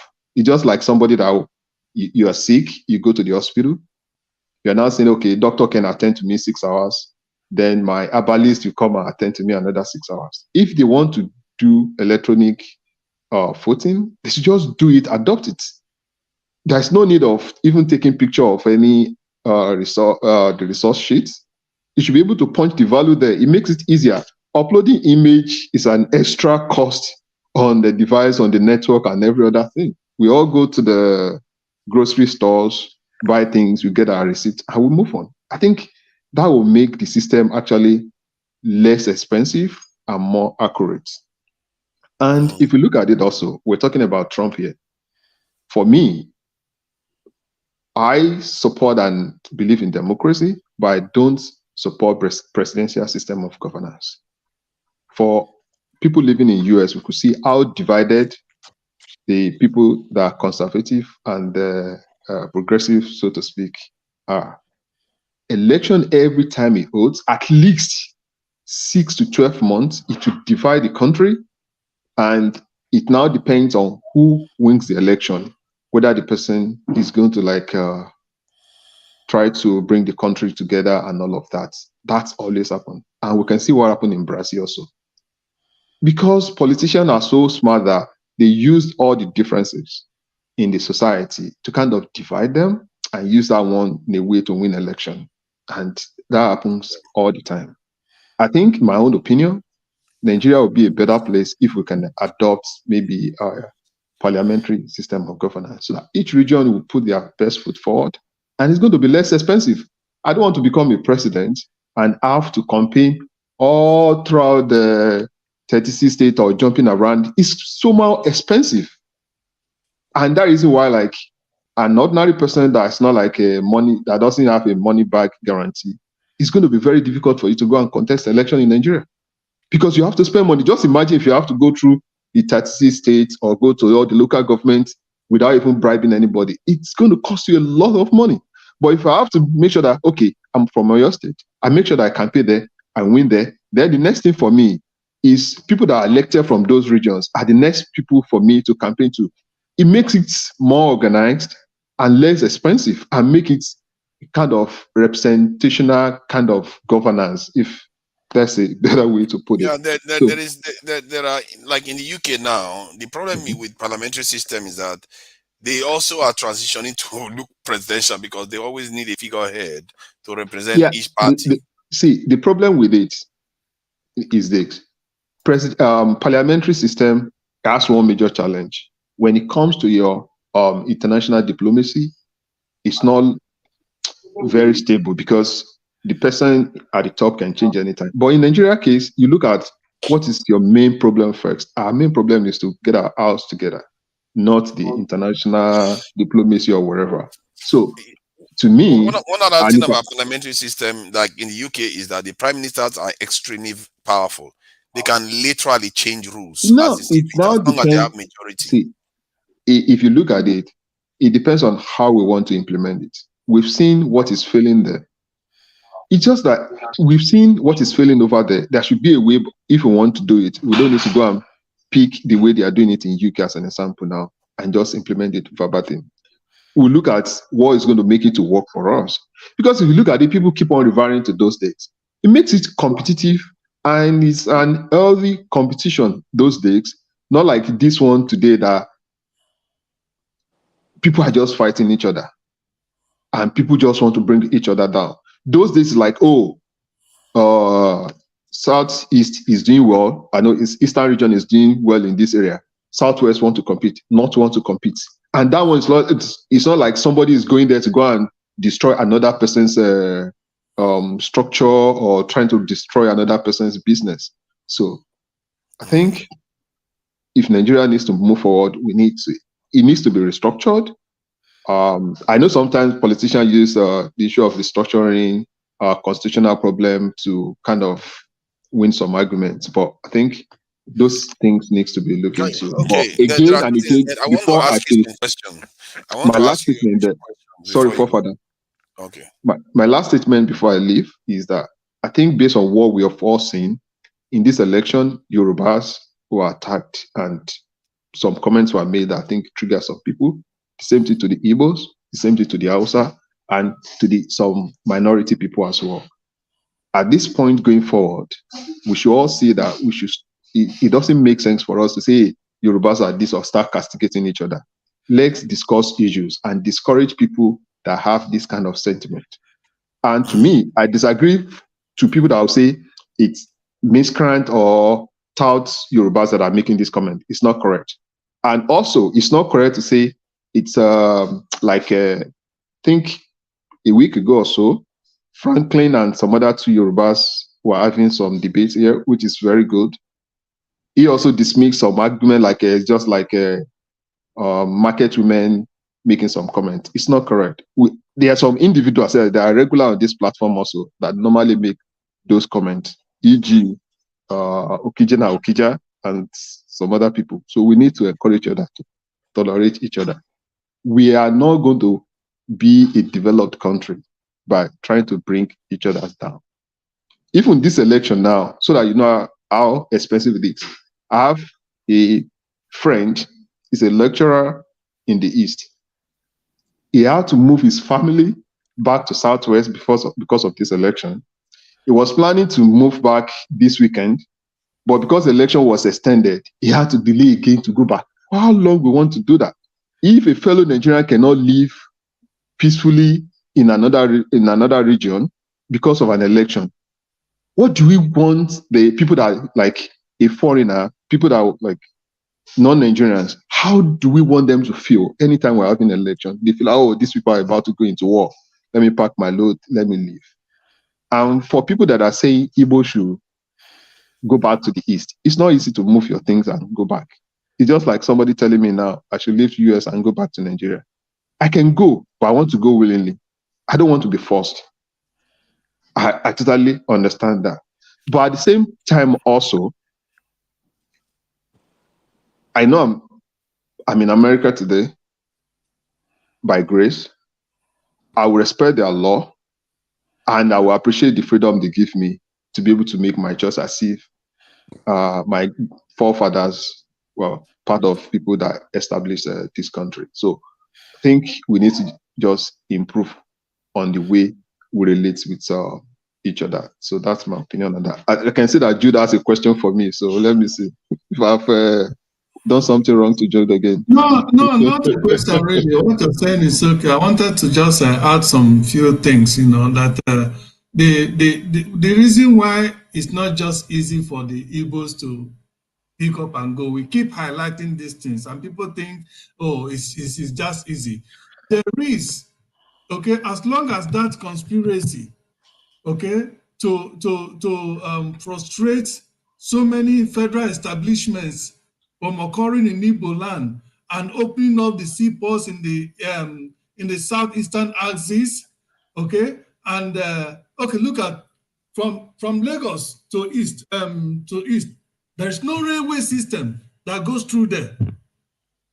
Whereas you and I know there's no Nigerian that doesn't know that the most busiest road and the most economically viable route in Nigeria today is Lagos to east. Yeah, he should have seen. Hold on. I think there is one from in Jude. Hold on now. Jude, hold on. I think there's one in Delta, Edo, and I'm not sure why he stopped them. He should have gone up to Lagos so that they can all try. Let's see this from a proper perspective. If there is any place in Nigeria that's supposed to have #1 gotten such a railway system, if the state of Nigeria is sincere about developing Nigeria, should have been that route. And that route, if a railway system is established, give it 2 years, it will reproduce the money that they spent on it because of the trade and commerce that goes through that route. Those are part of the things. Okay, do you know how much the obstacle? See, Jude, Jude, hold on. Sorry for that. Can I respond to that? Hold on, let me finish what I'm saying. He's not asking a question. He's making a comment. The issue there is that if to have been, let's say the Southeast made that an issue, a national issue, especially these national projects, I believe they would have gotten it by now, well before now. It's just that some people hijacked those topics of development and start talking about this thing, breakup of the nation. I think that is where the misdirection is. And I think those people are not doing the community there any good, because I know that we in the South too are also suffering the consequence of all these problems. And like I said, if they push for this, I can assure you, even within these 4 years, you will see all these projects happening. How are you going to push for something that you know is not okay? Because nobody will not support it. Let me ask you this question: Have you ever seen that leaked video of Shettima? That leaked video about what he said about the Igbos? Have you ever heard that? Have you ever? See, Shettima has his own opinion, but I don't believe that anybody can block you. Excuse me, yes or no? Have you ever listened to it? No, I've not. Oh my, okay. Has anybody here, apart from I'm sure CM, you have listened to it. What did he say? Listen. Yes, I have. Huh? Yes, I have. What did he say? Okay, continue. Let me look for it. Okay. Niger go better. You wanted to say something, so we can allow Dan and Igbo Basics to say something. Yeah, this is what I want to say. The part about the port and the likes, I think a lot of things are involved. Partly we can blame it on the government, on the federal government, but I think we can blame it on states like Port Harcourt. Port Harcourt, like if you look at the money Wiki was using around to sponsor PDP, he could have used that one to build a port in Port Harcourt there, like a standard one. And the reason why I would say this, if you look at Lagos State government, it went ahead, despite that it has a port already, they went ahead and built another deep sea blue port or something, if I'm correct. So that's another state initiative. So what's stopping a state like Port Harcourt to do that? To take advantage of the economy and make some alliance. Then also, all these governors, most of them are just there for their own personal interest, not the interest of their people. The story about the Anambra port, I think if that's the situation of things, I will expect the senators to make more noise about this. I will expect the governors to make more noise about this, if that is true. But I've not seen any one of them coming out to say anything about that. So why is it that these governors are this quiet about this issue? Because I think they are quiet because obviously they are, getting their own payback from some of the funds that are, from what I gather, the NDDC funds that are being sent to the South. Most of it goes back to the center. But by the time it goes back to the center, they've already taken their share in the South. That corrupt practice, you see, those are the kind of areas we need to be targeting. We have to be smarter about this. We target the theft of the funds. We target national projects. Those type of things are the areas we should go for, because once you build one, it builds on top of the next one. Before you know it, the area is transformed. That's how things work. So, I think there's somebody in the lobby that is saying you should please bring him in. African Queen, I think. I think she's sending messages for some time now. She's in. She's in. It's just that her camera is not on. Yeah, you need to put your camera on. I'll bring it on once your camera is on, African Queen. Let Dan say something. He's been very patient and he probably has something to add to it. So welcome, Dan.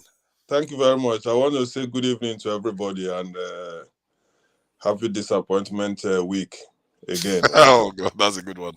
Because one name is Ivo Bezi, second go. So what I'm trying to say is that I'm a supporter of Miss Mama H.O. 100%. I know many people will always argue with her, or we say she's sometimes goes too extreme by her languages. But Nigeria has gone to the extreme of you can say whatever you want because they are doing whatever they want. And we are just told to be patient. Make una just take them easy. Some people go say, pray. How long are we Nigerian continue to pray? This is my problem sometimes. For me, Showore view is what we're supposed to follow right now. Because if we watch the history of the world, many countries that are enjoying today, like America or where I am somewhere also in the world, they fought for their freedom. For me, human beings are human beings, whether they are white or black. They will always, cheat. They will always want to put themselves above the other until you tell them, say, it's enough.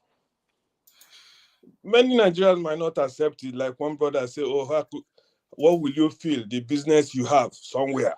It was very personal. And then suddenly you hear they come and attack it. You understand what I say now? He's talking about his own, he's not, maybe he's just about 5% of Nigerians who can own business. What about the rest 95 suffering? You understand my point? Now, this is sometimes what I think about Nigeria sometimes. Like Mama Icho was saying clearly, some people, they escaped. I'm one of those who escaped. I have to escape because things were not going well. After all, you go to school or nothing. You don't go at all. 9 years pass. All those kind of life. So, you don't know anybody. My brother, you go die. And we are watching. This is 21st century. Things are going. Other countries are improving. Kenya, they got it right. Nigeria, we can get it right, but some people say no. They go cheat us koro like this. We go they look, or nobody say we know they see. They go they do them. We go they look them. If Showore says revolution, everybody go shout, no, the man no get respect. Yeah, because he did America. He be double citizen. They go find one way to paint his vision down. And then most of us too go like, okay, we agree. The man, they talk too much, But look at what is happening. 25th, they rob us clearly. They come again, they maneuver. 18th go they better. 18th now, they came out clearly, beat somebody. Even Arise crew, they beat them too. If the other guys were not from an organization, okay. But this is an organization, Arise News. They rush them now, injure themselves. So, who are we then if Arise crew can be attacked? For me, to just end, because I don't like to talk too much, is that I think right now in Nigeria, it's time for people to rise up. Because those countries that are enjoying today, they rose up too. They fought. America, they fought for years before they can get up to this level where then they still they manage Donald Trump and co. They fought it. And if we Nigeria refuse to fight, we are just saying divide. Even if we divide, example, we say, okay, now go your way, go your way. Those are our brothers where they connected to the same system. Now then go still come up on top in the side where then divide go. So division for me, I don't think it will survive because Nigeria has been together for so long. But our problem is known. They cheat us. When they cheat us like this, you go see people go, they tell you, say, cool down. Oh boy, make una take am easy. Even Peter Bise make me vex. Tell us, say, na, ote go ndi ano here. I jili wayo. No system can get you kwapu fadia. No. I'm if I get me like this, I don't job. We fight the fight one time. We not be say when people don't cool down, finish. You will come begin call us. Okay, look at this election now. People give up now. Who want come out, make them go break in head or kill them? They say strike the hammer when the iron is hot. As they teach us that cheese, like so everybody come out by now. Some people go don't know their sets. But they say make we cool down now. Even as I day here, if God watch my mind, if I hear say tomorrow war day Nigeria on the right course, I go. I go follow go. I not go there here, they talk blah blah because I they feature up. That one my own contribution, guys. I still they listen. Thank you. Thank you, Dan. Thank you, Dan. I don't know whether I should ask you this though, but I think the question goes for other people. Given the state of the outcomes of the election as it is, no, cheated or not cheated, whatever it is, but from what we are seeing right now, the states are divided into three. The states are divided into three candidates, getting about 12 territories, and they are representative of basically the Wazobia group of Nigeria, southwest, north, and southeast. And then you hear noises of government of national unity. Do you think it's something that may help in terms of bringing the country back together if all sides come together to actually deal with the Nigerian problem? Okay, let me just finish that question. Let me tell you, we have been deceived all along. Anytime they play one game, they go shift the post. Tell you, say, government of national, blah, blah, blah. Not be so now. No, so now the next step where they want, now the way they want dribble us pass now. So fool us again. When they go come from that national, whatever government of this thing, who be the leader? Now the leader go still play that game. If you talk, they say go to court. It's the same thing now. Okay, we don't worry. But if someone like Peter Obi is part of the government, what do you think? Peter Obi, when he joins, he's going to have conditions now, wouldn't My brother, that thing is that game where they tell you, they don't dribble us to another place. Make we keep quiet. They go form national leader, national this. For how long did they deceive us now, brother? Godfather, I won't go sleep. I won't contribute, please. No, wait. So you ask too much questions. Matt, wait. You're not supposed to. Wait, may I say something? Are you supposed you going to ask? Wait, now, wait. You go talk, Matt. My children, they carry laptop. My children are sleeping. I need to talk something. Everybody, so everybody they para. Nobody get out. Please, hold on. H.O. just allow. Okay. Allow it to talk. Allow it to talk. Okay. My children carry laptop. They arrest them. They carry phone.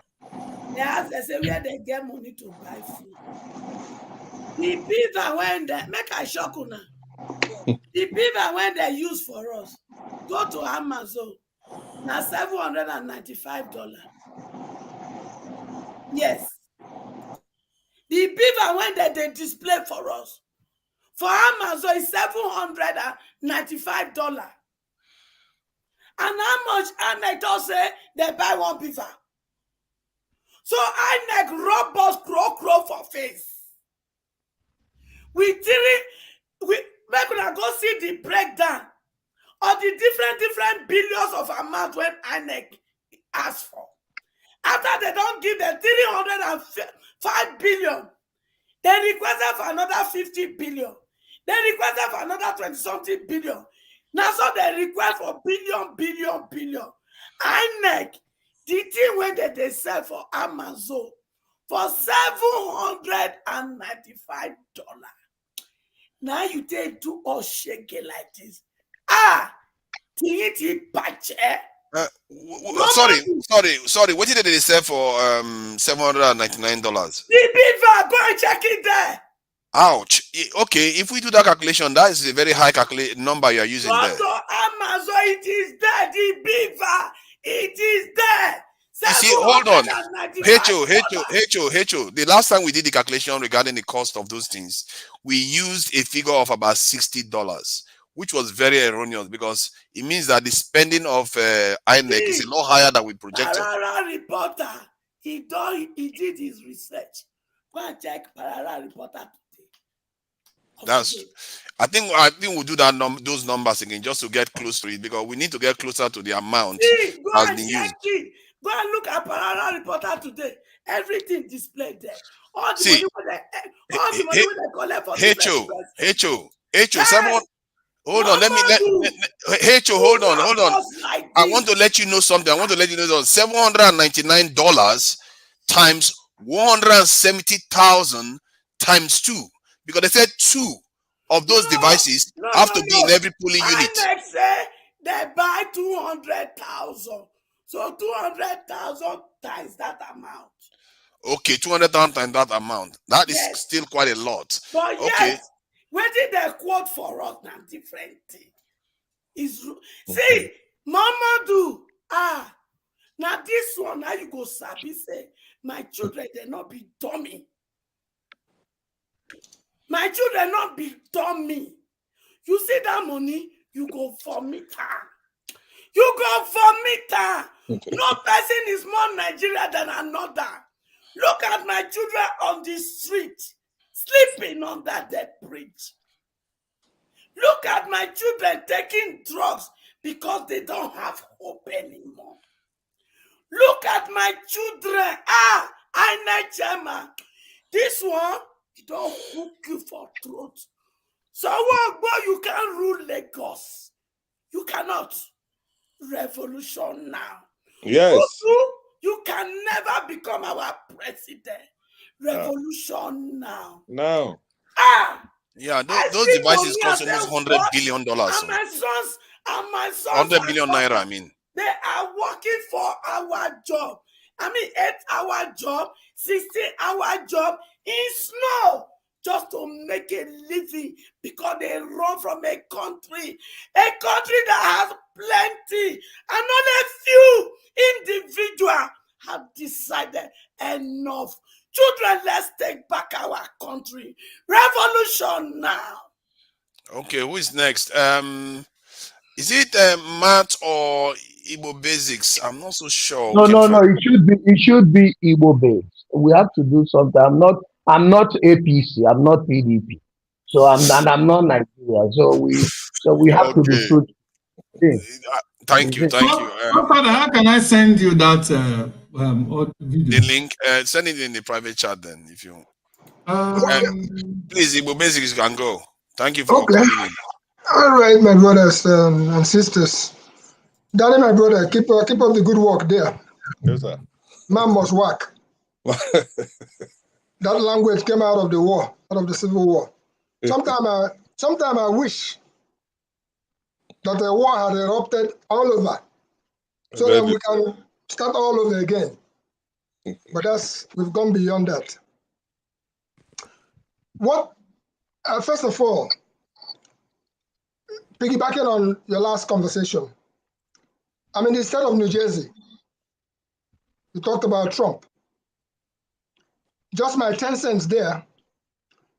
The state of New Jersey gave us a woman called Carolyn Conway. That's the woman of the alternative facts. I'm quite sure that a lot of us have heard about alternative facts. She worked with Trump. But our own alternative facts in Nigeria is beyond alternative facts. It's pure, plain korokoro. Let me put it back, including all the burnings and all the selective exclusion of a group of persons or others. When you exclude the Igbo man, you are excluding the South man, the Efik man. You are excluding a whole lot of people without knowing what you've just done. And when you go back into the systematic putting people down since the war ended, you start with their businesses. In the 70s, up to the 80s, you will go import your materials, bring it through the port, pay everything, bring it into your warehouse, and start selling to people. That was not enough. The customs will come. It happened to us at Espro 40 Asarodaba. The customs who you already paid everything you have to pay along. They will come to your shop, point gun there, shoot open the warehouse, cut away all the goods. That was Koro tiffin. People endured. That was not enough. They see that you are selling okporoko. They ban okporoko. They see that you are selling okreka. They ban okreka. All in the name of industrializing Nigeria. And then you establish a nails and manufacturing, steel manufacturing in Aba, Naxmi. They make sure that they frustrate it to the end that you cannot even do anything. Later on, in modern times, I'm still talking about excluding a particular set of persons or people. They came up with import licenses. Hear this out. Maybe you guys haven't looked at these things. Import license. How someone not important need to know? Who is doing importing? At Igbo man. And what did they do? How someone will sit down for, not because they instituted that import license issue. They will write import license, their brothers. It became a racket. The Igbo man who needs that license to import would come and bring them millions and millions, and they were feeding fat. Having said all that, you guys talked about developments. Tambakwe Airport. I was one of those who contributed to Sambakwe Airport coming into being. That was self-actualizing. Ndibo set out and built that airport. All in an attempt to bring transportation closer to home. That airport is there now. I flew there one time. Thank God I have been able to, at least before end of life, get into that place. Now, from Port Harcourt to Kafanchan, the British left us an infrastructure, the rail line. Hello, does anybody know whether that rail line that was running from Port Harcourt to Kafanchan, is it still running? Does anybody have an idea? I'm not sure. I know that they used to travel from Tako to Enugu and all the way to the north, so but I don't know. Okay, so I have not seen any train running. We're talking about infrastructure and development of Nigeria, but we have just built a rail line running from north to Niger, right? Yeah, the one that the And British. from Abuja to Kaduna and from South Sabah to Edo. Okay, So, the one that the British left for us, we could not maintain it. And that was the major means of transportation to the north, even to Lagos, because then you used to travel all the way to Kafanchan before you join another one to take you down to Lagos. That's development issues. All in all, the position we are in now, we find ourselves in as Nigerians. The basic greed, the greed is what is killing all of us as Nigerians. Because we have to hold our leaders accountable. It is this particular final tiffin that has brought Nigeria to its where it is now. Nigeria is almost on its knees. They think that, but they have a gunpowder waiting for their hand as a result of what they have done to our youth. And we are not going to sit and allow the destruction of the future, the hope. Hello, does anybody realize that about 90 million people came out enthusiastically to participate in a basic civil responsibility or civil duty, civil right? And in the end, what happened? 27 million people voted. Isn't that a shame? It's a shame. Forget about all the money that was spent. But the point is this. We are sitting on the future of our children to keep them down so that Nigerians are so talented that they make lemonade out of water, out of nothing. If you go to the streets of Nigeria, so for every day, have you seen the truck pushers? Have you seen the way that people go out? All they are asking for is allow me to just exist. Allow me to exist. Don't come and kill me. Let me just find a way to make a living each and every day. Can't the Nigerian government simply allow its citizens to go about whichever way they can to make a living each and every day? Now, I'm going to end my immediate comment for now because we don't talk. The talk don't too much. In Abia State, where I am from, Okezi Ikpazu, and I told him again out for the third time because he insisted that he wants to rig PDP in, even when he hold him for neck. Thank God that Alex Oti was able to call him out yesterday on channel television. Yesterday, I threw down the gauntlet as Americans will put it, and I'm still throwing the same thing down. Let him try it. He is supposed to be an old boy from my school, but let him try to do the. I sent the INEC result something. I sent the link around. If anybody has gone there to take a look at Abia State, they have like 95.4% uploaded now. Because I took particular interest in particular areas, and you can see where Wayo is being played. You can see how can INEC, even by common sense, announce a blank sheet.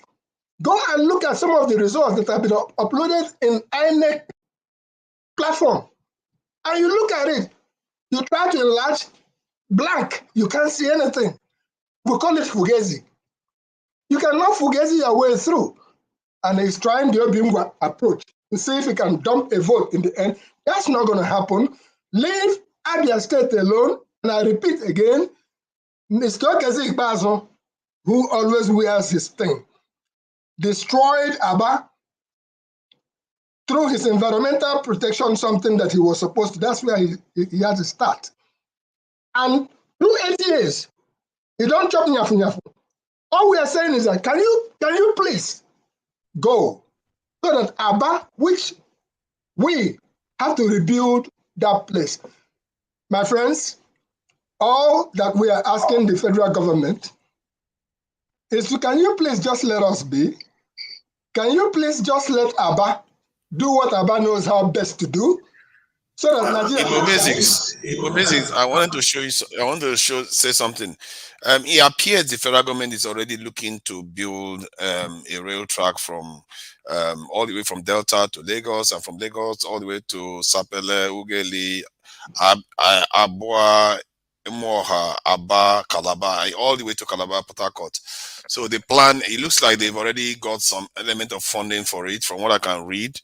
It's not widespread. It's APC that is showing it, but because they've controlled some of them, so it might mean that the others are actually true. This was posted in 2021.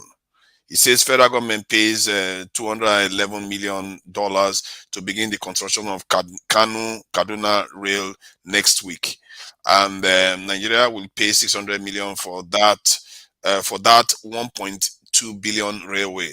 As Chartered Standard Bank UK has shown readiness to pay for the Southern Lagos Calabar Coastal Rail. The Eastern Railway also got 13 billion initial payment. So you can see that it's not like it appears that they are aware of the commercial viability of that region. And if they link those areas together, I think that could really change stuff. You know what? What is the estimated time of completion? And before I even say that, they didn't share. Okay. They didn't share that information yet. Okay. There was a bridge that is built about 3 or 4 miles away from me. It's called the Gotos Bridge. It took them 2 years. A marvelous bridge was built. What am I trying to say? If Nigeria is sincere to itself, a lot of what things we are talking about, there will be development and everybody go enjoy them. But the problem is that the man gets into office today. His first mission is to buy a house for Houston or buy a house for London. He go carry the state money, go buy a house in those places. Send them children there. And them children come begin to answer, Brother Excellency, have you ever had this kind of nonsense? some excellency, because you just want to build for your people. I'm talking about Abia State, Chicken Republic. So what are we talking about? Please, Nigeria, can we just be honest to the citizens? Can we just allow the citizens to actually shine, to show their talents, to exhibit, to produce, to do manufacture what they know how to Igbo do? basics, do you agree that if the focus was put on some of all these things, these developments that you are fighting for and others that we are fighting for, if the focus was not taken away from these things to other things like sit downs and all the rest, that we probably would have made more progress in that direction now than we have at this stage? Oh, the sit down that you are going to be getting from tomorrow is going to be a different kind of sit down. But you see, that's the thing. If we use because somebody is not elected to be sitting down, the person is not going to be elected. You have to worry about something you can actually do, and that whole actually physically helps you people. Forefather, one second. This is the time. This is Mr. the time that we have to call a spade a spade. My brother, one second. Hold One on. second. Today, now I'll yield to you you in a minute. are for hours now. You have been here. The Let's understand. Yeah. Okay. Just take 30 seconds to round up so Matt can say something. He hasn't said anything. He has been very, very patriotic and non-APC. So, all right. Here is the point I'm trying to make. You all had a conversation here every time they move the goalpost. Every time they move the goalpost. Every time they move the goalpost. This time they're trying to move the goalpost again. And we are saying, no, you don't move the goalpost. Engineer George Ezike came here and summed it up very well the other day. And yesterday I made my comment. The reason why we are having this conversation is because an Igbo man who actually meant well for the whole process was leading and was about to win. And then you have to make sure it must not go to the Igbo man. If we have to go that route, let them deliver the mandate truly, and we'll be just fine. And there will be progress. Obi and Dati Ahmed, the goal was in there. It's their turn. Let the old cargoes step aside so that let Nigeria come to fruition. Stop holding Nigeria down. Stop chopping our money just like that. And that's my case, because if we begin talk, we'll talk till tomorrow. Yeah, let me just, before Matt, you can go, I know. Let me just read some of these things about the project because I found more information about it. It says the minister explained that the Lagos-Ibadan segment of the Lagos-Kanu and Itape to Warri railway projects were fully operational and receiving patronage from the general public. I don't know about that too. Does anyone know about those? Okay, Itakpe one, I know about the Warri one. I didn't know about Kanu and Itakpe. It's a bit disconnected. Forefathers. The one I'm asking about is the one that was existing when we were born, the one that the British left for us. I'm talking about, you can easily ride. I rode train from Aba to Jos. I rode on the train. That's what I'm asking. What has happened to it? Why can't we just put that rail line through? And then Yeah, we'll see what happens I from think there. some people argue that it should be renovated, but that's renovated. But some people feel like it's going to be too expensive because of the old nature of the Oh my the God. build and stuff like that. See, no, there are arguments both ways, but some people feel like the one that they want to build now is more efficient, and it goes from Lagos to this thing all the way to the south Calabar, cuts through all the south and southeastern states. So With China money, right? With China's money. no, I think with multiple countries from Turkey and different countries from they listed them there. The question is whether the old one is still available. That's the one you're asking. But let Matt go for now. Then I will look for more information. If I find it, I'll present it later again. Okay. Please, Thank Matt, you can you, go. Thank you, my brother, forefathers. So point of correction, you know that one that our brother is saying, which is Igbo basic, that one is still existing. It's still existing. I know it because from Umuahia You go to Odumoahia, from Odumoahia to Aba, from Aba to Port Harcourt, because I normally use it when I was, in secondary school. So even when last time How I long went, ago, Matt? should I say it's about 20 years ago or 20 more? years ago? Oh, yeah, yeah, Because I more, had yeah. my photographer sent me some pictures of the rail line, and I don't think Yeah, a yes, train can yes, even pass. yes, I'm saying that last time I went there, the same railway, railway is still there. It's still there, but people are buying and selling there in Ibishige, Umuahia. Did Okay. you join the train? That's my question. No, I didn't. I didn't see any trend. Sorry, I didn't see no trend there. I didn't see no trend, but people are buying and selling like normal, like they used to do. But why, if trend is coming, they will leave. The same way they used to do. I have to make But some phone calls to Abba, to okay, Mbokahot. okay. I'll make some phone calls, I, and somebody will answer that question. please, yeah. Okay. That's where I'm going to start right now. Like what our brother Ibu David said, hmm, there's something. I'm not talking about all Yorubas, but I have to say Yorubas because I'm not going to put exception out here. These Yoruba people. Niger go Okay, better. I'm sorry for saying it, but I had to say Yoruba. I know that you are not among. The only thing is this: Igbos, we died for Abiola or Sabiola. You know about it. Abiola. I nearly quarreled with some people that no, not nearly, quarreled with them because of Abiola, because he's from a south, he's a southerner. Fourth, I wonder how this come to our turn, and some people are claiming that they love Tinubu more than Obi. They love Tinubu more than things that they see that can bring change in the country. There are a lot of people who died. I know a lot of people who came from that Osa Abiola. They are still right there in Abia State, right there in Imo State. They couldn't go back to their base because they supported a Westerner. They supported Abiola.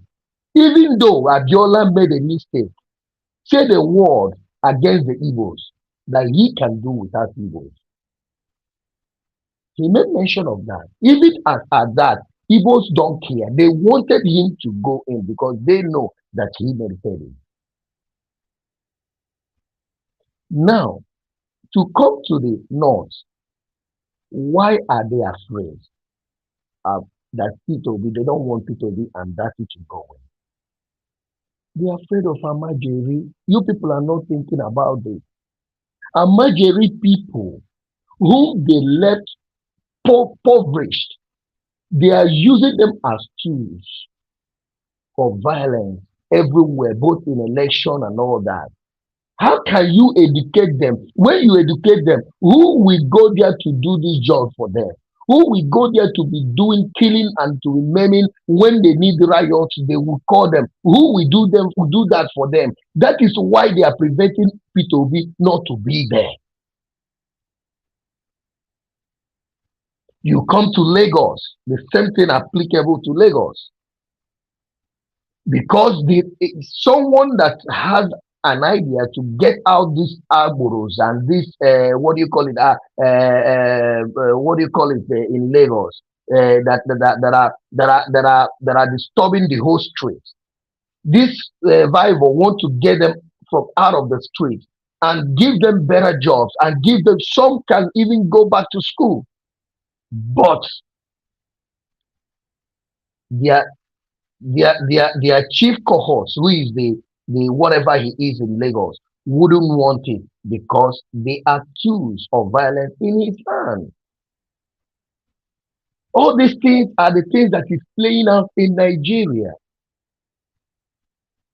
I imagine where I am right now. You just call someone's son to go and begin to kill someone or to go and snatch ballot vote. I can't imagine it happening here that I am. So there are a lot of things that we should understand.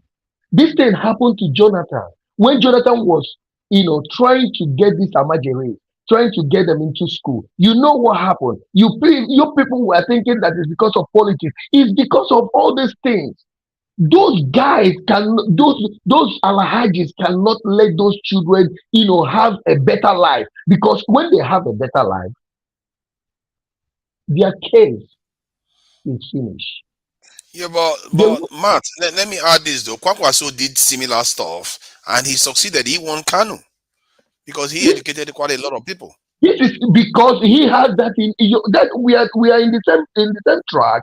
He is, because he knows, but it is not in the same in all norths. If you get Kanu, okay, let Father, imagine now. Just let's imagine it. It didn't happen. But let's just say that Kwankwaso, someone like Kwankwaso was in Kaduna, in Nasarawa, let's say in Jos, in so many parts of the north, like let's say about 6 or 7 states, do like Kwankwaso. Don't you think that Nigeria, northern states, will have another different shape? It may have a different shape. You remember, No. Aminu Kanu's When you have doctrine education, is against the power of the elite in the north. Aminu Kanu, and that's the tradition that Kwankwaso comes from. And they are they are for the Talakawas, as they call them. That's the masses of the people. So there is a movement in the north for that too. Is just that we in the south, what you can do if you want you want to work for the masses of the south is to kind of come together with those ones to lend weight to your argument, so that you can now, because can you imagine if Peter Obi and Kwakwaso actually work together this time? They probably would have won this election.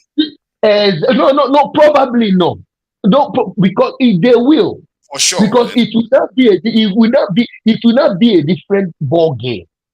Sometimes, even when there's an idea that you were just given based on the East, what they should do, talking to the senators and all that, talking to the federal government and all that. How can federal government help the Easterners vote in the stooges of what their tools, which is those men that always dance to the tune of federal government from the East? How do you think that things will work for us? When we, the people, said, we know our brothers, we know who can go and represent us. This person, we know he cannot speak for us. Why we say no? The federal government will say yes. When we come out to protest, they will kill, they will men. When you say that you want to go and vote, they will rig it. I mean, do you think Peter Obi can speak for you? Yeah. Do you think Peter Obi can speak for you? Yes. No, let me just answer you. I didn't want to say Peter Obi will speak for me. Let's just say Peter Obi will speak for all Nigerians. Masses.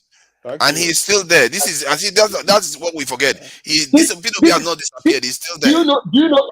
Even forefather, you are now coming into another question from the question you asked me now, because you remember in this forum how many people are talking. I've seen Jordan and CM sometimes try to speak against those things when they come up.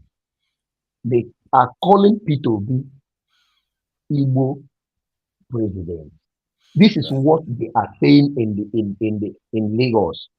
Why they don't want Igbos to be? They say Labour Party belongs to Igbos. All these things. Father, let me still tell you something. You know this thing that happened in Lagos now. Just I want to tell you something. Remember that this person they killed the father that went to do votes might be another the son or the daughter might be another Nambekano. Watch. The son or the daughter. You can preach anything you want to preach to that family now. And this man did not die because Nigeria did not want him. They want him to vote. It's because Yoruba in Lagos said that he is an Igbo man, he shouldn't vote, he shouldn't participate. I'm telling you, no matter what you preach to this guy or the son or the daughter of that person about Nigeria, about Lagos, he will grow up and be another Namdeka. This is the kind of seed these people are, trying to plant in people's heart. I'm telling you, it's a very troublesome something. Lagos as it is. I know that they might apologize. They might say something maybe later. I know this is what I'm thinking. They might. But no matter how it is, there's something that Igbos used to say. Someone will explain to you. This is mmanụ kwapụrụ akwapụ mkpokọta adịghị ya. Igbo Wow, that basic. one is a deep one. I didn't hear one thing. You understand? You will explain it, Juden. You will explain it here. It talks oil way throw away. There is no way you go gather them. When oil you throw away, you can't get it. It's like a spilled milk. No need crying over a spilled milk. Yeah. Yeah, exactly. So I'm trying to conclude now, but I'm only just trying to say to us, I have seen some ladies that have come here because I've been watching this thing throughout the whole morning. This thing, I'm not happy. I'm not happy because of the things that happen in Lagos. Look at now, forefather, look at in Abia State. Let me just, before you now we judge this one, even if I'm not around, because I'll watch it tomorrow. In Abia State, where Igbo Basic came from and where I came from, we said, please, we don't want you. Go and you have tried. Go and sit down. We want this person to rule. But the people on top and the person in Abia State said that he must be this person. What do you want the people to do? What exactly do you want people to do? By force. Do you understand? You understand what I'm saying? What do you want us to do? We have now gone to vote. We have voted, and we said the people on top said he must be that person, and that person said he must be him. Now, who are we? If the masses begin to behave in the other way, that people, the federal government will begin to say that we did this, we did that, we did. Are you going to blame us? Why don't you give us that person that we want? When that person mess up, we kick him off. But I'm trying to use this video to tell Oti, if you win today, this video, you can cut it to give it to him. Please, don't disappoint me. I have used my face through my media to chant, to talk, to speak for you. If you disappoint us, if you win, disappoint us, you did not change Aba. You did not change Omoahia. You did not make those places to become a place that will attract investors. I don't know what I will tell you. You guys, I definitely support that 100%. I think Nigeria will better wanted to say something. Please, he's been very patient. I'm with you on that. I'll make some comments and I want to leave now. And I think what's his name? Mark that just spoke now. If you look at it, you spoke very well. You touched quite a lot of things. But incidentally, you are sliding to those ethnic something that we talked about. In your statement now, you've blamed Yorubas. You blamed Hausas.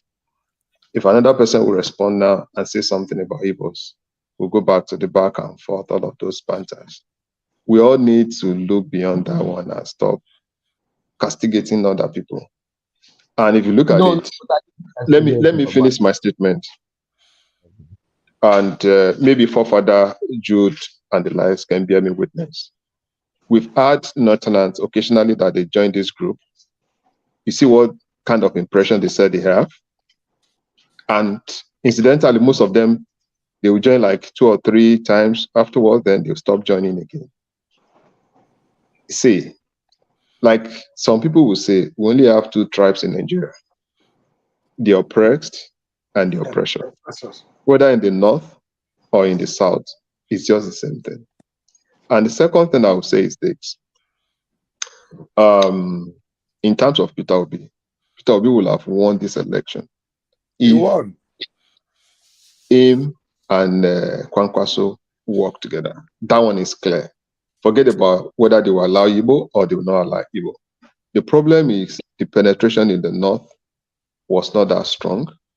Dati is rather a burden on the tickets rather than somebody that complements that ticket because it doesn't have electoral value. It didn't have any electoral value. We all see it.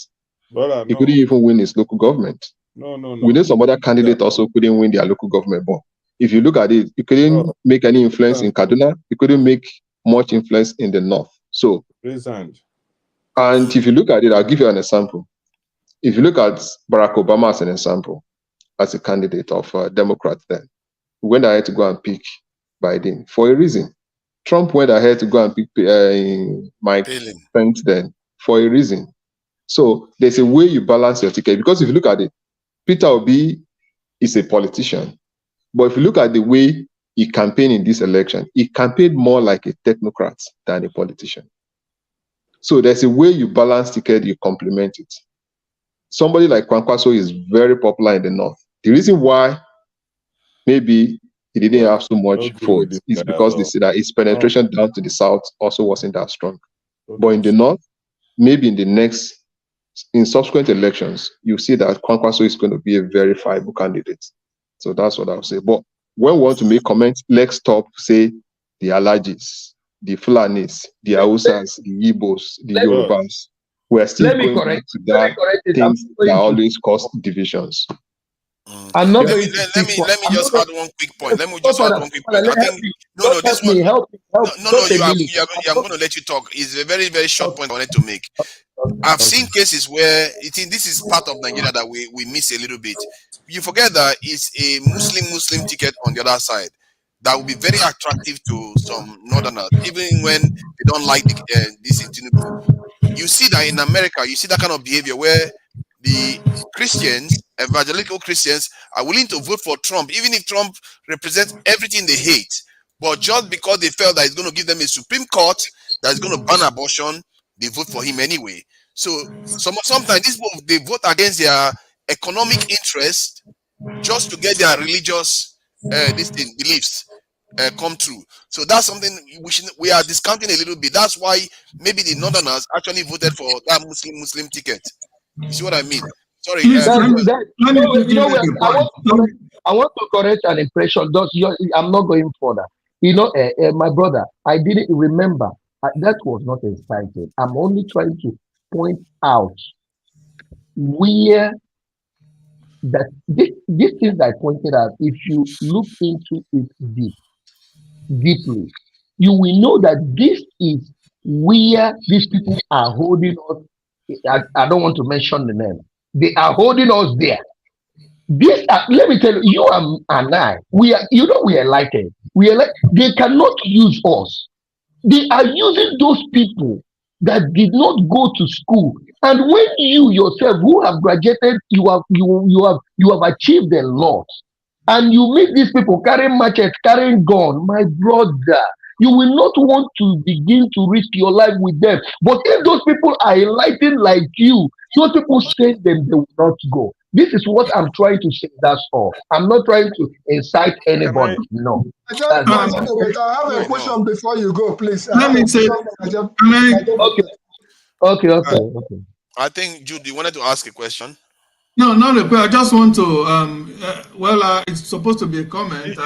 If you wanted to say something, you have to take 30 seconds because a lot of people need to. Yeah, my comment just quickly.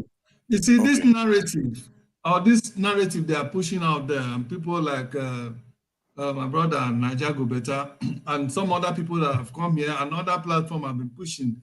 If Obi had joined Kwankwaso, he would have won the election. That narrative is a very dangerous narrative.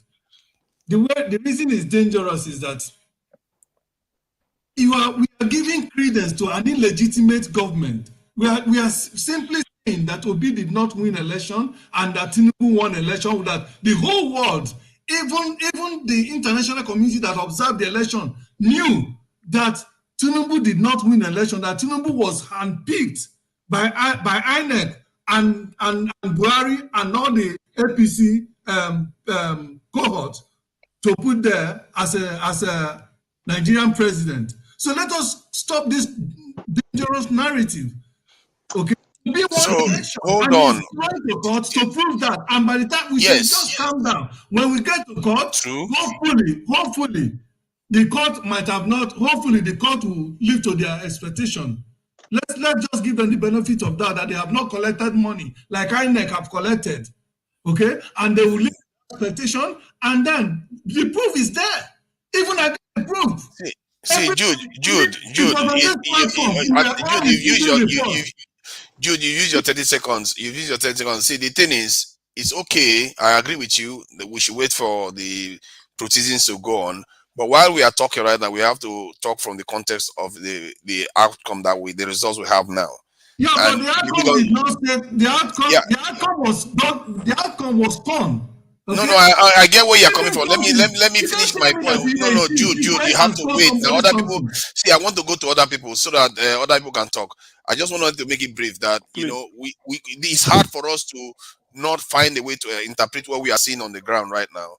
And this is why I try to, you know, just give the benefit of that and say, okay, because everybody before this election, we were saying that P2B needs to win with a landslide. That's in such a massive way that you cannot refute it in any way.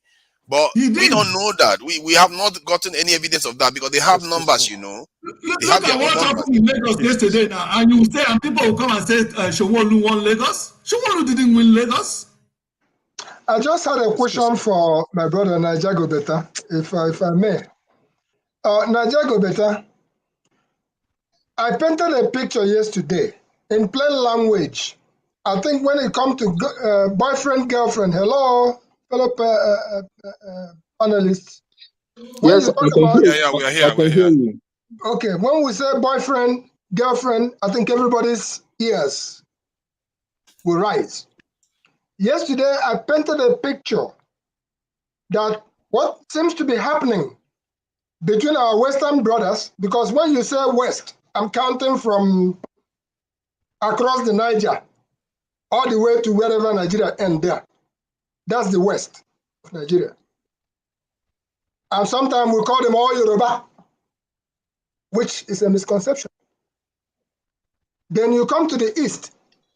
Everything east of the Niger, you call them all Igbos, even though you have Efik, Ibibio, Kalabari, Ikwere, etc. In this case, the picture I painted yesterday was a picture where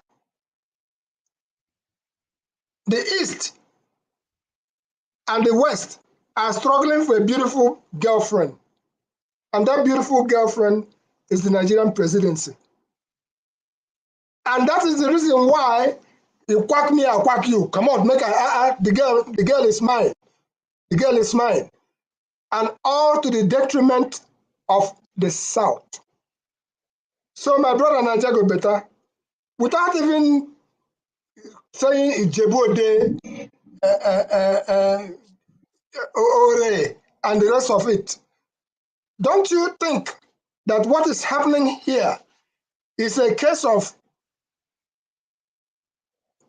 two fighters struggling for one beautiful girl, and in the meantime, the North is out there smiling all the way to the bank and say, leave them now, make them fight.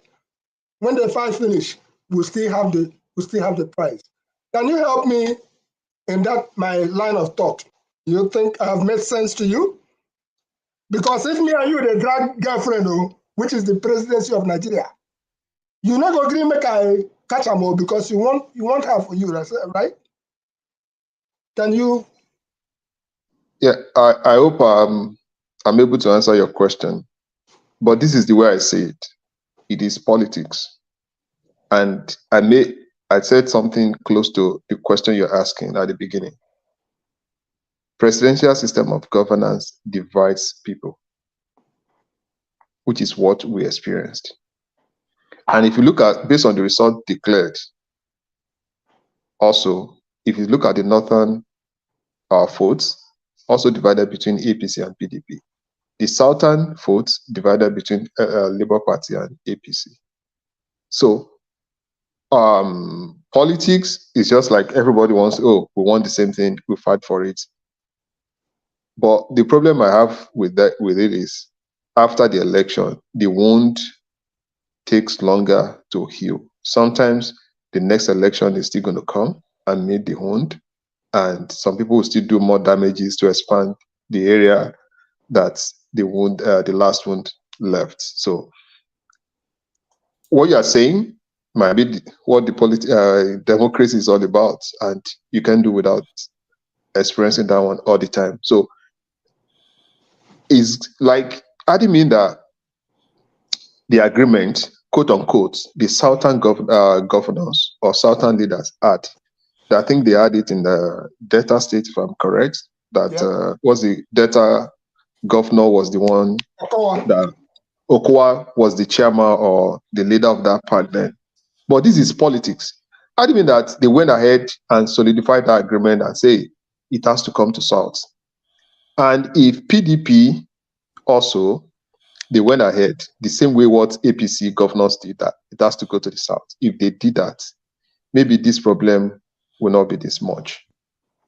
Thank you. And most likely, maybe, what's it? Yeah, I say thank you so that I wanted to go to someone. I think you've answered the question, haven't you? Okay, so that I can. Yeah, Phil hasn't. Okay, just just interject for 1 minute, please, so that Phil can say something. He hasn't had any opportunity to even say anything. So 1 minute, CM, please. Okay, so okay, I try.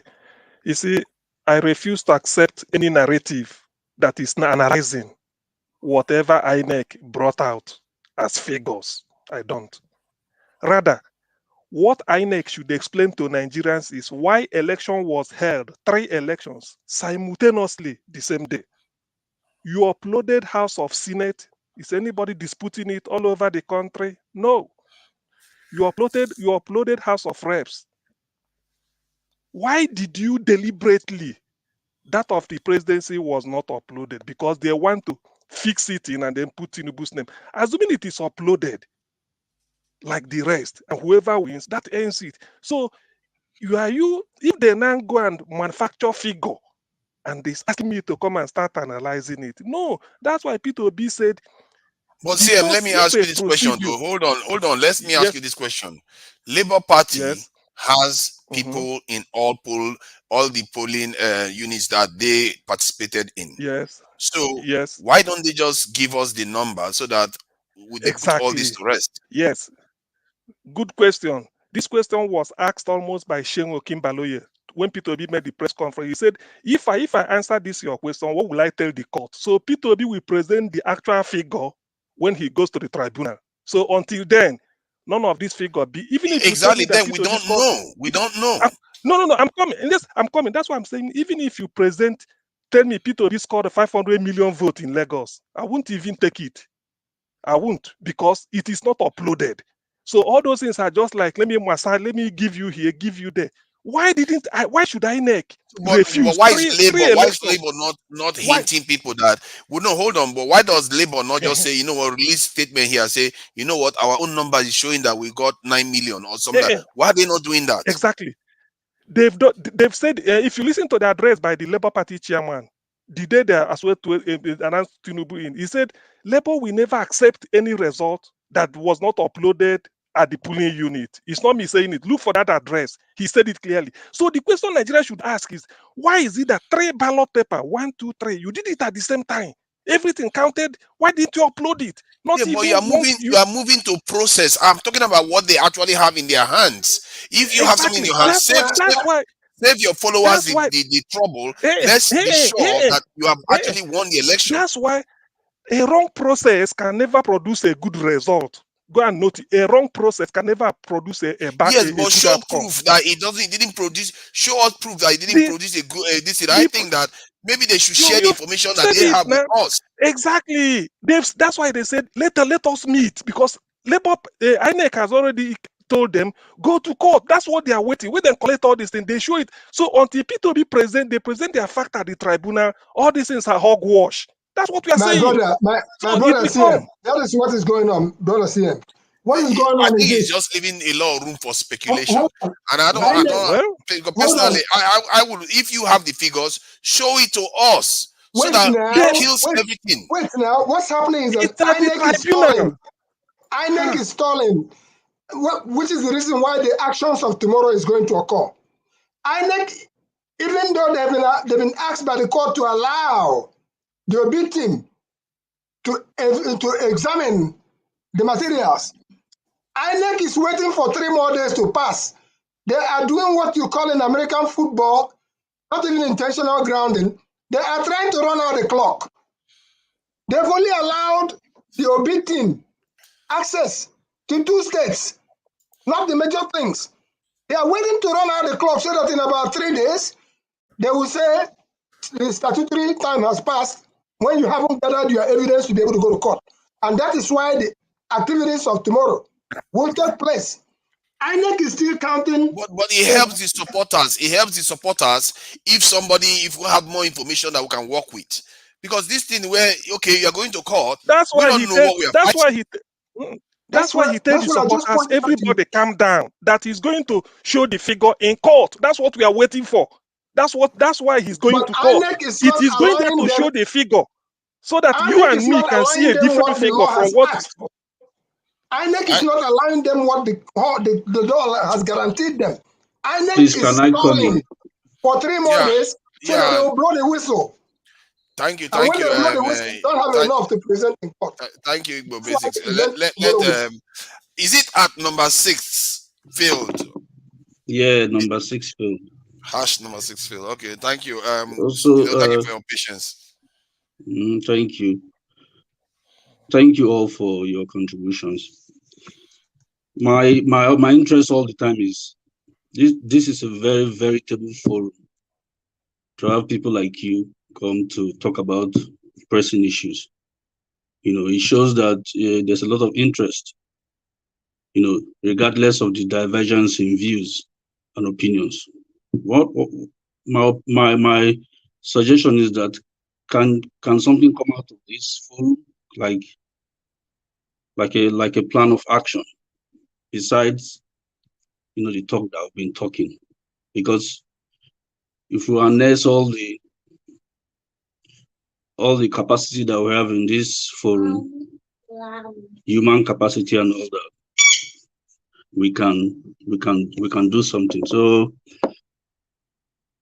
do you people have any such plans, or is it just going to be like coming to talk and all that? I've consistently raised this issue because that is where my interest is, basically, So I don't know what plans.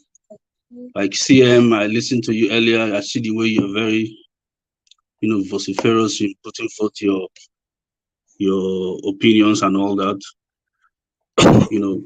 Regardless, I know these are people that, if Nigeria is a working environment, these are people that will drop eventually their ideas about living, and they want to prosper. Basically, the goal is prosperity. The pursuit of happiness. Every tribe, every creed, every religion.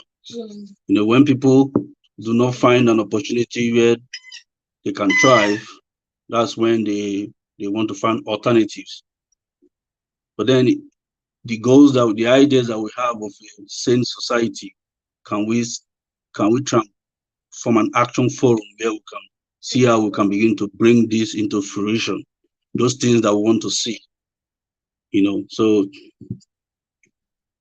I don't know if you guys have any such plan, but that would be very beautiful to just let all these ideas just be on the air, talk, and just we all dismiss we will be doing ourselves a great disservice, This is why I asked earlier on whether, what do you think that no matter who comes out on top, that there should be some element of government. Okay. Oh God, I notice how you just smile the moment you turn your face. It's all good. I was just trying to find out. Listen.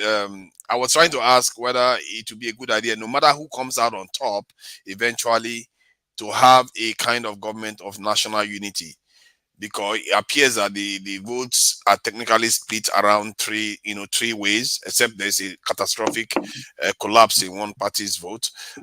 So do you think it's a good idea as a way forward? Seriously, like for me personally, I think we should allow the courts to do their job first. We should not preempt them. And at this point, I think the Labour Party has a very strong case, and I want to believe if the courts are going to rule on the law, more often than not, they rule on technicalities. Maybe because their hands are tied, a lot of pressure. There's a lot of pressure, obviously, a lot of conspiracy, and those are truths. But for once in Nigeria, I think the courts might do the right thing.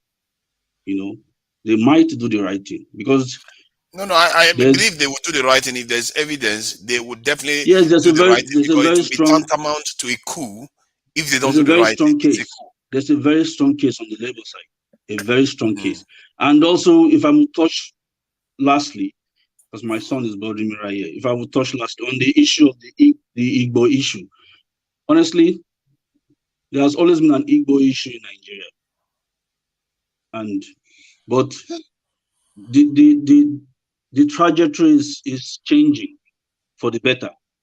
If you look at this last election, I mean, there's a lot of acceptance now because young people are now, because of technology, social media, intermarriage, a lot of all these sociological factors, people are more embracing. So let's keep hope alive. I don't think Yoruba people have any issue with Igbos. I think the criminal political class in Lagos are afraid of the Igbo factor in trying to upturn and take away their criminal enterprise Lagos. Because of course the Igbo vote is very, is major in Lagos. It's very significant. When I say Igbo, I mean non-Yoruba, because there are a lot of other people there. They just say Igbos, everybody. I lived in Lagos, a great deal, and I know there's an Igbo issue in Lagos. And this issue is being fueled by these very criminal, politicians.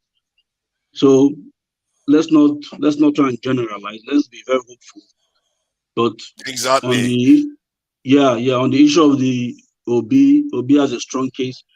And what I raised, can we have a forum? Can we create something out of this? That's where I have my passion, because let's not just allow this to just go, because this is a fertile ground, and you can see people talk with a lot of emotions, a lot of ideas, intelligent people. We can begin to push the agendas that we want to see in our nation, no matter how little, but we could start somewhere. So I want to rest my case there. Thank you for that. I think, you see, this comment is because I talked about government of national unity. I don't know how people expect a house to be formed. Here in the UK, when we had a massive recession in 2008, it led to an election that the party that got the largest vote could have decided to just run themselves as individual government one at a time, but they formed the government of national unity to pull together and resolve the problems. And I believe the Nigerian problem is greater than any country that I know in the world, apart from some of them that are flat out at war. So if this problem that we're having, if we don't figure out a way for all parts of the country to pull together and honestly work together in a way that the best minds come together to solve the problem, it's going to be slower for us to get to where we need to get to. I don't understand why people have such aversion to working together. If P2B can emerge from this thing, PDP. There has to be good people out there too that are like P2B, that are like Shore, that may be under the radar, that can come out, join together to solve the problem, because we need everybody on deck. If people can come from overseas to come and fix the problem in Nigeria, they should. The entire country needs to pull together. Otherwise, this thing, because one side is going to be pulling one direction, the other is going to be pulling the other direction, and we settle for the mess that they leave behind. That's all I'm saying, and that is not evil. I don't know why people call that evil, to say that people should work together. I wanted to share this video that because sorry, Sam, I'm going to let you go. I just want to share this video about the question Igbo Basics was asking about the rail line, because I said I was going to look into that. I do like us to be quite thorough about this thing, so that he doesn't come back again and start questioning, is that train working or not? We don't want that this to be coming back. So let me just see if I can share this thing quickly. Quickly. All right, that's it. Let me just play that. I hope you all hear it. The rehabilitation and reconstruction of this line was recently inaugurated. Hold on. I think I moved it too far, and it's playing too fast. Hold on. Do you prefer it fast or a bit slower? Because I'm playing it double speed. Okay, I will just go slow. I don't want people that are not used to it. I'll play it now. Another rail line video. This time we'll be looking at the Eastern Rail Line. We'll be giving you all the details about this line. As you are aware, the rehabilitation and reconstruction of this line was recently inaugurated. Is that your voice? Many new branches added to the Eastern Rail Line. Many cities will for the first time see a rail line pass through them. The Eastern Rail Line starts from Nigeria's biggest oil city, Port Harcourt, to many cities in the southeast before going all the way to Maiduguri in the north. Work on the rehabilitation and reconstruction of the rail line has started already. This rail line is one of the oldest in Nigeria. In fact, the Port Harcourt to Kafanchan section of the Eastern Rail Line was completed in the early 1940s. Yes, this is true for the connecting line from Kafanchan to Kaduna, and also from Kafanchan to Kuru and Jos. From Kuru to Maiduguri was completed in 1965. The reason for the rehabilitation of this line is because many sections of this line, including bridges, are dilapidated as a result of non-use. When a lot of highways were built in the 1980s, it brought competition to the train service, and passenger traffic dropped significantly as a result. In the 90s, some trains were added to this line, and trains started running skeletal services.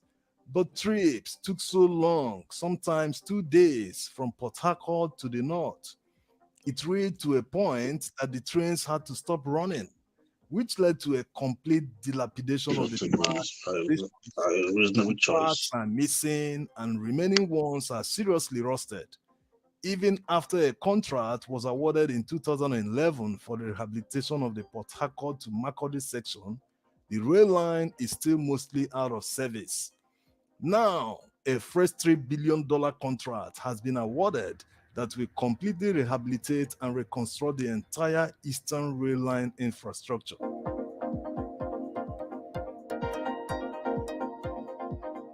Let's see some details about the existing infrastructure on this line before we get to the many cities and towns that it passes through.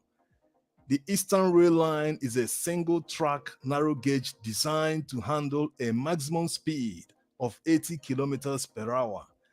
Even after the rehabilitation and reconstruction, it will still maintain these specs. Yes, the specifications won't change. It will still be narrow gauge. There exists a total of 104 stations at the moment. But like you already know, most of these stations are overgrown by weights, and most of the platform in these stations are damaged. They will close down for the 3 stations and rehabilitate 61 stations.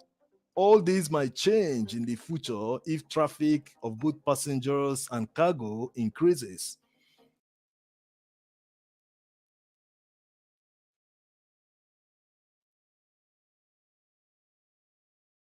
Okay, so you see that slide at the end. Sorry, I just thought I should share that so that we know that these things are going on in the country, because sometimes we are not aware that these things are going on. I wasn't aware until I checked to see these things.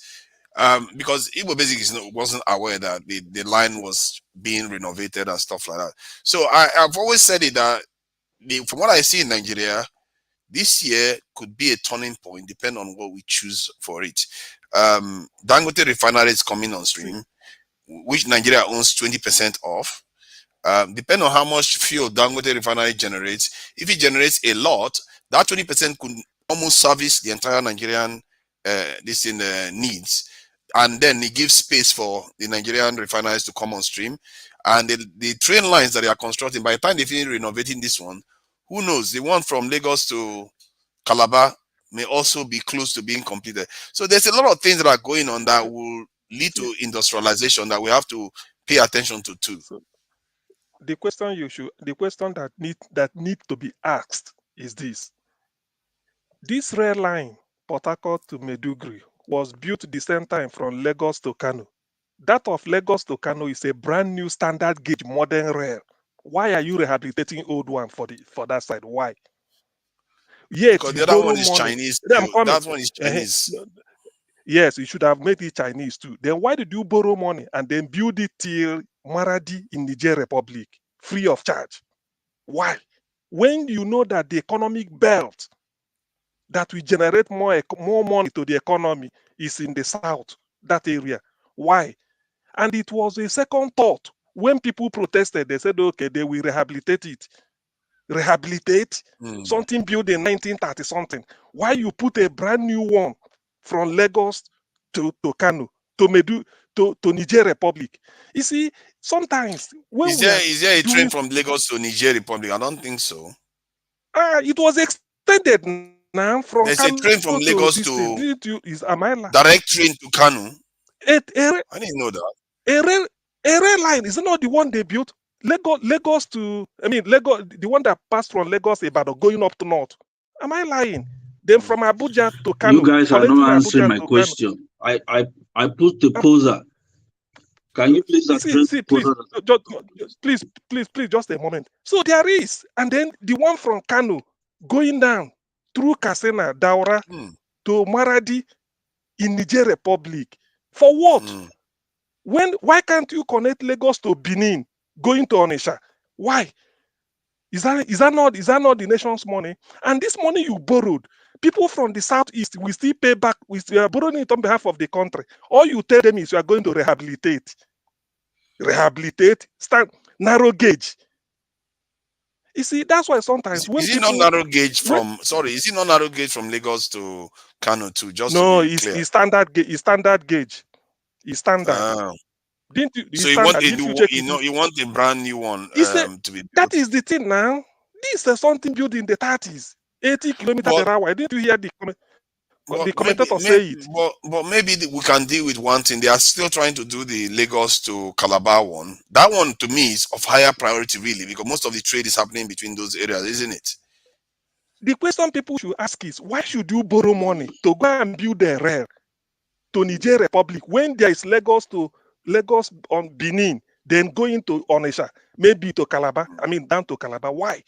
You go and that one in Niger, we will pay it. Of what economic importance is that one compared to Lagos to Benin? Is there no train line from Nigeria to any other country like Benin Republic or this in Cameroon? Is there any train line? There's no train line. There is none. You can check. Okay. Somebody, we are many here. They can prove me wrong. So and then the thing is, you borrowed money from China with interest, and you are doing it there. Why you left this place undone? What does that tell you? What sort of government is that? It's not nepotism and then wickedness. So what we are trying to say is this: the issue that's why when they are depriving us of all these things, I mentioned it here that Anambra State government built a brand new airport from the scratch, international standard, with the wrong way. Why is it not operating international route? They say the federal government hasn't given the license. Which license? What sort of bloody license that they can't operate?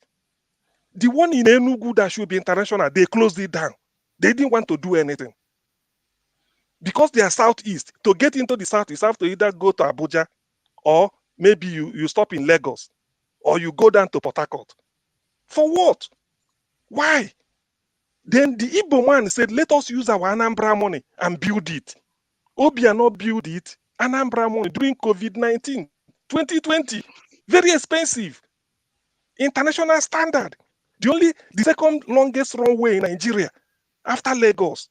The runway is longer than that of Azikiwe in Abuja, Motala in Aminu Kano in Kano, and then Port Harcourt. Yet, they denied them that opportunity. Why? He said they haven't given their license to fly. They should be doing local route. Must you buy a Ferrari, Lamborghini to use as a taxi in Nigeria when 505 can do it? Of what use? Why? I'm not so sure. I'm not so sure why they decided to build to Niger Republic. Really, it could be because of the Continental Free Trade Agreement, but it should go to Cameroon and others too. But you have to satisfy. There is pressing need in Nigeria from Lagos to look at if you fly from Lagos, Benin Shagamu Road, spoiling all the time. Why can't it follow that? Because people said bring it to Benin, divert it to Warri, from Benin to Asaba to Onitsha, then get to Owerri, to Calabar, and then from Benin to Port Harcourt. From Port Harcourt through Sapele, Benin to Warri, through Sapele, then go to Yenegoa, Patani, all those places, then go and connect it. Why can't you do it? You've opened up the coast. And that is what Obi is planning to do. And that is why the attack, Operation Stop Obi by all cost. That's why they didn't upload the presidential election. That is the reason. Because if they upload it, they know Obi won't clear. Because Obi said he's going to open the south coast. Jonathan, they were blaming him. They said Ogoni clean up. Why didn't he do? Oshiba just flagged up Ogoni clean up. Till today, nothing was done. Nothing. So when people, I think there was to be fair, there was cleanup of the Ogoni. See, we have to be factual about these things. I actually saw videos of it. Yeah, you want me to show you? I actually remember seeing videos of even before this thing. Or is it not oil cleanup in the Ogoni area? Yes, I've seen some videos of it, oil cleanup. But just a teaser. That was it. Just did something. So you see when people now said extensive videos of it. It's not like people now blame Jonathan. They say Jonathan went there, East-West Road, he didn't do. He was busy building Almajiri school in the north. Now Obi said, vote me in. I'm going to open up South and open the seaport and the coast with rail so that business can move from Benin down to Warri, Sapele, all those areas. Open it up.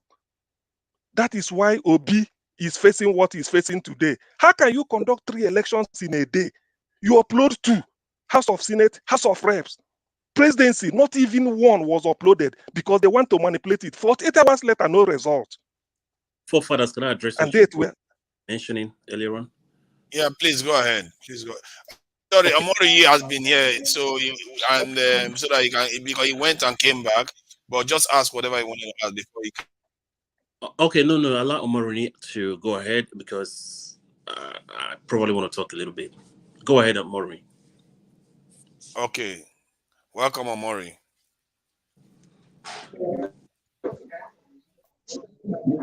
All right, thank you, bro. Thank you for the opportunity. You see, a lot of issues were raised, and I was putting down to react to them. I didn't have the opportunity, and I think I've lost count of some of it. But I can still remember vividly. Somebody was raising the issue of what can we do with the talk? Is it just a talk show? It's more than a talk show, and it's doing a lot of wonders. You might not be aware. The tsunami you saw in Nigeria, started from talk shows like this.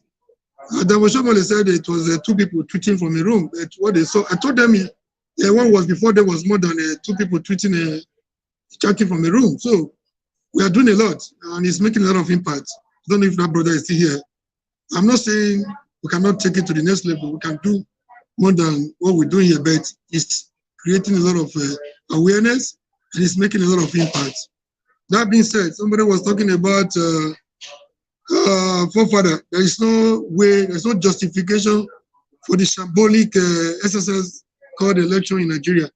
There's no justification for it. The process is wrong. the product, the end result must be wrong. You cannot build something on nothing. So that's an adage in law. It's a powerful one. You can't build something on nothing. And you cannot continue to ship goalposts at the middle of the game. It's not done anywhere. No justification for the shameful act of, of the shameful act of the shambolic conduct perpetrated by the INEC and Nigerian politicians. Nobody should come here and try to justify it. It's not about figure. The process was wrong. If you set a date to election that you're going to upload the result directly from polling unit to the server or whatever, you're not going by the process, automatically that process ought to have stopped. The only reason, I said it about 3 days ago, the only reason why we still have peace in Nigeria, why we still have something to call Nigeria right now, is because of the personality of Obi. People like us will not tolerate that nonsense. If this revolution, if this mandate was built around somebody like Showore, by now, people that hate him before will have doubled the hatred for him right now. We will have been on the street right now. People will not allow them to see when that delay was on, giving them opportunity to prepare their evil result to be declared when people are sleeping. We will not allow that. So people that are blaming Showore for saying Showore revolution now, they will praise him later when they now discover that what Showore stand for is the only way out. I've discovered something about the Nigerian government. I've been dealing with them since I was a teenager. You know, they don't like peace. Obi, I'm not considering. Right. Oh, sorry. His connection is shaky. Oh God. Okay, yeah, he's Governor back. in Anambra. He's back. I think. He was able to overcome the impeachment and all that. The godfathers in Anambra. I see the hand of I see divine hand in Obi. But then, let me tell you about one thing about Nigerian police. You remember when they were taking the Niger Delta Avengers, the Niger Delta People's Movement, they were flying them to Abuja with private jets, promising them, and then where the students that were protesting, they were killing students. They don't like peaceful negotiation. That's what I'm not a student of violence. I don't believe in violence. There's something if you do something over and over, it's not working for you. You keep doing it. It looks foolish on my own part. You know, we've tried them again and again. This one is even worse. People expected election of yesterday to be better than the previous one. What did you have? You got a very worse result. There's no basis for justifying the evil they are perpetrating in Nigeria called election. So nobody should come here and talk of where is the figure. Even if the figure is 1 or 2, it doesn't matter. So long as the process was 40, everything that emanated from that process is 40. That's by the website. Now, about the hatred. But you see, Omori, the reason why I said that was because some people are saying the result was the other way around. So if you want to argue about the process, that's one thing. But if you want to argue about saying P2B won in a landslide, then I'm saying that to state that they should give us evidence for it. I'm not declaring a winner. I'm not declaring a winner here. I'm not saying Obi won or the other, but the process was 40. It was abused. It was the process was abused and it was hijacked. It was obvious. You know, the will of the people they don't allow the will of the people to prevail. You know, as far as the presidential election was concerned. So anything they bring out of that process, that shambolic process, is a nullity. It does not stand the test of time. It's a nullity, and nobody can accept such a product from a 40 process. So that by the wayside. The issue I'm trying to push here is, they say, well, there's music in Nigeria going on. Last everybody will chop breakfast. Those that hated Showore, those that are for Showore will come again to play Showore later when the revolution becomes the only option. The revolution is already staring at us in the face. No matter how you shall go from it, they have given us the opportunity to strike. We are just looking at them. You know, they will do and do, they will go get away with it. How long do we continue like this? We are tired of this process. We are tired of these ancestors. We are tired of these ancestors called politicians. You know, there's a limit to which you can push a goat. Nigerian people have been pushed to the wall. We have been blaming the Nigerian youth. They came out this time around to say, we have a voice, we want to speak, and you want to silence them. So, the point I'm trying to make out of this is that I witnessed an election in my state, 2008. Oshomole, we need somebody like, we need a violent person. You might not believe this. that to be able to break through this, have witnessed this. I want to give you an example. PDP was the only option in Edo. Either the PDP way or the highway. We were tired. Most of them were just tired. We did the little we could in our own little world, in our local government and all that. We needed a voice that would take us to the top. That was why we brought in Oshomole. If I tell you what we did for Oshomole to make the governor, now that he has become he's hitting now, he can no longer talk. He has become a billionaire. If you know what we did for that Oshomole came from the poorest of families in Edo. So by demography, by monetary wise or anything you can think of, Oshomole will not be able to become a governor in Edo. But there's something he had to his advantage. I'm talking about the revolution we expect that the symbol that will lead the revolution that will take our Nigerian position into their political oblivion. So Oshomole came on board. The money he didn't have. He came from he's from Edo North. Edo North is the smallest of all 3 tribals in the political equation in Edo. So Edo South is the largest. Edo Central and Edo North. So by demography, Oshomole will not be there. By finance and every other thing, Oshomole will not be there. Even by political goal for that reason, he never had one. But we were able to mobilize the people behind him. Then he had a voice, coming from labor, and that's a identity. I'm telling you, those that blame Showore, he saw Showore morning to evening, they should be very careful that tomorrow is pregnant, don't know what to do, give birth to. Yeah, but Omori, you said something interesting. Where was the force to get Showore in office? Was it not the people that did it? Because they didn't resort to violence to do that. Yeah, can you repeat your question again, sir? Sorry, like to get this thing. What was his name again? Omoyele? No, the Edo guy. Oshomole. No, not Oshomole. Oshomole, yeah, Oshomole. Wow, their name is. Yeah. I'm coming with my So he didn't resort to violence to do that. It's not a lot of violence. I'm telling you the story right now. He did what he could do in Edo North. He was very short of Edo North. So he was able to get lucky. Igbine John then was leaving office. Followed by Igbine John was leaving office. Iyamu was the deputy secretary to state government. So Iyamu wanted to succeed Lucky Igbine John from the same senatorial district, Edo South. So a lot of people were not too comfortable with that. So when he could not get that, succeeding after staying with Lucky, he was the chief of staff. He became the secretary to state government. He wanted to succeed Lucky after Lucky's 8 years from Edo South. Eze Iyamu wanted to succeed Lucky. People were not comfortable, and then he wasn't comfortable with that. And then he wanted somebody from his own kitchen, which was Ugbesia. So there was an active party. A lot of factors worked for Oshomole, but number one thing that made it work out was ruggedity. Ruggedity.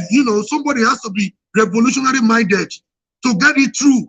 In Nigeria, if you don't have the godfathers backing you, if this revolution we had in the last election was built around somebody like Oshomole and Showore, I bet you I can bet my life the Nigerian government will not get away with it. So the reason why I'm pointing this one out is that we need everybody on board. The idea of trying to come here and fight a tribal war, a religious war, that is not the issue. We are all victims. So by the time they sponsor tribal war for us, when we're fighting ourselves, when we hear arguing, they are busy getting away with our commonwealth. We should be aware of this. This is a trap. Nobody should fall into this. Coming again to the Oshomole factor. Oshomole they have not been able to produce governor since the time of Agbazika Eni in the military era. So when Oshomole was able to at least dominate his own area, Lucky Igbine John and Eze Iyamu did anti-party against their own party, PDP. So against the moment Obasanjo did not allow Tony Aneni to project his political godson, political errand boy, which was Ugbesia. So he wasn't happy. So you know how desperate Obasanjo was. He superimposed Professor Osumbo on the party from my own area, from Edo Central. So now, Oshomole now has an advantage from his Edo North and from those political bigwigs from Edo South that were ready to work against their own party. So that wasn't enough. They were still wanting to ring by armies. Obasanjo, who believed in doing that politics, he actually ringed for Osumbo, but he didn't stand the test of time. Why the second election was not for the election, Oshomole ring his own area. He was already winning over there.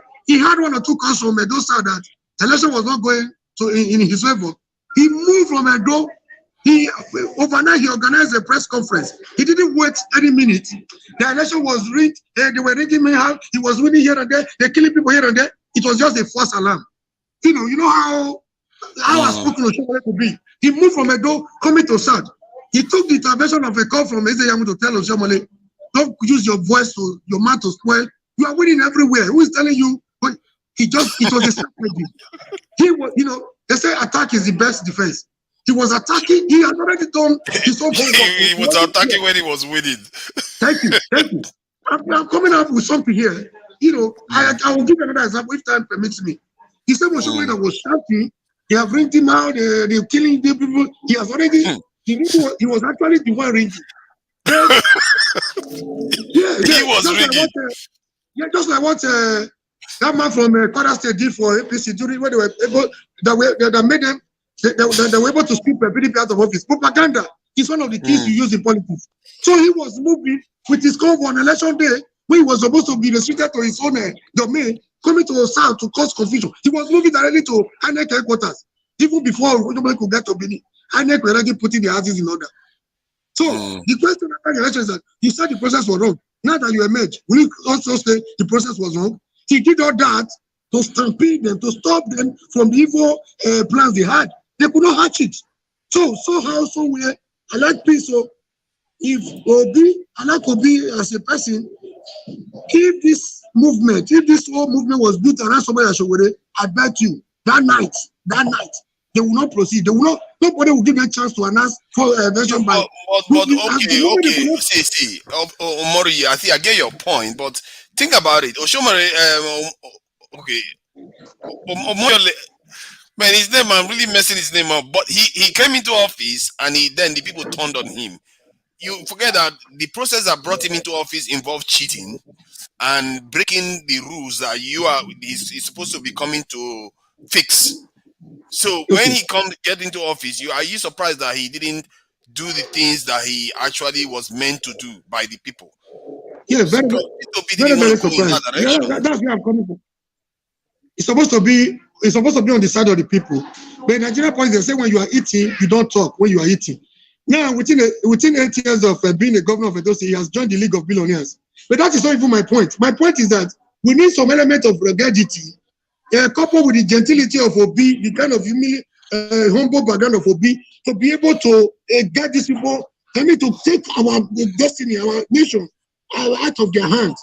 The due process may work for Obi because once upon a time, they might want to create the impression that we are not part of this evil plot and all that. They might want to correct that impression that the Nigerian judiciary is corrupt. I hope he gets it.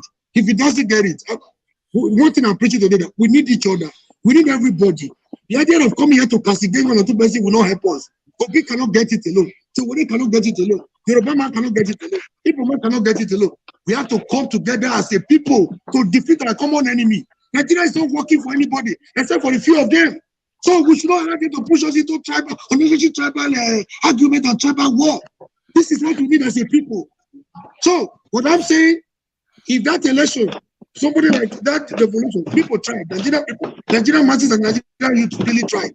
If that mandate was given to somebody like Oshomole or Showore, I bet you by now it will be a different song altogether. Whether you like it or not, I know what I'm talking about.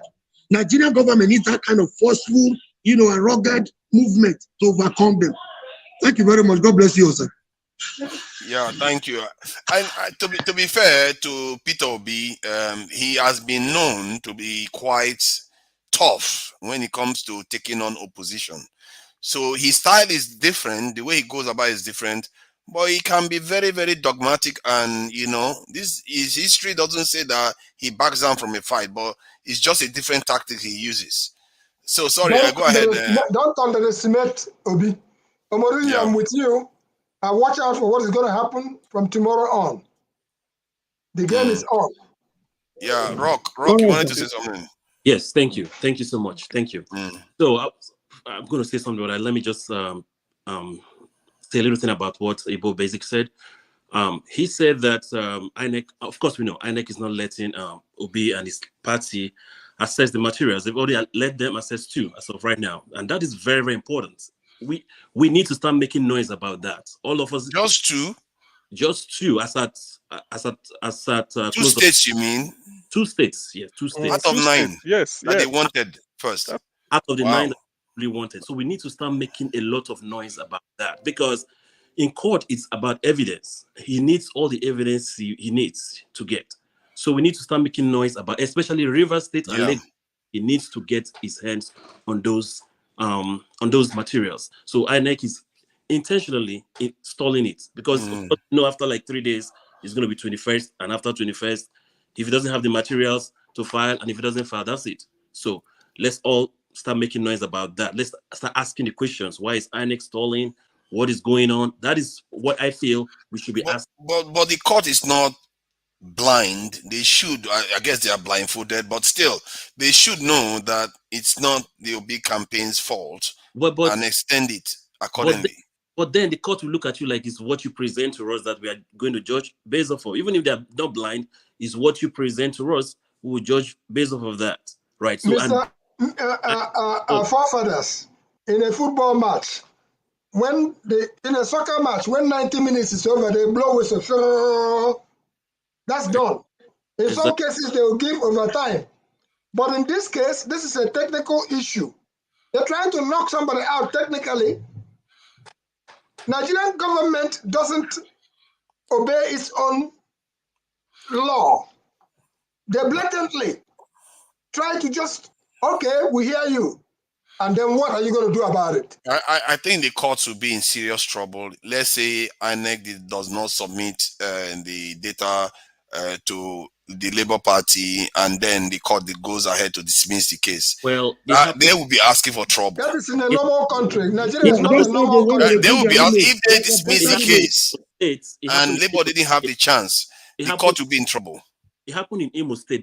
The best punishment that they gave to Imo State, the judges that handled that, is a ban to US visa ban that to the judges. That's all. That's all. And they're still living in Nigeria.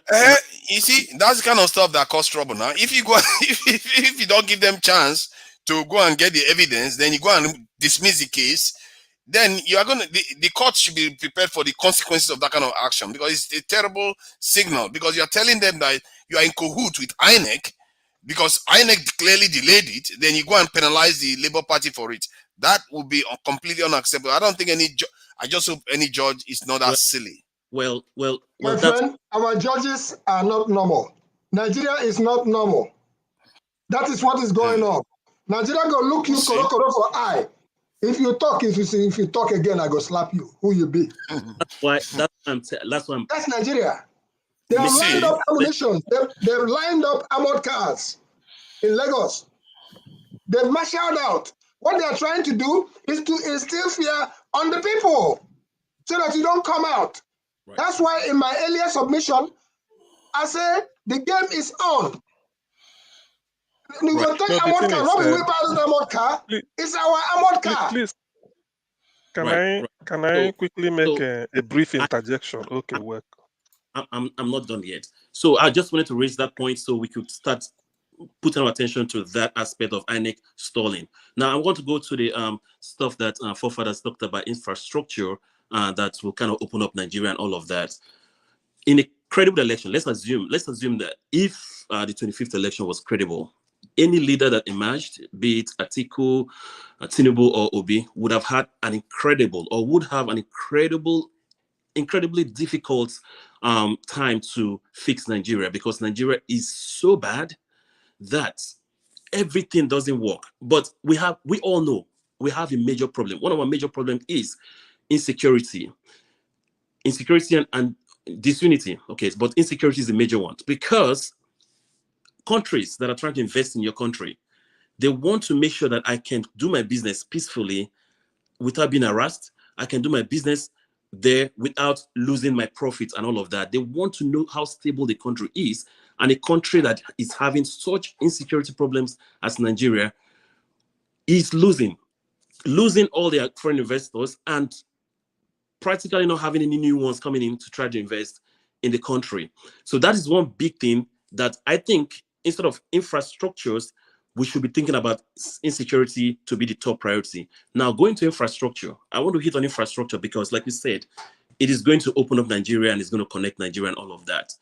We are forgetting something. The infrastructures that we have could, if they are put to use, could already be making the Southeast already booming already, could already be making the Northwest booming already, could also be making the South booming already.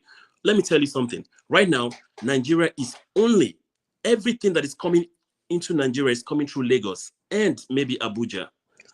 Everything, like everything coming to, and you know what it means that if any commerce or anything commercial stuff coming to your country, the first point of entry, there's a lot of business around that place, a lot of business that goes on around that place. So therefore, you have Lagos that has the only seaport that is functional and the biggest international airport we have, or the biggest functional international airport we have. You will see that is why Lagos is the commercial hub, and it will always be, unless the government and the people of Nigeria demand. For me, it's simple. You have basically have North that has Abuja International Airport. You have West that has Lagos International Airport. That these are the two that, for me, I've flown into all the times I go to Nigeria. And when I go to Lagos, I always stay in one of the hotels around there. You see, that's business already. That's already business around that area because I stay there, I sleep there, and then I go to Port Harcourt. And then in Abuja as well, I stay around one of the hotels very close to the airport, and I sleep there. The next morning, I go to Port Harcourt. Why can't we have some commercial hubs for these airports to have like hubs in various centers of our country? For example, we have the West, Lagos. Leave it there. Let's look for Northwest, Northeast. Let them also have their own hub. Abuja can serve as North Central, and then let's come to the Southeast. Have one, maybe the Enugu or maybe Anambra. Have one there, and then also Port Harcourt to South. Now, these flights, let's sign treaty. Well, let's sign the airlines. Let them sign. You guys should choose which hub you want to go into. The international airport should be flying. I see no reason why someone going to Enugu or going to Anambra will have to first of all book a flight to Lagos or Abuja and then spend the night in Lagos, and then from that time take a connecting flight to Enugu when we have international airports everywhere in the country. Now, if they are not up to the standard, just invest a little bit.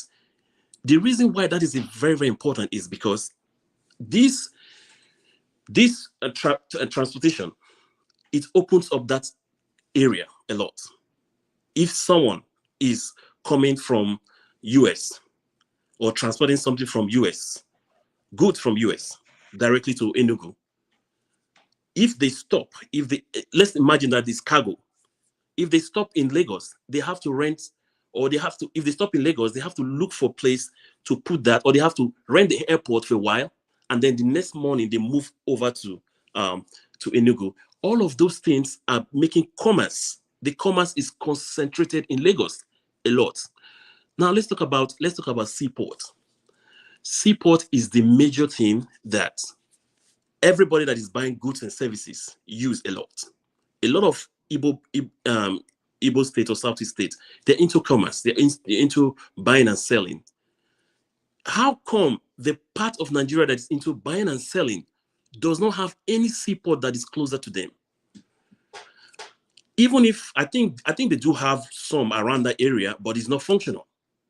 Why can't the government decide that, hey, these people are commercial people?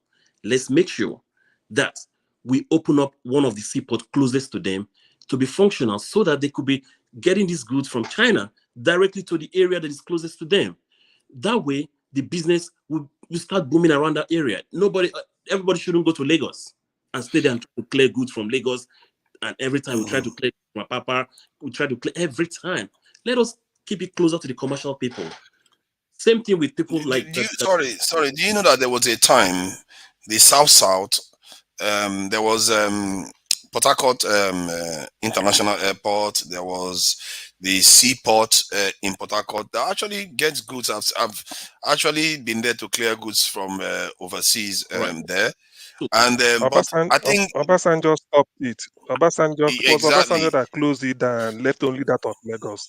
Because do Yeah, you know why? that is where the problem started then.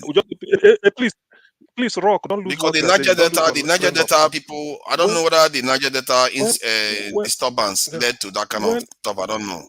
when when Nadeko, just please, when Nadeko was attacking Abacha, so Abacha felt that to be able to garner support, to neutralize mainly Nadeko in the west, he opened Calabar, Warri, and then this. Obasanjo came in and stopped all those. It was Obasanjo that stopped the seaport. Since then, it I has agree. not been Well, the functioning. Port Harcourt seaport, from what I It gather, was is still functional, and there is others at One and other areas, but they are not Do you know why? on the Do you know? scale Do you know of why? Do you know why? this in Lagos. No. Do you know why? No. This. Let me tell you. Goods coming from. Please don't lose what you're saying. Goods coming from China comes through India, the coast there, goes down to Mombasa, goes down to South Africa, Cape Town, then start coming up to Angola. From Angola to something like Gabon, Gabon to Cameroon. From Cameroon, it passes Akwa Ibom, Oron, passes Port Harcourt, One, Warri, and goes to Lagos. Then you now take a trailer from Lagos to load it back to Aba. When there is Port Harcourt to Aba, you know how many minutes. So that is the wickedness of Nigeria. That is the issue. Continue what you Exactly. say in Rock. You were talking about Port Harcourt was functional. The moment, and I agree with you, CM, Basan just kind of closed it or crippled it. The moment that happened, Port Harcourt commercial activity slowed down. Like right now in Port Harcourt, I'm That's from all. Rivers. Right now in Port Harcourt, there is no much. It's just traders, like business and selling traders and selling that kind of stuff, and maybe some few businesses like that. The commercial activities as was there in Port Harcourt while that seaport was open has gradually slowed down. A lot of people that usually come to Port Harcourt, that time it was nicknamed the Garden City, are going to Lagos instead. A lot are going to Lagos. So I know a lot of my friends that live in Port Harcourt have left Port Harcourt and have gone to Lagos or Abuja to trade, do their plight or look for work. So I'm just saying that the infrastructure that we're building, it is good. Now the train and all of that is good. But there are infrastructures that we have right now that could serve all the regions. Like even if we don't have them, let's try to put them so we can serve all the regions. That way we cannot. So that way we don't have everything going to one place. For me, I'm really concerned about the southeastern easterners because they are more commercial oriented people. They are more business oriented people. So if those people that are business oriented people cannot have a close proximity to a seaport that they could just ship their goods in, I'm concerned about that. 1 minute, final thought. You guys are talking about railway, and I want to also tell you guys that please, while we're talking about this railway, let's also make the noise. I just want the noise that they should install. They should also install that traffic. I don't know exactly what they call it, but when the train is coming, the traffic light they closes it so that pedestrian or cars cannot come. Okay. Because of what happened in Lagos, it's true. Not Okay, barrier that crossing, in Abuja. level crossing. They call it level crossing. Yeah, let them install Level that. Let's crossing. for them to install that because two people have read that it happened in Abuja. One of the NTA ladies accountants that was working for NTA in Abuja died because of that. She went into the rail track and the train just finished her. Same thing in Lagos. And if you don't do it, it will keep happening. There's nothing like why was the car there? It's because they were putting on loud music. They didn't hear the train coming. But then is that not stupidity for Nigeria to construct train will be going and then you put a road across? So one should go before the other. That is the meaning of the barrier. So if you put the barrier crossing, it will stop the cars, the train will pass, then you open. So one should go before the other. It's common sense. They should Right. know. So let's make noise or let's keep talking about that they should install those things for the people's safety. It is important. I wonder how our government is thinking. You are a government that is supposed to think about the lives. and property and security of your citizens. But when you construct these things, you see what it is in America. Well, it appears the port is actually functional. I don't understand. I think it's the state is the load of traffic, because from what I can check here, it appears to say that the international this is like a marinetraffic.com site is saying that the local time 18 ships have arrived in the Port Harcourt in the last 24 hours. So it appears things are happening there, but not for the kind of commercial stuff that we expect it to be doing. When I buy a car from the US, then to right, it always goes because it goes. I do not see why somebody should be looking for trailer to bring empty container from Lagos to Onisha when Port Harcourt is. So if Port Harcourt is working, you drop it there. That is shorter now. And the same ship that we pass from China, we pass Port Harcourt and go to Lagos. Only for you to bring it back I again. think it's the traffic and maybe the conditions there, because the ships that come from what I gather, they are the ones that decide the routes based on the conditions the government make for them. Because the government make the it Port easy for Harcourt them, seaport, and Obasanjo commercial major commercial. Obasanjo downgraded the port to what you see, something like the mess it is. That is Obasanjo, so that Lagos will only be functioning. That was the condition for the what do you mean the Southwest condition? to support his government. That was the condition they gave him to cooperate with his government. That was it. I'm telling you. Do you have evidence for 1999. this? You know they God. But we can't just be making assertions now. There has to be evidence for these things. It's not assertion. It's not assertion. That was why second time all of them went to PDP, all the states except Lagos. He said that is the thing. They have to leave only this seaport working. Why? Yar'Adua asked that before they were handling it was working. By the way, does it make sense that ships should come from China and pass Port Harcourt and go to Lagos? Then you now use the trailer to bring it back to Calabar again. If you're in Cross River and you order something from China, you go and clear it in Lagos. Does it make sense? It doesn't make sense. Well, that's what we're saying. Why is Nigeria? Why are we like this? Why is this I'm angry. Every time we have the facilities, we will have the facilities. But it's not fair though. See, CM, I expected more from you, because it's not fair to just be making assertions without any clear evidence, because it's just not right. We shouldn't be doing this. We have to increase the quality of our discussion. You see? Exactly. Listen, the what they should have, that's why I said that rail that went to Maradi should have been Lagos. That we follow. Okay, do you know that the damage? I don't know whether you use from Benin. I mean, from Lagos to Shagamu to Benin. I'm coming. Lagos to Shagamu to Benin. The road is always broken down all the time. Trailer are falling, carrying container. So why not build a rail from Lagos that will connect to Benin? So that even if you clear the container, you don't need trailer. You put it on the if you really want it. But why must you go and put a seaport in Lagos for people doing business around the southeast? Does it make sense? That is the issue. That's what they call near localization of industries in economics, so that you bring the facility near to the market. You save cost. It's because of CM is a pure trader, and CM is talking the trading language. Forefathers, you're talking about. Okay, I cannot give you clear proofs, but for what I know, it was when Obasanjo was president that the Port Harcourt seaport got downgraded or stopped working as it should work. It was when he was president. So I don't have like a to tell you that document proof. Like I'm 100%. But because sometimes that's how they said the president was Jibril. They don't, we can't just be going based on stuff. No, but we need evidence for some of all these things. It was when Obasanjo was president. There was a time. There was a time. Lagos seaport.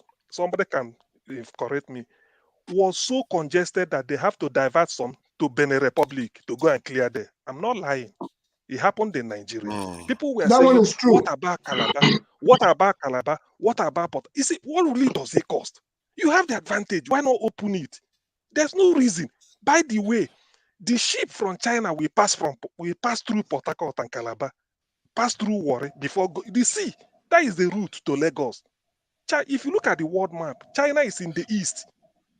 China is in the, so why should the thing pass? It's like you go past your bus stop. Okay, let me put it this way. You are traveling from Lagos to Calabar Lagos to Benin. The thing will carry you past Benin, go and drop you in Calabar. Then you take another bus to come back to Benin. When you should have dropped off when it was on the way from Lagos to Benin. You pass through, drop off at Benin, and then the thing continues to Calabar. But they won't build a bus stop in Benin. So every passenger goes to Calabar. Then from Calabar you enter another bus again, coming back to Benin. Does it make sense? It doesn't make sense. It's wickedness. That's what we're saying. So that's why people are annoyed, and that is what Obi is saying. That when he goes in, he said production from consumption to production, the vast land in the north, mechanized agriculture for export using Warri Seaport, Port Harcourt, One, and that of Lagos. That's what he's saying. And that's why people felt that by the time he does it, Lagos will no longer command that monopoly of being the only functional seaport in Nigeria. Yeah. It's not. But even at that, though, if you're producing things from the north, why are you transporting it to Port Harcourt Seaport to export it? Why can't you try to get something that can export the goods from the north directly abroad or somewhere they want to export? Either you use the trains or the waterways that we already have in Nigeria. If you get to, I think Makurdi or those areas somewhere in the towards Abuja, the River Niger, they could have done what the Egyptians did, where they created the Suez Canal. Right. They could have just through Nigeria. You can ship in through the heart of Nigeria if they wanted to, but because of this, that is a natural, issues that's a natural gift that we have right there. that God gave us, so Benue, we Niger, keep spitting on it and spitting on it down to the sea. out of just because we think spite. we think. Do you know when this nonsense dawned on them? Nigeria had refinery for. Nigeria never know in their life that they're going to import petrol. Do you understand? So because of when the refineries were working, refining Kaduna, the whole of North gets their own, refining Port Harcourt and everywhere, Warri goes to the west. Everywhere was good. But the time when the refinery crashed, they now have to import fuel. By importing fuel, every importation goes to Lagos. So a tanker from Meduguri will go to Lagos. Tanker from Sokoto to Lagos. Tanker from Kano to Lagos. Tanker from anywhere. So when you now get to Lagos, all the tankers are lying on top of the bridge. For them to get into Apapa 2 weeks before they will load and Yeah, come it's a nightmare. The last time I was there, it was a nightmare. Thank you. And there's no need for that. It's like Nigeria is designed to be inefficient because to be It was fair, not because of Obasanjo now, forefather. It's Obasanjo now. I did ask for evidence now. I see. Come on, I'm not being unfair. Regarding this issue, I think we in the south and southeast also have to take It's Obasanjo and responsibility. Yoruba people that did it. That's why. Nobody said that. I think I guess CM said that, but They I say said what is enough for the wise man. They say all the problem is Obasanjo. What they're trying to tell you is like all the problem is Yoruba's agenda. That's what they're trying to say. Man. To be fair, I didn't. But Jonathan was there. I didn't accuse. He wants to just start saying stuff to make it look like he wants to create division. Right. Because in reality, I asked CM, provide evidence for what you are saying. But Mike, I'm pretty sure you can hear me. I'm not saying that Obasanjo is a bad person. I'm not saying that it's, in fact, I thank Obasanjo for, what he has done and for what he didn't do and all of that. But I'm telling you that I'm from Rivers State. And as at that time, I already know I'm already in secondary school. So I'm wise enough to know that the commercial activities that were happening in that seaport, and it was during his tenure that place was downgraded. It has nothing to do with Yoruba person. Do you have proof? They ask you for proof. You can't. No. I'm telling you that. You've already asked the question, Mike. Mike, take it easy. I'm telling you that it was during his tenure. I didn't say that. You don't need to apologize. You don't need to apologize. Can I kindly interject? I've been looking for fathers who say, "Oh, Franklin, you're welcome," but since he didn't say that, sorry, Franklin. That is really I think Rock is still going. I interrupted him, so please, if you can round up so that Franklin can go. No, Mike. Except you want to interject, if you are free to interject. Mike, it is not about race. It's not about tribe. My best friend is from Yoruba. My very best friend is from Yoruba. So it's not about that. I'm just telling you that there should be a means where people from the south and southeast should have commercial activities too. Lagos is west, they have commercial activities. People from the north should have commercial activities too. And seaport is very, very important. Or airports, international airport that has. Sorry. Hold on for a second. My thing, I'm not. aware of I'm saying, this what did you say, statement? Obasanjo? Mike, hold on now, please. Atiku, CM, are his you aware of that statement that Atiku bought the PH port? His administration. During his didn't buy the PH port. Yeah, he didn't. I don't know where people Atiku, get all this Atiku has a information. company in One. Intel. Atiku has a company in One called Intel. He didn't buy the PH port. How can Atiku buy just say how can things out Atiku of buy Port context. Harcourt Wharf when Nigerian Ports Authority is controlling all those ones? Nigerian Ports Authority (NPA) controls all the seaports. So how can it be Atiku buy Port Harcourt Port?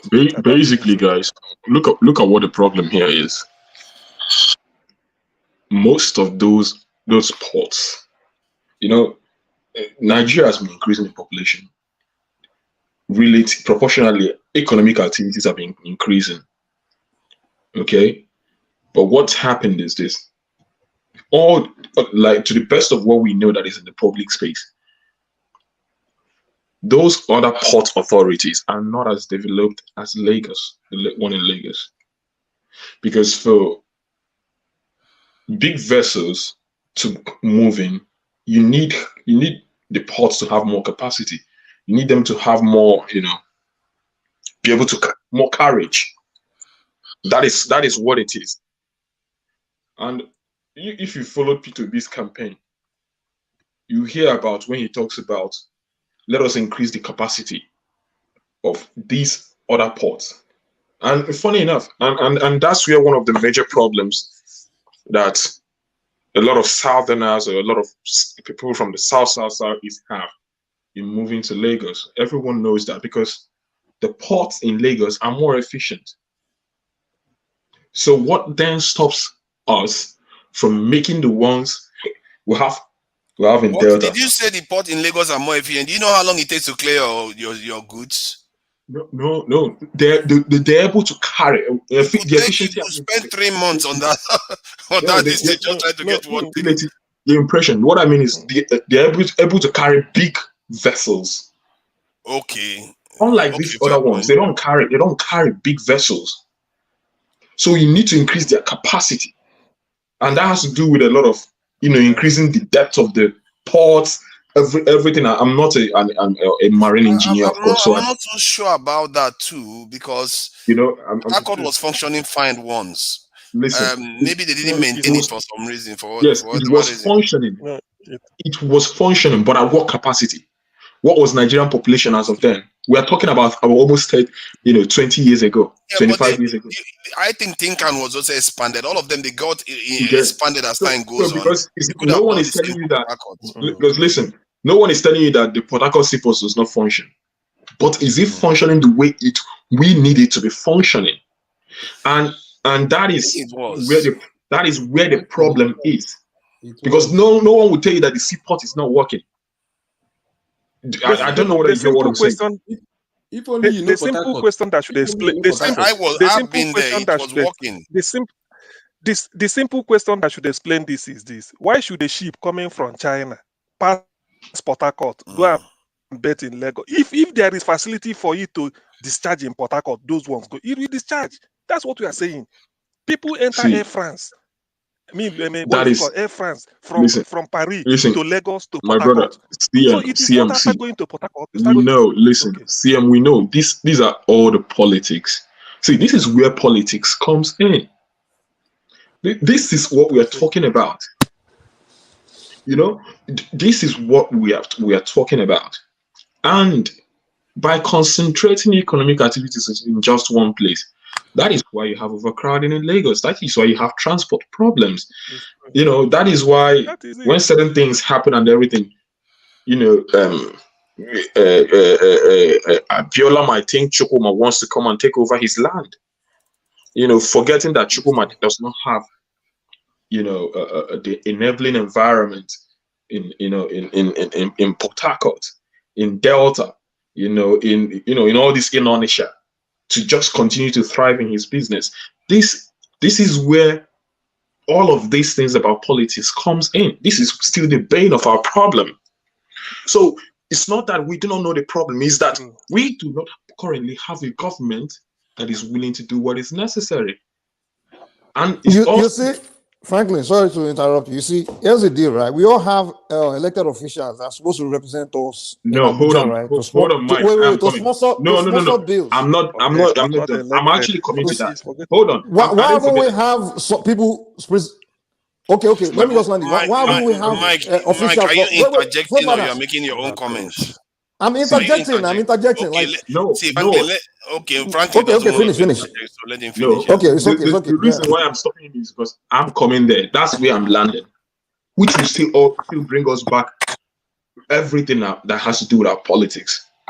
Okay, now, and this is where I keep on saying when I say to guys that okay, with the people who we have elected into the National Assembly, that is the senators and the House of Rep members who are from the South, who are from the Southeast. So what have they been doing?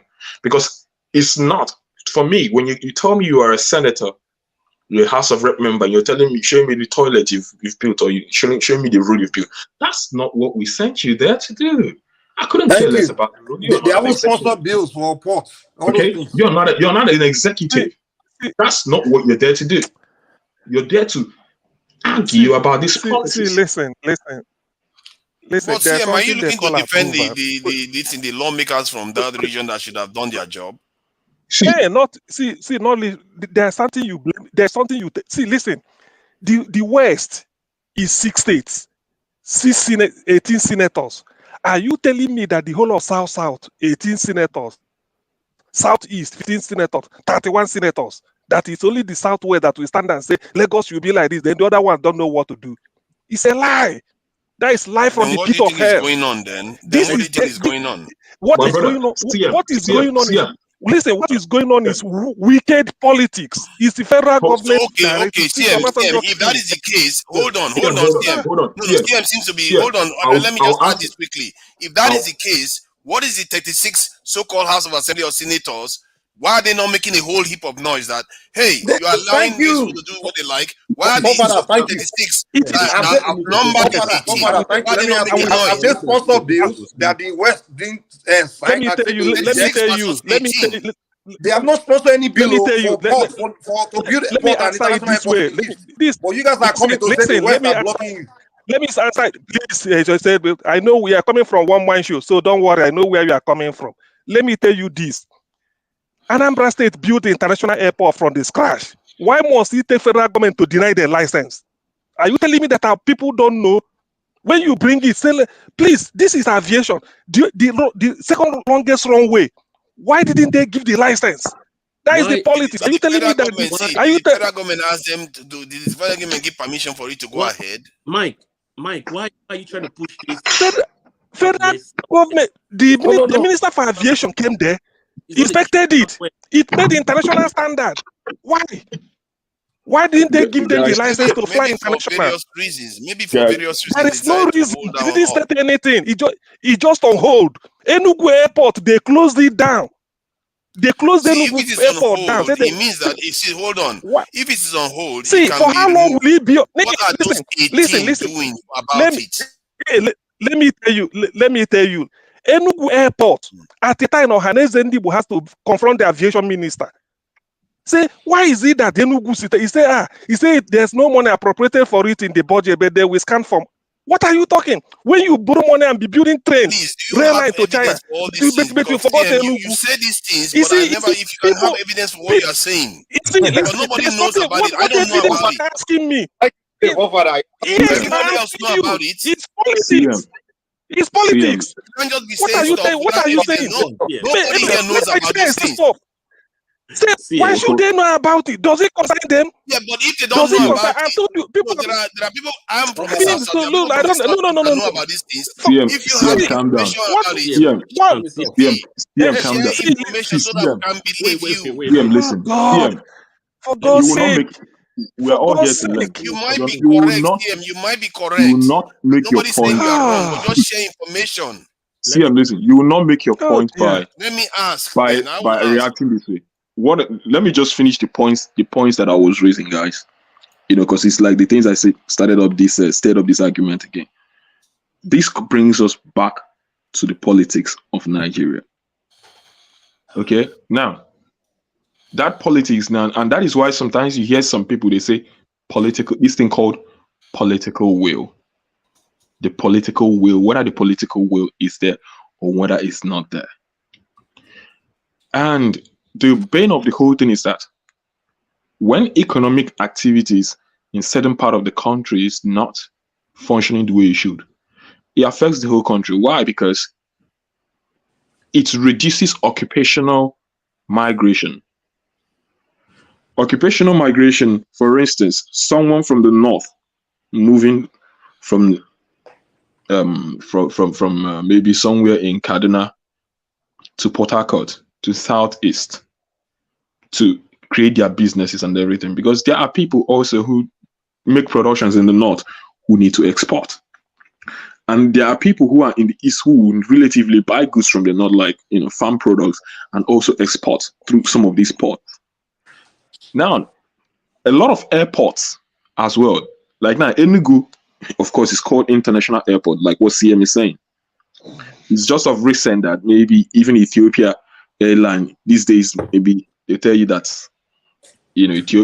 some aeroplanes now fly internationally from Enugu. But of course, you cannot in any way, not by even a centimeter, compare it to number of flights that come to Lagos. Port Harcourt Airport also, as you know, is named International Airport. And now this is what I talk about. It's not just about names. Do the functions? Can you say that the functions are relative to the names that they bear? Because they all bear an international airport. How come you don't see a flight for flying from maybe here Glasgow to Enugu, or from London, Delhi to Enugu? And how come you don't see easily aeroplanes flying from Port Harcourt directly to America? These are the things.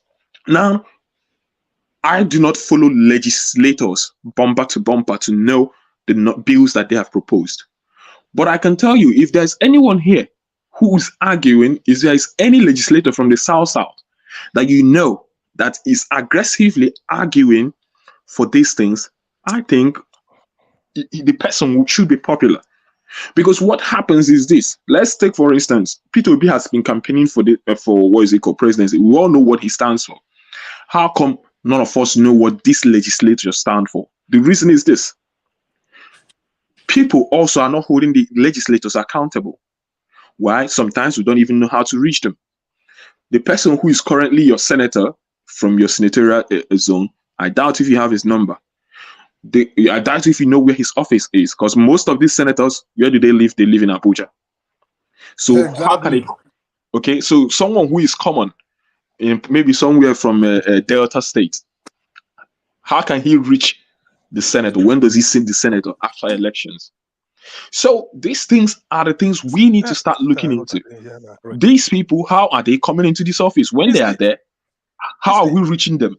How are we doing our own duty to ask them, okay, this bill, what have you been doing about airports in our region? What have you been doing about rail in our region? They need to start telling us now, oh, we've proposed this bill, but they have not passed it. We try to make this motion, but nothing is working. But I haven't seen anyone doing that. So these are the areas that we need to step in. And it all still comes down to, how do we elect these people?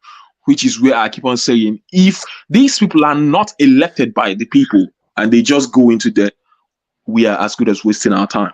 And that is why I think all is well and good. Let me throw this into the equation. Let me throw this into the equation you consider, because it is fine and good for people to say, hold your people you elect, go and look into your government, you don't hold that account. Let me tell you, was it the elected representative of, say, Northwest or Southwest or maybe Northeast that said, for our indigenous, for our people from our tribe to get into unity school, they must score 7. Then the people of Southeast now said, our own, it must be 139. Does it work that way? moving the goalposts. What does it work that way? You see, listen. There's an extent somebody can come. Listen. There's an extent somebody can, when they are massaging all this around. This is purely a federal government stamp. If they doesn't want it, they doesn't want it there. As simple as that. That's the way Nigeria is run.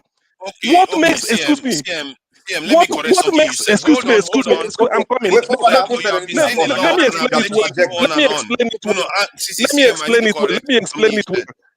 me explain it well. I need to this is correct something you said, CM. The Anambra International Airport was approved by the federal government for cargo, for passengers, from the information I found out. I don't know where you got this information that you are using, but it's not accurate. And this is the thing, you have to check your information when you come and start saying stuff. Do you have any? That's what it is. I can show you all the evidence. Let me reply you for this is a direct attack. So you should, no, I don't agree. This is a direct attack. Forefathers, there's a difference between giving approval to build airport and giving you license to operate international route. I'm not an illiterate. For God's sake. Let me read the comment now. Let me read the comment. What are you talking about? Can I read the comment so you can hear it? Excuse me. I haven't finished. Don't. I haven't finished. Are you telling me that the people of Anambra State are so illiterate that they don't know that you need a license to operate international airport? Don't you think federal government gives it only to airport? Can I just read it? We haven't seen it. Can I just read the statement? It says, I've told you what is obtainable. You are telling me I'm making stuff. I can show you documents. Why are you organized protest against that? Why are you asking? You're telling me I'm making stuff. Make what stuff? What stuff am I making up? I'm not making up stuff. It's you that is causing it. You read something. If you want to build an airport, if you want to build an airport, you go to Ministry of Aviation. They give you approval, you build. If you want to operate international, they give you license. It's the license I'm talking about. Calm down. I'm not a fool. I calm down for what? It's you that is causing it. No. Just calm down. Which means, hold on. You said that they didn't grant them license. I said license. I said they were not giving license for international operation for international route. License to operate international route. Hold on. Not to build. What are they doing? I mean, I'm still alive. You can't fabricate lies and say I said. It's a lie. You are the person telling lies, not me. You can't just I said license for operational route. See, if there is a difference of terms, we can address it calmly. That's all I'm saying. I'm not trying to patronize you. All I'm saying is that what I can see here, I don't know whether everyone can see it. He said the Nigerian Civil Aviation Authority has approved the opening of Anambra International Airport and Passenger Airport for commercial operation with effect from yesterday. So now we can even go deeper and find further information about this. Let me see if I can pull this one up here. Father, you know that in Nigeria, this information has. Hold on now. Calm down. Argument. Let me present what I'm presenting. Come on. See, there is this information that was going on, like what. This is irrelevant to what to my point. Oh my God. It's not relevant to what I'm saying. That they downgraded it. He did say that they downgraded it. I remember you said that they downgraded it. Listen. Okay. Now you are saying it's international route. Okay. Let's see. Let's go with international route. Put evidence on the screen. Put it back on the screen. Let's see. You answer it. Okay. He says flagged up this thing. Okay. Hold on now. I will send my question and answer. What is hold on now? One at a time. Let Father finish now. You will not let me present the information. Okay, let me present what is here now so that people can see it. Let me see. I don't want to take too long with this one so that it doesn't. Because one of them is 2 hours long, so I know that would be hard for us to go through. See, this is diversionary. I've seen all those. It's not going international because there's no license. It's as simple as that. Okay, it's not going international. Okay, do you have any evidence to what you are? There's no evidence. Oh God! CM, can we find information you are addressing then? It means evidence of what? That is not going international. Are certain. Okay, then tell me how to find it so that everybody can agree with you. Find what? It doesn't exist, forefather, man. It doesn't exist. The information The you only want us thing, to if you want find. to find it, Oh my days. you go to Ministry of Aviation and ask them. Did they give license or not? Folks, You ask ask a Ministry of question? Aviation. Okay, let me see. Listen. Can I ask a question? I've listened to you. It's not for you to listen to me. You have to listen to let me. me just ask a question. You have to Let me listen. ask a question. No, you have to listen to me. It is my turn now for you to listen to me. You go to Ministry of Aviation, ask them, did you give Anambra International Airport license to operate international route or not? You can do that. Go and find the information from them. They are So the did you get information from them? Not me. But you're the one presenting it to us now, so we can't ask you what you're telling us to present it to us. You can I mean, go if to they one present man it to show you, and then table whatever they give and you, table give it your to state. us. I know you. Go to It's not one about man knowing show. me. Let's do in reality, man. I just wanted to ask a question. Has anybody's cargo flown directly to Anambra International Airport? Exactly. No. That's a fair question. Okay. No. Has anybody flown directly or to or from Anambra International Airport? Yeah, I think so. To where? Okay. To where? No, that may not be international. That's one thing I'm not sure because about. that's the subject matter. Why I'm asking that question is this. I understand what CM is trying to say. They gave you license to operate an airport. They scheduled an opening of the airport. Njenje Media was there. He showed us the warehouse that was built, which is right there. Great. My simple question is this. If I have not flown directly from, say, Lome in Togo, or even from Ethiopia, directly to that Anambra International Airport, I have a big question mark there, and the Ministry of Aviation should answer that.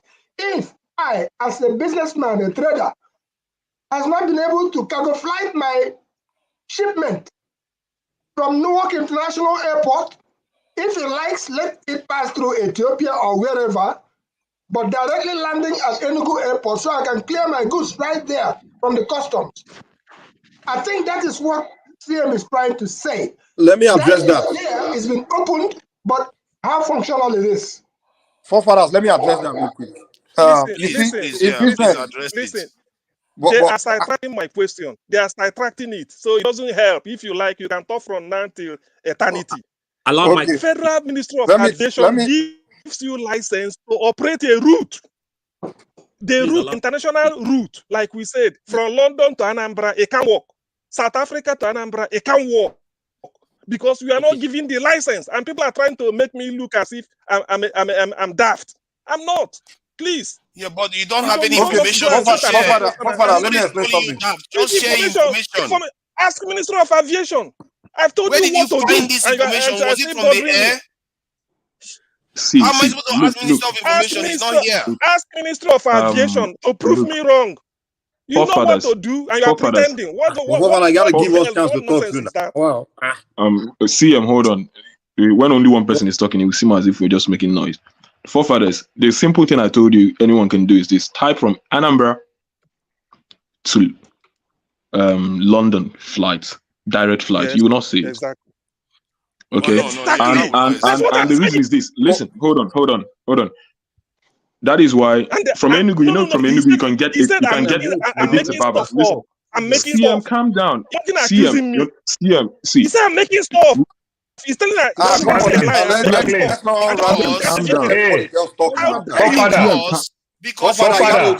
Control this moderation. Father, please, can you let me address this situation? I'm an aviator. Thank you. Good.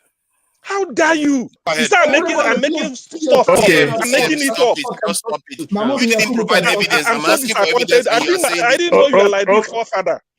Come on. Okay, please hold on now. I didn't know you are like this. Provide evidence. I'm asking you. CM, calm down. CM, calm down. See, one thing we must learn on this platform is this: anger is not going to help any of us in this platform. Let's mute ourselves, please. Okay. So, talking about international airports, the federal government owns the land. The federal government owns NCAA. Nigerian Civil Aviation. The federal government manage security in the airport. FAN, Federal Airport Authority. The federal government own that. State or private sector can own an airport in Nigeria. I can give you one airport. I can give you Osubi Airport. That is the so-called Warri Airport that we are talking about. It was owned by Shell. You know, Shell and Chevron, but mainly Shell. But federal government, public commercial flight fly there, Aero fly there, Arik fly there, Air Peace even go to Warri. But it's owned by Shell, but federal government handle it. That is one aspect in a layman way. So according to this argument that you people are talking about aviation, when it comes to aviation routes, it is very, very expensive. It is not completely the fault of federal government. CM, let me educate you on that part. And also when it comes to states. So now we are talking about if you are asking for a route, there is something called BASA. You understand that there's BASA, there's IPA, but let me leave all the technicalities. What it simply means, if you are asking for an international route, you don't have an aircraft. If you have an aircraft, say a state owns an aircraft like Ibom Air, owned by Akwa Ibom State, and they choose to say, we want to fly JFK, they can only discuss with NCAA, discuss with federal government, find a way to negotiate, cut those deals. Then when you cut those deals are very, very easy to get. But when you get those deals and you don't get the customer, so this is where you lose. Supply and demand. Now, thank you. That's what I was going to say. Supply and demand. That's all. So that is one aspect. So hold on, that is one aspect. Then another aspect, if you don't have an aircraft, say for example, now the Igbo people travels a lot. You know, now the Igbo people travels a lot. You don't have that route. So now what do? You partner with Delta Airline. Delta Airline, can you fly to Anambra State International Airport? Oh, Delta Airline will tell you, bravo, we'll fly with Delta Airline. Now you cut the deals. If we don't have 60 passengers, you will pay for 35. So you must pay for 35 in every seat. If they have the full passenger, you don't pay. If they don't have the passenger, you will be paying for 35 seats. I believe very many of us live in the West. Sometimes you're surprised that you travel to some place, maybe two of you be inside the aircraft, will carry everybody. You wonder, this is madness. Why did they put you in another airline? But guess what? Where they are going, somebody has paid for it. Or maybe it's a busy period at the other side, they are going there to carry a passenger, or maybe an aircraft was bad in the other place, so they are going for more of like a rescue team to use that aircraft to bring those passengers back. So that is how it is. So if Anambra State is looking for international airports, if the state wants it so badly, they can get it. Or simply mean they will be paying. I am telling you, Delta Airline will fly there. United will fly there. Any airline will fly there. So to give you a simple example with the Nigerian way that you can understand, during Hajj period, you even see Emirates fly from Kano. Emirates fly from Sokoto during Hajj period because the passengers is there as at that time. You understand? And everything. So international airports, if you want it as a state, you can get it, but you will pay the hard-earned price because the airline, they are in the business of doing business, nothing more. Simply mean if they know that this route, we can't get our passenger, they don't want to fly the routes. That's why Lagos and Abuja is still springing up. For example, you will see KLM fly to Port Harcourt, but oftentimes you hardly get KLM to fly to Port Harcourt, but KLM do Port Harcourt route because of the oil company. KLM do more of cargo to Port Harcourt route. So because they carry a lot of cargo that they've covered their money, then any passenger that is willing to go to Port Harcourt, they might carry you. That's why you can fly from London to Port Harcourt, but you hardly book a flight from Port Harcourt to London. It's always not there. I believe I've explained a little bit. Mr. Paul, let me say this. Mr. Paul, let me say this quickly. Mr. Paul, you are going too far, right? Yeah. If you go on Google right now, so you will see that for Enugu International Airport, for example, there is a claim from the NPA, Nigerian Aviation Authority, right? that over 125 destinations are covered within Enugu, from Enugu International Airport. But as I'm speaking to you right now, go online, go to any flight agency or whatever they call them, type either from Enugu to North America, any country in North America or even Asia, you won't see any flight. That's exactly what I just explained. No, the thing is this: you may not understand. You may not really understand the kind of politics or the kind of subjugation that we from the Southeast are really experiencing from the federal government. They lie a lot. They put things on paper that are not Mike, we are not practical. on one mind. For example, hold on. For example, the Anambra Airport that they claim that it is a cargo airport, right? Do you know that no cargo has ever flown to Anambra State? It has to come to either. Hold on. It has to come to either Lagos, Port Harcourt, or Abuja before it will now be transported down to Anambra. So these are the kind of flights that we are having. These are the kind of issues that we are having from the southeast. Port Harcourt has all the license for the south.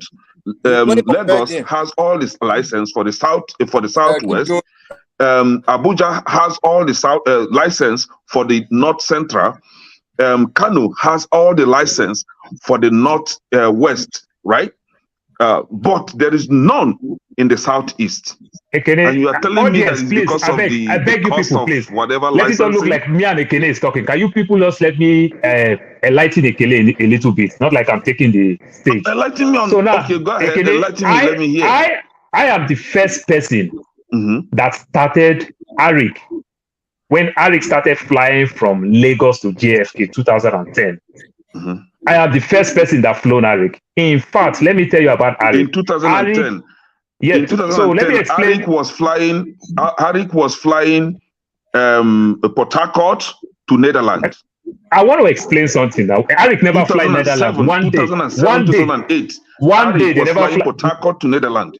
Arik never fly Europe one day, only London. They never enter Europe one day. So let me educate you on that part. So 2010, I am the first person.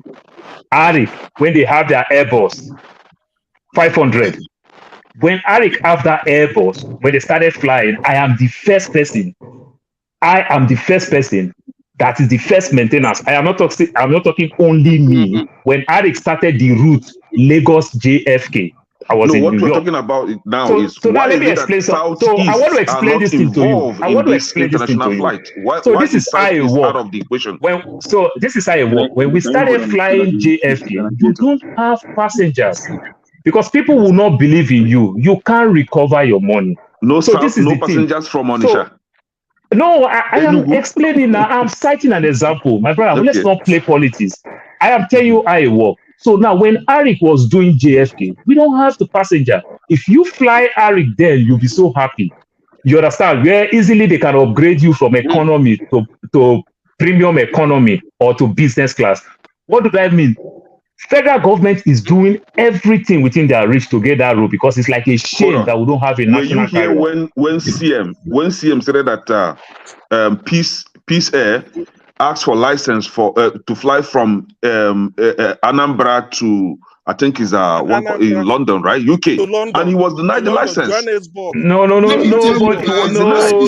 My guy. Let's not play politics.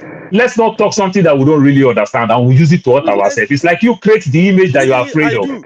It doesn't work like that. So when let me share this video like of this, the airport itself. Mr. Paul, let's even bring it down. Let's even bring it down. Maybe it's because of lack of customers as well. Mute your this is so we see the airport we are talking about, the Anambra one. Here we are at the Anambra. So you see. We're not talking about the aesthetics. We're talking about having the longest runway in Nigeria. Hold on, calm down. Just wait. You're going to see. While we're all running and rushing out. The reasoning what the person said in the video. Before the Monday sit at home that's been imposed on the people of Anambra and Southeast at large. So here am I inside the airport. Initially, I was asked not to. All these things are irrelevant. I don't know. Forefathers, Yeah, this is not even referred. You can't waste our time. This is These not are referred. irrelevant. What are you telling me? Open. CM, I will take you backstage if you don't stop this behavior. It will help you to understand why. Forget about that. You are studies. This departure lounge, well, serves its purpose. You are not paying attention. I'm telling you. Let me move close to the Pay attention to what? We've seen all these. These are departure lounge. Now, in showing you this view of the departure lounge, to help you to understand if you take me out, I go. Simple. For now, local flights, this departure lounge, well, we can't even hear what he's saying. Small. The audio is not clear. Because it's too fast. He's not how to moderate. But he's disturbing. This is not CM, I'm gonna take you. Okay, enough. He needs to go. The departure lounge. Let me move close to the air conditioner there. That is at the corner. That will give me a view of the whole. Forefathers, the audio, the video you put, the audio is not working. One of my it's too fast. Is that the terminal building is small. When I mean terminal building, I talk about the departure lounge. Let me move close to the air condition there. That is at the corner. That will give me a view of the whole departure lounge. Now, in showing you this view of the departure lounge, it will help you to understand why I think this is not fit for purpose. For now, for local flights, this departure lounge, well, serves its purpose. But the departure lounge is indeed small. The people you see are only passengers of the APs. Imagine where you have 2, 3, 4 local flights coming into Anambra in this same small terminal. Then you already know that is a recipe for disaster. I cannot emphasize that enough, that the terminal building, the departure lounge is small and cannot be flight. Now, forefathers, I understand what just played out here, right? I am one person that believe in whatever that you want to do it right. For the standard of that airport, the lounge, for example, honestly, I don't think it's even fit for the local flight itself. It's not even acceptable for local flights. Look at one useless standing AC by the corner, right? So, but what I'm saying is entirely different from, but I understand what you just played out here now. What about the Enugu International Airport? They are claimed international airport in Enugu. What is wrong with that one as well? Why is it not flying from Enugu to UK or from Enugu to US? Why are we not having that route? Ekene, I know you don't like my answer. The thing I'm telling you, if Enugu you are Airport, Yakub, I'm really not happy with you. I know you don't like my answer. So I'm still citing if Enugu Airport now wants to cut. Ekene admitted what he saw. That is. Yeah, I agree. Honestly, I don't even want to talk that one. That's an answer. If they truly want to build airport, they should build airport, man. Guys, we have the money in Anambra State. So Ekene, places like I went Enugu, home in 2020. I went there. I saw the kind of rubbish that they see. The wrong way. I think the wrong way is to a standard. But you see that useless building there. Seriously, they should do something. They should do something right. In as much as we stay here and we condemn the federal government, we should condemn our useless governors too. We should condemn our useless politicians as well. They are not doing it right. That is tiny. That's like they are not doing it right. Look at the useless lounge that they built there. For what? What are they doing with it? Hey, I have to go, man. But if you allow me to say, town hall is even bigger than that useless thing that they put there. Can I? I'm there. Can I see? Sorry. Mike, I have to leave, but if you want to allow me to say I'll do it. Mike, you are a troublemaker. You like to interrupt. No, I'm telling you, I have to go. If you want me to say something, I'll say. If not, then I'll just say goodbye. Okay, say what you need to say before you go, then, because it's good I just wanted to add to one thing Paul was saying. I lived in America for a long time, and there's been many. I travel to Nigeria all the time. There's been many occasions where there are flights that are fighting directly from one city to Lagos. and after a short time, they cancel it because they don't get enough customer. They feel like it's not a good business. You understand? So it's right now. Recently, they have Delta Airline flying from Atlanta to Lagos right now. And me and somebody just say like, "Oh, let's take advantage of it," because very soon they will also end it because they just have that issue of having a consistent customer going to Nigeria. So that's the point Paul is trying to make. Yeah. Like Atlanta is the major route. Then in peak period, they will fly JFK. That's what they do. So one problem we always have in America, we want to go to Nigeria, we always have to fly to 2 countries in Europe before we go there. No. That's France or Istanbul before we ever connect to Lagos. So that direct flight to that Lagos, the money is not there for airline companies. So that's what I wanted to add to what Paul is saying. So but when APs applies for license, APs is not complaining of not having customers. APs just give him the license. Let's see what he can pull out there. I'm leaving now. I just want to say my last thing. No, AP's problem that you are talking about is a different problem. I don't know when you get an Anambra thing. Well, let me let me land. Go ahead, Mike. Go ahead. Sorry. Me, when I want to go to Nigeria, I always prefer to land in Abuja Airport because it's more beautiful, it's more easier, everything is more connected. But I often find tickets to Lagos than to Abuja or even cheaper because Lagos tends to get more people flying there, either international people doing business or most of the wealthy Nigerians they live in Lagos. So if we are even talking about standard, Lagos is not even to a standard. Are we saying they are marginalizing Abuja Airport or Kanu Airport? Most Nigerian wealthy people just happen to Lagos. So please, that's just I wanted to ask. Go to one man show and peddle this your rubbish. It's not. If you can peddle, go to one man show and peddle your rubbish. What we are saying. What I'm saying is the truth. Paul, am I lying? If I'm lying, maybe I'm lying. But if I'm telling you the truth, Mike, before you go, I agree with you, Mike. Mike, before you go, right? Go to one man show. In Lagos State now. In Lagos State, please. Can we talk about this? It's very serious. I've been seeing some videos. Mike, before you go, right? Mike, before you go, in Lagos State, the Yoruba Aboros and Touts are busy killing the Igbos. I'm talking about airport now. You're moving into Agbero. No, that is the video. I saw some videos and it's giving me sleepless nights. Let's talk about airport. You see, let me say something. You see what you just did now? Yes. This is the reason why we'll never move forward. What is that? I said, Mike, before he leaves, I know why I called Mike's attention. I know why I called his attention. No, hold it there. Hold it there, Franklin. Just hold it there. Pedal down. No. I know why I called Mike's attention. I know why I called his attention. And I made reference to what is happening in Lagos State. Franklin, hold it there. There is no point. You don't have to correct me that way. Please, hold it there. I know why I called Mike's attention. Please, hold it there. Why you are not moving forward and they are busy killing people, killing innocent people?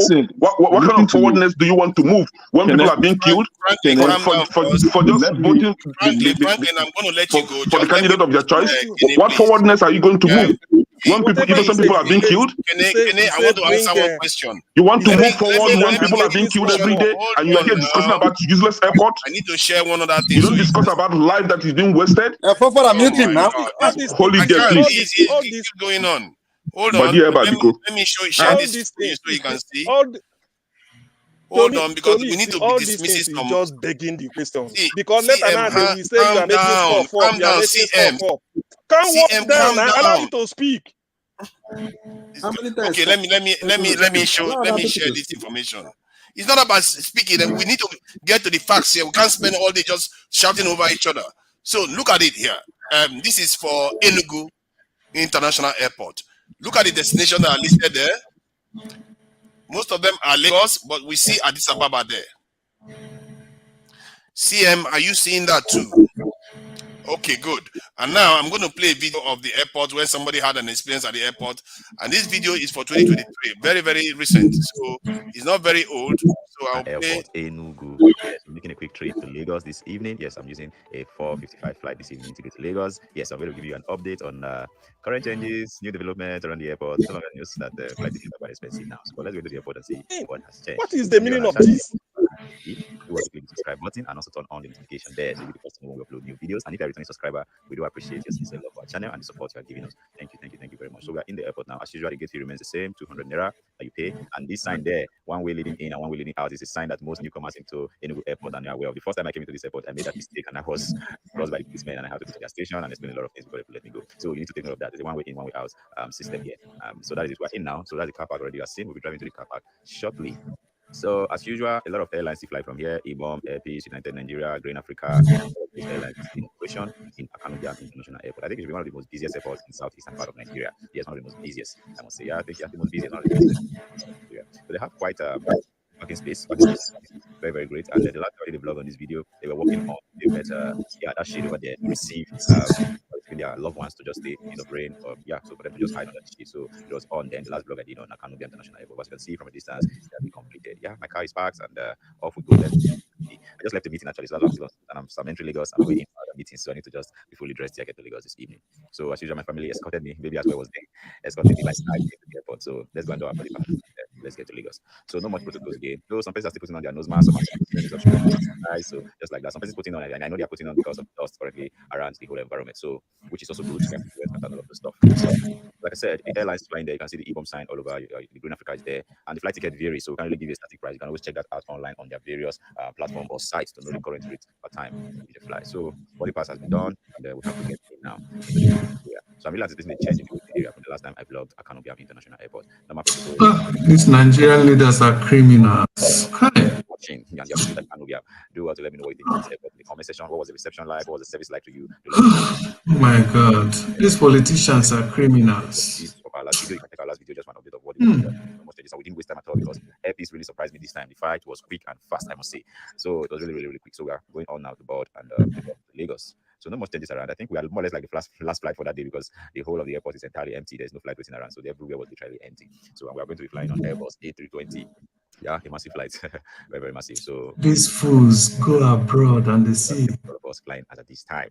Yes, they see Airbus how it is. Yeah, but I think I enjoyed my flight with Air Peace. So and they'll come to Nigeria and build this box, this match box. So guys, the plane was full. So just to, I just wanted to share that and the information that Kene was asking about. This Addis Ababa one, we didn't see it fly, but it's indicating that there is international capacity in that airport. But if you look at the size, you can see that it needs to be bigger if you want more people to come in there. That is what the issue is. And CM was arguing that they built all these things, but if they build them, then maybe they should be building them bigger. And I'm sure they are going to expand it, but maybe that is the issue. That's why they are not having a lot of people flowing in there. I think people don't like to travel there. Father, you see, apart from this airport in Enugu, which airport in Nigeria can even be compared to the worst airport in the United States here? Which airport? The worst airport in the United States. Mr. Jude, no airline. Mr. Jude, no airline in Nigeria will ever survive with the way the airline is working. I need to say that's what I'm saying. I need to say something. I mean, okay, go ahead. I need to say something. Please, I need to say something. You see, okay, go ahead and say it. I have to address you directly. Listen. Please give me your audience. I need to address you directly. Go ahead, we are hearing you. And I have to tell you openly. Forefathers, you are being evil. Today, I cannot know the type of person you are. Why should you put me backstage? For what? This belongs to Rudolph. It's not your own. Only small opportunity for you to moderate. Excuse me, please. Excuse me, please. I don't even know whether you're a Nigerian. Which ethnic group are you? Which ethnic group are you? Be proud if you are not ashamed to say your ethnic group. People. Yeah, you know what? I'm just going to save you this trouble. I'm not going to let you descend yourself. I think CM, you are too valuable to say this sort of things. I'm not going to let CM degrade himself this way. I think it's not in a good place. CM is not in a good place right now. Forefathers. I'm too old for this. Forefathers, I don't know if you guys have discussed about what is going on in Lagos State. My people are being killed. And we are here talking about useless airports. There's an error in the house. Give me 1 second, please. And people are being killed. My brother, Thomas, they were not allowed to participate in their election. They were denied to participate in the election, right? My brother, Which is fine. In Port Harcourt, Bayelsa people died there too. Hold on. So earlier. this is what I'm saying. In the house. Okay, basic, Igbo basic. Go ahead, sir. Please. We're going through a lot right now. I'm just looking through a tweet of our people who are saying, please come to our help. Get at Army headquarters. This is happening in Lagos. This is not a joke. We are here talking about all these things. I wanted to tamper it down by first of all asking Ekene, are you related to Franklin or is Franklin Ekene in Bebia? Just to see what I can do to calm the tempo down. This is a tweet that just came from the Situation Room. And it says, please, we are being attacked in Abuloshun this night, even by our Yoruba neighbors. Abuloshun, opposite Trade Fair, Lagos. We need at headquarters Nigerian Army present. Igbos are being attacked. We are not safe. If we retaliate, it is war. And we are here talking about airports. Exactly. Yeah, These are the kind of things that when it comes to our attention, we find a way to address it. Let me share the report that we are seeing from Nigeria.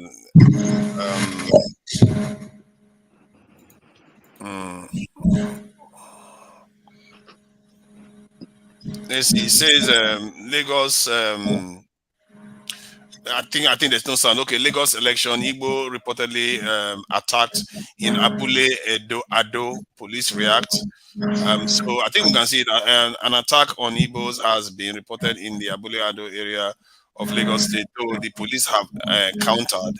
The incident occurred hours after the governorship and House of Assembly took place in most parts of the state. A trending video shows two young Igbo men being carried into a vehicle after they were allegedly wounded by suspected political thugs. Located near Festac town in Omowo Odofin local government area. Odofin. Abule Edo has a large population of southeasterners. No, it's a Cameroon. Yeah, I think that there is a come on now, because okay, that's the video.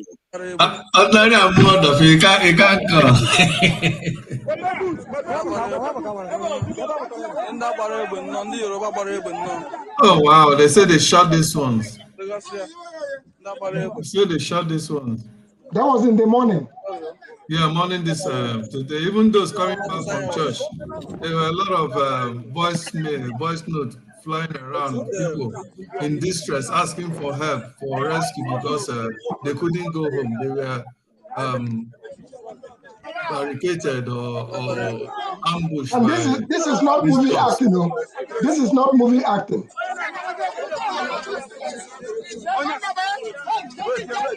This is what I don't understand. Election has come and gone. Please, guys, can I take the first comment on this? They didn't allow them to vote. And can I take the first comment on this? Them. I don't understand. They came to vote, they didn't allow them to vote, and they are still going about killing them, fighting them, wounding them, destroying their properties. Honestly, it's so sad. I don't. Why am I in the show when you can't give me a chance to speak? For what? Am I a slave here? CM, my brother. CM, please. Just when it's your turn, they will speak. Just calm down. Let's address CM because I'm about to leave. Can I speak to this, please? Can I give my own opinion? Let me address CM and he will be able to handle this. CM, my brother. You know what? Because I don't want any of us to have hypertension. At my age and time, I'm still staying out here, monitoring things, and I'm just, my brother, please, I take on Beguna.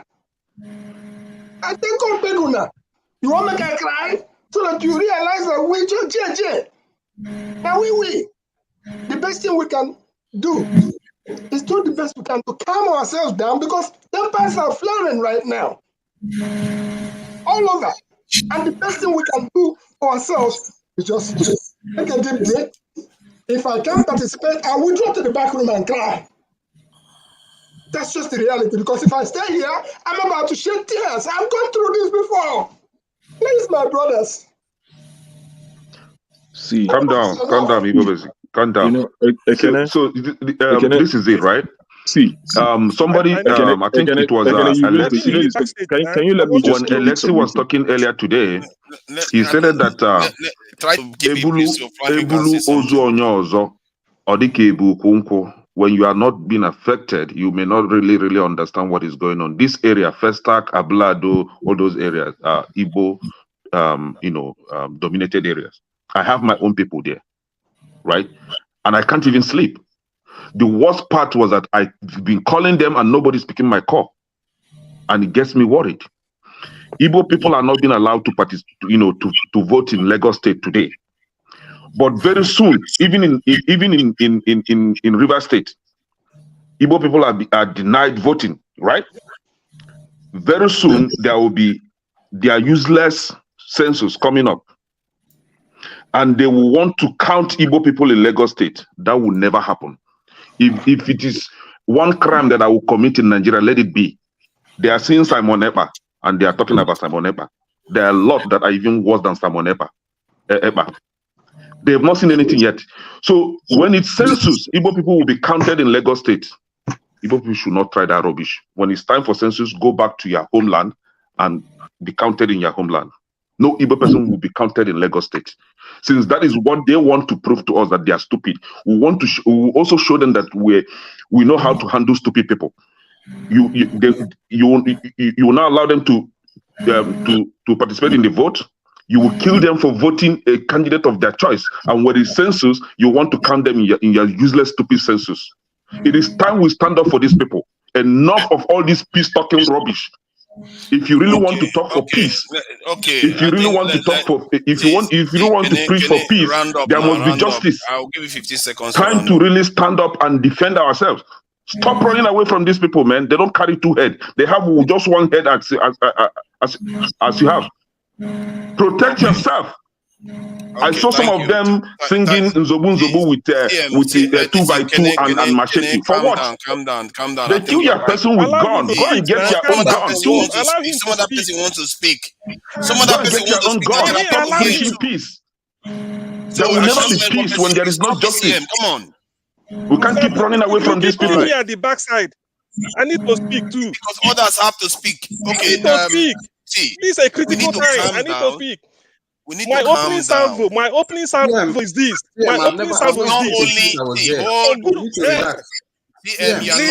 obeying protocol. You can put me at the backside. Because you're not adhering to protocol. CM, wait. You will have to walk. Calm down. You are not the one. CM has spoken a lot. CM has spoken a lot. CM, can you stay calm? There are other people here. You're not the only. See, I need to calm down. Calm down. You need to learn a serious lesson here.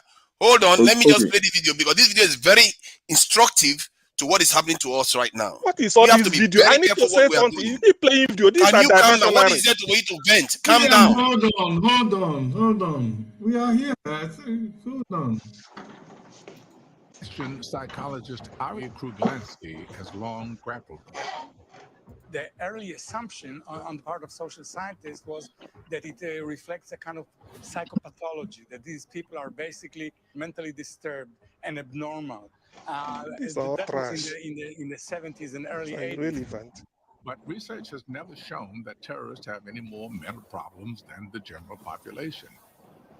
So how do they decide to kill themselves in order to murder many? Surely most people would not make this choice. Or could they?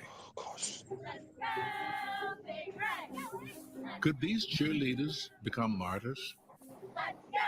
It's an absurd question, but Ari believes anyone can, given the right push.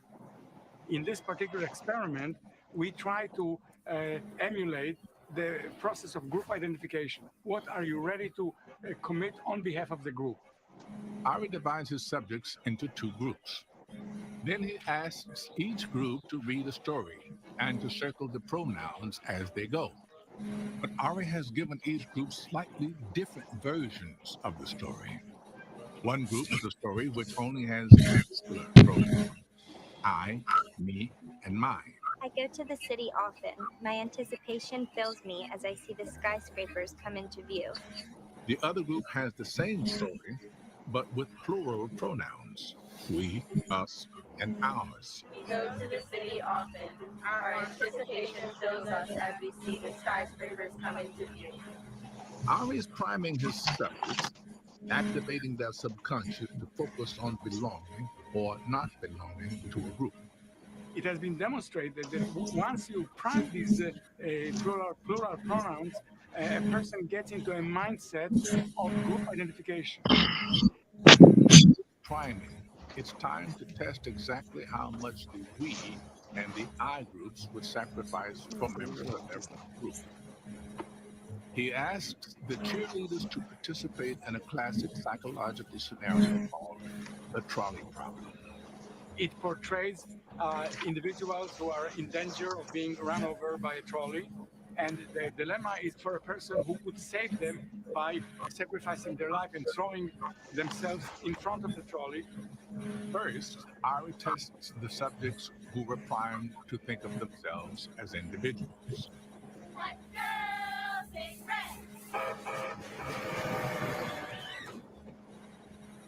Only 30% say they would give their lives for their friends. Then Ari tests the we group. The difference is profound. Over 90% of people primed with the we, ours, us pronouns were willing to self-sacrifice for the group. Ari's experiment shows that group dynamics have incredible influence on individual behavior. Even a subtle feeling of belonging can dramatically change what you're willing to do. That doesn't mean that everybody's equally susceptible to the influence of violent ideologies. So there are individuals.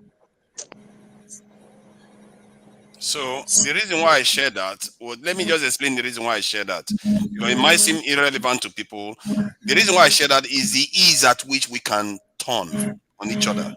If we don't realize it, that's why destructions happen, and we ask ourselves, how did we get here? 2 people have been injured now in a violent attack. The Igbos have been attacked repeatedly recently. It's a markets burnt and all the rest. But let's keep ourselves in check. The pain you are feeling, believe in me, from where I sit, I feel like me too, I'm under attack here. Because when this trouble happens, you're all going to pay for it. And if you are a Yoruba man that is seeing it, thinking that, oh, it's not going to come to you, or a Northerner, it's going to affect all of you. That's why we are in this mess. We are all susceptible to this type of stuff, and it's very easy. You can see that one page can make a lot of difference in the way people think. This is why it's easy for politicians to manipulate us. If we don't understand this, I'm telling you, before this election, I've said it, that I've heard from somebody saying something like that they will never allow some candidates to win this election. That if they win, they're going to do something to create a situation where you are going to get a coup. El-Rufai said something like that. We have to be careful. We fall into a trap. Rather than an Igbo man to rule Nigeria, Nigeria will break up. El-Rufai said that. Because when soldiers come out now, all the constitution goes away. All of them. INEC, all of them, bye-bye. That's for another 10 or maybe 20 years if you are lucky. We have to be careful for falling for all these things. I know how painful it is, but right now it's not really out of control, and I believe that hopefully they are going to contain this in. Look at how Igbo Basics was in tears. It tells you this runs very, very deep. It's not for us, we are just seeing it now, but for Igbo people, and most of them, in their minds, this is not today. It's been happening repeatedly. And Nigerians with this. No, I'm going to speak after forefathers, and okay, I'm going to speak after forefathers. Please, listen. I just want to say something. Let us keep the one that is happening in Lagos aside for now. Okay, let's take for instance when things happen in the southeast, like all these unknown gunmen and everything, and they are all in masks. Sometimes they are not even in masks. How do you differentiate if that unknown gunman is from Igbo land? He is if someone who is from Igbo land killing Igbo people or if he came from somewhere else. Now, a lot of things are happening in Lagos. This is a sign of lack of good governance. It doesn't matter. The reason is this. It's because a lot of people who are even Igbos speak Yoruba fluently, who have lived in Lagos for a long time. Who told you some people are Igbos are not gullible people who are also being used to attack people, stop people from voting? A lot of Yorubas were also suppressed from voting by this violence because some Yorubas wanted to vote for Rosevival. Are you telling me no Yoruba wanted to vote for Rosevival and they were not suppressed? And that is the reason, even when you see the other election, presidential election, someone came to the polling unit and said, if you want to vote for P2B, if you're not voting for APC, don't vote. When they start playing these tricks, it's not necessarily that it is a Yoruba person who is inflicting that injury. Just because people are in Yoruba land. I am saying this because my whole, in fact, majority, most, if not all of my family are in Festac with businesses everywhere. I spent most of my day today speaking to my family members in Lagos. Okay, so if we come out here now and say, oh, it's the Yoruba people that are killing Igbos. How many Yoruba people did you see killing Igbos? Because some people who are enslaved in Togri come out and are doing the biz of their masters, does that make all of them? To that video? No, I cannot wait. Franklin, did you listen to that video? Do you have any way to prove that all of them are Yorubas? Can you differentiate which one is a Yoruba, which one is a South man who speaks Yoruba, or which one is an Igbo man who speaks Yoruba? MC Oluomo, is an Igbo guy? Be careful with our comments. Someone like MC Oluomo should be under arrest. Since years ago, is there an Igbo guy? Who instigated the killing? Who instigated this killing? MC Oluomo. Is MC Oluomo an Igbo guy? Now, good. Mention MC Oluomo on this platform. Mention MC Oluomo. There are people who I mentioned. When you mentioned what's the name, El-Rufai, I didn't go against it. If you mention MC Oluomo, I will not go against it. If you have Hold on. See, what I'm trying to say is that if they had done something about Oluomo right now, you see, Franklin, try to understand this. If this wouldn't have been happening, exactly, or even if it happened, the people will give it the benefit of the doubt that something's going to be done about it. This is the decay that we are talking about, and you can't necessarily just blame them. And it's really hard. But the ones that are aware of this have to understand that some people are trying to sabotage us here. They are trying to sabotage us. Forefather, just follow the algorithm. Start giving people from a number. Forefather, just start with Eddie so that let it go round. Forefather, do it your way. Please, I need to say something. I've been a backstage for a long time. I will come back. I've been a backstage for a long time. Let Franklin finish his thought. Franklin, take 1 minute to finish your thought. See, my brothers, I'm hot. Some my family members, when their businesses were burnt. But how is there any way to prove that the people who are using carrying out that attack, that they are only Yoruba people? This is my question. And if anyone here can prove to me that it's only Yoruba, and who told you? In that video, the victims accuse Yoruba Aboros. They accuse Yoruba Aboros being the perpetrators. In that video, rewatch it. Who is an Anambra man, I believe, who is a key factor in Asiwaji cabinet. That's the same way you will see someone among who are Igbos who are also in the cabal of MC Oluomo. What you guys must understand is this: when these political actors are doing this, they are ganged up together. It comprises of people from Igbo, people from Hausa, people from Ijaw, they are all together. Once they are benefiting from our troubles. Franklin, thank you. So other people can speak. Who hasn't spoken lately? Franklin, watch that video. The victims accuse Yoruba Aboros. Just follow the algorithm so that we will not be talking. We need to go around. It needs to go around. Eddie Kwanzaa hasn't said anything. He's been here for a long time. See, Eddie Kwanzaa hasn't said one word for a long time. This discrimination. Go ahead. I understand tempers are high, but let's and I won't blame anybody because in the narrative they're playing in Lagos, I won't say all Yorubas, but the narrative they're playing is that Igbo or you look like Igbo. So, for instance, because I'm fair, if I go to vote there, they will say, "Oh, I don't look Yoruba." So, how does a Yoruba person look, or how does an Igbo person look? So, that's my fear. Because what if tomorrow in the south? What if tomorrow in Anambra State they say, "Okay, you look Yoruba, you are not allowed to vote." So. I feel the government, if like you said, if they have taken down MC Oluomo, whatever they call it, if they have taken down that Alafin of what they call it, Oba of Lagos or whatever, the guy that called Igbos to his palace to even the Oba of Lagos, the Oba of Lagos. If they have cautioned, even if Sanwo-Olu has come out to say this is not, because you're not going to blame people. You're not going to blame people, because me now, I'm in the UK, but I feel hot. I feel hot because I feel something, and if I can feel it from here, I'm sure the Igbos, the Southerners, will be feeling it worse, because I think we are sitting on a time bomb, but we don't know. And you see, and any somebody from the southwest thinking that this is supposed to be a kind of bold thing to do, they don't understand how dangerous it is for them. If okay, let's say if Tinubu is president-elect, what do you think is going to happen when a military guy comes into office? You think there's going to be an election? It could be any northerner, and then it's over again. Another Abiola happen again. Is that what we want to face? Because this is madness, and this is why they need to admonish somebody like Oluomo. They need to admonish that Oba. All those type of things. They need to Lagos State Governor has not said anything against this. None of the political elite has said anything against the government is not functioning. The government is accommodating it. It's Lagos State government. But then are you seeing some complicity there? This is where how we should focus our argument. See, this is not a matter of complacency. They are the ones sending them to exactly. No, I'm judging Franklin now that is trying to defend it. No Igbo man will commit such actions on his fellow Igbo in Lagos. My brother Kenneth, but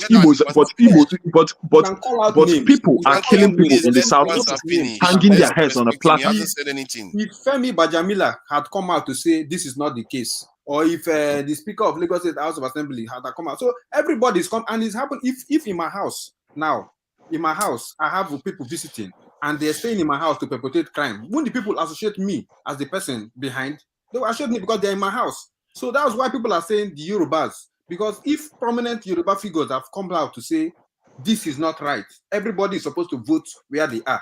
That is, it's not like they're pointing, but whether you like it or not, we are tribal in Africa, we are tribal in Nigeria. Whether you like, there is no way you're going to say, even me now, I associate myself as a South job boy, but we are tribal, so you can't deny it. So if people are calling this, it's because they've seen it that, bro, this thing happened in 1967. This same thing happened in 1967. This same thing happened a couple of weeks ago during the presidency, and it's happening today.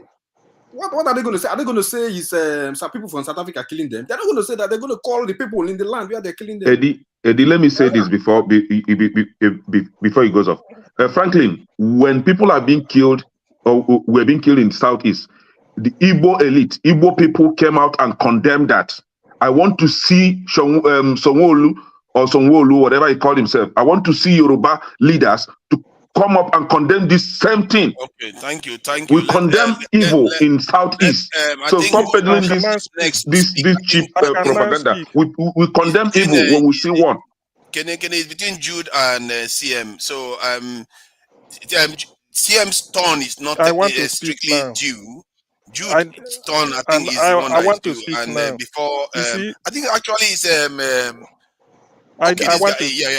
can talk. No, let CM talk. Let CM talk. Okay, talk now. Yes. Okay, good. Yeah. You see, you got this in 3 minutes so that we can move. 3 minutes, Sorry. Rudolph Okonkwo letting you forefathers to moderate this. That is the greatest mistake of history. You are a demented bigot. I now know you are evil. I have to let you know. And not these people can bear me witness. Today I knew it's okay. I know you don't the type of person you are. I've challenged you. CM, I know you don't leave me my 3 minutes now. Why are you taking my 3 minutes? Let me. He's interrupting me again. What sort of a bigot are you? If you're not ashamed, you should let people know the ethnic group you come from in Nigeria. If you're a Nigerian at all, I never knew that you are this evil. The best example of Hitler ever lived is you. The fact that Rudolph allowed you to control this, that is the greatest mistake he will ever make in his life. I never knew that you are this chameleonic in nature.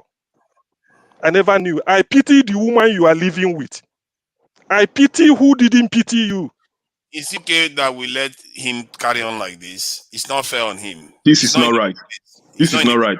See, and anyone can see this is not right. Please don't allow this guy to continue. It's not right. Not in a good place Please, at the moment. let's focus on the Okay, issue. I think that is okay. That's fine. We can't allow that. Yeah, Jude, please. It's sad because some of all this stuff, he lost someone I know from he's been going through a lot of, and rightfully so, but period. this is gone beyond that. Okay. Now, That's what happens. Personally, I'm not taking it personally because I know it's people are hurting. People are really hurting. You see, what I want to say is that you see, everybody is now. A lot of people are hurting in all these things, and I will implore people that I know everybody has right to their opinion, and I will implore people that comes here to air their opinion. Stop using certain words such as, election have gone. Let us, what will be what next? Let's begin to strategize for the next 4 years. Or election has gone. Let us, carry on with our life, as if election has the so-called election happened in the way that election is supposed to be happened. If this election has been conducted in such a fair, credible, and transparent way, do you think we will all be talking about this? We will all be rejoicing no matter who would have won. If this election was carried out fairly, and Tinubu wins, and Sanwo-Olu wins, and other people won, and it's not Labour Party, yes, some of us who probably have been desiring for a better country, a better Nigeria, and knew that through the candidates in Labour Party, as exemplified by Obi, will probably take us to where we want to go. We'll feel bad, but at the end of the day, we'll comfort ourselves with the fact that at least he tried our best. At least Labour Party tried their best, but they didn't make it because the election was fair, credible, and free. But that was not the case. That is why all of what is happening now is happening. Okay, and then if we continue now to postpone, because this is like postponing our progress till another 4 years. Because trust you me, in fact, I'm sure by the time Tinubu comes in, he may not even be able to come on this platform again to come and speak, because everything they are going to buy, go and market. They are going to, if they didn't buy outright social media, they are going to censor it in such a way that you will not even be able to talk. Even if you have to come out, you have to take permission, and you have to drop your information. Should you speak anything against the government, they know how to come and pick you. Let us remember, Ashwaju alias Jagabandi said that he doesn't even watch social media again. That when he watch it, they curse him and blah, blah, blah. Do you think somebody who already have this kind of misgiving about social media become a president tomorrow and will say, oh, social media, you guys tried a lot. Okay, we'll continue to promote you. We'll continue to, go ahead and continue to carry on. No. They are going to bind it, if not outrightly, like I said, they are going to so much censor it that we will not be able to come out like this and express all these views because they wouldn't want to be challenged. I am telling you, we should all brace up for what is to come. But one thing I'm sure, and the hope I still have, is that Obi is going to regain his mandate. And when he does, he's going to clean up all this mess in Nigeria. And Nigeria will be a better person. And if he doesn't, kiss goodbye. That is it.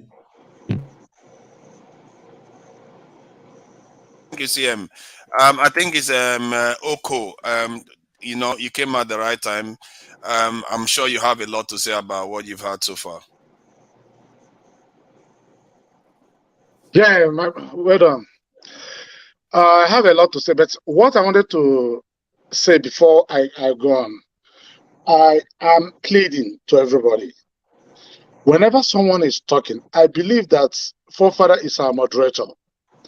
If he's moderating, he's like a leader. If we cannot discipline ourselves to respect one another and to respect the moderator, then we are as worse as those that we are even talking about in Nigeria. So I believe that Forefather will give each of us. If he says I'm giving five minutes, let him be the only one. I don't expect anybody unmuting yourself. Even when, let's take for instance, Ekene says something that I don't like. You respect it, but allow him to finish. When he finishes, respectfully, you respond. That is how decent and civil people do. In offices we work, people get fat here. You don't react. If you react, you lose your job. So we must not practice what we do, not only at our place of work or in our family, but when we come in, this is on tape.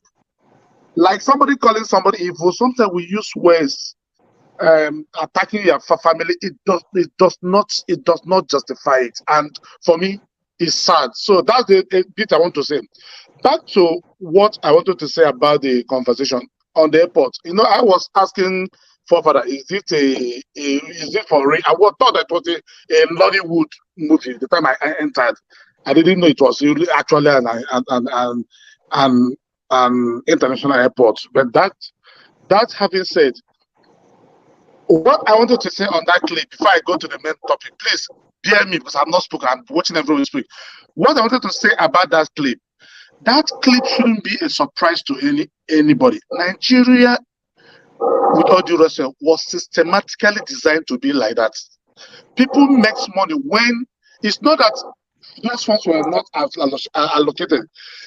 If somebody told you how many billions of naira that was allocated to this election that was a total failure, the energy was defending it. But nobody is asking what happened to those money. I had a document, somebody sent that documents to me, I couldn't believe it.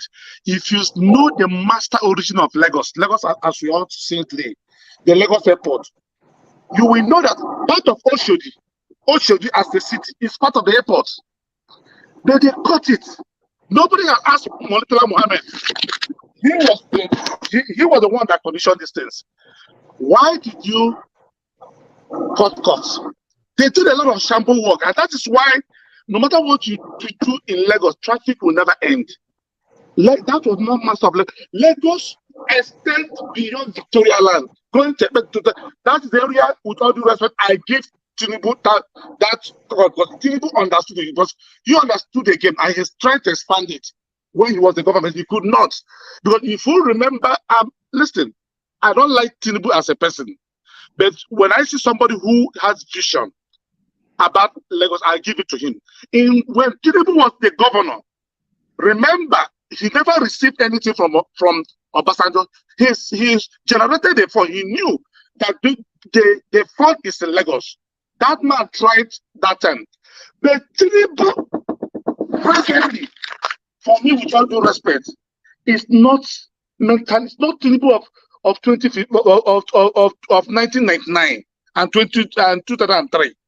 Tinubu had no idea of what is happening in the world affairs today. Age has caught up with him, and I don't want to go about his private life. But we should not give him respect where it is due. But the only thing I have to say about this problem we're having, and I said Nigeria was designed that we were having this conversation. Emotions are running high. Igbo business is crying. I'm equally feeling it because I have my family. All of us has a family in Nigeria. People are cashing out, even as we're having problems, even as we are quarreling. People are signing up money on it. And I believe those people are the political elites. When you see, I hear my word. Before the election, somebody said to me, bring $1,000, we're going to bet. Obi is not going to win. I'm forbidden, but Obi will not win. I said, I don't have $1,000, but I can give 500. We betted. I think I won. Why did he win? He told me all this is happening. This guy was telling me, look at that Obi is too refined for Nigeria, that Obi cannot win. I said, what do you mean? That Obi is coming to make a change. And I stepped back. It's now that I begin to play back, and which I will advise every one of us. Let's go back and watch the clip of Obasanjo before this election. The clip of Edwin Clark. These were the people, they were elders who recognized the only way you can bring Igbos back to Nigeria, the only way you can find total healing after the Civil War, Obi seems to be the only place the whole country accepting. And El-Rufai understood it when El-Rufai said, Igbo cannot win without us. And the man was not making a careless statement. Even though we know that Obi won, but they still, see, the government of Buhari, that's why I keep on saying Buhari he may look stupid, but he's very smart. He's holding the yam, he's holding the yam, he's holding the yam. If Buhari was smart, and ex-president is telling you, Nigeria is on a time bomb, do not call that result. Buhari went ahead and called that result. That is accumulated grievance. What you see in South is not just because Obi is too good. When you see people voting, they didn't read that election. The Southeasterners feel that they are not part of Nigeria. When they didn't feel it in Obi, they started feeling it in 1999 with Obasanjo. When their leaders stood up and they came to talk to them, say, hey, for us to get the vision, let's work with Obasanjo. And we saw how the Easterners, all of us, each have gone to PDP overnight. All the 5 states captured by East. Now, in 2003, very many Southerners believe that they are not part of it. I went by the history, and we saw that Southeasterners didn't hide their feelings. That's to tell you that Igbos are Republicans in nature. They don't care. And they did not vote for Buhari. And as stupid as it was, Buhari said, don't worry, the 5%, I don't care. We saw how that statement generates political heat. What I'm trying to say that when you see, so I'm glad that Judy mentioned about that. Tinubu, with all due respect, it cannot change. Tinubu is not going to change anything. Tinubu is going to cause more divides. Look at his statement. He didn't even acknowledge anybody. He said, my party will reward you. I will reward you. If you are for me, it's us and them. And today in Lagos, the Igbos, with all due respect, don't equally see themselves as part of Nigeria. For the first time, they are saying, let us be a part of Nigeria. And before I end, I want to say this thing. With all due respect, if you're in Nigeria, I'm not saying because I'm an Igbo man, count yourself lucky to have a tribe called the Igbos in your midst.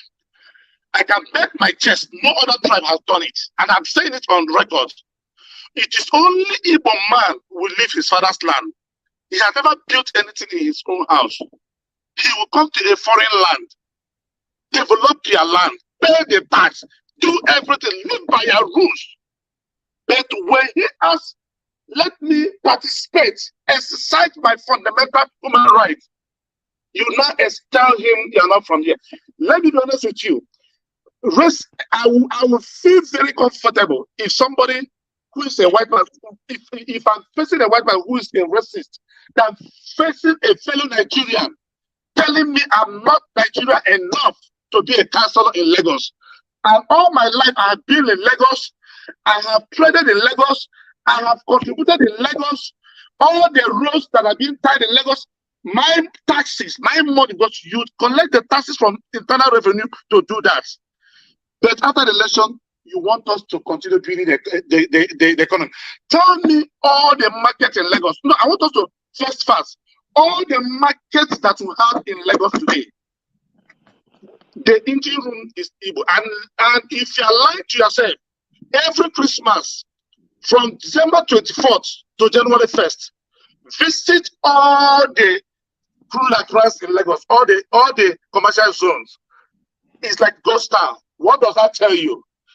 They are a peculiar people. Their force is called grace. If Nigerians could make these people, and which was what Edward Clark was saying, which was what Obasanjo was saying, let's make this route to come. That's all they're asking. It's not that Peter need to become president that Igbo people are going to be rich. To be honest with you, what Igbo people are asking, and that's what Nadi is saying, that's what any Igbo leader is saying, in fairground. But I realize that that word is a strange word in Nigeria. And I thank you all for giving me your time. Well spoken, well spoken. I take your point. Very, very. Nobody even interjected because I think you were making a lot of sense. Thank you. So let's let Miraj say something, and take your 5 minutes to just address us. I'm sure you have heard what we've been talking about. You are muted.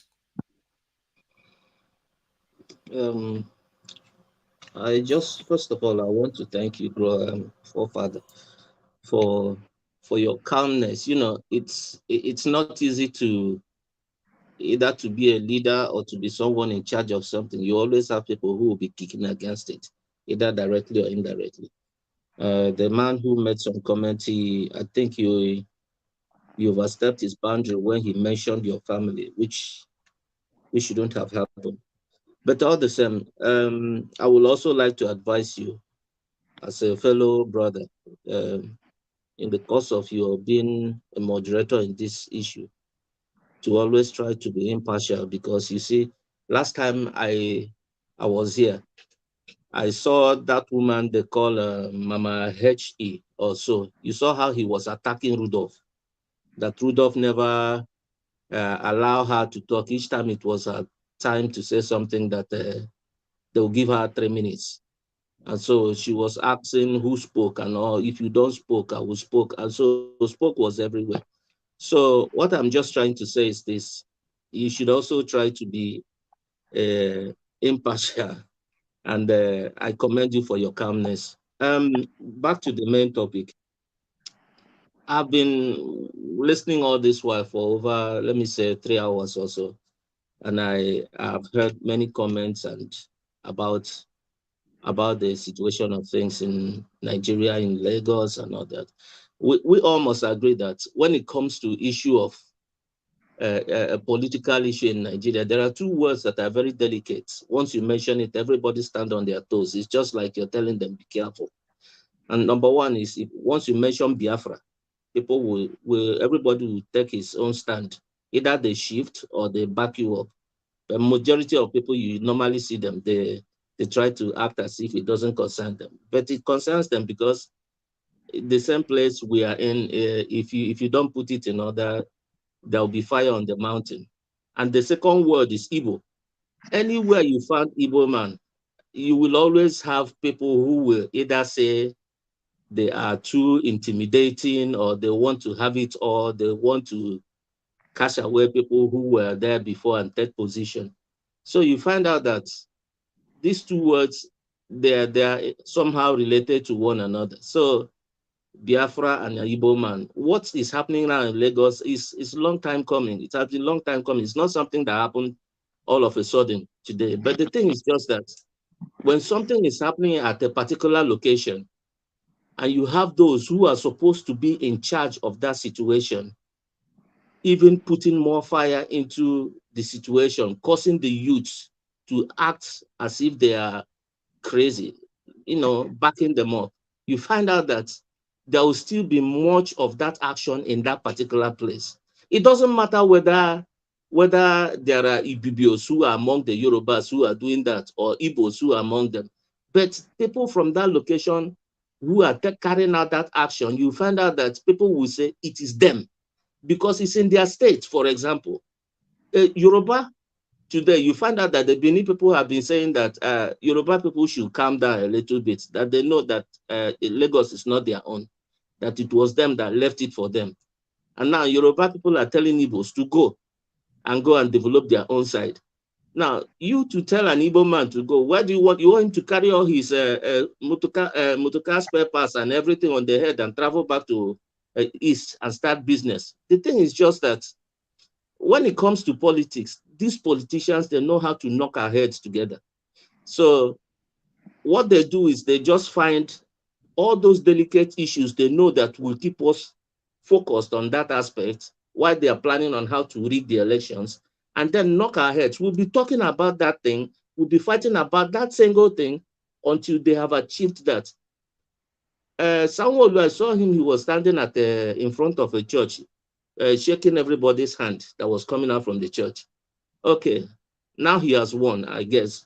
Let's see whether he will still be seen in any church at all within these 4 years that he still has, standing in front of it and shaking everybody's hands. The thing is just, we should, for example, we should just try and understand that politicians are not for us. There should be a kind of revolution or a kind of end to all this rubbish, because we still have these old people who are gullible. These people who they don't care. All they want is how to make money enough for their 10th generation that is still yet unborn. So our situation should not always be against ourselves, but against those people who want us to be against ourselves. So what I'm just trying to say here is we have seen what happened in Lagos, and it's still happening, because I heard some people were killed. We should not say it doesn't concern us, but it is still against a particular ethnic group, because that I read a tweet from Aisha Yusufu today or yesterday, where she was advising Igbos to learn what happened in Kano, how the Igbos in Kano, how they handled the issue of election that led them to live at peace with the people in Kano. And somebody commented under it and said, yes, that wherever Igbos go, they want to always intimidate the people there. How can you go to another man's state and want to rule them? Is it no longer Nigeria? Is Nigeria a place where you have to candidate for a particular position only when you are from that place? I mean, if Nigeria is truly a democracy, an Hausa man can say, okay, let me go to the east and candidate for governorship, or a Yoruba man can candidate anywhere in the country. Here in Europe, they don't even ask you which part of the state you are. So long as you are qualified, they listen to you. So long as you have something to offer, they listen to you. But in Nigeria, everything is just scattered. Once you start talking, everybody brings in the tribal thing, which they know that is very delicate. So we should be wiser than this, because those of us who are outside, it's like a football field. When you are inside the field, you play. People will say, you see your guy, you for pass the other guy now, you know, see him. But if you are put inside that field now, you will play the same thing that the other person played. So those of us outside, we have seen what democracy is all about, how it's practiced in this part of the world. And we so desire that thing is practiced in Nigeria. So since we have leaders who are still not ready to do that, that is why when issues like this arise, everybody is angry. So I just pray that we grow to come to a stage where we will all agree and remove all these gullible old vampires we have as leaders. That is just all I have to say. Thank you. I think there has to be an intervention. There's somebody that just did something and it distracted a lot of people. Look at Kene now. Kene cannot keep a straight face. So thou shalt not tell. Whatever is happening on this panel shall not be revealed out there. So nobody should be asking silly questions. You see these people on the comment section are very wicked. Don't mind them, they won't stop. They just keep asking, like as if it's their business. It's none of their business. Let them mind their business, Jerry. So yeah, who is next? I think Paul hasn't said anything for a while now. No, I think Rock. Okay, Rock. All right, go ahead. Yeah, thank you very much. So I think OCO spoke when he was speaking, and what he said is something I can really kind of relate to. If I'm in America, so if you're in America and you see someone telling you, go back home, you Africans, go back to your country, you feel pain, right? You feel that hurt. But it hits you differently when you are in your country and someone tells you, wanna go develop on Anambra State. It's like, or go back, leave this place and go back to your state. So the reason why that hurts is because our leaders always say this, and I've heard a lot of our leaders talk about anybody can do any business in any part of Nigeria. I've seen that on Arise News. Most of our leaders, they come online and they speak all of these things, but do they really mean that? Or is that just more like a cover-up to just say, like, I spoke? Because someone was saying here that I've not seen Sanwo-Olu condemn this. Do you think it's difficult for him to just come out and just speak, oh, I condemn this, we condemn this? It's easy, right? That doesn't mean that they are not probably the ones that